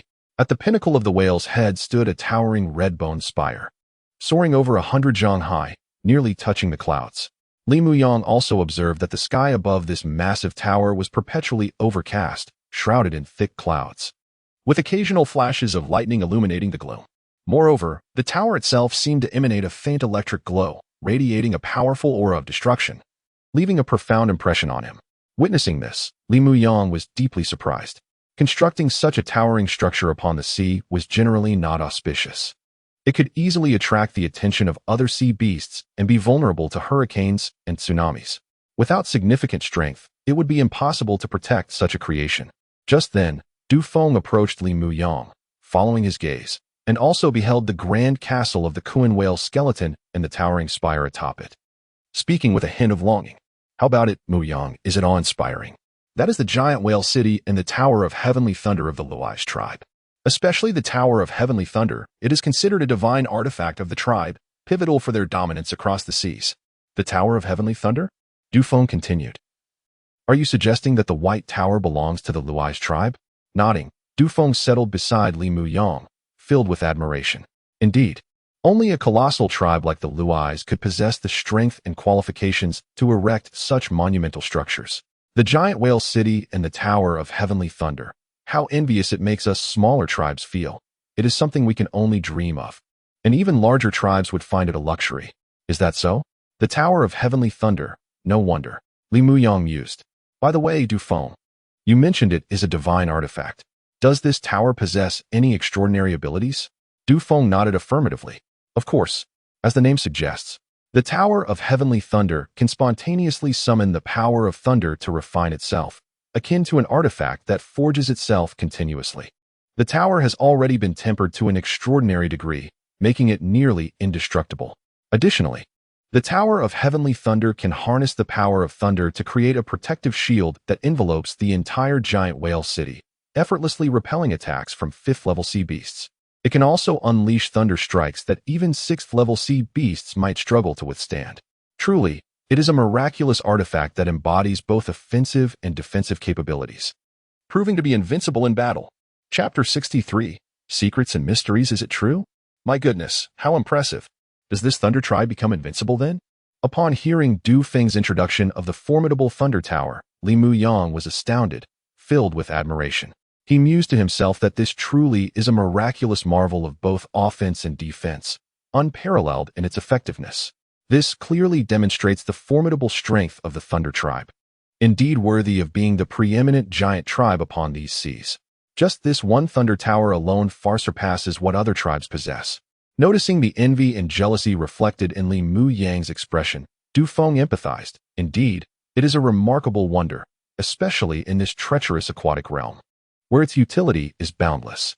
The ability to unleash a thunder shield capable of withstanding assaults from 5th-level sea beasts is truly enviable. Li Muyang cast another longing glance at the thunder tower, nodding in agreement. Yes, we see travelers face the greatest risks from various sea creatures, particularly those below the 5th level, which are most numerous, like schools of flying fish. Encountering their onslaught often leads to annihilation. He continued, conversely, 5th level and above sea beasts are relatively rare, regarded as high-level creatures, seldom seen in groups, as they each inhabit their own territories and prefer solitude. Thus, if a tribe possessed such a thunder tower, the safety of smaller tribes, including medium-sized ones, on the sea would significantly increase, as they would no longer fear these commonplace sea beasts. Nodding in agreement, Du Feng expressed his growing envy. Indeed, which tribe wouldn't desire such a divine artifact? Alas, it remains but a distant dream. The Thunder Tower is truly an extravagant wish, unattainable for our smaller tribes. Hearing this, Li Muyang sighed in frustration. After a moment of silence, curiosity got the better of him. By the way, Brother Du Feng, from where did the Thunder Tribe acquire this Thunder Tower? Did they construct it themselves? Shaking his head, Du Feng replied with a wry smile, I am uncertain. It is possible. Considering the Thunder Tribe is the mightiest in these waters, they possess the capability to build such a Thunder Tower. At that moment, another tribe's leader approached, grinning as he spoke to Li Muyang and the others. Hey, brothers, you are mistaken. Although the Thunder Tribe is powerful, they lack the ability to construct such a formidable Thunder Tower. Oh, really? Li Muyang and Du Feng, intrigued by this newcomer, turned their attention towards him. He was a robust man, remarkably plump, weighing at least 200 pounds, resembling a round ball and quite striking in appearance. In this aquatic world, being so corpulent was indeed rare, as it was well known that food was scarce, primarily consisting of seafood, leading many to be malnourished and frail. Thus, encountering someone of his size was truly exceptional. Unfazed by their curious and astonished gazes, the man casually patted his round belly and jovially sat beside them. Hee. Allow me to introduce myself. I am Bai Ping, the leader of the Bailu tribe. It is a pleasure to meet you. Li Muyang and Du Feng exchange polite gestures. Ah, Bai Peng, what a pleasure. I am Du Feng from the mountain tribe. It seems your tribe enjoys good fortune with such ample provisions, Li Muyang chuckled. Indeed, I am also one of the fortunate ones. Li Muyang from the elephant tribe. I hope you 1T refuse our visit. Bai Peng heartily welcomed them. Welcome, esteemed leaders, to our Bailu tribe. While others may tire of fish, we have developed many unique culinary methods that ensure a delightful feast. I assure you, you shall not be disappointed. After some lighthearted banter, the conversation turned serious. By the way, Bai Peng, you mentioned earlier that the Thunder Tower was not constructed by the Thunder Tribe? Du Feng inquired, eager to uncover the truth. Nodding, Bai Peng's demeanor shifted slightly more serious. Indeed, esteemed leaders. What you may not know is that the Thunder Tower was not built by the Thunder Tribe, but is said to have originated from a legendary dwarf craftsman. A legendary dwarf craftsman? Li Muyang and Du Feng exchanged incredulous glances. Who is this craftsman? Bai Peng chuckled softly, checking that no one was eavesdropping, and leaned closer to whisper, to be honest, I am unsure of her name, but I have heard she is a woman known as the Master of Emperors, a millennium ago. She was the most exceptional craftsman among the dwarf tribes, a once-in-a-millennium genius. A once-in-a-millennium genius? And a woman? The revelation left Li Muyang and Du Feng astounded, their disbelief evident. Is that truly the case, Bai Peng? Indeed, my friends. Typically, dwarf craftsmen are male, as their physical constitution does not lend itself well to forging. Surely, you are not jesting with us. Bai Peng, touching his round cheeks and narrowing his eyes, replied, why would I deceive you? Have you not heard of a secret that circulates within the dwarf tribes? What secret? They inquired, their curiosity piqued. Bai Peng glanced around once more and continued in a hushed tone, it's a long story. As you know, after the Great Cataclysm, all races were forced to live upon the seas, including the dwarves. The scarcity of resources in this aquatic realm not only posed great challenges to our tribe's survival, but also hindered the dwarves' crafting abilities. Lacking the marvelous mineral materials, they were left to work with the bones of sea beasts, making it exceedingly difficult to forge quality weapons. However, the dwarves, being the finest craftsmen beneath the stars, eventually developed a unique forging technique, known as the astral forging technique, which allows them to create high-quality weapons using simple sea beast bones. This technique harnesses the power of the cosmos to continually nurture the crafted weapons, enhancing their quality over time.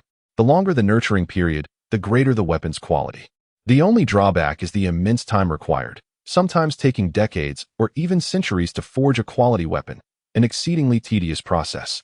Many cannot endure such prolonged waits, including many among the dwarves themselves, for the seas are perilous, and tomorrow is never guaranteed.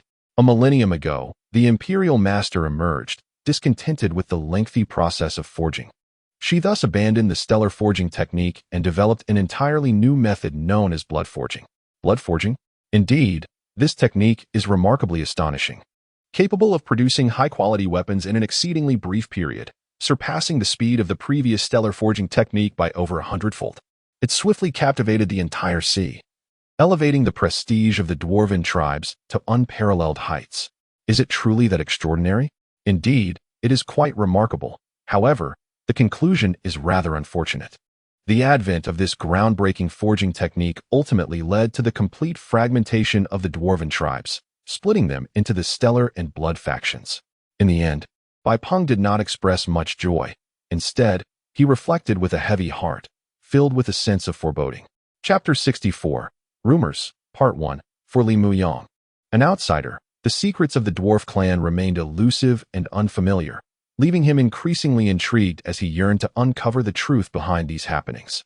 Likewise, Du Feng, a native of this aquatic realm, found himself equally in the dark due to the information blockade prevalent in the water world, having seldom encountered anyone to enlighten him on such matters.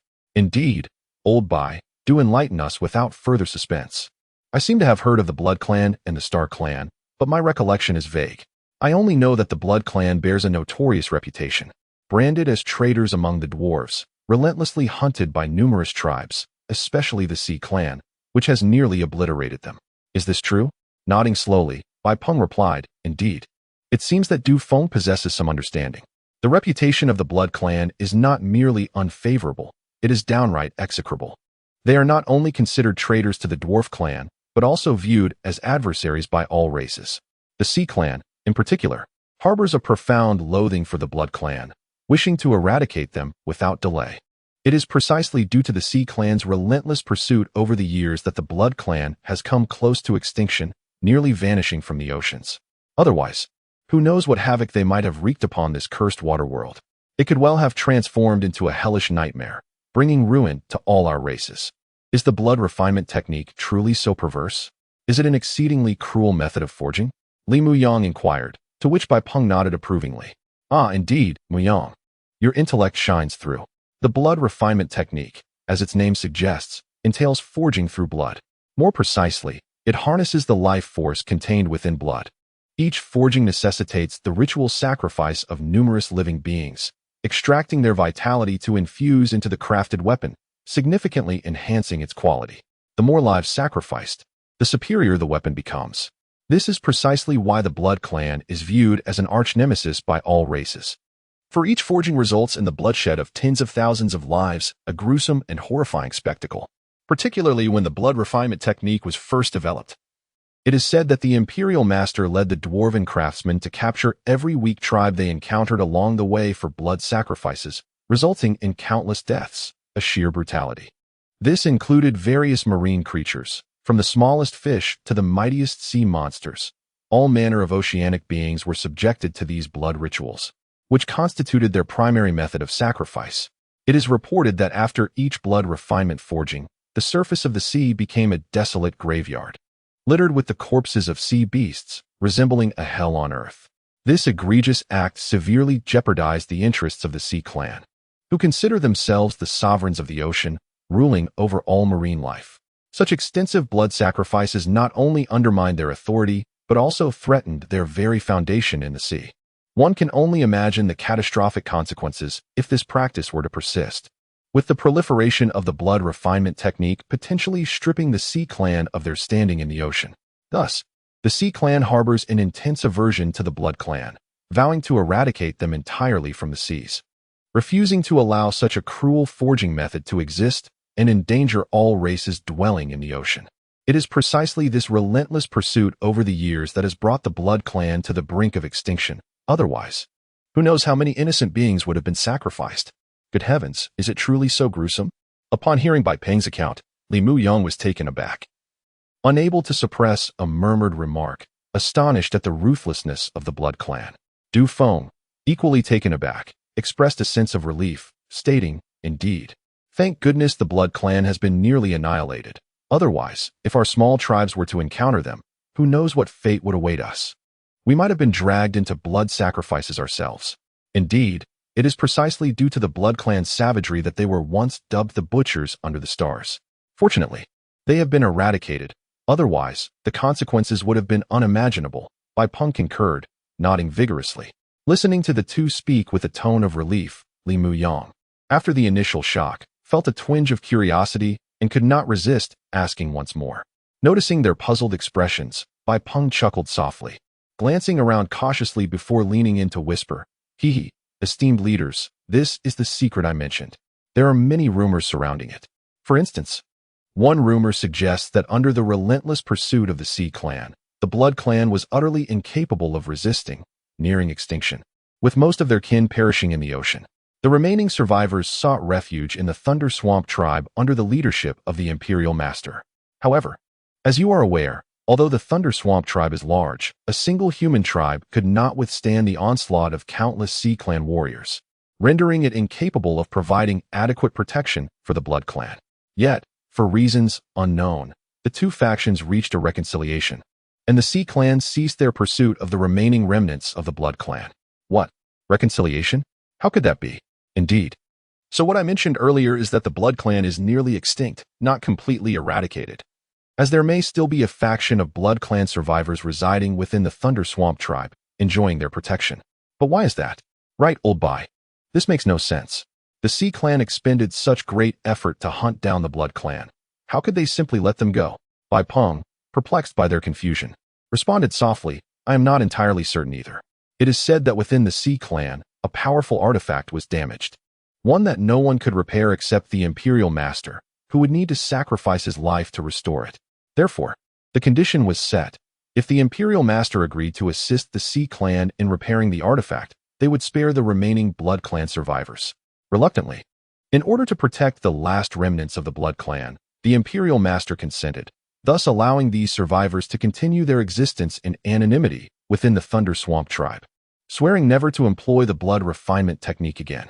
As a token of gratitude for the Thunder Swamp tribe's shelter of the remaining Blood Clan, the Imperial Master gifted them the Thunder Tower. Of course, this is merely the first rumor and may not be entirely true, for there is yet another rumor. Chapter 65, The 64th Palm, Rumors, Part 2. Oh, and there is another rumor. What is it, old Bai? Seeing Bai Peng's mysterious demeanor, Li Muyang and Du Feng became even more curious. It's actually quite simple. The second rumor suggests that the Lei tribe also participated in the extermination of the remnants of the Blood tribe, joining forces with the Sea Clan to completely eradicate them. This Thunder Tower is said to be a trophy from their campaign against the remnants of the Blood tribe. Though its authenticity is uncertain, nonetheless, it is quite intriguing. I see. So this Thunder Tower was actually obtained by the Lei tribe from the Blood tribe of the dwarves, correct? Precisely, Bai Peng affirmed, continuing, moreover, I have heard that this Thunder Tower is the finest weapon ever forged by the Imperial Master, her fated treasure.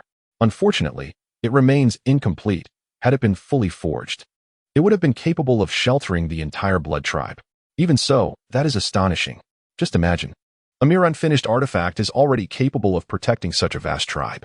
What would it be like if it were completed? Du Feng expressed his astonishment. Come on. Is that even possible? How could a single weapon protect an entire tribe? Bai Peng shot him a glance. How can it not be possible? Old Du, you should believe it. It is said that the Imperial Master originally intended to forge this Thunder Tower into a city in the sky, allowing the entire Blood tribe of dwarves to live above the clouds, escaping the constraints of the sea. Unfortunately, she ultimately failed to realize this. Forging a tower into a city in the sky? How could that be? Indeed, old Bai, you must be joking. It is merely a tower. How many people can it accommodate? How many members are there in the Blood tribe? Would they all have to stand on the tower's pinnacle? The two remained incredulous.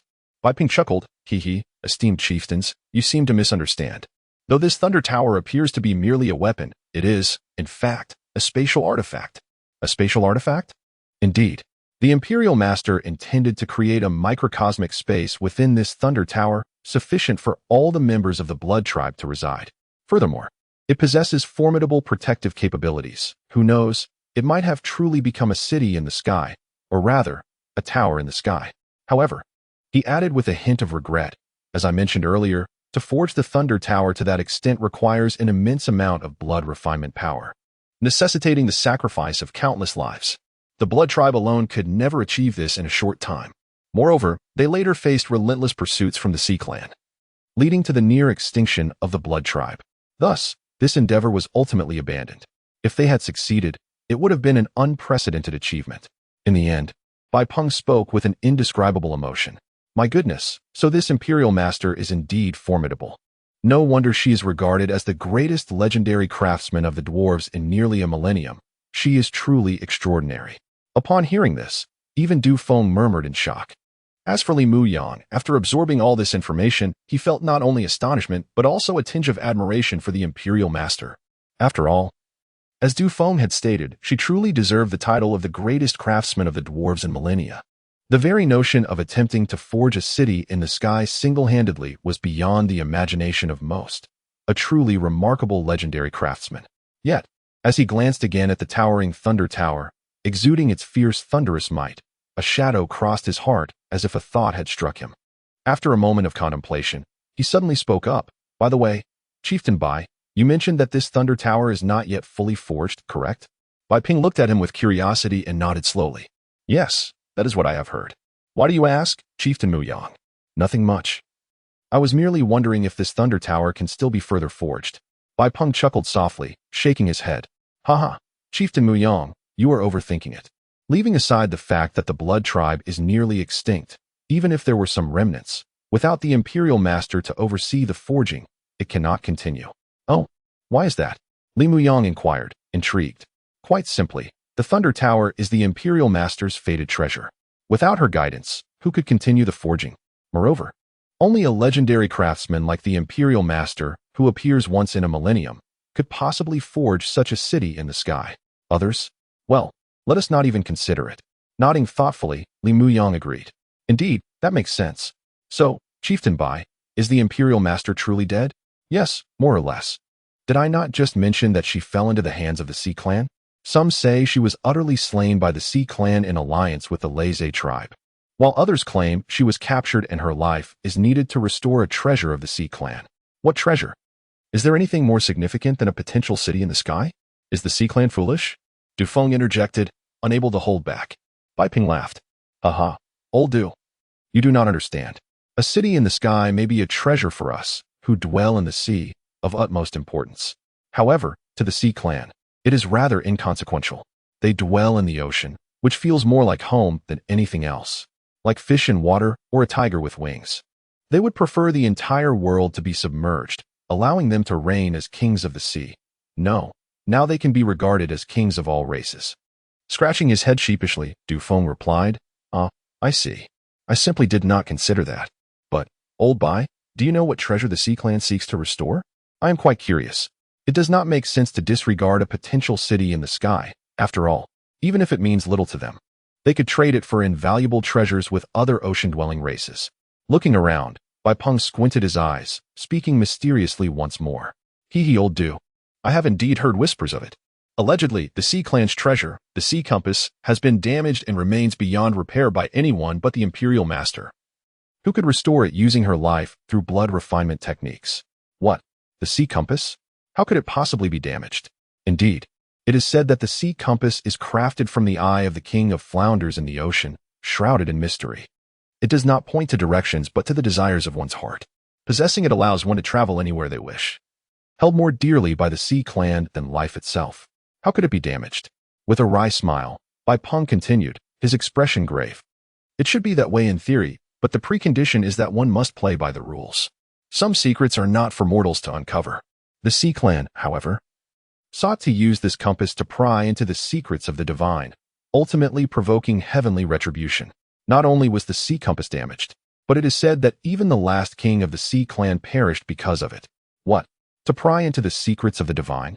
Is that even possible? Has the Sea Clan gone mad?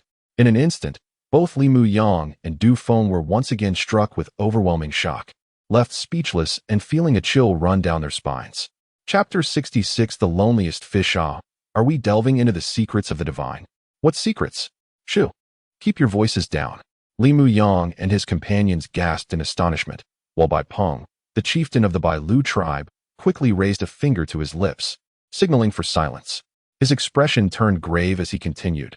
Do you not realize that anything concerning the divine is a taboo? It cannot be casually discussed.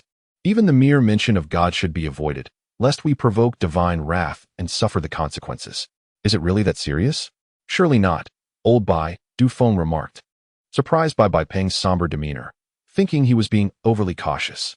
However, Bai Peng remained cautious, pointing upward with his right hand and cautiously retracting his neck as he said, Old Du, I assure you, I am not exaggerating. Let us be careful. Have you forgotten why we are living in this cursed water world? It is said that it was the actions of certain individuals prior to the great catastrophe that angered the gods, resulting in this catastrophic divine punishment. Then we should tread lightly. It is better to believe than to disbelieve, understand? With that, Li Muyang and the others nodded in agreement. All right, Bai Chieftain, we understand. We will exercise caution. Now, let us return to the previous topic. You mentioned that the ocean tribes are probing into the secrets of the divine. What exactly are these secrets? Do you know anything? Bai Peng shook his head, realizing he had spoken too freely and regaining his cautious demeanor. Oh, perhaps you should not ask. I am not well informed on the matter. All I know is that it is a taboo among the ocean tribes. And it is said that the king of the ocean tribe fell due to this secret. This alone speaks volumes about its significance. Thus, it is best if we refrain from discussing it any further. Is that so? Li Muyang and the others expressed their disappointment, uncertain whether Bai Peng truly lacked knowledge or simply preferred not to disclose it. Especially Li Muyang, who felt a growing curiosity about this world, thinking to himself that he would one day investigate these divine secrets and uncover the truth behind this cursed water world. After pondering this, Li Muyang, with a hint of curiosity, asked again, by the way, Bai Chieftain, I mean Bai Brother, how did you come to learn about these secrets? Do you have a special channel for acquiring information? Du Feng, catching on to the conversation, also expressed his curiosity. Yes, old Bai, these secrets are typically well guarded. They wouldn't be so casually shared on the ocean's surface. How did you come to know? With a hint of pride, Bai Peng smiled at their inquisitiveness. Li Muyang and Du Feng nodded in silent agreement, acknowledging that surviving in this water world for so long must require certain capabilities. Otherwise, they would have perished long ago amid the raging waves. Indeed, our tribe is the same. Do you know why we have survived until now and possess so many secrets? I, Bai, am proficient in several beast languages and can communicate with certain marine creatures. Do you understand now? Beast languages? That is impressive, Bai brother. Is this perhaps a talent you awakened? Li Muyang exclaimed in surprise. Sort of. This ability enables our tribe to know things that others do not, allowing us to avert certain dangers in the ocean. Without this skill, our small Bai Lu tribe might have ceased to exist long ago. Bai Peng reflected with a mix of nostalgia and gratitude. He was evidently pleased with having awakened such a talent. Although this skill may not possess any particularly formidable abilities, it allowed them to glean secrets from the ocean's creatures, helping them to evade dangers, something many tribes yearn to awaken. Li Muyang shared in the sentiment, feeling both curious and envious. Bai brother, you are indeed fortunate. Does this skill allow you to communicate with all marine creatures, or only specific ones? How exactly do you communicate? Upon hearing Li Muyang's inquisitive query, Bai Peng did not hold back, stroking his plump cheek and gazing at Li Muyang with amiable eyes. Well, it's not as if I can converse with all the myriad sea creatures. It's only with certain ones. As for how I communicate, it's through the sounds they make. Sounds? Li Muyang was momentarily taken aback. Du Feng, equally puzzled, chimed in. What sounds? The ocean is filled with various fish, but I haven't noticed them making any sounds. Aside from the bubbles, they don't seem to speak. Can you truly understand their bubbling? Bai Peng chuckled and shook his head, looking at Du Feng with a bemused expression. Of course not, old Du. While it is true that the ocean is home to countless fish, you shouldn't assume that fish only make bubbling sounds. They can indeed produce various sounds. It's just that most people cannot hear them or understand them. For instance, the whales in the ocean emit a unique sound that, while soft, can travel great distances. Ordinary individuals without the beast language talent cannot hear or comprehend what they are saying. However, I can hear and understand them, interpreting their intentions through their sounds and even mimicking similar sounds to communicate with them. This ability is a significant reason our tribe has thrived in this water world for so long. I see. Li Muyang and Du Feng nodded, finally grasping how the beast language talent functioned. They were astonished yet again, filled with envy. What a remarkable ability. With such a skill, my brother, your tribe's safety in the ocean must be greatly enhanced. Indeed, not only can we evade countless risks, but we also gain insights into many unknown secrets. It is truly a remarkable advantage. Honestly, old Du, you must be envious, Bai Peng said, his eyes twinkling with delight. Ah, you flatter me, chieftains. While this talent can be beneficial, there are times when it feels rather useless. In this cursed water world, even if you are aware of certain dangers in advance, it is often challenging to avoid them. That can be truly despairing, Bai Peng lamented. Suddenly, his expression shifted, and he stood up, looking towards the entrance of the water fortress with surprise. He then turned to Li Muyang and the others, saying, Who is this little Bai? Curious. Li Muyang and his companions stood up to inquire further. With a smile, Bai Peng beckoned his tribesmen to bring over a skin raft made from marine creature hides as he walked away. That is a spirit companion of our tribe. No, it would be more accurate to refer to it as a partner. Little White is a whale, yet it could be described as the most solitary whale in these vast oceans. The peculiar sound it emits is rather high-pitched, rendering it inaudible to other pods of whales. And I remain the sole listener to its calls, though the reason for this eludes me. Consequently, Little White has endured a life of solitude, drifting alone in the sea, devoid of friends, family, or companions, shunned by other whale pods, until our paths crossed. I have become its only friend, and as a result, it has steadfastly followed our tribe, often aiding us in evading numerous perils. Now, it beckons me to come closer, as if there is something of great importance it wishes to convey. I cannot delay. I must approach to ascertain what is troubling Little White. With that thought, amidst the astonished gazes of Li Muyang and the others, I hastily departed from the water village, propelled by an inflatable raft towards the open waters. Chapter 67 Bold Ideas. Upon returning to the tribe, Li Muyang lay quietly on the waterbed, his hands clasped behind his head as he gazed at the sky, contemplating the fleeting thought that had just crossed his mind. He felt as though he had grasped something profoundly significant. He truly believed that this innate skill was exceptionally useful, particularly in the water world, where information was exceedingly scarce, rendering it immensely beneficial. There is a well-known saying that states, more friends, more paths. In Li Muyang's view, having more information equates to having more avenues, as friends are essentially sources of information. The poverty and backwardness of certain regions stem from their isolation, which hinders the effective transformation of information into economic benefits, thereby perpetuating their stagnation. This underscores the critical importance of information exchange. The Bai Lu tribe, represented by Bai Peng and his companions, has managed to survive in this harsh aquatic realm by relying on timely and accurate information, enabling them to avert numerous risks and control certain resources, thus navigating the vast ocean with relative ease and without the constant threat of annihilation. Li Muyang pondered whether they could harness such an advantage. Despite his urgent desire to do so, he recognized the challenge. For the Bai tribe's ability to maintain this edge was due to Bai Peng's awakening of a unique innate skill, the beast language talent, which allowed him to communicate with the marine creatures, such as whales. As Bai Peng had mentioned, they had adopted the world's loneliest whale as their spiritual companion, which provided them with vital information from the ocean. This was indeed a source of envy. Reflecting on this, Li Muyang recalled a fascinating and serendipitous detail. Bai Peng said that their adopted whale, Xiaobai, was indeed the loneliest whale in existence, for only he could comprehend its vocalizations. As a time traveler, Li Muyang knew that in his original world, there also existed a whale recognized as the loneliest in the world, a truly remarkable coincidence. Li Muyang had learned that whales, despite their ability to vocalize, produce sounds at a very low frequency, typically between 15 to 25 hertz. The reason the world's loneliest whale is so solitary is due to its unique vocal frequency, exceeding 50 hertz. This peculiarity rendered it incomprehensible to other whale pods, leading to its isolation as it drifted alone through the ocean, an experience likely shared by Xiaobai of the Bai Lu tribe.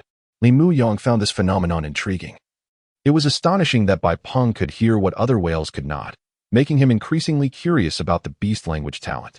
He understood that Bai Peng's abilities extended beyond Xiaobai and included many other marine creatures, allowing him to not only hear but also comprehend their communications. This was the crux of the matter. After all, merely hearing the calls of marine beasts was not extraordinary. What truly mattered was understanding their messages and being able to engage in meaningful dialogue, a feat beyond the capabilities of others, achievable only through the beast language talent. Such innate abilities are indeed varied and unpredictable. No one can foretell which unique talent they might awaken. The beast language talent, while not overtly enhancing the tribe's visible strength, is arguably one of the most invaluable gifts a tribe could possess, a coveted skill that all tribes aspire to awaken, including Li Muyang's own. Yet, the challenge remained daunting, as he had no inkling on how to awaken this distinctive beast language talent to understand the marine creature's utterances and thus provide new information to his tribe. Consequently, his focus shifted toward the act of listening rather than understanding. Listening is simple, understanding is complex. The Bai Lu tribe's ability to acquire fresh information stemmed not only from their comprehension of marine creatures, but also from their extensive auditory range, as sound waves can travel great distances underwater. For instance, while a whale's vocalizations are low in frequency, the medium of water allows these sounds to propagate over vast distances. Thus, although the Bai Lu tribe lacked the ability to see far, they possessed an acute sense of hearing, enabling them to perceive activities occurring within a wide radius of the sea.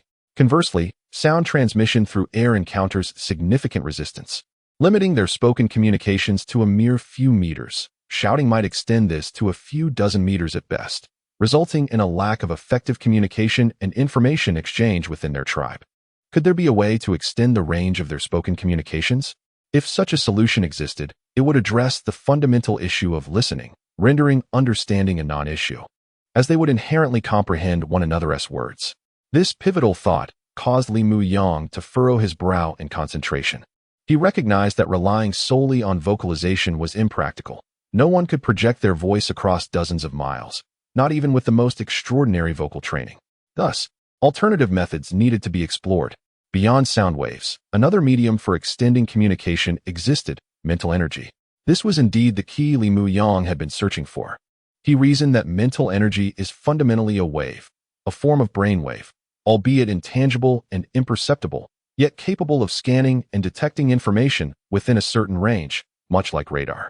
Moreover, mental energy experiences less attenuation in air than sound, allowing it to travel farther. For instance, if he were to fully unleash his mental energy, it could encompass an area of approximately 200 meters, significantly surpassing the range of sound.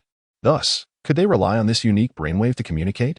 After all, if one person can cover 200 meters, two people could reach 400 meters, three could extend to 600 meters, and so forth.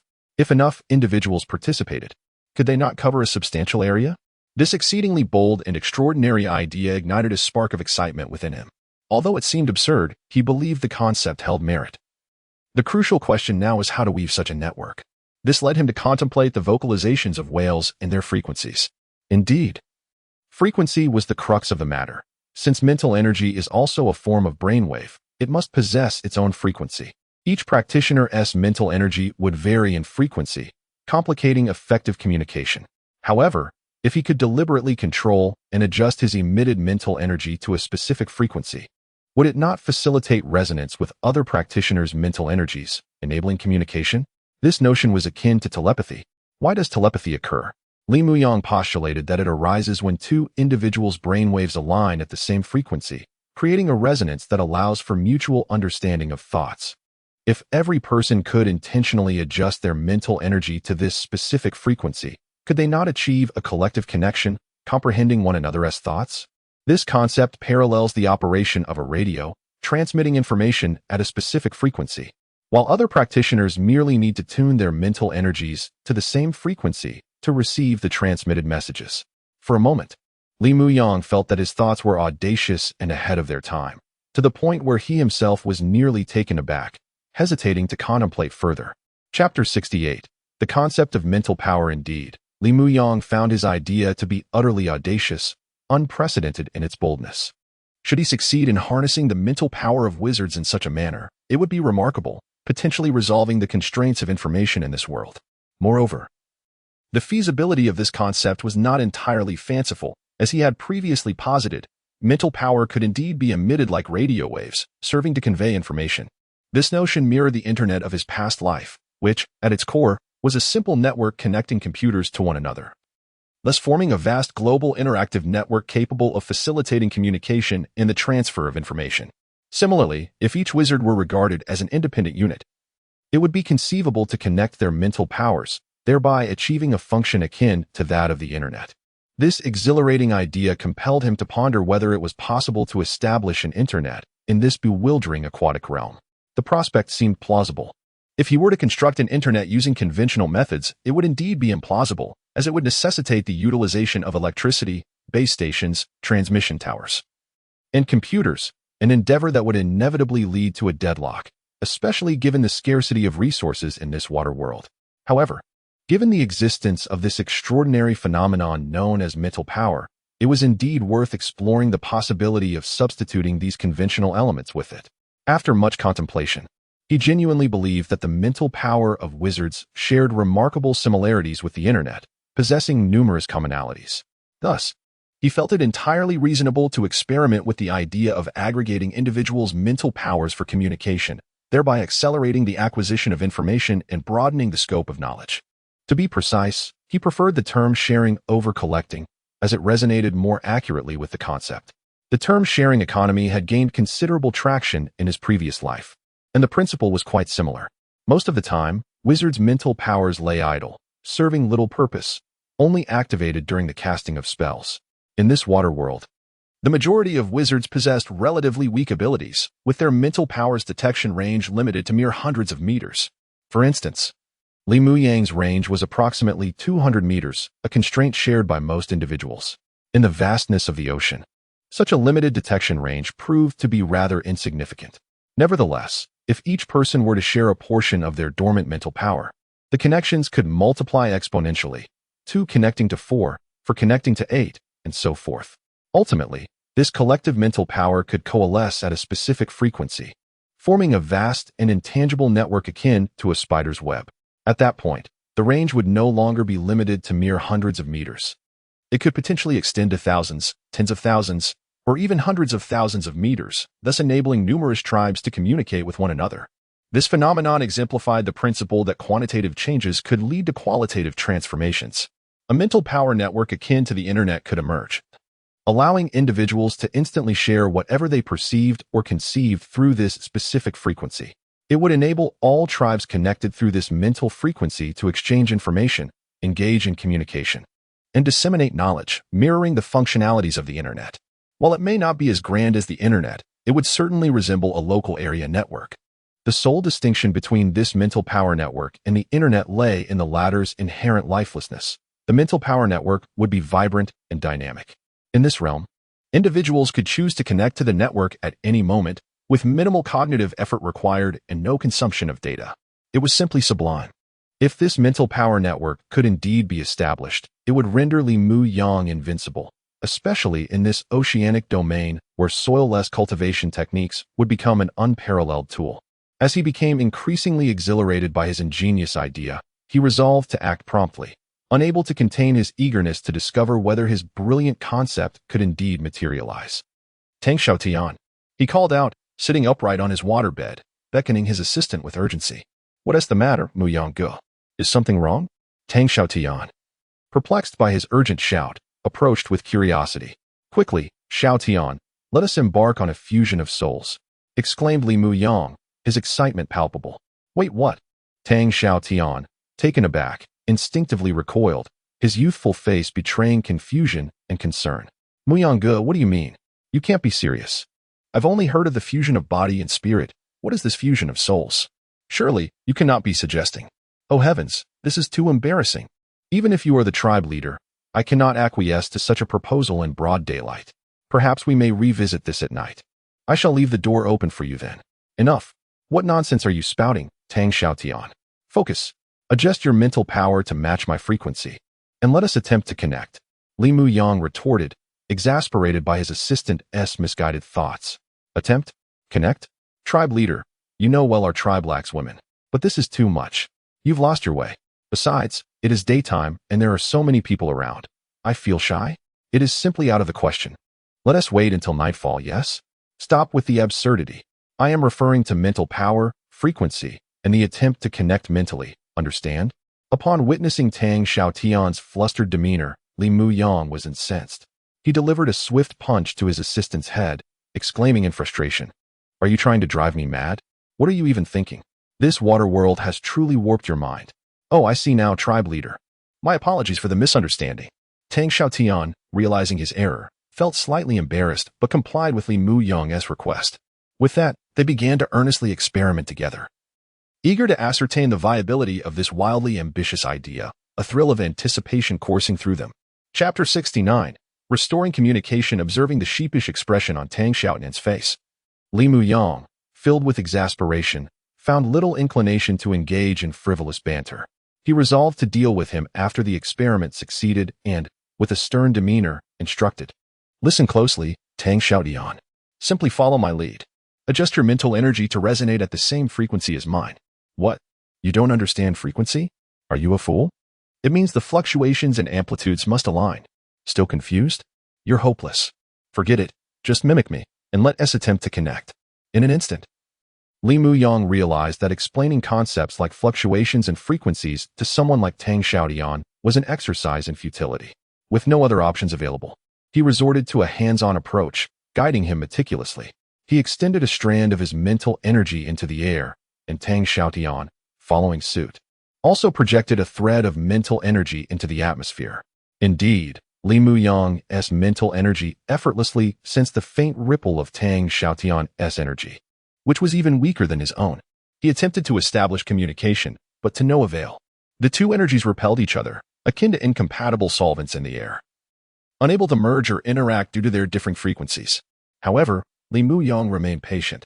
He carefully controlled the output of his mental energy, attentively sensing the fluctuations from Tang Xiaotian, while continuously adjusting his own frequency to match that of Tang Xiaotian's mental energy. In parallel, Tang Xiaotian, under Li Mu Yang's guidance, diligently felt his own mental energy's vibrations and made the necessary adjustments. Although he was somewhat baffled by the term's frequency, fluctuations, and amplitude, he grasped Li Mu Yang's intent to synchronize their mental energies.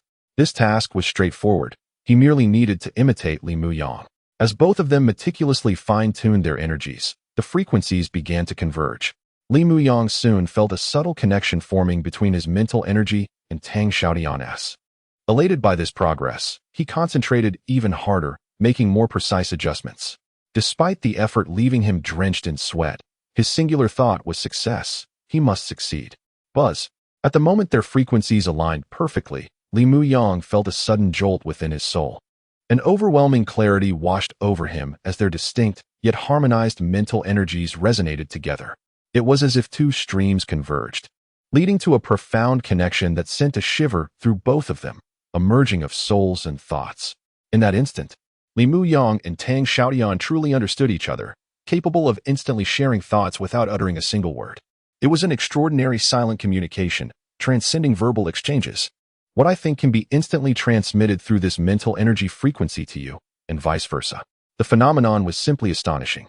As the lyrics of a song go, upon confirming your gaze, I recognize you as the one.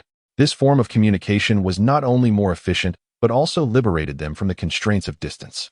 Typically, spoken exchanges required proximity, but now, with their mental energy network, they could communicate over vast distances.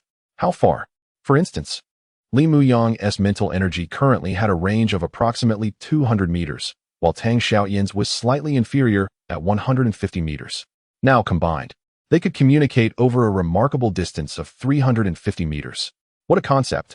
In the previous world of the internet, this might seem trivial, but in this treacherous water world, 350 meters was an incredible feat. One could shout at the top of their lungs and still be unheard. Now, with a mere thought, they could convey messages effortlessly through this network of mental energy. It was truly astounding, almost beyond belief. Even Tang Xiaotian stared at Li Mu Yang in disbelief. Murmuring in awe, Li Mu Yang quipped, "What's that, clan leader? You want me to try moving farther away? How far do you want me to go? All right then." With a resigned expression, Tang Xiaotian turned and sprinted away from Li Mu Yang, reaching the edge of their newly established mental energy network, roughly 350 meters distant, before attempting to communicate again. "Goodness, clan leader, I can still perceive your thoughts. This is simply unbelievable. How is this possible? Why are we so in sync? Could it be that we truly silence?" Li Mu Yang could no longer contain himself and furiously retorted through the mental frequency network, "Tang Xiaotian, what nonsensical thoughts are you entertaining? Do you believe I won't silence you immediately? You needn't use your mouth to speak anymore. Just keep quiet. Is the clan leader's dignity of no concern to you?" With that, Li Mu Yang, exhilarated by the success of their experiment, chose to ignore Tang Xiaotian, who had grown increasingly erratic, and pressed on, eager to conduct further tests. He summoned the bewildered Mo Yuan to join them in the experiment, employing the same method. Thanks to their prior success, this attempt yielded even greater results. The mental energies of the three intertwined seamlessly, creating an extraordinary sensation. It felt as though their mental energies had amalgamated into a localized network, allowing each of them to communicate without barriers. With Mo Yuan's inclusion, their communication range expanded to an impressive 500 meters, sending Li Mu Yang into a frenzy of joy. He envisioned the future when more individuals would connect to this mental energy network, potentially evolving it into something akin to the internet. Just imagine. The entire tribe's mental energies linked together, forming an indomitable unity. They could overcome any challenge with collective resolve. Lost in this exhilarating thought, Li Mu Yang struggled to temper his excitement, firmly slapping his flushed cheeks in an attempt to regain composure. He glanced around and spotted a pile of seashells in a corner of the tribe's area. An idea sparked within him, prompting him to rush over and collect 2 wind chimes. These wind chimes were marvelous shells that emitted enchanting sounds with the slightest breeze, frequently collected by the inhabitants of this water world as musical keepsakes. Presenting one to Mo Yuan, whose expression mirrored his own disbelief, Li Mu Yang urged him to step back as they prepared to explore a new method of communication. As the perplexed Mo Yuan rode the swordfish mount with the wind chime conch in hand, he traveled approximately 500 meters. Li Mu Yang reconnected to the mental network once again, resuming his communication with Mo Yuan. While engaging in this exchange, he infused the mental frequency transmitted by Mo Yuan into the wind chime conch he held. In an instant, the conch emitted a subtle vibration, and soon after, It articulated Mo Yuan's intended words with remarkable clarity, akin to a phone call. This endeavor of Li Muyang proved to be an extraordinary success. For the first time in this bewildering aquatic realm, he had effectively restored communication, elevating his elation to unprecedented heights. Furthermore, this accomplishment served as compelling evidence that Li Muyang's vision of establishing a mental network akin to the internet within this world was entirely feasible. If a phone could be restored, how far could the internet be? Yes, this is truly magnificent. I am indeed a genius. Li Muyang jubilantly mused. Chapter 70. Limit Hello? Mo Yuan, can you hear me? Utilizing the wind chime shell to establish a successful mental network, he reached out to Mo Yuan. Following Li Muyang's instructions, he infused the mental frequency sent by Li into the shell. The clear voice of Li Muyang resonated within, as if he were speaking directly in front of him, leaving Mo Yuan utterly astonished. In disbelief, he gazed at the wind chime shell, murmuring to himself. Li Muyang, sounding somewhat proud, remarked through the mental frequency, "This is a new method of communication. What do you think? Share your thoughts." Though somewhat unclear about what was being discussed, Mo Yuan's excitement surged. Really? That's wonderful, clan leader. If we could communicate this way in the future, it would be so convenient, as if we were speaking face-to-face across great distances. Isn't this akin to the legendary listening ear? Tang Xiaotian, also connected to the mental network, nodded vigorously. Exactly, clan leader. It's truly astonishing that we can communicate from such a distance. This is something unimaginable to other tribes. Our clan is on the verge of becoming invincible. You are truly a genius, clan leader. I'm nearly in love with you, our greatest and most magnificent leader. In that moment, Li Muyang sensed a hint of tension in the atmosphere, but had no time to dwell on it, as Mo Yuan continued to communicate through the mental frequency. Indeed, clan leader, your brilliance is remarkable. This genius method is truly magnificent. By the way, clan leader, can we expand the range of this listening ear? I want to test how far we can maintain contact. Nodding, Li Muyang, with a tone of seriousness, responded through the mental frequency. Hearing his slightly grave warning, both Mo Yuan and Tang Xiaotian felt a chill run down their spines and quickly assured him, "We understand. We understand. Rest assured, clan leader, we will keep this a secret." Yes, this new method of communication is simply astonishing. I can hardly believe it without witnessing it myself. It's akin to soilless cultivation, truly a marvel. So, clan leader, without your instructions, we assure you that we will not leak a word. Li Muyang refrained from further explanation, as they lacked even the basic understanding of physics and would not grasp concepts like waves or frequencies. There was no need to elaborate excessively, they only needed to know how to execute the method. This also mitigated the risk of the secret being prematurely exposed. Given the current weakness of their tribe, revealing such a significant secret, one capable of altering the dynamics of this watery world, would not bode well. Such revelations would undoubtedly draw the attention of other tribes, exposing many of their secrets, such as soilless cultivation, which would not benefit them but rather invite new dangers. Thus, he decided to develop cautiously, waiting until he fully comprehended the mental network before considering how to promote it. Furthermore, it was essential to wait until they finished processing the magical herbs they cultivated within the tribe to safeguard against any ill-intentioned investigations. As he contemplated, Li Muyang could not help but rub his forehead, feeling a subtle heaviness weighing upon him, particularly in his soul sea. He mused, clearly. Constructing this mental network was not a trivial endeavor. As the initiator, his soul sea functioned as the base station or host. However, the more individuals connected to this network, the greater the load on the base station. Indeed, with his current soul sea strength, he could not accommodate too many individuals linking simultaneously to his mental frequency. This burden posed a significant threat. If too many were connected at once, it might lead to a collapse of his soul sea, unless he could rapidly enhance his strength. Fortifying his mental power and soul sea, expanding capacity to welcome more individuals into the network he had established, he would remain at a disadvantage. With this in mind, to test how many individuals his soul sea could currently support, Li Muyang invited Tang Xiaotian and Mo Yuan to select a dozen loyal and reliable tribesmen to participate in the experiment. Concealed within the heart of the tribe, away from prying eyes, they followed Li Muyang's guidance, releasing their mental powers, preparing to link into the mental network he had created. Wow, this is amazing. I feel my mental power connecting with yours, clan leader. Yes, it seems we are all linked together, as if forming a net. Indeed, I'm connected too. I can sense each of your thoughts through this network. This is truly remarkable, clan leader. Does this mean our tribe can truly unite as one, listening to you alone? Through this trial, Li Mu Yang discovered the current limits of his soul sea.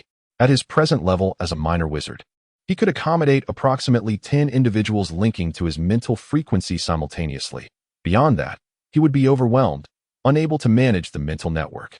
Fortunately, upon reaching this limit, he could block out any additional mental powers wishing to connect, preventing his soul sea from being overloaded. How to describe that sensation? In simple terms, his soul sea resembled a router, emitting network signals, while others' mental powers acted as Wi-Fi, searching for his signal and requesting to connect. Thus, the ultimate decision rested in Li Mu Yang's hands. He could block or blacklist those requesting to link, thereby averting issues caused by excessive connections. Nevertheless, even 10 individuals proved sufficient, as this number allowed his mental network to span a radius of 500 meters, enveloping their entire tribe and enabling him to oversee every movement with the freedom to communicate any matter. Moreover, this was still under the condition of their relatively weak abilities. As their strengths grew, so would their range. For instance, due to consuming an abundance of magical herbs, Li Mu Yang's power surged rapidly, and he was on the cusp of breaking through to the great wizard realm. At that point, his mental power would undoubtedly experience another explosive growth, extending his coverage even farther. Similarly, the tribesmen, owing to the magical herbs, were also experiencing rapid enhancements in strength.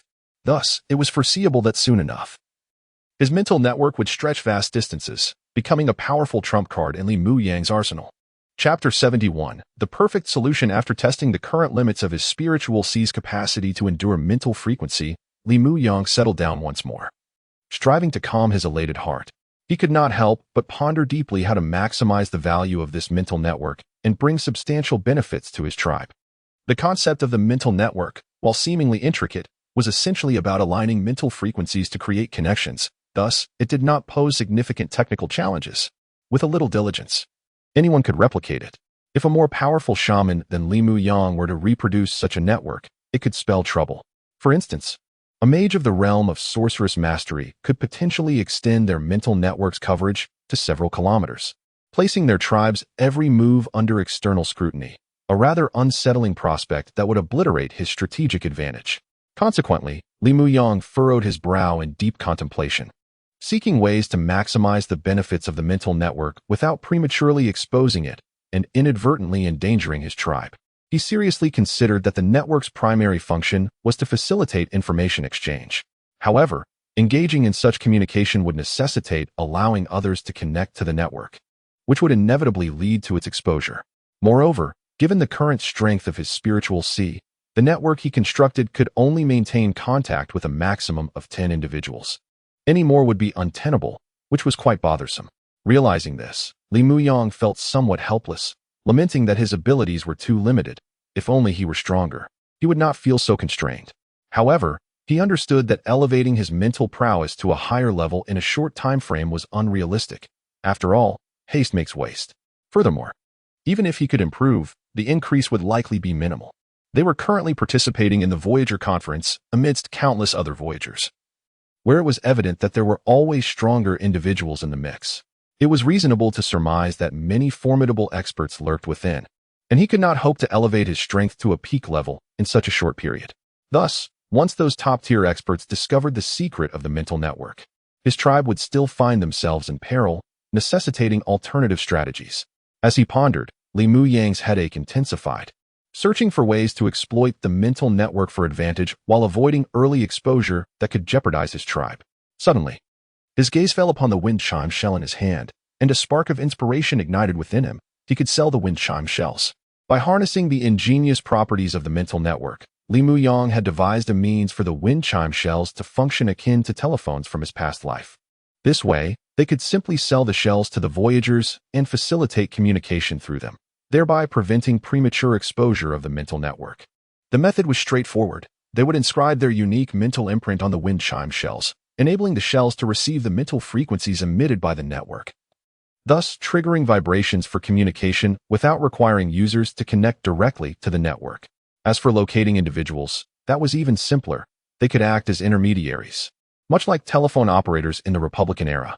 A user would merely need to hold the shell and state the name of the person they wish to contact, and they could relay the corresponding mental frequency to the appropriate shell, allowing for seamless communication, a perfect solution that even eliminated the need for telephone lines. Although this communication method might appear somewhat antiquated, its utility was undeniable, providing safety by ensuring the mental network remained undisclosed, thus preventing unnecessary panic among others. While some might still find it curious that two individuals could converse with merely two wind chime shells, it would be easy enough to deflect inquiries by claiming it was a secret technique developed by their tribe that allowed for communication between two shells over a certain distance. Moreover, this mode of communication was not unrestricted. It could only function within a specified range. For instance, Li Muyang's current communication radius was limited to 500 meters, which was not extensive. This limitation was sufficient to deter larger tribes from harboring too much envy. After all, in the vast oceanic expanse, 500 meters was somewhat trivial, as most tribes maintained a considerable distance from one another. However, due to the gathering at the Voyager conference, they could conveniently utilize this communication method. Nevertheless, even within the conference, the 500-meter range proved rather constraining. Therefore, it was imperative to devise a way to extend this communication distance to enhance the effectiveness of the mental network. Yet, Li Muyang found himself at a loss for better solutions to increase the network's range, as he could not expand the strength of his spiritual sea within a short period, even if he were to achieve another breakthrough. The enhancement to his spiritual sea would likely be negligible. So, what other options remained? As he struggled with this dilemma, a sudden realization struck him as he glanced at Tang Xiaotian and Mo Yuan nearby. If a single base station was inadequate, why not construct multiple ones? Indeed, the idea of establishing several base stations emerged in his mind. If he could spearhead the construction of a mental network base station, it stood to reason that Tang Xiaotian and his companions could do the same. This way, they would not need to increase the strength of their mental power. They simply had to find a way to connect these stations together. How had he not thought of such a simple solution earlier? After all, Tang Xiaotian and his companions were his kin, fiercely loyal to him, making them ideal candidates for contributing to the base stations. Utilizing free labor was a prudent choice. Thus, if he could establish a sufficient number of base stations, there would be no areas beyond the reach of his mental network. How perfect, considering that their tribe comprised 53 shamans. Forming groups of 10 would allow for the establishment of 5 additional base stations, each with a 500-meter coverage radius, resulting in a potential span of 500 meters, which was already quite extensive. However, he felt it was still somewhat limited. Ideally, the range should exceed 10,000 meters to ensure comprehensive coverage of the entire Voyager conference area, thereby providing effective communication for all participating tribes and allowing them to charge for the service. Thus, it was time to entice others to join their tribe. With this thought, Li Muyang's gaze drifted toward the neighboring Bailu tribe and the Shanyu tribe. A glint of mischief illuminating his eyes as he mused, perhaps they could be the first targets? No, that was not the right term. Perhaps prey would be more fitting. Chapter 72. Truly remarkable indeed. Regardless of the circumstances, the population of Li Muyang's tribe is currently alarmingly low, comprising fewer than 100 individuals. This situation is quite dire, necessitating urgent measures to recruit a substantial number of new tribe members. As for the methods of recruitment, there are primarily 2 avenues. One is to enlist the wandering sea travelers, and the other is to absorb other smaller tribes into their fold. However, the pressing issue at hand is that both the solitary sea travelers and the members of other small tribes typically prefer to join larger tribes.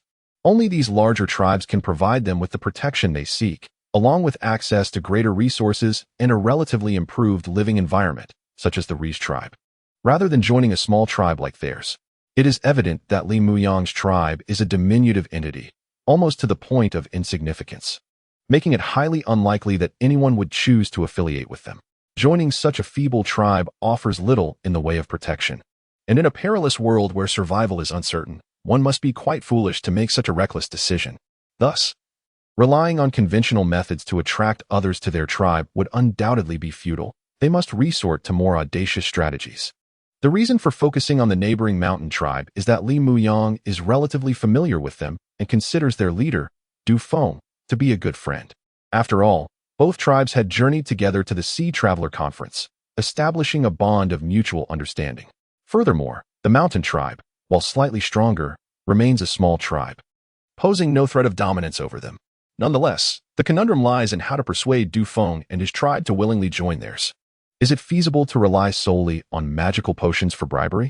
Li Muyang doubts the wisdom of such an approach, as mere bribery is fraught with the risk of betrayal. Should Du Feng and his tribe observe the abundance of magical potions within their tribe, it could incite malicious intent and lead to theft, a scenario he is keen to avoid.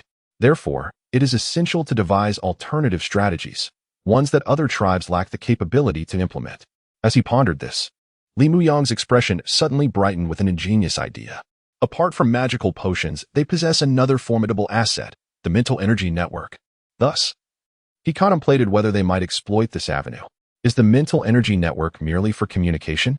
Li Muyang did not think so. Its potential surely extends beyond that. There are likely numerous other uses yet to be discovered. For instance, could they develop various small applications akin to a real internet, such as games for everyone to enjoy? Li Muyang believed this to be a possibility. After all, mental energy is remarkably versatile, capable of both cultivation and transformation into weapons such as flying swords and shockwaves, suggesting it could also be programmed into various applications. If he could indeed create a range of mental energy minigames, it would be nothing short of extraordinary, potentially astonishing the entire aquatic world. With a surge of excitement, Li Muyang turned to Mo Yuan and Tang Xiaodian, who were still engrossed in their studies of the wind chime shell and mental energy. Quickly, you two, stop your games and fetch me some white, transparent objects. White, transparent objects?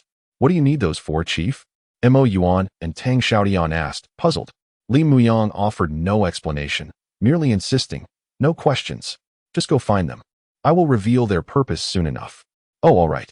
Seeing Li Muyang's urgency, the two complied without further inquiry and hurried off to find the mysterious white, transparent objects.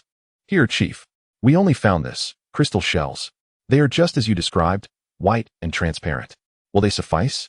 Upon inspecting the crystal shell, Li Muyang nodded approvingly. Its oval shape, palm-sized, thin, and shimmering under the sunlight, perfectly met his criteria. Excellent. Just what I needed. Now, prepare to witness a miracle as I embark on my venture to develop mental energy applications. Li Muyang proceeded by first meditating to clarify the operational principles behind the applications he wished to create. Once he had a firm grasp of these principles, he would extract a portion of his mental energy embodying the corresponding program and implant it within the mental energy network. This way, everyone could relive the experiences of these applications or software within the network. Essentially, the extracted mental energy would serve as an installation package containing the gameplay mechanics and rules of the games or software he had previously experienced, allowing others to engage with them as per his memories. This method appeared to be the best approach to replicate these applications, as the mental energy network could not program in the same manner as a true internet. However, perhaps this alternative method could yield success. Moreover, this approach has the advantage of not requiring the grueling hours of programming that real programmers endure, thus saving time and effort. As long as he remembers the games and software, they can be restored in this manner, proving to be remarkably convenient. Of course, there are drawbacks to this method. Primarily the immense toll it takes on his mental faculties. Severing a portion of his mental energy from his soul, is excruciating, akin to having a heavy hammer strike his skull, a pain that is beyond description. The more complex the game or program, the greater the expenditure of mental energy, which makes Li Muyang hesitant to overextend himself for fear of becoming incapacitated. Consequently, he limited his attempts to simpler games, akin to Snake, Tetris, or box pushing, as these require minimal mental energy consumption. However, he firmly believes that even these rudimentary games, once disseminated, would ignite a fervent response. Life in this aquatic world is exceedingly dull and barren, devoid of any mental stimulation. The monotony of merely feeling the sea breeze or basking in the sun is stifling. Thus, even the simplest of games would captivate their interest, akin to sharks drawn to the scent of blood, insatiable and relentless. Once they become engrossed in these games, how could they resist the allure of joining his tribe? Surely, they would come begging and pleading to be a part of it, wouldn't they?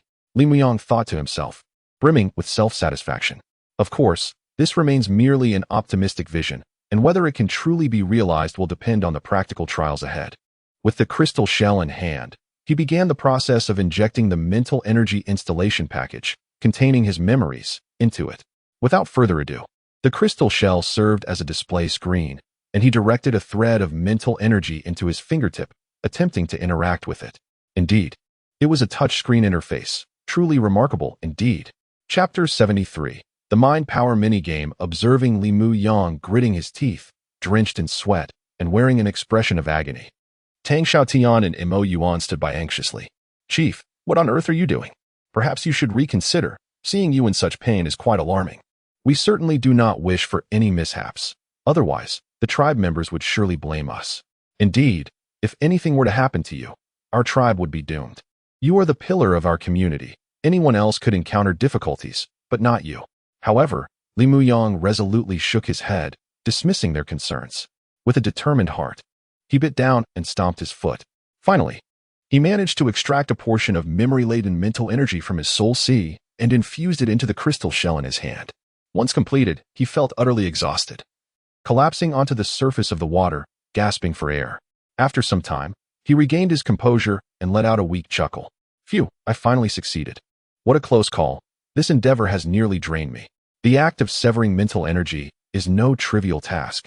It felt as though I were sawing through my own head with a steel saw. Yet, success is mine at last. Wait, severing mental energy? Isn't that exceedingly dangerous? Chief, please do not frighten us. What are you truly attempting? Yes, Chief, mental energy is not something to toy with. It should not be carelessly severed, as it can lead to madness or even a complete loss of faculties. You are the leader of our tribe. We depend on you. So please do not take such risks. Hearing Tang Xiaotian and Mo Yuan's urgent warnings, Li Mu Yang quickly reassured them. I understand. I shall be more cautious next time. Now, let us not dwell on that. Who among you wishes to try my new creation? Try what? Li Mu Yang handed the crystal shell, infused with the painstakingly extracted mental energy package, to the two. It's simple. Follow the method I taught you, and try to infuse your mental energy into it. Oh, nodding in understanding. Tang Xiaotian and Mo Yuan did not dare to hesitate, and promptly complied. As their mental energy flowed into the shell, it began to glow, resembling an electronic screen displaying a series of patterns. Startled, both men jumped in astonishment, exclaiming in unison. Mo Yuan, equally incredulous, added, I cannot believe my eyes. In response, Li Mu Yang rolled his eyes and said, all right, you two, there is no need to be so dramatic. The real show is just beginning. Calm yourselves. You are both adults, so maintain your composure, all right? Enough chatter. Let us continue to explore the surprise. Come, Tang Xiaotian. Infuse a strand of your mental energy through your finger and see what happens. Okay. With excitement overwhelming him, Tang Xiaotian wasted no time and followed suit, eagerly asking, what comes next, Chief? What should I do now? Next, it is quite simple. Use your finger, infused with mental energy, to tap on it. Oh, with anticipation, Tang Xiaotian did as instructed, and upon discovering the movement, he excitedly called out to Mo Yuan, look, it's moving. Mo Yuan, quick, look, the patterns are shifting. I see it. Stop shaking it, or I'll become dizzy. Step aside, let me try. Saying this, he snatched the crystal shell from Tang Xiaotian's hands, trying it himself, filled with awe and delight. Seeing their incredulous expressions, Li Mu Yang sighed in exasperation. All right. You too. I told you to remain calm. Must you make such a fuss? I know it's moving. No, not just moving. It's hopping, right? Yes, it's hopping. But why is it hopping, Chief? Indeed, what is the principle behind this? Please enlighten us, Chief. It's truly fascinating. Noticing the eager curiosity in their eyes, Li Mu Yang felt a sense of pride. All right. I cannot explain everything at once. In short, this minigame is called Jump. You two can continue to jump while I observe how far you can go. Is that so? How interesting. I will go first. This will surely alleviate our boredom in this dreary underwater world. Chief, you are a genius. I am almost infatuated with you. With that, Tang Xiaotian seized the crystal shell from Mo Yuan, overflowing with enthusiasm, and eagerly began to experiment, quickly becoming engrossed. Li Mu Yang observed them, feeling a tingle of discomfort as the atmosphere shifted. Indeed, the first mental energy minigame he developed, utilizing the mental energy package, was reminiscent of the wildly popular Jump that had once dominated social media in his previous life.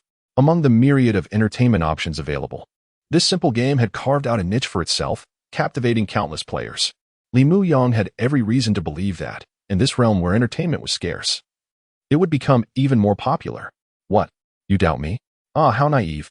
Just look at those two, engrossed like fools, playing joyously to the side. They nearly came to blows over the crystal shell, a testament to the game's irresistible allure. For men, games are an irresistible temptation. Thus, Li Muyang was confident that he could attract Du Feng and the others with these engaging mini-games, transforming them into avid players. Ensuring they would heed his guidance without question, he chuckled to himself. Chapter 74. A tinge of excitement. Chief, look, I jumped 7 steps. Chief, look, I've broken Xiao Tian's record. I jumped 11 steps. Chief, look, I also broke a record. I jumped 23 steps. Chief, look, I've surpassed his record again. I jumped 39 steps. Li Muyang, now fully aware of the experience of having 2 somewhat foolish tribesmen, sighed in exasperation. After he introduced the mental energy game jump, these 2 could hardly contain their joy, transforming into avid gamers, engrossed in their individual sessions with the crystal shells, reveling in their delight. Their enthusiasm was nearly maddening. Despite merely jumping 20 or 30 steps, they would make a fuss for ages, constantly taunting each other. Li Muyang was tempted to strike them on their foreheads with the crystal shells to silence them. Observing their exuberant antics, he couldn't help but think, is it truly that thrilling? Such a simple, even mundane game, and yet you both are so utterly absorbed? If you were to develop more intricate and engaging games, such as Battle Royale or League games, would they not become so engrossed that they risked their very health? Or perhaps create captivating side stories or anime? Oh, Tang Xiaotian and Mo Yuan. You 2 seem to possess the potential to become couch potatoes. Should I intervene before it's too late? He decided against intervening. Perhaps being a couch potato wasn't so terrible, as it allowed one to maintain a youthful innocence, right? Of course, this was rather normal, for as he had mentioned earlier, the people of this world indeed led monotonous lives, with little to do aside from fishing and basking in the sun. Their spiritual lives were exceedingly barren, leaving them feeling isolated. Thus, Li Muyang deemed it necessary to provide them with a taste of the spiritual nourishment from the 21st century. Even if it meant turning them all into couch potatoes, it was acceptable. After all, they were already stranded in the vast sea, unable to move forward. Not much different from couch potatoes, save for their lack of weight. This seemed to be a splendid idea. Just imagine a multitude of dark sorcerers or beast blood warriors, old wizards and seasoned fighters, every day, eagerly awaiting the latest episodes on the Mental Energy Network, spending their coins without a second thought. The mere thought of it sent a thrill through him.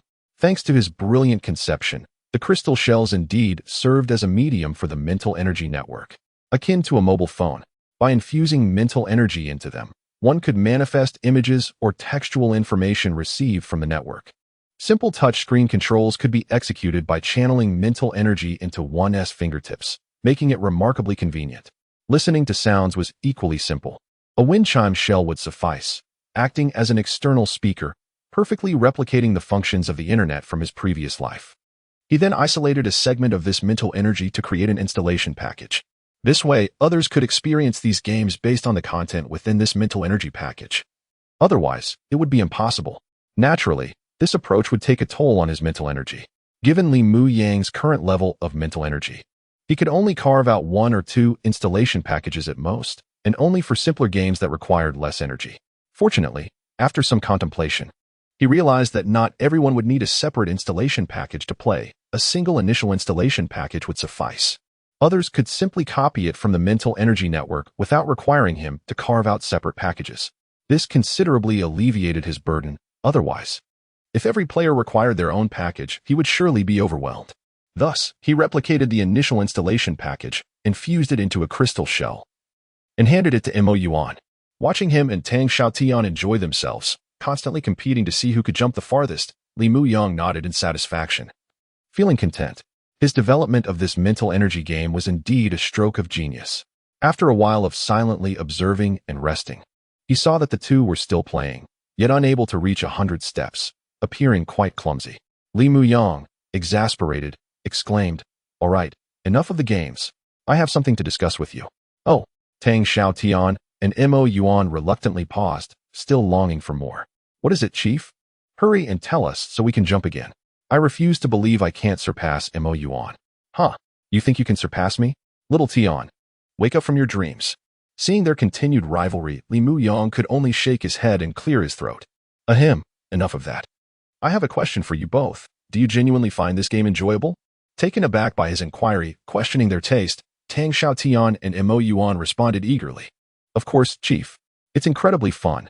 I've never played such an interesting game in my life. Yes, yes. It's truly delightful. Chief, your jump game is simply marvelous. How did you even come up with it?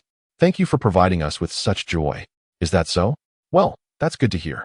Given that, do you think we could use this game to entice people from other tribes to join us? Both Tang Xiaotian and Mo Yuan were instantly elated at his suggestion. Absolutely, Chief. With something this fun, they would be eager to join us. Exactly, Chief. Just think about it. What can they do out on the sea?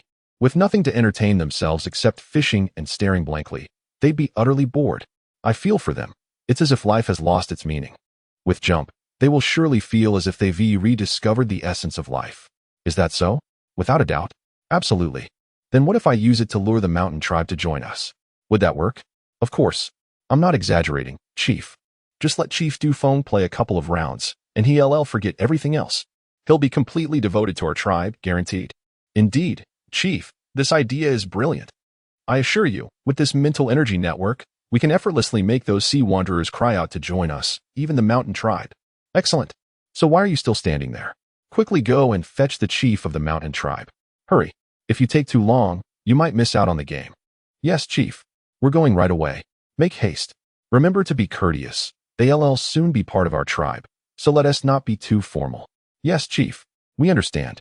As they spoke, Tang Xiaotian and Mo Yuan joyfully dashed off to invite the chieftain of the mountain tribe, Dufeng, with unwavering determination to persuade the tribe to join their ranks.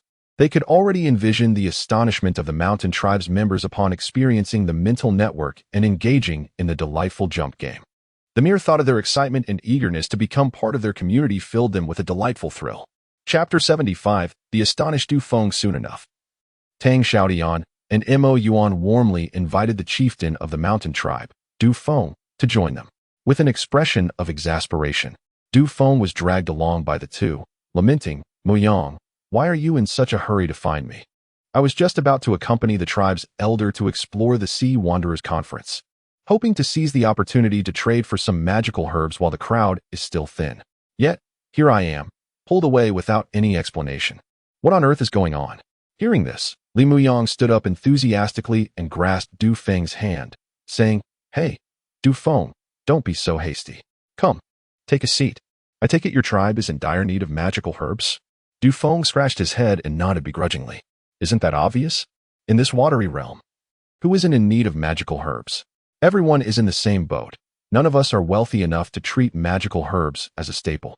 Seeing Dufeng's response, Li Muyang smiled and gently probed. Then, Dufeng, have you ever considered that there might actually be tribes capable of treating magical herbs as sustenance?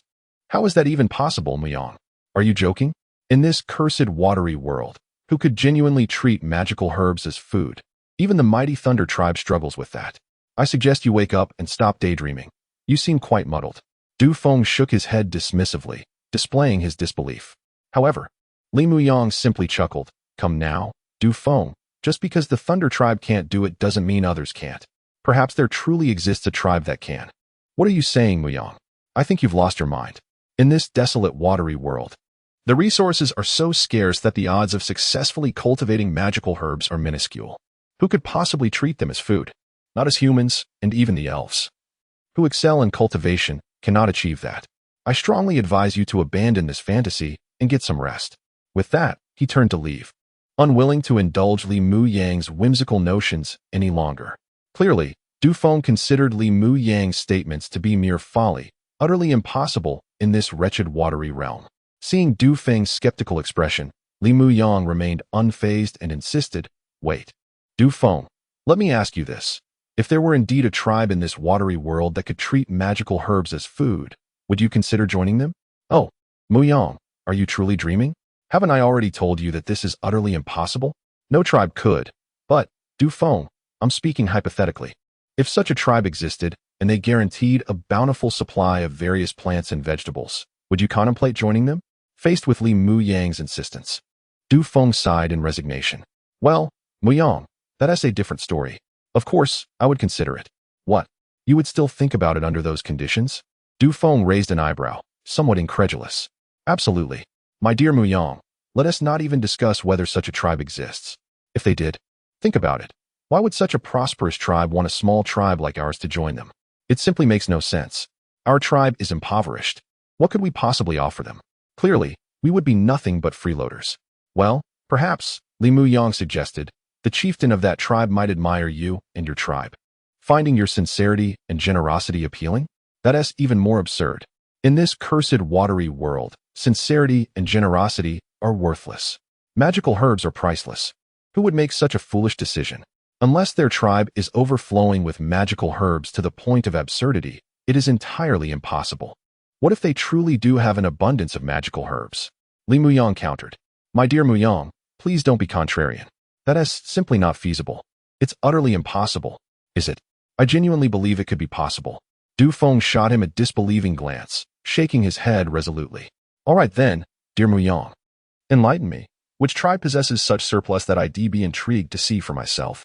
At that moment, as he noticed Li Muyang's sly smile, Du Feng suddenly widened his eyes in realization, exclaiming, could it be that the tribe you're referring to is yours? Before he could finish his thought, Li Muyang interrupted confidently, raising his hand and looking skyward with an air of nonchalance. Indeed, it is our tribe. So what do you say, Du Feng? Just as I mentioned earlier, are you considering joining us? We have an ample supply of magical herbs. They could even serve as a staple. Let me clarify. I'm not idle. I genuinely see potential in your tribe and believe in your sincerity and kindness, which is why I wish for you to join us. Upon hearing Li Muyang's outright admission that their tribe had a surplus of magical herbs, Du Feng was momentarily speechless, instinctively shaking his head in refusal, unable to grasp the possibility, or perhaps unwilling to accept it. Impossible, impossible. This cannot be. How could that even be a reality? You must be joking. Yet, Li Muyang maintained his cheerful demeanor. Oh, Du Feng, nothing is impossible. Have you forgotten what I told you? I have awakened my talent for cultivating magical plants, so magical herbs are truly a trivial matter for our tribe. Still in disbelief, Du Feng vehemently shook his head. No, impossible. Even if you, Muyang, have awakened such a talent, it's still unbelievable. This is too astonishing. It defies logic. Such an extraordinary magical talent simply cannot exist. Recognizing Du Feng's unwavering skepticism, Li Muyang chuckled lightly and continued, yes, Du Feng, I understand that what I'm saying is indeed astonishing and hard to believe. It's not just you. I think anyone would find it difficult to accept. That is why I want to belabor the point. As the saying goes, seeing is believing. Come with me, and you will see for yourself whether my words hold truth. So what do you say? Will you follow me? Is it truly real? Of course it is. Enough with the chatter. Let us go. With that, Li Muyang took hold of Du Feng, who was now somewhat flustered and apprehensive, leading him to their tribe's magical herb fields, specifically to the soilless cultivation facility. They traversed through 3 layers of security until they arrived at the heart of their tribe, standing before the jet-black soilless cultivation chamber. Li Muyang gestured towards it, saying, Here, Du Feng, the core secret of our tribe lies within. Step inside and see for yourself. You will understand whether what I've said is true. Certainly. There is one more thing I would like to entrust you with. Regardless of the outcome, I hope you, Chief Du Feng, will keep this matter confidential for our tribe. After all, it is because I trust you that I brought you here. Please ensure our tribe's secret remains undisclosed. Otherwise, if others find out. Upon hearing this, Du Feng took a deep breath and assured me with a pat on his chest. Rest assured, Chief Muyang. Our mountain tribe is known for its unwavering commitment to promises. Every word I speak is as solid as the mountains. I swear that everything I witness today will remain confidential. Should I break this vow, may the heavens strike me down, and may I be consumed by the sea, torn apart by countless fish. Witnessing such a grave oath from Du Feng, Li Muyang hurriedly interjected, Oh, Chief Du Feng, there is no need for such severity. Do you doubt our trust in each other? A mere promise suffices. There is no need for such a solemn vow. Now, let us not linger on words. Come, let us enter and take a look. With that, Li Muyang stepped forward to lift the heavy membrane of the Tianshui mother, revealing a gap sufficient for entry. He gestured invitingly for Du Feng to proceed. As Du Feng, filled with trepidation, stepped towards the soilless cultivation room, he inhaled deeply, then patted his chest once more. After exchanging a nod with Li Muyang, he entered. Inside, Li Muyang suddenly heard the sound of heavy breathing, which abruptly halted, as if someone's heart had been struck, rendering them breathless. Following a brief silence, The sound returned like a volcanic eruption, the hurried breaths intensifying to a degree that resembled a furious yak exhaling, fierce and robust. After a considerable time, the labored breathing gradually subsided.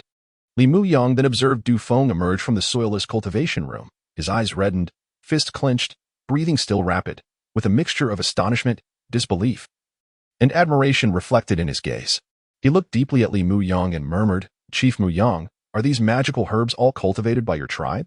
Seeing Du Feng's still incredulous expression, Li Muyang couldn't help but chuckle, affirming with a hearty laugh, "Indeed, Chief Du Feng, these are undoubtedly cultivated by our tribe." "Is it thanks to your magical talent that you achieve such cultivation?" Du Feng inquired. "Well, one might say that," Li Muyang replied. Upon hearing Li Muyang's confirmation, Du Feng felt a sudden pressure in his chest. He quickly composed himself, struggling to articulate the overwhelming emotions surging within him. With a wry smile, he remarked, "Chief Muyang, you truly are a prodigy. The shock you have brought me is immense. Such a plethora of magical herbs, and such a clean, efficient cultivation method is beyond anything I have ever seen or heard. I am at a loss for words. It is truly astonishing." Li Muyang, seeing Du Feng's reaction, smiled and said, "Oh, Chief Du Feng, there is no need for such astonishment. Once again, I propose that you join our tribe. By doing so, your tribe will receive a share of the magical herbs, and I assure you, we will not go back on our word. And this is just a fraction of what we can offer. As I mentioned earlier, follow us, and you could thrive on magical herbs as if they were daily sustenance." "Is that truly the case?" Du Feng asked, his curiosity piqued. "Absolutely," Li Muyang affirmed. "No cost involved. Once you join our tribe, we become one family." "Do families charge one another?" At that moment, Li Muyang's words struck Du Feng like a thunderclap, leaving him breathless once more. He realized he had lost count of how many times he had felt this way today. He worried that if this continued, his heart might truly falter under the weight of such overwhelming surprise and excitement. Nevertheless, despite the enormity of the revelation, Du Feng managed to regain his composure, reminding himself to remain calm. Impulsiveness is a fool's folly. After all, he was the leader of a tribe that had weathered many storms at sea over the years. He forced a smile and said, No, Chief Muyang, this is too significant a matter. I must consider it carefully. While I personally desire to join at this very moment to experience these precious magical herbs, as a tribe leader, I cannot proceed without consulting the elders and my people." Seeing Du Feng hesitate, Li Muyang felt a surge of urgency and grasped his arm. "Oh, my dear Chief Du Feng, what is there to consider? Is there a better offer than ours? Joining our tribe truly means having access to magical herbs as if they were everyday meals. Ensuring rapid enhancement of every member of your tribe's abilities, a dream come true. And that is not all. Our tribe offers not only delicious sustenance but also delightful entertainment." "Entertainment?" Du Feng's heart skipped a beat, intrigued by the possibility of further surprises. "Indeed, it is incredibly entertaining. Did you not see those two engrossed in their game? Unable to tear themselves away." Li Muyang pointed to Tang Xiaotian and Mo Yuan, who were joyfully engaged in their playful antics, his expression mischievous as he thought, "I will not relent until I win you over, Chief Du Feng." Note: the last part of the text contains promotional requests and is omitted as it is unrelated to the narrative. Chapter 76, Not an Ounce of Interest. As Li Muyang pointed to Tang Xiaotian and Mo Yuan, who were engrossed in their game, the mention of their tribe having not only delicious food but also delightful entertainment caused Du Feng's heart to tremble once more, pushing him to the brink of his endurance. How could it be that a tribe even weaker than theirs possessed such remarkable prowess and enchantment? Was this not a cruel jest? Fearing that his already fragile willpower might shatter, Du Feng bowed deeply to Li Muyang, impulsively deciding to join their tribe. This situation left him in a state of profound melancholy, as it defied the natural order where, despite being a small tribe themselves, they should have been the ones to absorb Li Muyang's tribe. After all, throughout history, the law of the jungle had prevailed. The strong devour the weak, and the fish eats the shrimp. To his astonishment, the roles had reversed. Li Muyang was on the verge of swallowing his tribe, and he found himself inexplicably drawn to the idea of joining, an urgency bubbling within him. Could it be that this bizarre water world had truly spiraled into madness? How could such a diminutive tribe exude such grandeur? What right did they have to thrive while others languished? Determined to maintain the last shred of his pride and uphold the dignity befitting a leader, Du Feng steeled himself to refuse once more. No, it's best to forget it, Chief Muyang. I'm not interested in games. Really, I have not a single ounce of interest. Such things are for children. I am an adult and a leader of my tribe. How could I possibly be intrigued by such frivolities? Is that truly so? Li Muyang replied, skeptical. Absolutely not. Not in the slightest, Du Feng asserted through gritted teeth. Yet, the longing glances he cast towards the crystal shell in Tang Xiaotian and Mo Yuan's hands betrayed his true feelings, a classic case of a stubborn duck with a hard shell. Seeing this, Li Muyang couldn't help but chuckle, seizing the opportunity to entice him further. Ah, Chief Du Feng, do not be so dismissive. This little game we have is genuinely enjoyable. I put considerable effort into creating it. Just give it a try, and you'll see. Enough of this, Chief Muyang. I truly have no interest in these trivial games, and they seem rather dull, just mindless jumping, utterly pointless. I refuse to partake in such a tiresome endeavor. Upon hearing Du Feng's words, Tang Xiaotian grew indignant, interjecting, Chief Du Feng, what do you mean by calling it a pointless endeavor? I must inform you. The game we play is anything but dull. It's explosively fun. Once you experience it, you will have nothing but praise. Just give it a go, and you'll see the brilliance of our chief. Is that so? Du Feng replied, still skeptical. Casting glances at Li Muyang, and then at the crystal shell in Tang Xiaotian's grasp, his resolve wavering as curiosity began to stir within him. Without further ado, Li Muyang urged, come, Chief Du Feng, do not be so formal. Sit down. Tang Xiaotian, stop playing for a moment and hand over the crystal shell. Let Chief Du Feng have a turn. Wait, Chief. I was just playing. Let me finish this round first. Tang Xiaotian protested. Enough, Tang Xiaotian. With your skills, you wouldn't even make it past 100 jumps. Hand it over to Chief Du Feng. No, Chief Muyang. I think it best to skip it. I really don't enjoy games. We are adults after all. What is the point in playing games? It just seems like mindless jumping, doesn't it? Chief Du Feng, it's not as simple as that. Whether it's enjoyable or not can only be determined through experience. After all, practice brings knowledge. Wouldn't you agree? Just give it a try, please. Consider it a personal favor. Oh, Chief Muyang, what can I say? Fine. Just a quick attempt. Yes, just a quick try. It's very simple, Chief Du Feng. Just control this little carp to jump from one block to another. As he listened, Du Feng felt an inkling of foreboding, aware that once he indulged in this game, he might find himself permanently ensnared in Li Muyang's tribe. However, he clung to his pride, thinking, what is this? A seemingly tedious little game? Although it appears intriguing, it's merely jumping from one block to another. It cannot possibly possess such a lure that I would become enraptured. With this thought in mind, and under Li Muyang's guidance, the somewhat haughty Du Feng took the crystal shell, infusing it with his spirit energy. With a spirit of experimentation, he pressed his finger gently upon it. After a brief moment of anticipation, the small carp on the crystal shell effortlessly leaped from one block to another. Initially, Du Feng intended merely to try it out and return the shell to Li Muyang, fearing that he might indeed become captivated. Yet, after that single attempt, he found it surprisingly engaging. Compelled by an inexplicable force, he tapped again and again, unable to resist the allure. As the sun dipped below the horizon, Du Feng finally succeeded in reaching 100 jumps, exhaling a sigh of relief and bursting into triumphant laughter. Haha, Mo Yuan, you lost. I reached 100 jumps before you. Yay. Li Muyang, witnessing this, beamed with pride. See, what did I tell you, Chief Du Feng? This game is quite entertaining. I assent it. Now thoroughly captivated, Du Feng nodded vigorously, akin to a chick pecking at rice. Indeed, it's immensely enjoyable.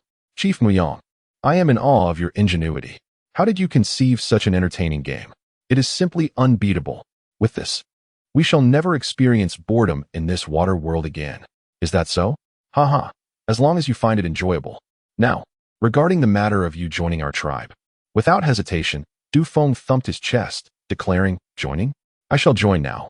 With so many magical potions and such an entertaining game, anyone who doesn't join would be a fool. Chief Muyang, no, Chief. From this moment on, you are my chief, and I am a member of your tribe. I want to leave. I will cling to your tribe forever. Upon hearing Du Feng's enthusiastic agreement, Li Muyang was elated, eagerly clasping Du Feng's hand. Haha, wonderful. From now on, we are a family. I assure you, our union will be mutually beneficial, and you will not regret this decision. Together, we shall navigate this water world, overcoming every challenge, and discover new hope in this bizarre realm. Haha, that sounds splendid. Du Feng responded with laughter, rising with a serious expression, extending his fist towards Li Muyang. I too eagerly anticipate the arrival of that day. Chief, we shall entrust our mountain tribe to you henceforth, and I hope you will lead us through turbulent waters to create a glorious future together. Li Muyang also extended his fist and solemnly nodded in agreement.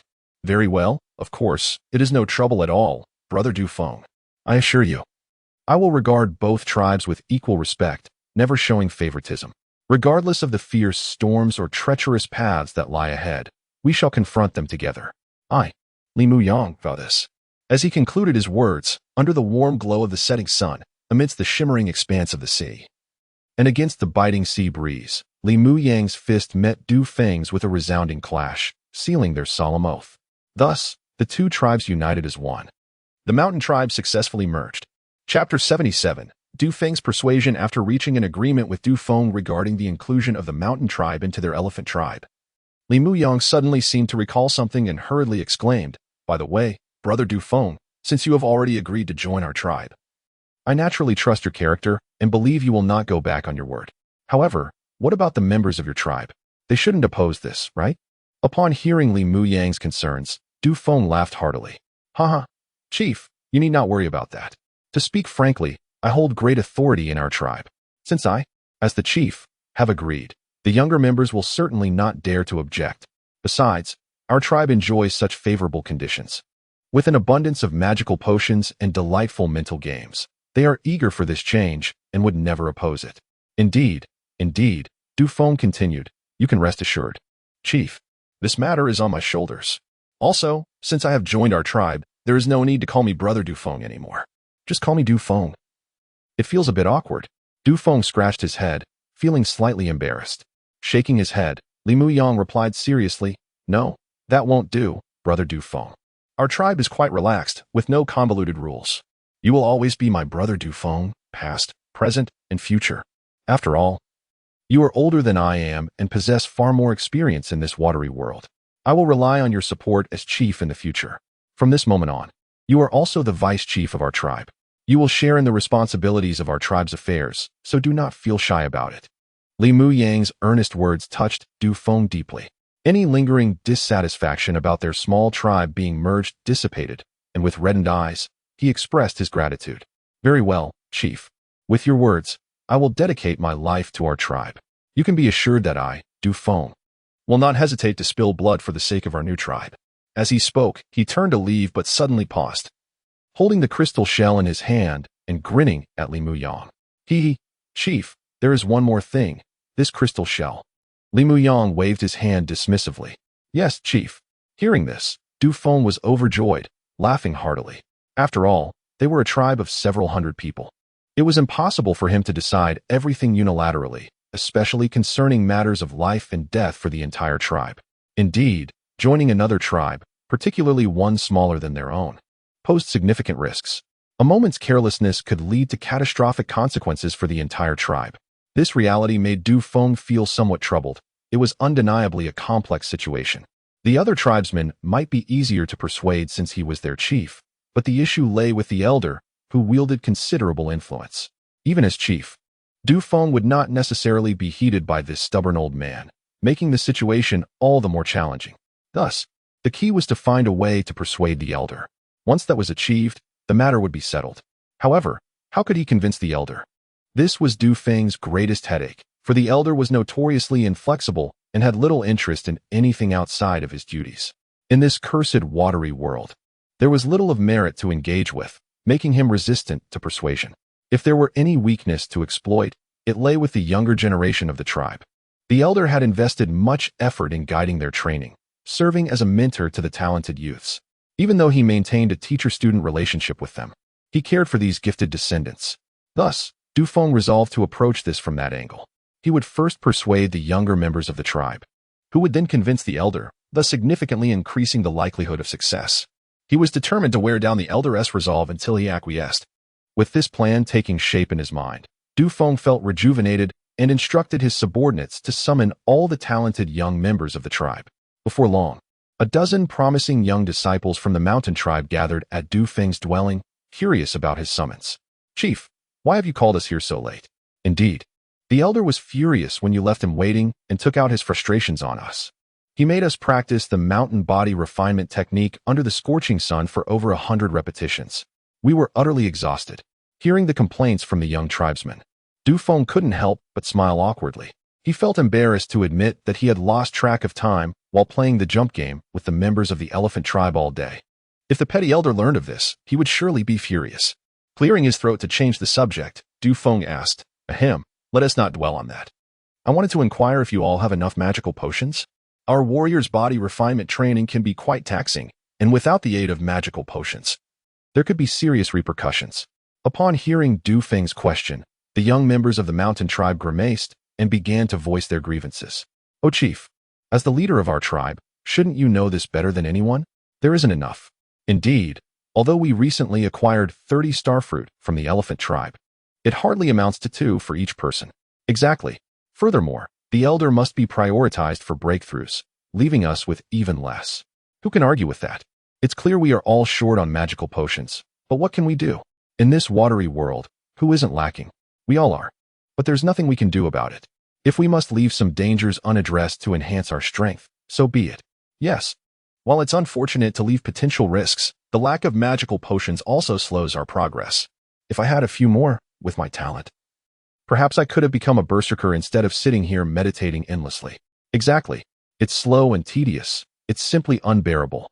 I can't fathom the point of continuing to live like this. As the conversation progressed, the atmosphere turned somber, with everyone sighing in disappointment, feeling that life had lost its significance. Hearing these talented youths express their frustrations, Dufeng couldn't help but feel a flicker of joy. He realized that the situation could be managed and decided to employ the same tactic Mu Yang had previously used to entice him. He spoke leisurely. Tell me, what if there were a tribe that not only had an abundance of magical potions to consume freely, but also offered a variety of enjoyable and entertaining games, ensuring you would never feel bored again? In short, if there were food, drink, and fun, what would you think? At that moment, Dufeng felt a strange thrill akin to that of a mercenary, selling his own people while counting the profits. This sensation was undeniably peculiar. Chapter 78, halfway there. Let me ask you this. If there existed a tribe abundant with magical herbs, where you could indulge to your heart's content, treating them as meals, and also offer a plethora of entertaining games to banish boredom, what would you do? Upon hearing the chieftain Dufeng's sudden chuckle, the gifted individuals of the mountain tribes were momentarily taken aback before casting him curious glances. "Chieftain, is it I who is confused, or is it you? Are you spouting nonsense? Such a tribe cannot possibly exist," one exclaimed. "Indeed, magical herbs aplenty? Are you trying to fool a 3-year-old? Another interjected. "And games to keep us entertained? What a joke. What fun could possibly exist in this cursed water world? You must be dreaming." "Exactly. If there were food and fun, it wouldn't be a tribe, it would be paradise. Does such a place truly exist?" Another questioned. "Chieftain, I implore you, spare us this jest. It is not funny at all." Hearing their frustrated complaints, Dufeng remained unfazed, still chuckling. "Oh, do not be so dismissive. I am merely suggesting, if, hypothetically, such a tribe existed, what would you wish to do? Would you want to join?" "Well, of course. I would dream of it, as that would be paradise," came the enthusiastic reply. "Indeed, who wouldn't wish to join such a tribe? Who would not want that? Chieftain, if I may be blunt, I would certainly want to join, and I would be the first to rush in. Not wanting to join would be sheer folly." Another affirmed. "Absolutely. Who wouldn't desire such a blessing? It is a dream worth dreaming, yet in reality, it is simply impossible. In this cursed water world, such a tribe cannot exist. It's all mere fantasy. Indeed, the resources in this wretched water world are far too scarce. Magical herbs for meals? That is utterly impossible. Even the Sky City could not manage that," one lamented. Upon witnessing the skepticism of his talented kin, Dufeng felt a weight lift off his chest. They did not reject the notion of joining a resource-rich tribe. They simply did not believe it could be true. With a burst of joy, he declared, Is that so? I too believe that anyone not wanting to join such a fortune would be a fool. Since you all show no opposition, I, your chieftain, shall lead you to join this paradise-like tribe. You have no objections, do you?" "Chieftain, what do you mean by that?" they asked, suddenly aware that something was amiss, their eyes widening in shock. "What do you mean, chieftain? What are you trying to say? Could it be that such a tribe truly exists?" "My goodness, chieftain. Please do not frighten me. My heart cannot bear such excitement. Is it true? Is it truly possible that a tribe like Paradise exists, with an abundance of magical herbs to feast upon? As Du Feng observed the astonished expressions of his kin, he wiped the playful smile from his face and nodded solemnly. Indeed, there exists such a tribe, and I shall not hesitate to reveal the truth. It is the giant elephant tribe, led by Chieftain Mu Yang. What? The giant elephant tribe? How can that be? Yes, the giant elephant tribe is even weaker than ours. How could they possess such a wealth of magical herbs? Chieftain, are you jesting? It cannot be true. They exclaimed in disbelief, unable to accept the possibility. Yet Du Feng raised his hand to quell their outcries, half serious and half joking. Yes. How could it be? Not only you, but I too found it hard to believe when Chieftain Mu Yang first shared this with me. It seemed absurd, utterly preposterous. But in the end, I came to believe it. Why? Because I entered their magical herb fields and witnessed it with my own eyes. Their fields were filled with fragrant purple moon orchids and heavy starfruit, alongside countless other magical plants, resembling a paradise on earth. Thus, I had to believe. Is that so? But how can that even be possible? They questioned, still incredulous. A field filled with magical herbs? How did they cultivate them? It is unimaginable. As Du Feng spoke, they remained skeptical, struggling to accept the notion that a tribe weaker than theirs could possess such wonders. Seeing their disbelief mirrored in their expressions, he chuckled softly, shaking his head before looking at them earnestly. There is no need for excessive shock. There is nothing impossible about this. Consider it a miracle. For while this cursed water world is indeed a catastrophe, it is also a remarkable miracle in its own right, is it not? Moreover, many of you may already know that Chieftain Mu Yang possesses the extraordinary talent for cultivation. The abundance of magical herbs is a result of his miraculous planting abilities. For instance, the 30-star fruits we previously acquired were exchanged from their tribe. Thus it is not difficult to comprehend how they could possess such an abundance of magical herbs. Ah, I see. So what you mentioned earlier, seemingly outlandish, may indeed come to fruition. We might truly be able to feast upon magical herbs. Could it really be possible? That is quite terrifying. Observing the fervor igniting in their eyes, Du Feng seized the moment. Indeed, everything I have just shared is true, not a mere dream. In the giant elephant tribe, there truly exists an endless supply of magical herbs for all to enjoy, for the future of our tribe, and to ensure a better life for all of us in this cursed water world. I have decided to lead our mountain tribe to join them. You should not oppose this, should you? Oi, yes. The moment Du Feng proclaimed this, all the gifted individuals of the mountain tribe erupted in uncontrollable cheers, their previous fatigue vanishing as if rejuvenated, their faces alight with joy. How could we oppose, chieftain? Such a stroke of fortune. We are overjoyed. Absolutely, we shall join. Who would not want to? Surely no one would desire to miss out. Certainly not. Anyone not wanting to join must be out of their mind. Chieftain, I fully support your brilliant decision, unwaveringly. Yes, I support it as well. Chieftain, you are simply marvelous. This decision is undoubtedly the greatest in the history of our tribe. Indeed. In that moment, all the talented individuals from the mountain tribes erupted in jubilant celebration, cheering for Du Feng's wise decision. Seeing this, Du Feng, filled with delight, spoke once more. Haha, all right, Du Chang, Du Li, please quiet down for a moment. Let everyone settle. No need to be so excited. You wouldn't want to frighten anyone off. The good news doesn't end here. As I mentioned earlier, joining the giant elephant tribe not only offers delectable food but also delightful activities, a veritable cornucopia of benefits that will undoubtedly please everyone. Is that so, Chief? What other enjoyable activities are there? They clamored eagerly. Yes, please share, Chief. I can hardly contain my anticipation. With Du Chang and Du Li leading the charge, the young talents of the tribe eagerly pressed for more information, curious about the additional generous perks. Responding to their enthusiasm, Du Feng joyfully revealed a crystal shell, equipped with the jumping game application, presenting it like a prized treasure. This is it, a mental agility game, a remarkable innovation by Chief Mu Yang.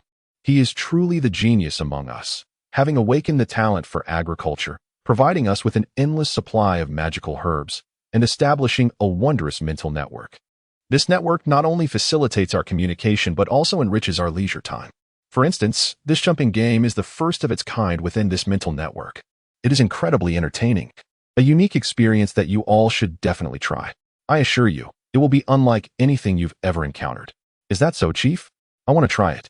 Give me one. Me too. Count me in. Without exception, They all became enamored with the simple yet engaging game, engrossed in its charm. Their previous grievances about Du Feng's sudden decision to lead them into a new tribe vanished, replaced by profound admiration. With such generous benefits, who wouldn't he want to join?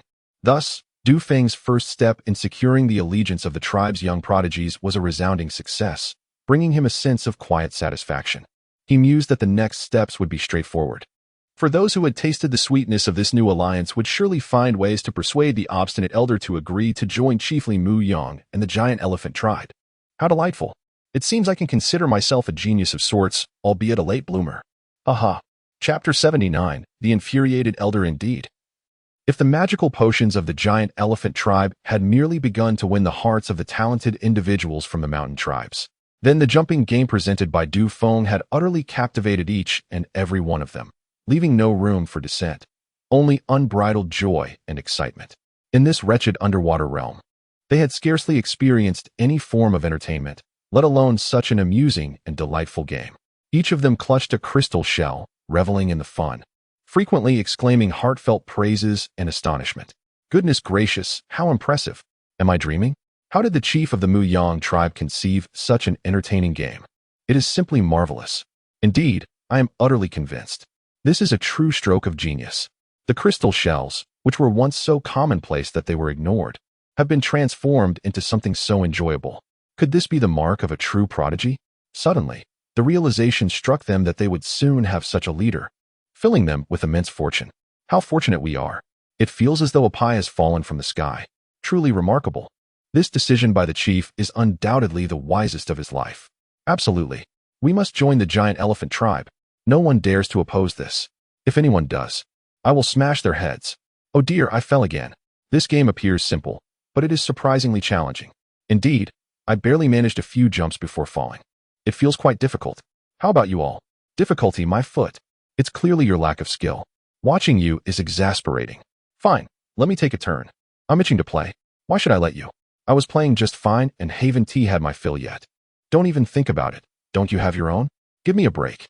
With your slow reflexes, how could you keep up? Watching you is driving me insane. Since you're struggling, let me have a go. Don't waste such a splendid opportunity. Absolutely not. This crystal shell is mine by right since I claimed it first. If you didn't manage to grab one, that is not my fault. I haven't even had enough fun yet. You should just stay in your corner or go ask Chief Mu Yang for one. After all, he will soon be our chief too. What nonsense are you spouting? It's late. Du Long, are you even my brother? How have I treated you? Haven't I shared my food and fun with you? Isn't it fair to split things 50-50? I've treated you like a real brother, and now you're pulling this on me? Quite the act of brotherhood. That was in the past. Besides, our tribe never had anything worthwhile to eat, so why bother mentioning it? Fine, I'll concede. Du Wei. Considering you've looked after me in the past, let us say we each take one life. No cheating, and don't bring up this brotherhood nonsense again. Huh. Now that's more like it. I must have treated you well back then. It's settled then. Watch closely as I show you how it's done. Oh my. Du Wei, you're incredible. You jumped 17 steps right off the bat. You nearly made me choke on the shark jerky beside me, even though I'm on the verge of vomiting. Huh. This is nothing. Du Long, just watch closely. I, Du Wei, intend to make this jumping game my own and achieve the highest ranking on the psychic network. I want everyone to stand in awe. Enough talk, Du Wei. I'm already standing. Du Wei's proclamation ignited the fervent atmosphere among the crowd. All the talented individuals from the tribe began to compete fiercely, each striving to achieve the highest score. Even Du Feng, as the chief, joined the fray, eager to secure a top ranking for his tribe, for as a leader, he could not afford to lag behind. It is worth noting that this fervent atmosphere caught the attention of the elder, who resided not far away. He was perplexed, wondering what was transpiring that kept the talented ones awake at such an hour. Had his earlier training not been rigorous enough? Thus, filled with curiosity, the elder, who was on the verge of sleep, made his way to Du Feng's abode to uncover the cause of the commotion. Elder Hu Jifeng was not a native of the mountain tribe. He was an orphan rescued from pirates by the previous tribe leader, adopted and raised within the mountain tribe. He had every right to be the chief, but due to his non-native status, he regrettably stepped aside, assuming the role of the powerful elder instead. His adherence to tradition and reputation as a stubborn conservative led him to willingly relinquish the chief position to Du Feng, not wanting to cause turmoil in the tribe. He bore no resentment for this. The debt of gratitude for his rescue and upbringing fostered a bond with the mountain tribe that surpassed that of many natives. Now, standing outside Dufeng's residence, he overheard the words that summoned the tribe's talents, inciting a furious rage within him. The notion that they could so easily sell out their tribe, reveling in it, was infuriating. Was the position of chief so worthless? Did they truly wish to live under the shadow of another tribe? Had the sea water rotted their brains? By heavens, I shall break your legs today, you ungrateful wretch. Only then will I find solace for the spirits of past leaders.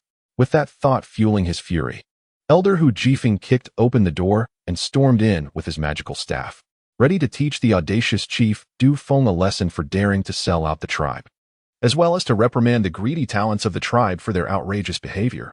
However, what he encountered upon entering was an unexpected and overwhelming shock. No one acknowledged his presence. The assembly hall was filled with raucous noise as everyone focused intently on the jumping game, fervently competing for scores, oblivious to the Elder's arrival. Hey, you bunch of no-hopers. You're all pathetic. None of you can surpass my jumps. I've reached 49 steps. Who among you can outdo me? Damn it, how infuriating. 30 years of prosperity and 30 years of decline. Oh no, Du Wei, the chief has also jumped 49 steps. He has caught up with you. What? As expected of the chief. This stealthy strategy is quite impressive, but don't panic. Let us stabilize our scores for now. I'll check his technique. He is not as skilled as I am. Next, we should all jump to the center for double points. We'll surpass him in no time. Clearly. The atmosphere remained jubilant among the crowd, while Elder Hu, observing the scene at the entrance, felt his temper reaching a boiling point. In his eyes blazed a furious fire, and the veins in his right hand, tightly grasping the wand, throbbed ominously. A chilling aura of terror surged around him, gathering with wild intensity. Even the massive fish beneath him sensed the thick atmosphere of impending doom. Its colossal body shifted uneasily before it quietly descended, seeking to evade the overwhelming wrath. Chapter 80. The stubbornness of the Grand Elder. A tempest of fury raged within Hu Jifeng's chest as he beheld the group before him, utterly engrossed in their frivolous pursuits, completely disregarding his presence. His anger surged, causing his beard and eyebrows to bristle with indignation. In a fit of rage, he gripped his magic staff tightly and brought it down forcefully upon the back of a nearby fish, the impact resonating with a fierce intensity that sent ripples across the water. The innocent creature writhed in pain, caught in the crossfire of Hu Jifeng's wrath. Despite its cautious demeanor, which was nearly akin to that of a turtle withdrawing into its shell, yet, under the overwhelming fury of Hu Jifeng, it was left exposed and vulnerable. The violent thrashing not only stirred the ocean's surface, creating considerable waves, but also caused the structures atop its back to sway perilously. The talented youths of the mountain tribe, engrossed in their jump game, were jolted from their concentration, nearly toppling over in disarray. Damn it! I just fell into the sea and swallowed mouthfuls of salt water. Where the hell are the people from the Luai's tribe? What are they doing? One exclaimed in frustration. I was on the verge of completing 100 steps when I was suddenly knocked into the ocean. I even dropped my little fish. This is infuriating. Couldn't anyone have given me a warning? At least let me brace myself. Upon witnessing the scene, Elder Hu's fury reached its zenith as he observed the group still absorbed in their antics, oblivious to his presence. Unable to contain himself any longer, he erupted into a tirade. Bah, you ungrateful disciples. Are you truly attempting to drive me to my grave? It was only at this moment that the group noticed the Grand Elder's arrival. Startled, they instinctively recoiled, their movements synchronized in a comical display of fear. Their faces contorted into forced smiles. Ah, Grand Elder, what brings you here? When did you arrive? We didn't even notice. It's so late, shouldn't he be resting? They stammered. Indeed, you seem to appear out of thin air. You move so quietly, you nearly gave us a fright. Even Du Feng, the tribe leader, felt the weight of the moment, his face betraying his embarrassment as he shrank back. In response, Hu Jifeng's anger flared, his brows and beard standing on end as he pointed a trembling finger at them, his voice rising in wrath. Sleep? How could I possibly sleep? You ungrateful disciples. How dare you question my entrance? If I hadn't come in, you wouldn't even know what was happening in our tribe. You've all done splendidly. Each of you, true elite talents of our tribe. Talents so remarkable that you allow yourselves to be sold out while lining others' pockets, thanking them for it. Truly, you are cunning, clever, and brilliant. Bravo. You've truly repaid my careful nurturing with your actions. I should strike you all down for betraying our tribe. In a fit of rage, Hu Jifeng seized his magic staff and began to rain blows upon the hapless youths of the mountain tribe, shouting, "I will strike you down for selling out our tribe. Is that worthless magic potion truly so vital that you'd forsake your kin and live under another's roof? At their mercy? Is this foolish game truly so entertaining that you failed to notice my presence? What if an enemy had come?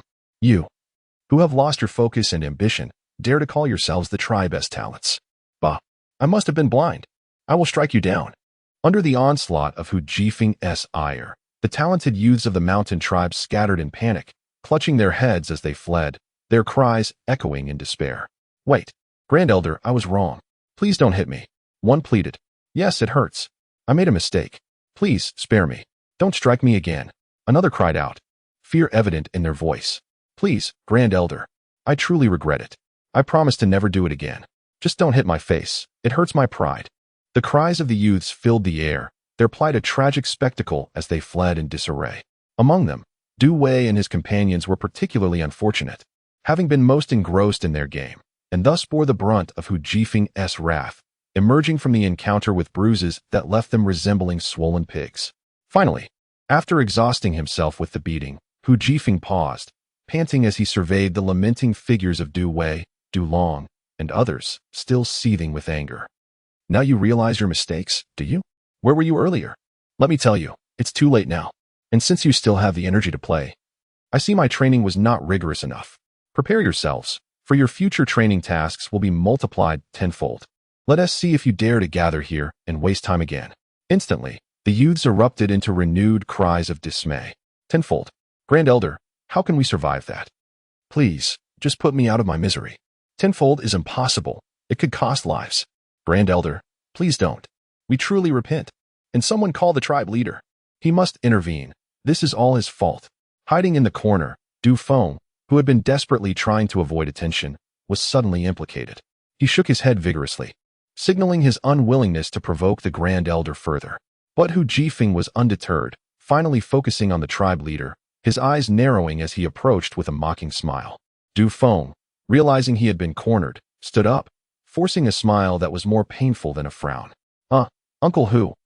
Before he could finish, Hu Jifeng interrupted him with an outburst of fury. "Don't call me uncle, you ungrateful wretch. Have I not poured my heart into your upbringing?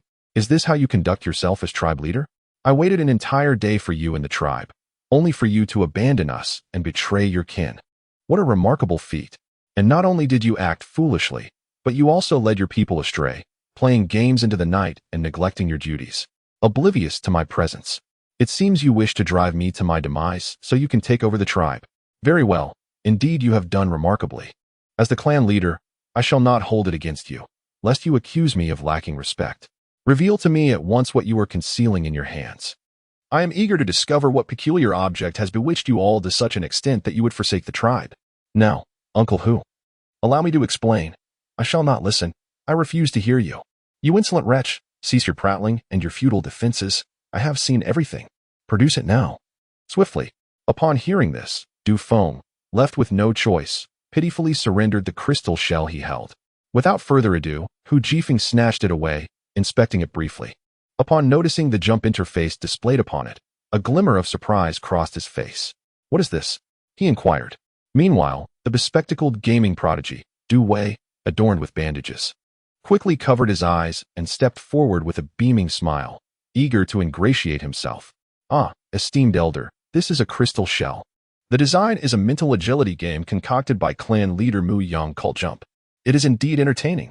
You ought to give it a try. It is truly delightful. All you need to do is channel your mental energy into it, and I assure you, you will find yourself enjoying it as much as we do. Is that so?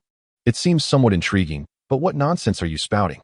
How could this elder possibly find amusement in such a trivial game? You are speaking of indulgence leading to distraction. Do you not understand? Esteemed elder, surely you jest. Must you be so excessive? Quickly, go forth, or else face dire consequences. Yes, esteemed elder. Do not be angered. We shall attend to it immediately. In an instant, witnessing whose wrath once more, even Du Feng, as the clan leader, became utterly cowed, leading his kin to vanish without a trace, retreating to rest. After their departure, Hu Jifeng, still clutching the crystal shell, could not suppress a sigh and shook his head. Is this strange object truly so captivating? Even young Du, the leader of his clan, has been completely enthralled. Perhaps it is merely that the youth possess unstable resolve, easily swayed by temptation. Ah well, let me also indulge in this curiosity to discern what enchantment it holds that has bewitched you wayward disciples to such an extent. Allow me to demonstrate the fortitude of this elder. With a haughty snort, Hu Jifeng proceeded to channel his mental energy into the shell and cautiously tapped the screen. This is rather interesting. It indeed allows one to jump. He tapped again and again, unable to cease until, at last, in the twilight hours. Having exerted himself to the utmost, Hu Jifeng triumphantly stood, rubbing his weary thighs, and laughed heartily. Aha! Is this all there is to it? This elder has effortlessly reached 100 jumps. How delightful! Just as he was reveling in his triumph, Hu Jifeng suddenly noticed a new feature pop up on the jump interface. His curiosity piqued. What is this? A ranking system? Unable to resist the compulsion, he tapped to reveal the information displayed. 1. Mountain Tribe, ID Duwei, 582 jumps. 2. Giant Elephant Tribe, ID Mo Yuan, 425 jumps. 3. Mountain Tribe, Du Foam, 408 jumps. 4. Giant Elephant Tribe, ID Tang Xiao Tian, 389 jumps. 5. Mountain Tribe, ID Du Long, 360 jumps. In the mountainous tribe, Hu Jifeng, the esteemed elder, was astounded to discover his ranking had plummeted to the bottom, overshadowed by the younger members of his clan. Enraged, he leapt to his feet, stomping in frustration and lamenting. How could this be? This is utterly outrageous. A band of rebellious disciples, how dare they disregard the dignity of this elder? Is it not shameful to have me relegated to the last position? No, this is unacceptable. As the Grand Elder, I must uphold my honor. I refuse to believe that after decades of mastery over the seas, I cannot surpass these impudent youngsters. Just wait and see. Thus, for Hu Jifeng, who had long since passed 60 and had not stayed up late to cultivate for quite some time, another sleepless night awaited him. Perhaps this stubbornness was the essence of being a Grand Elder.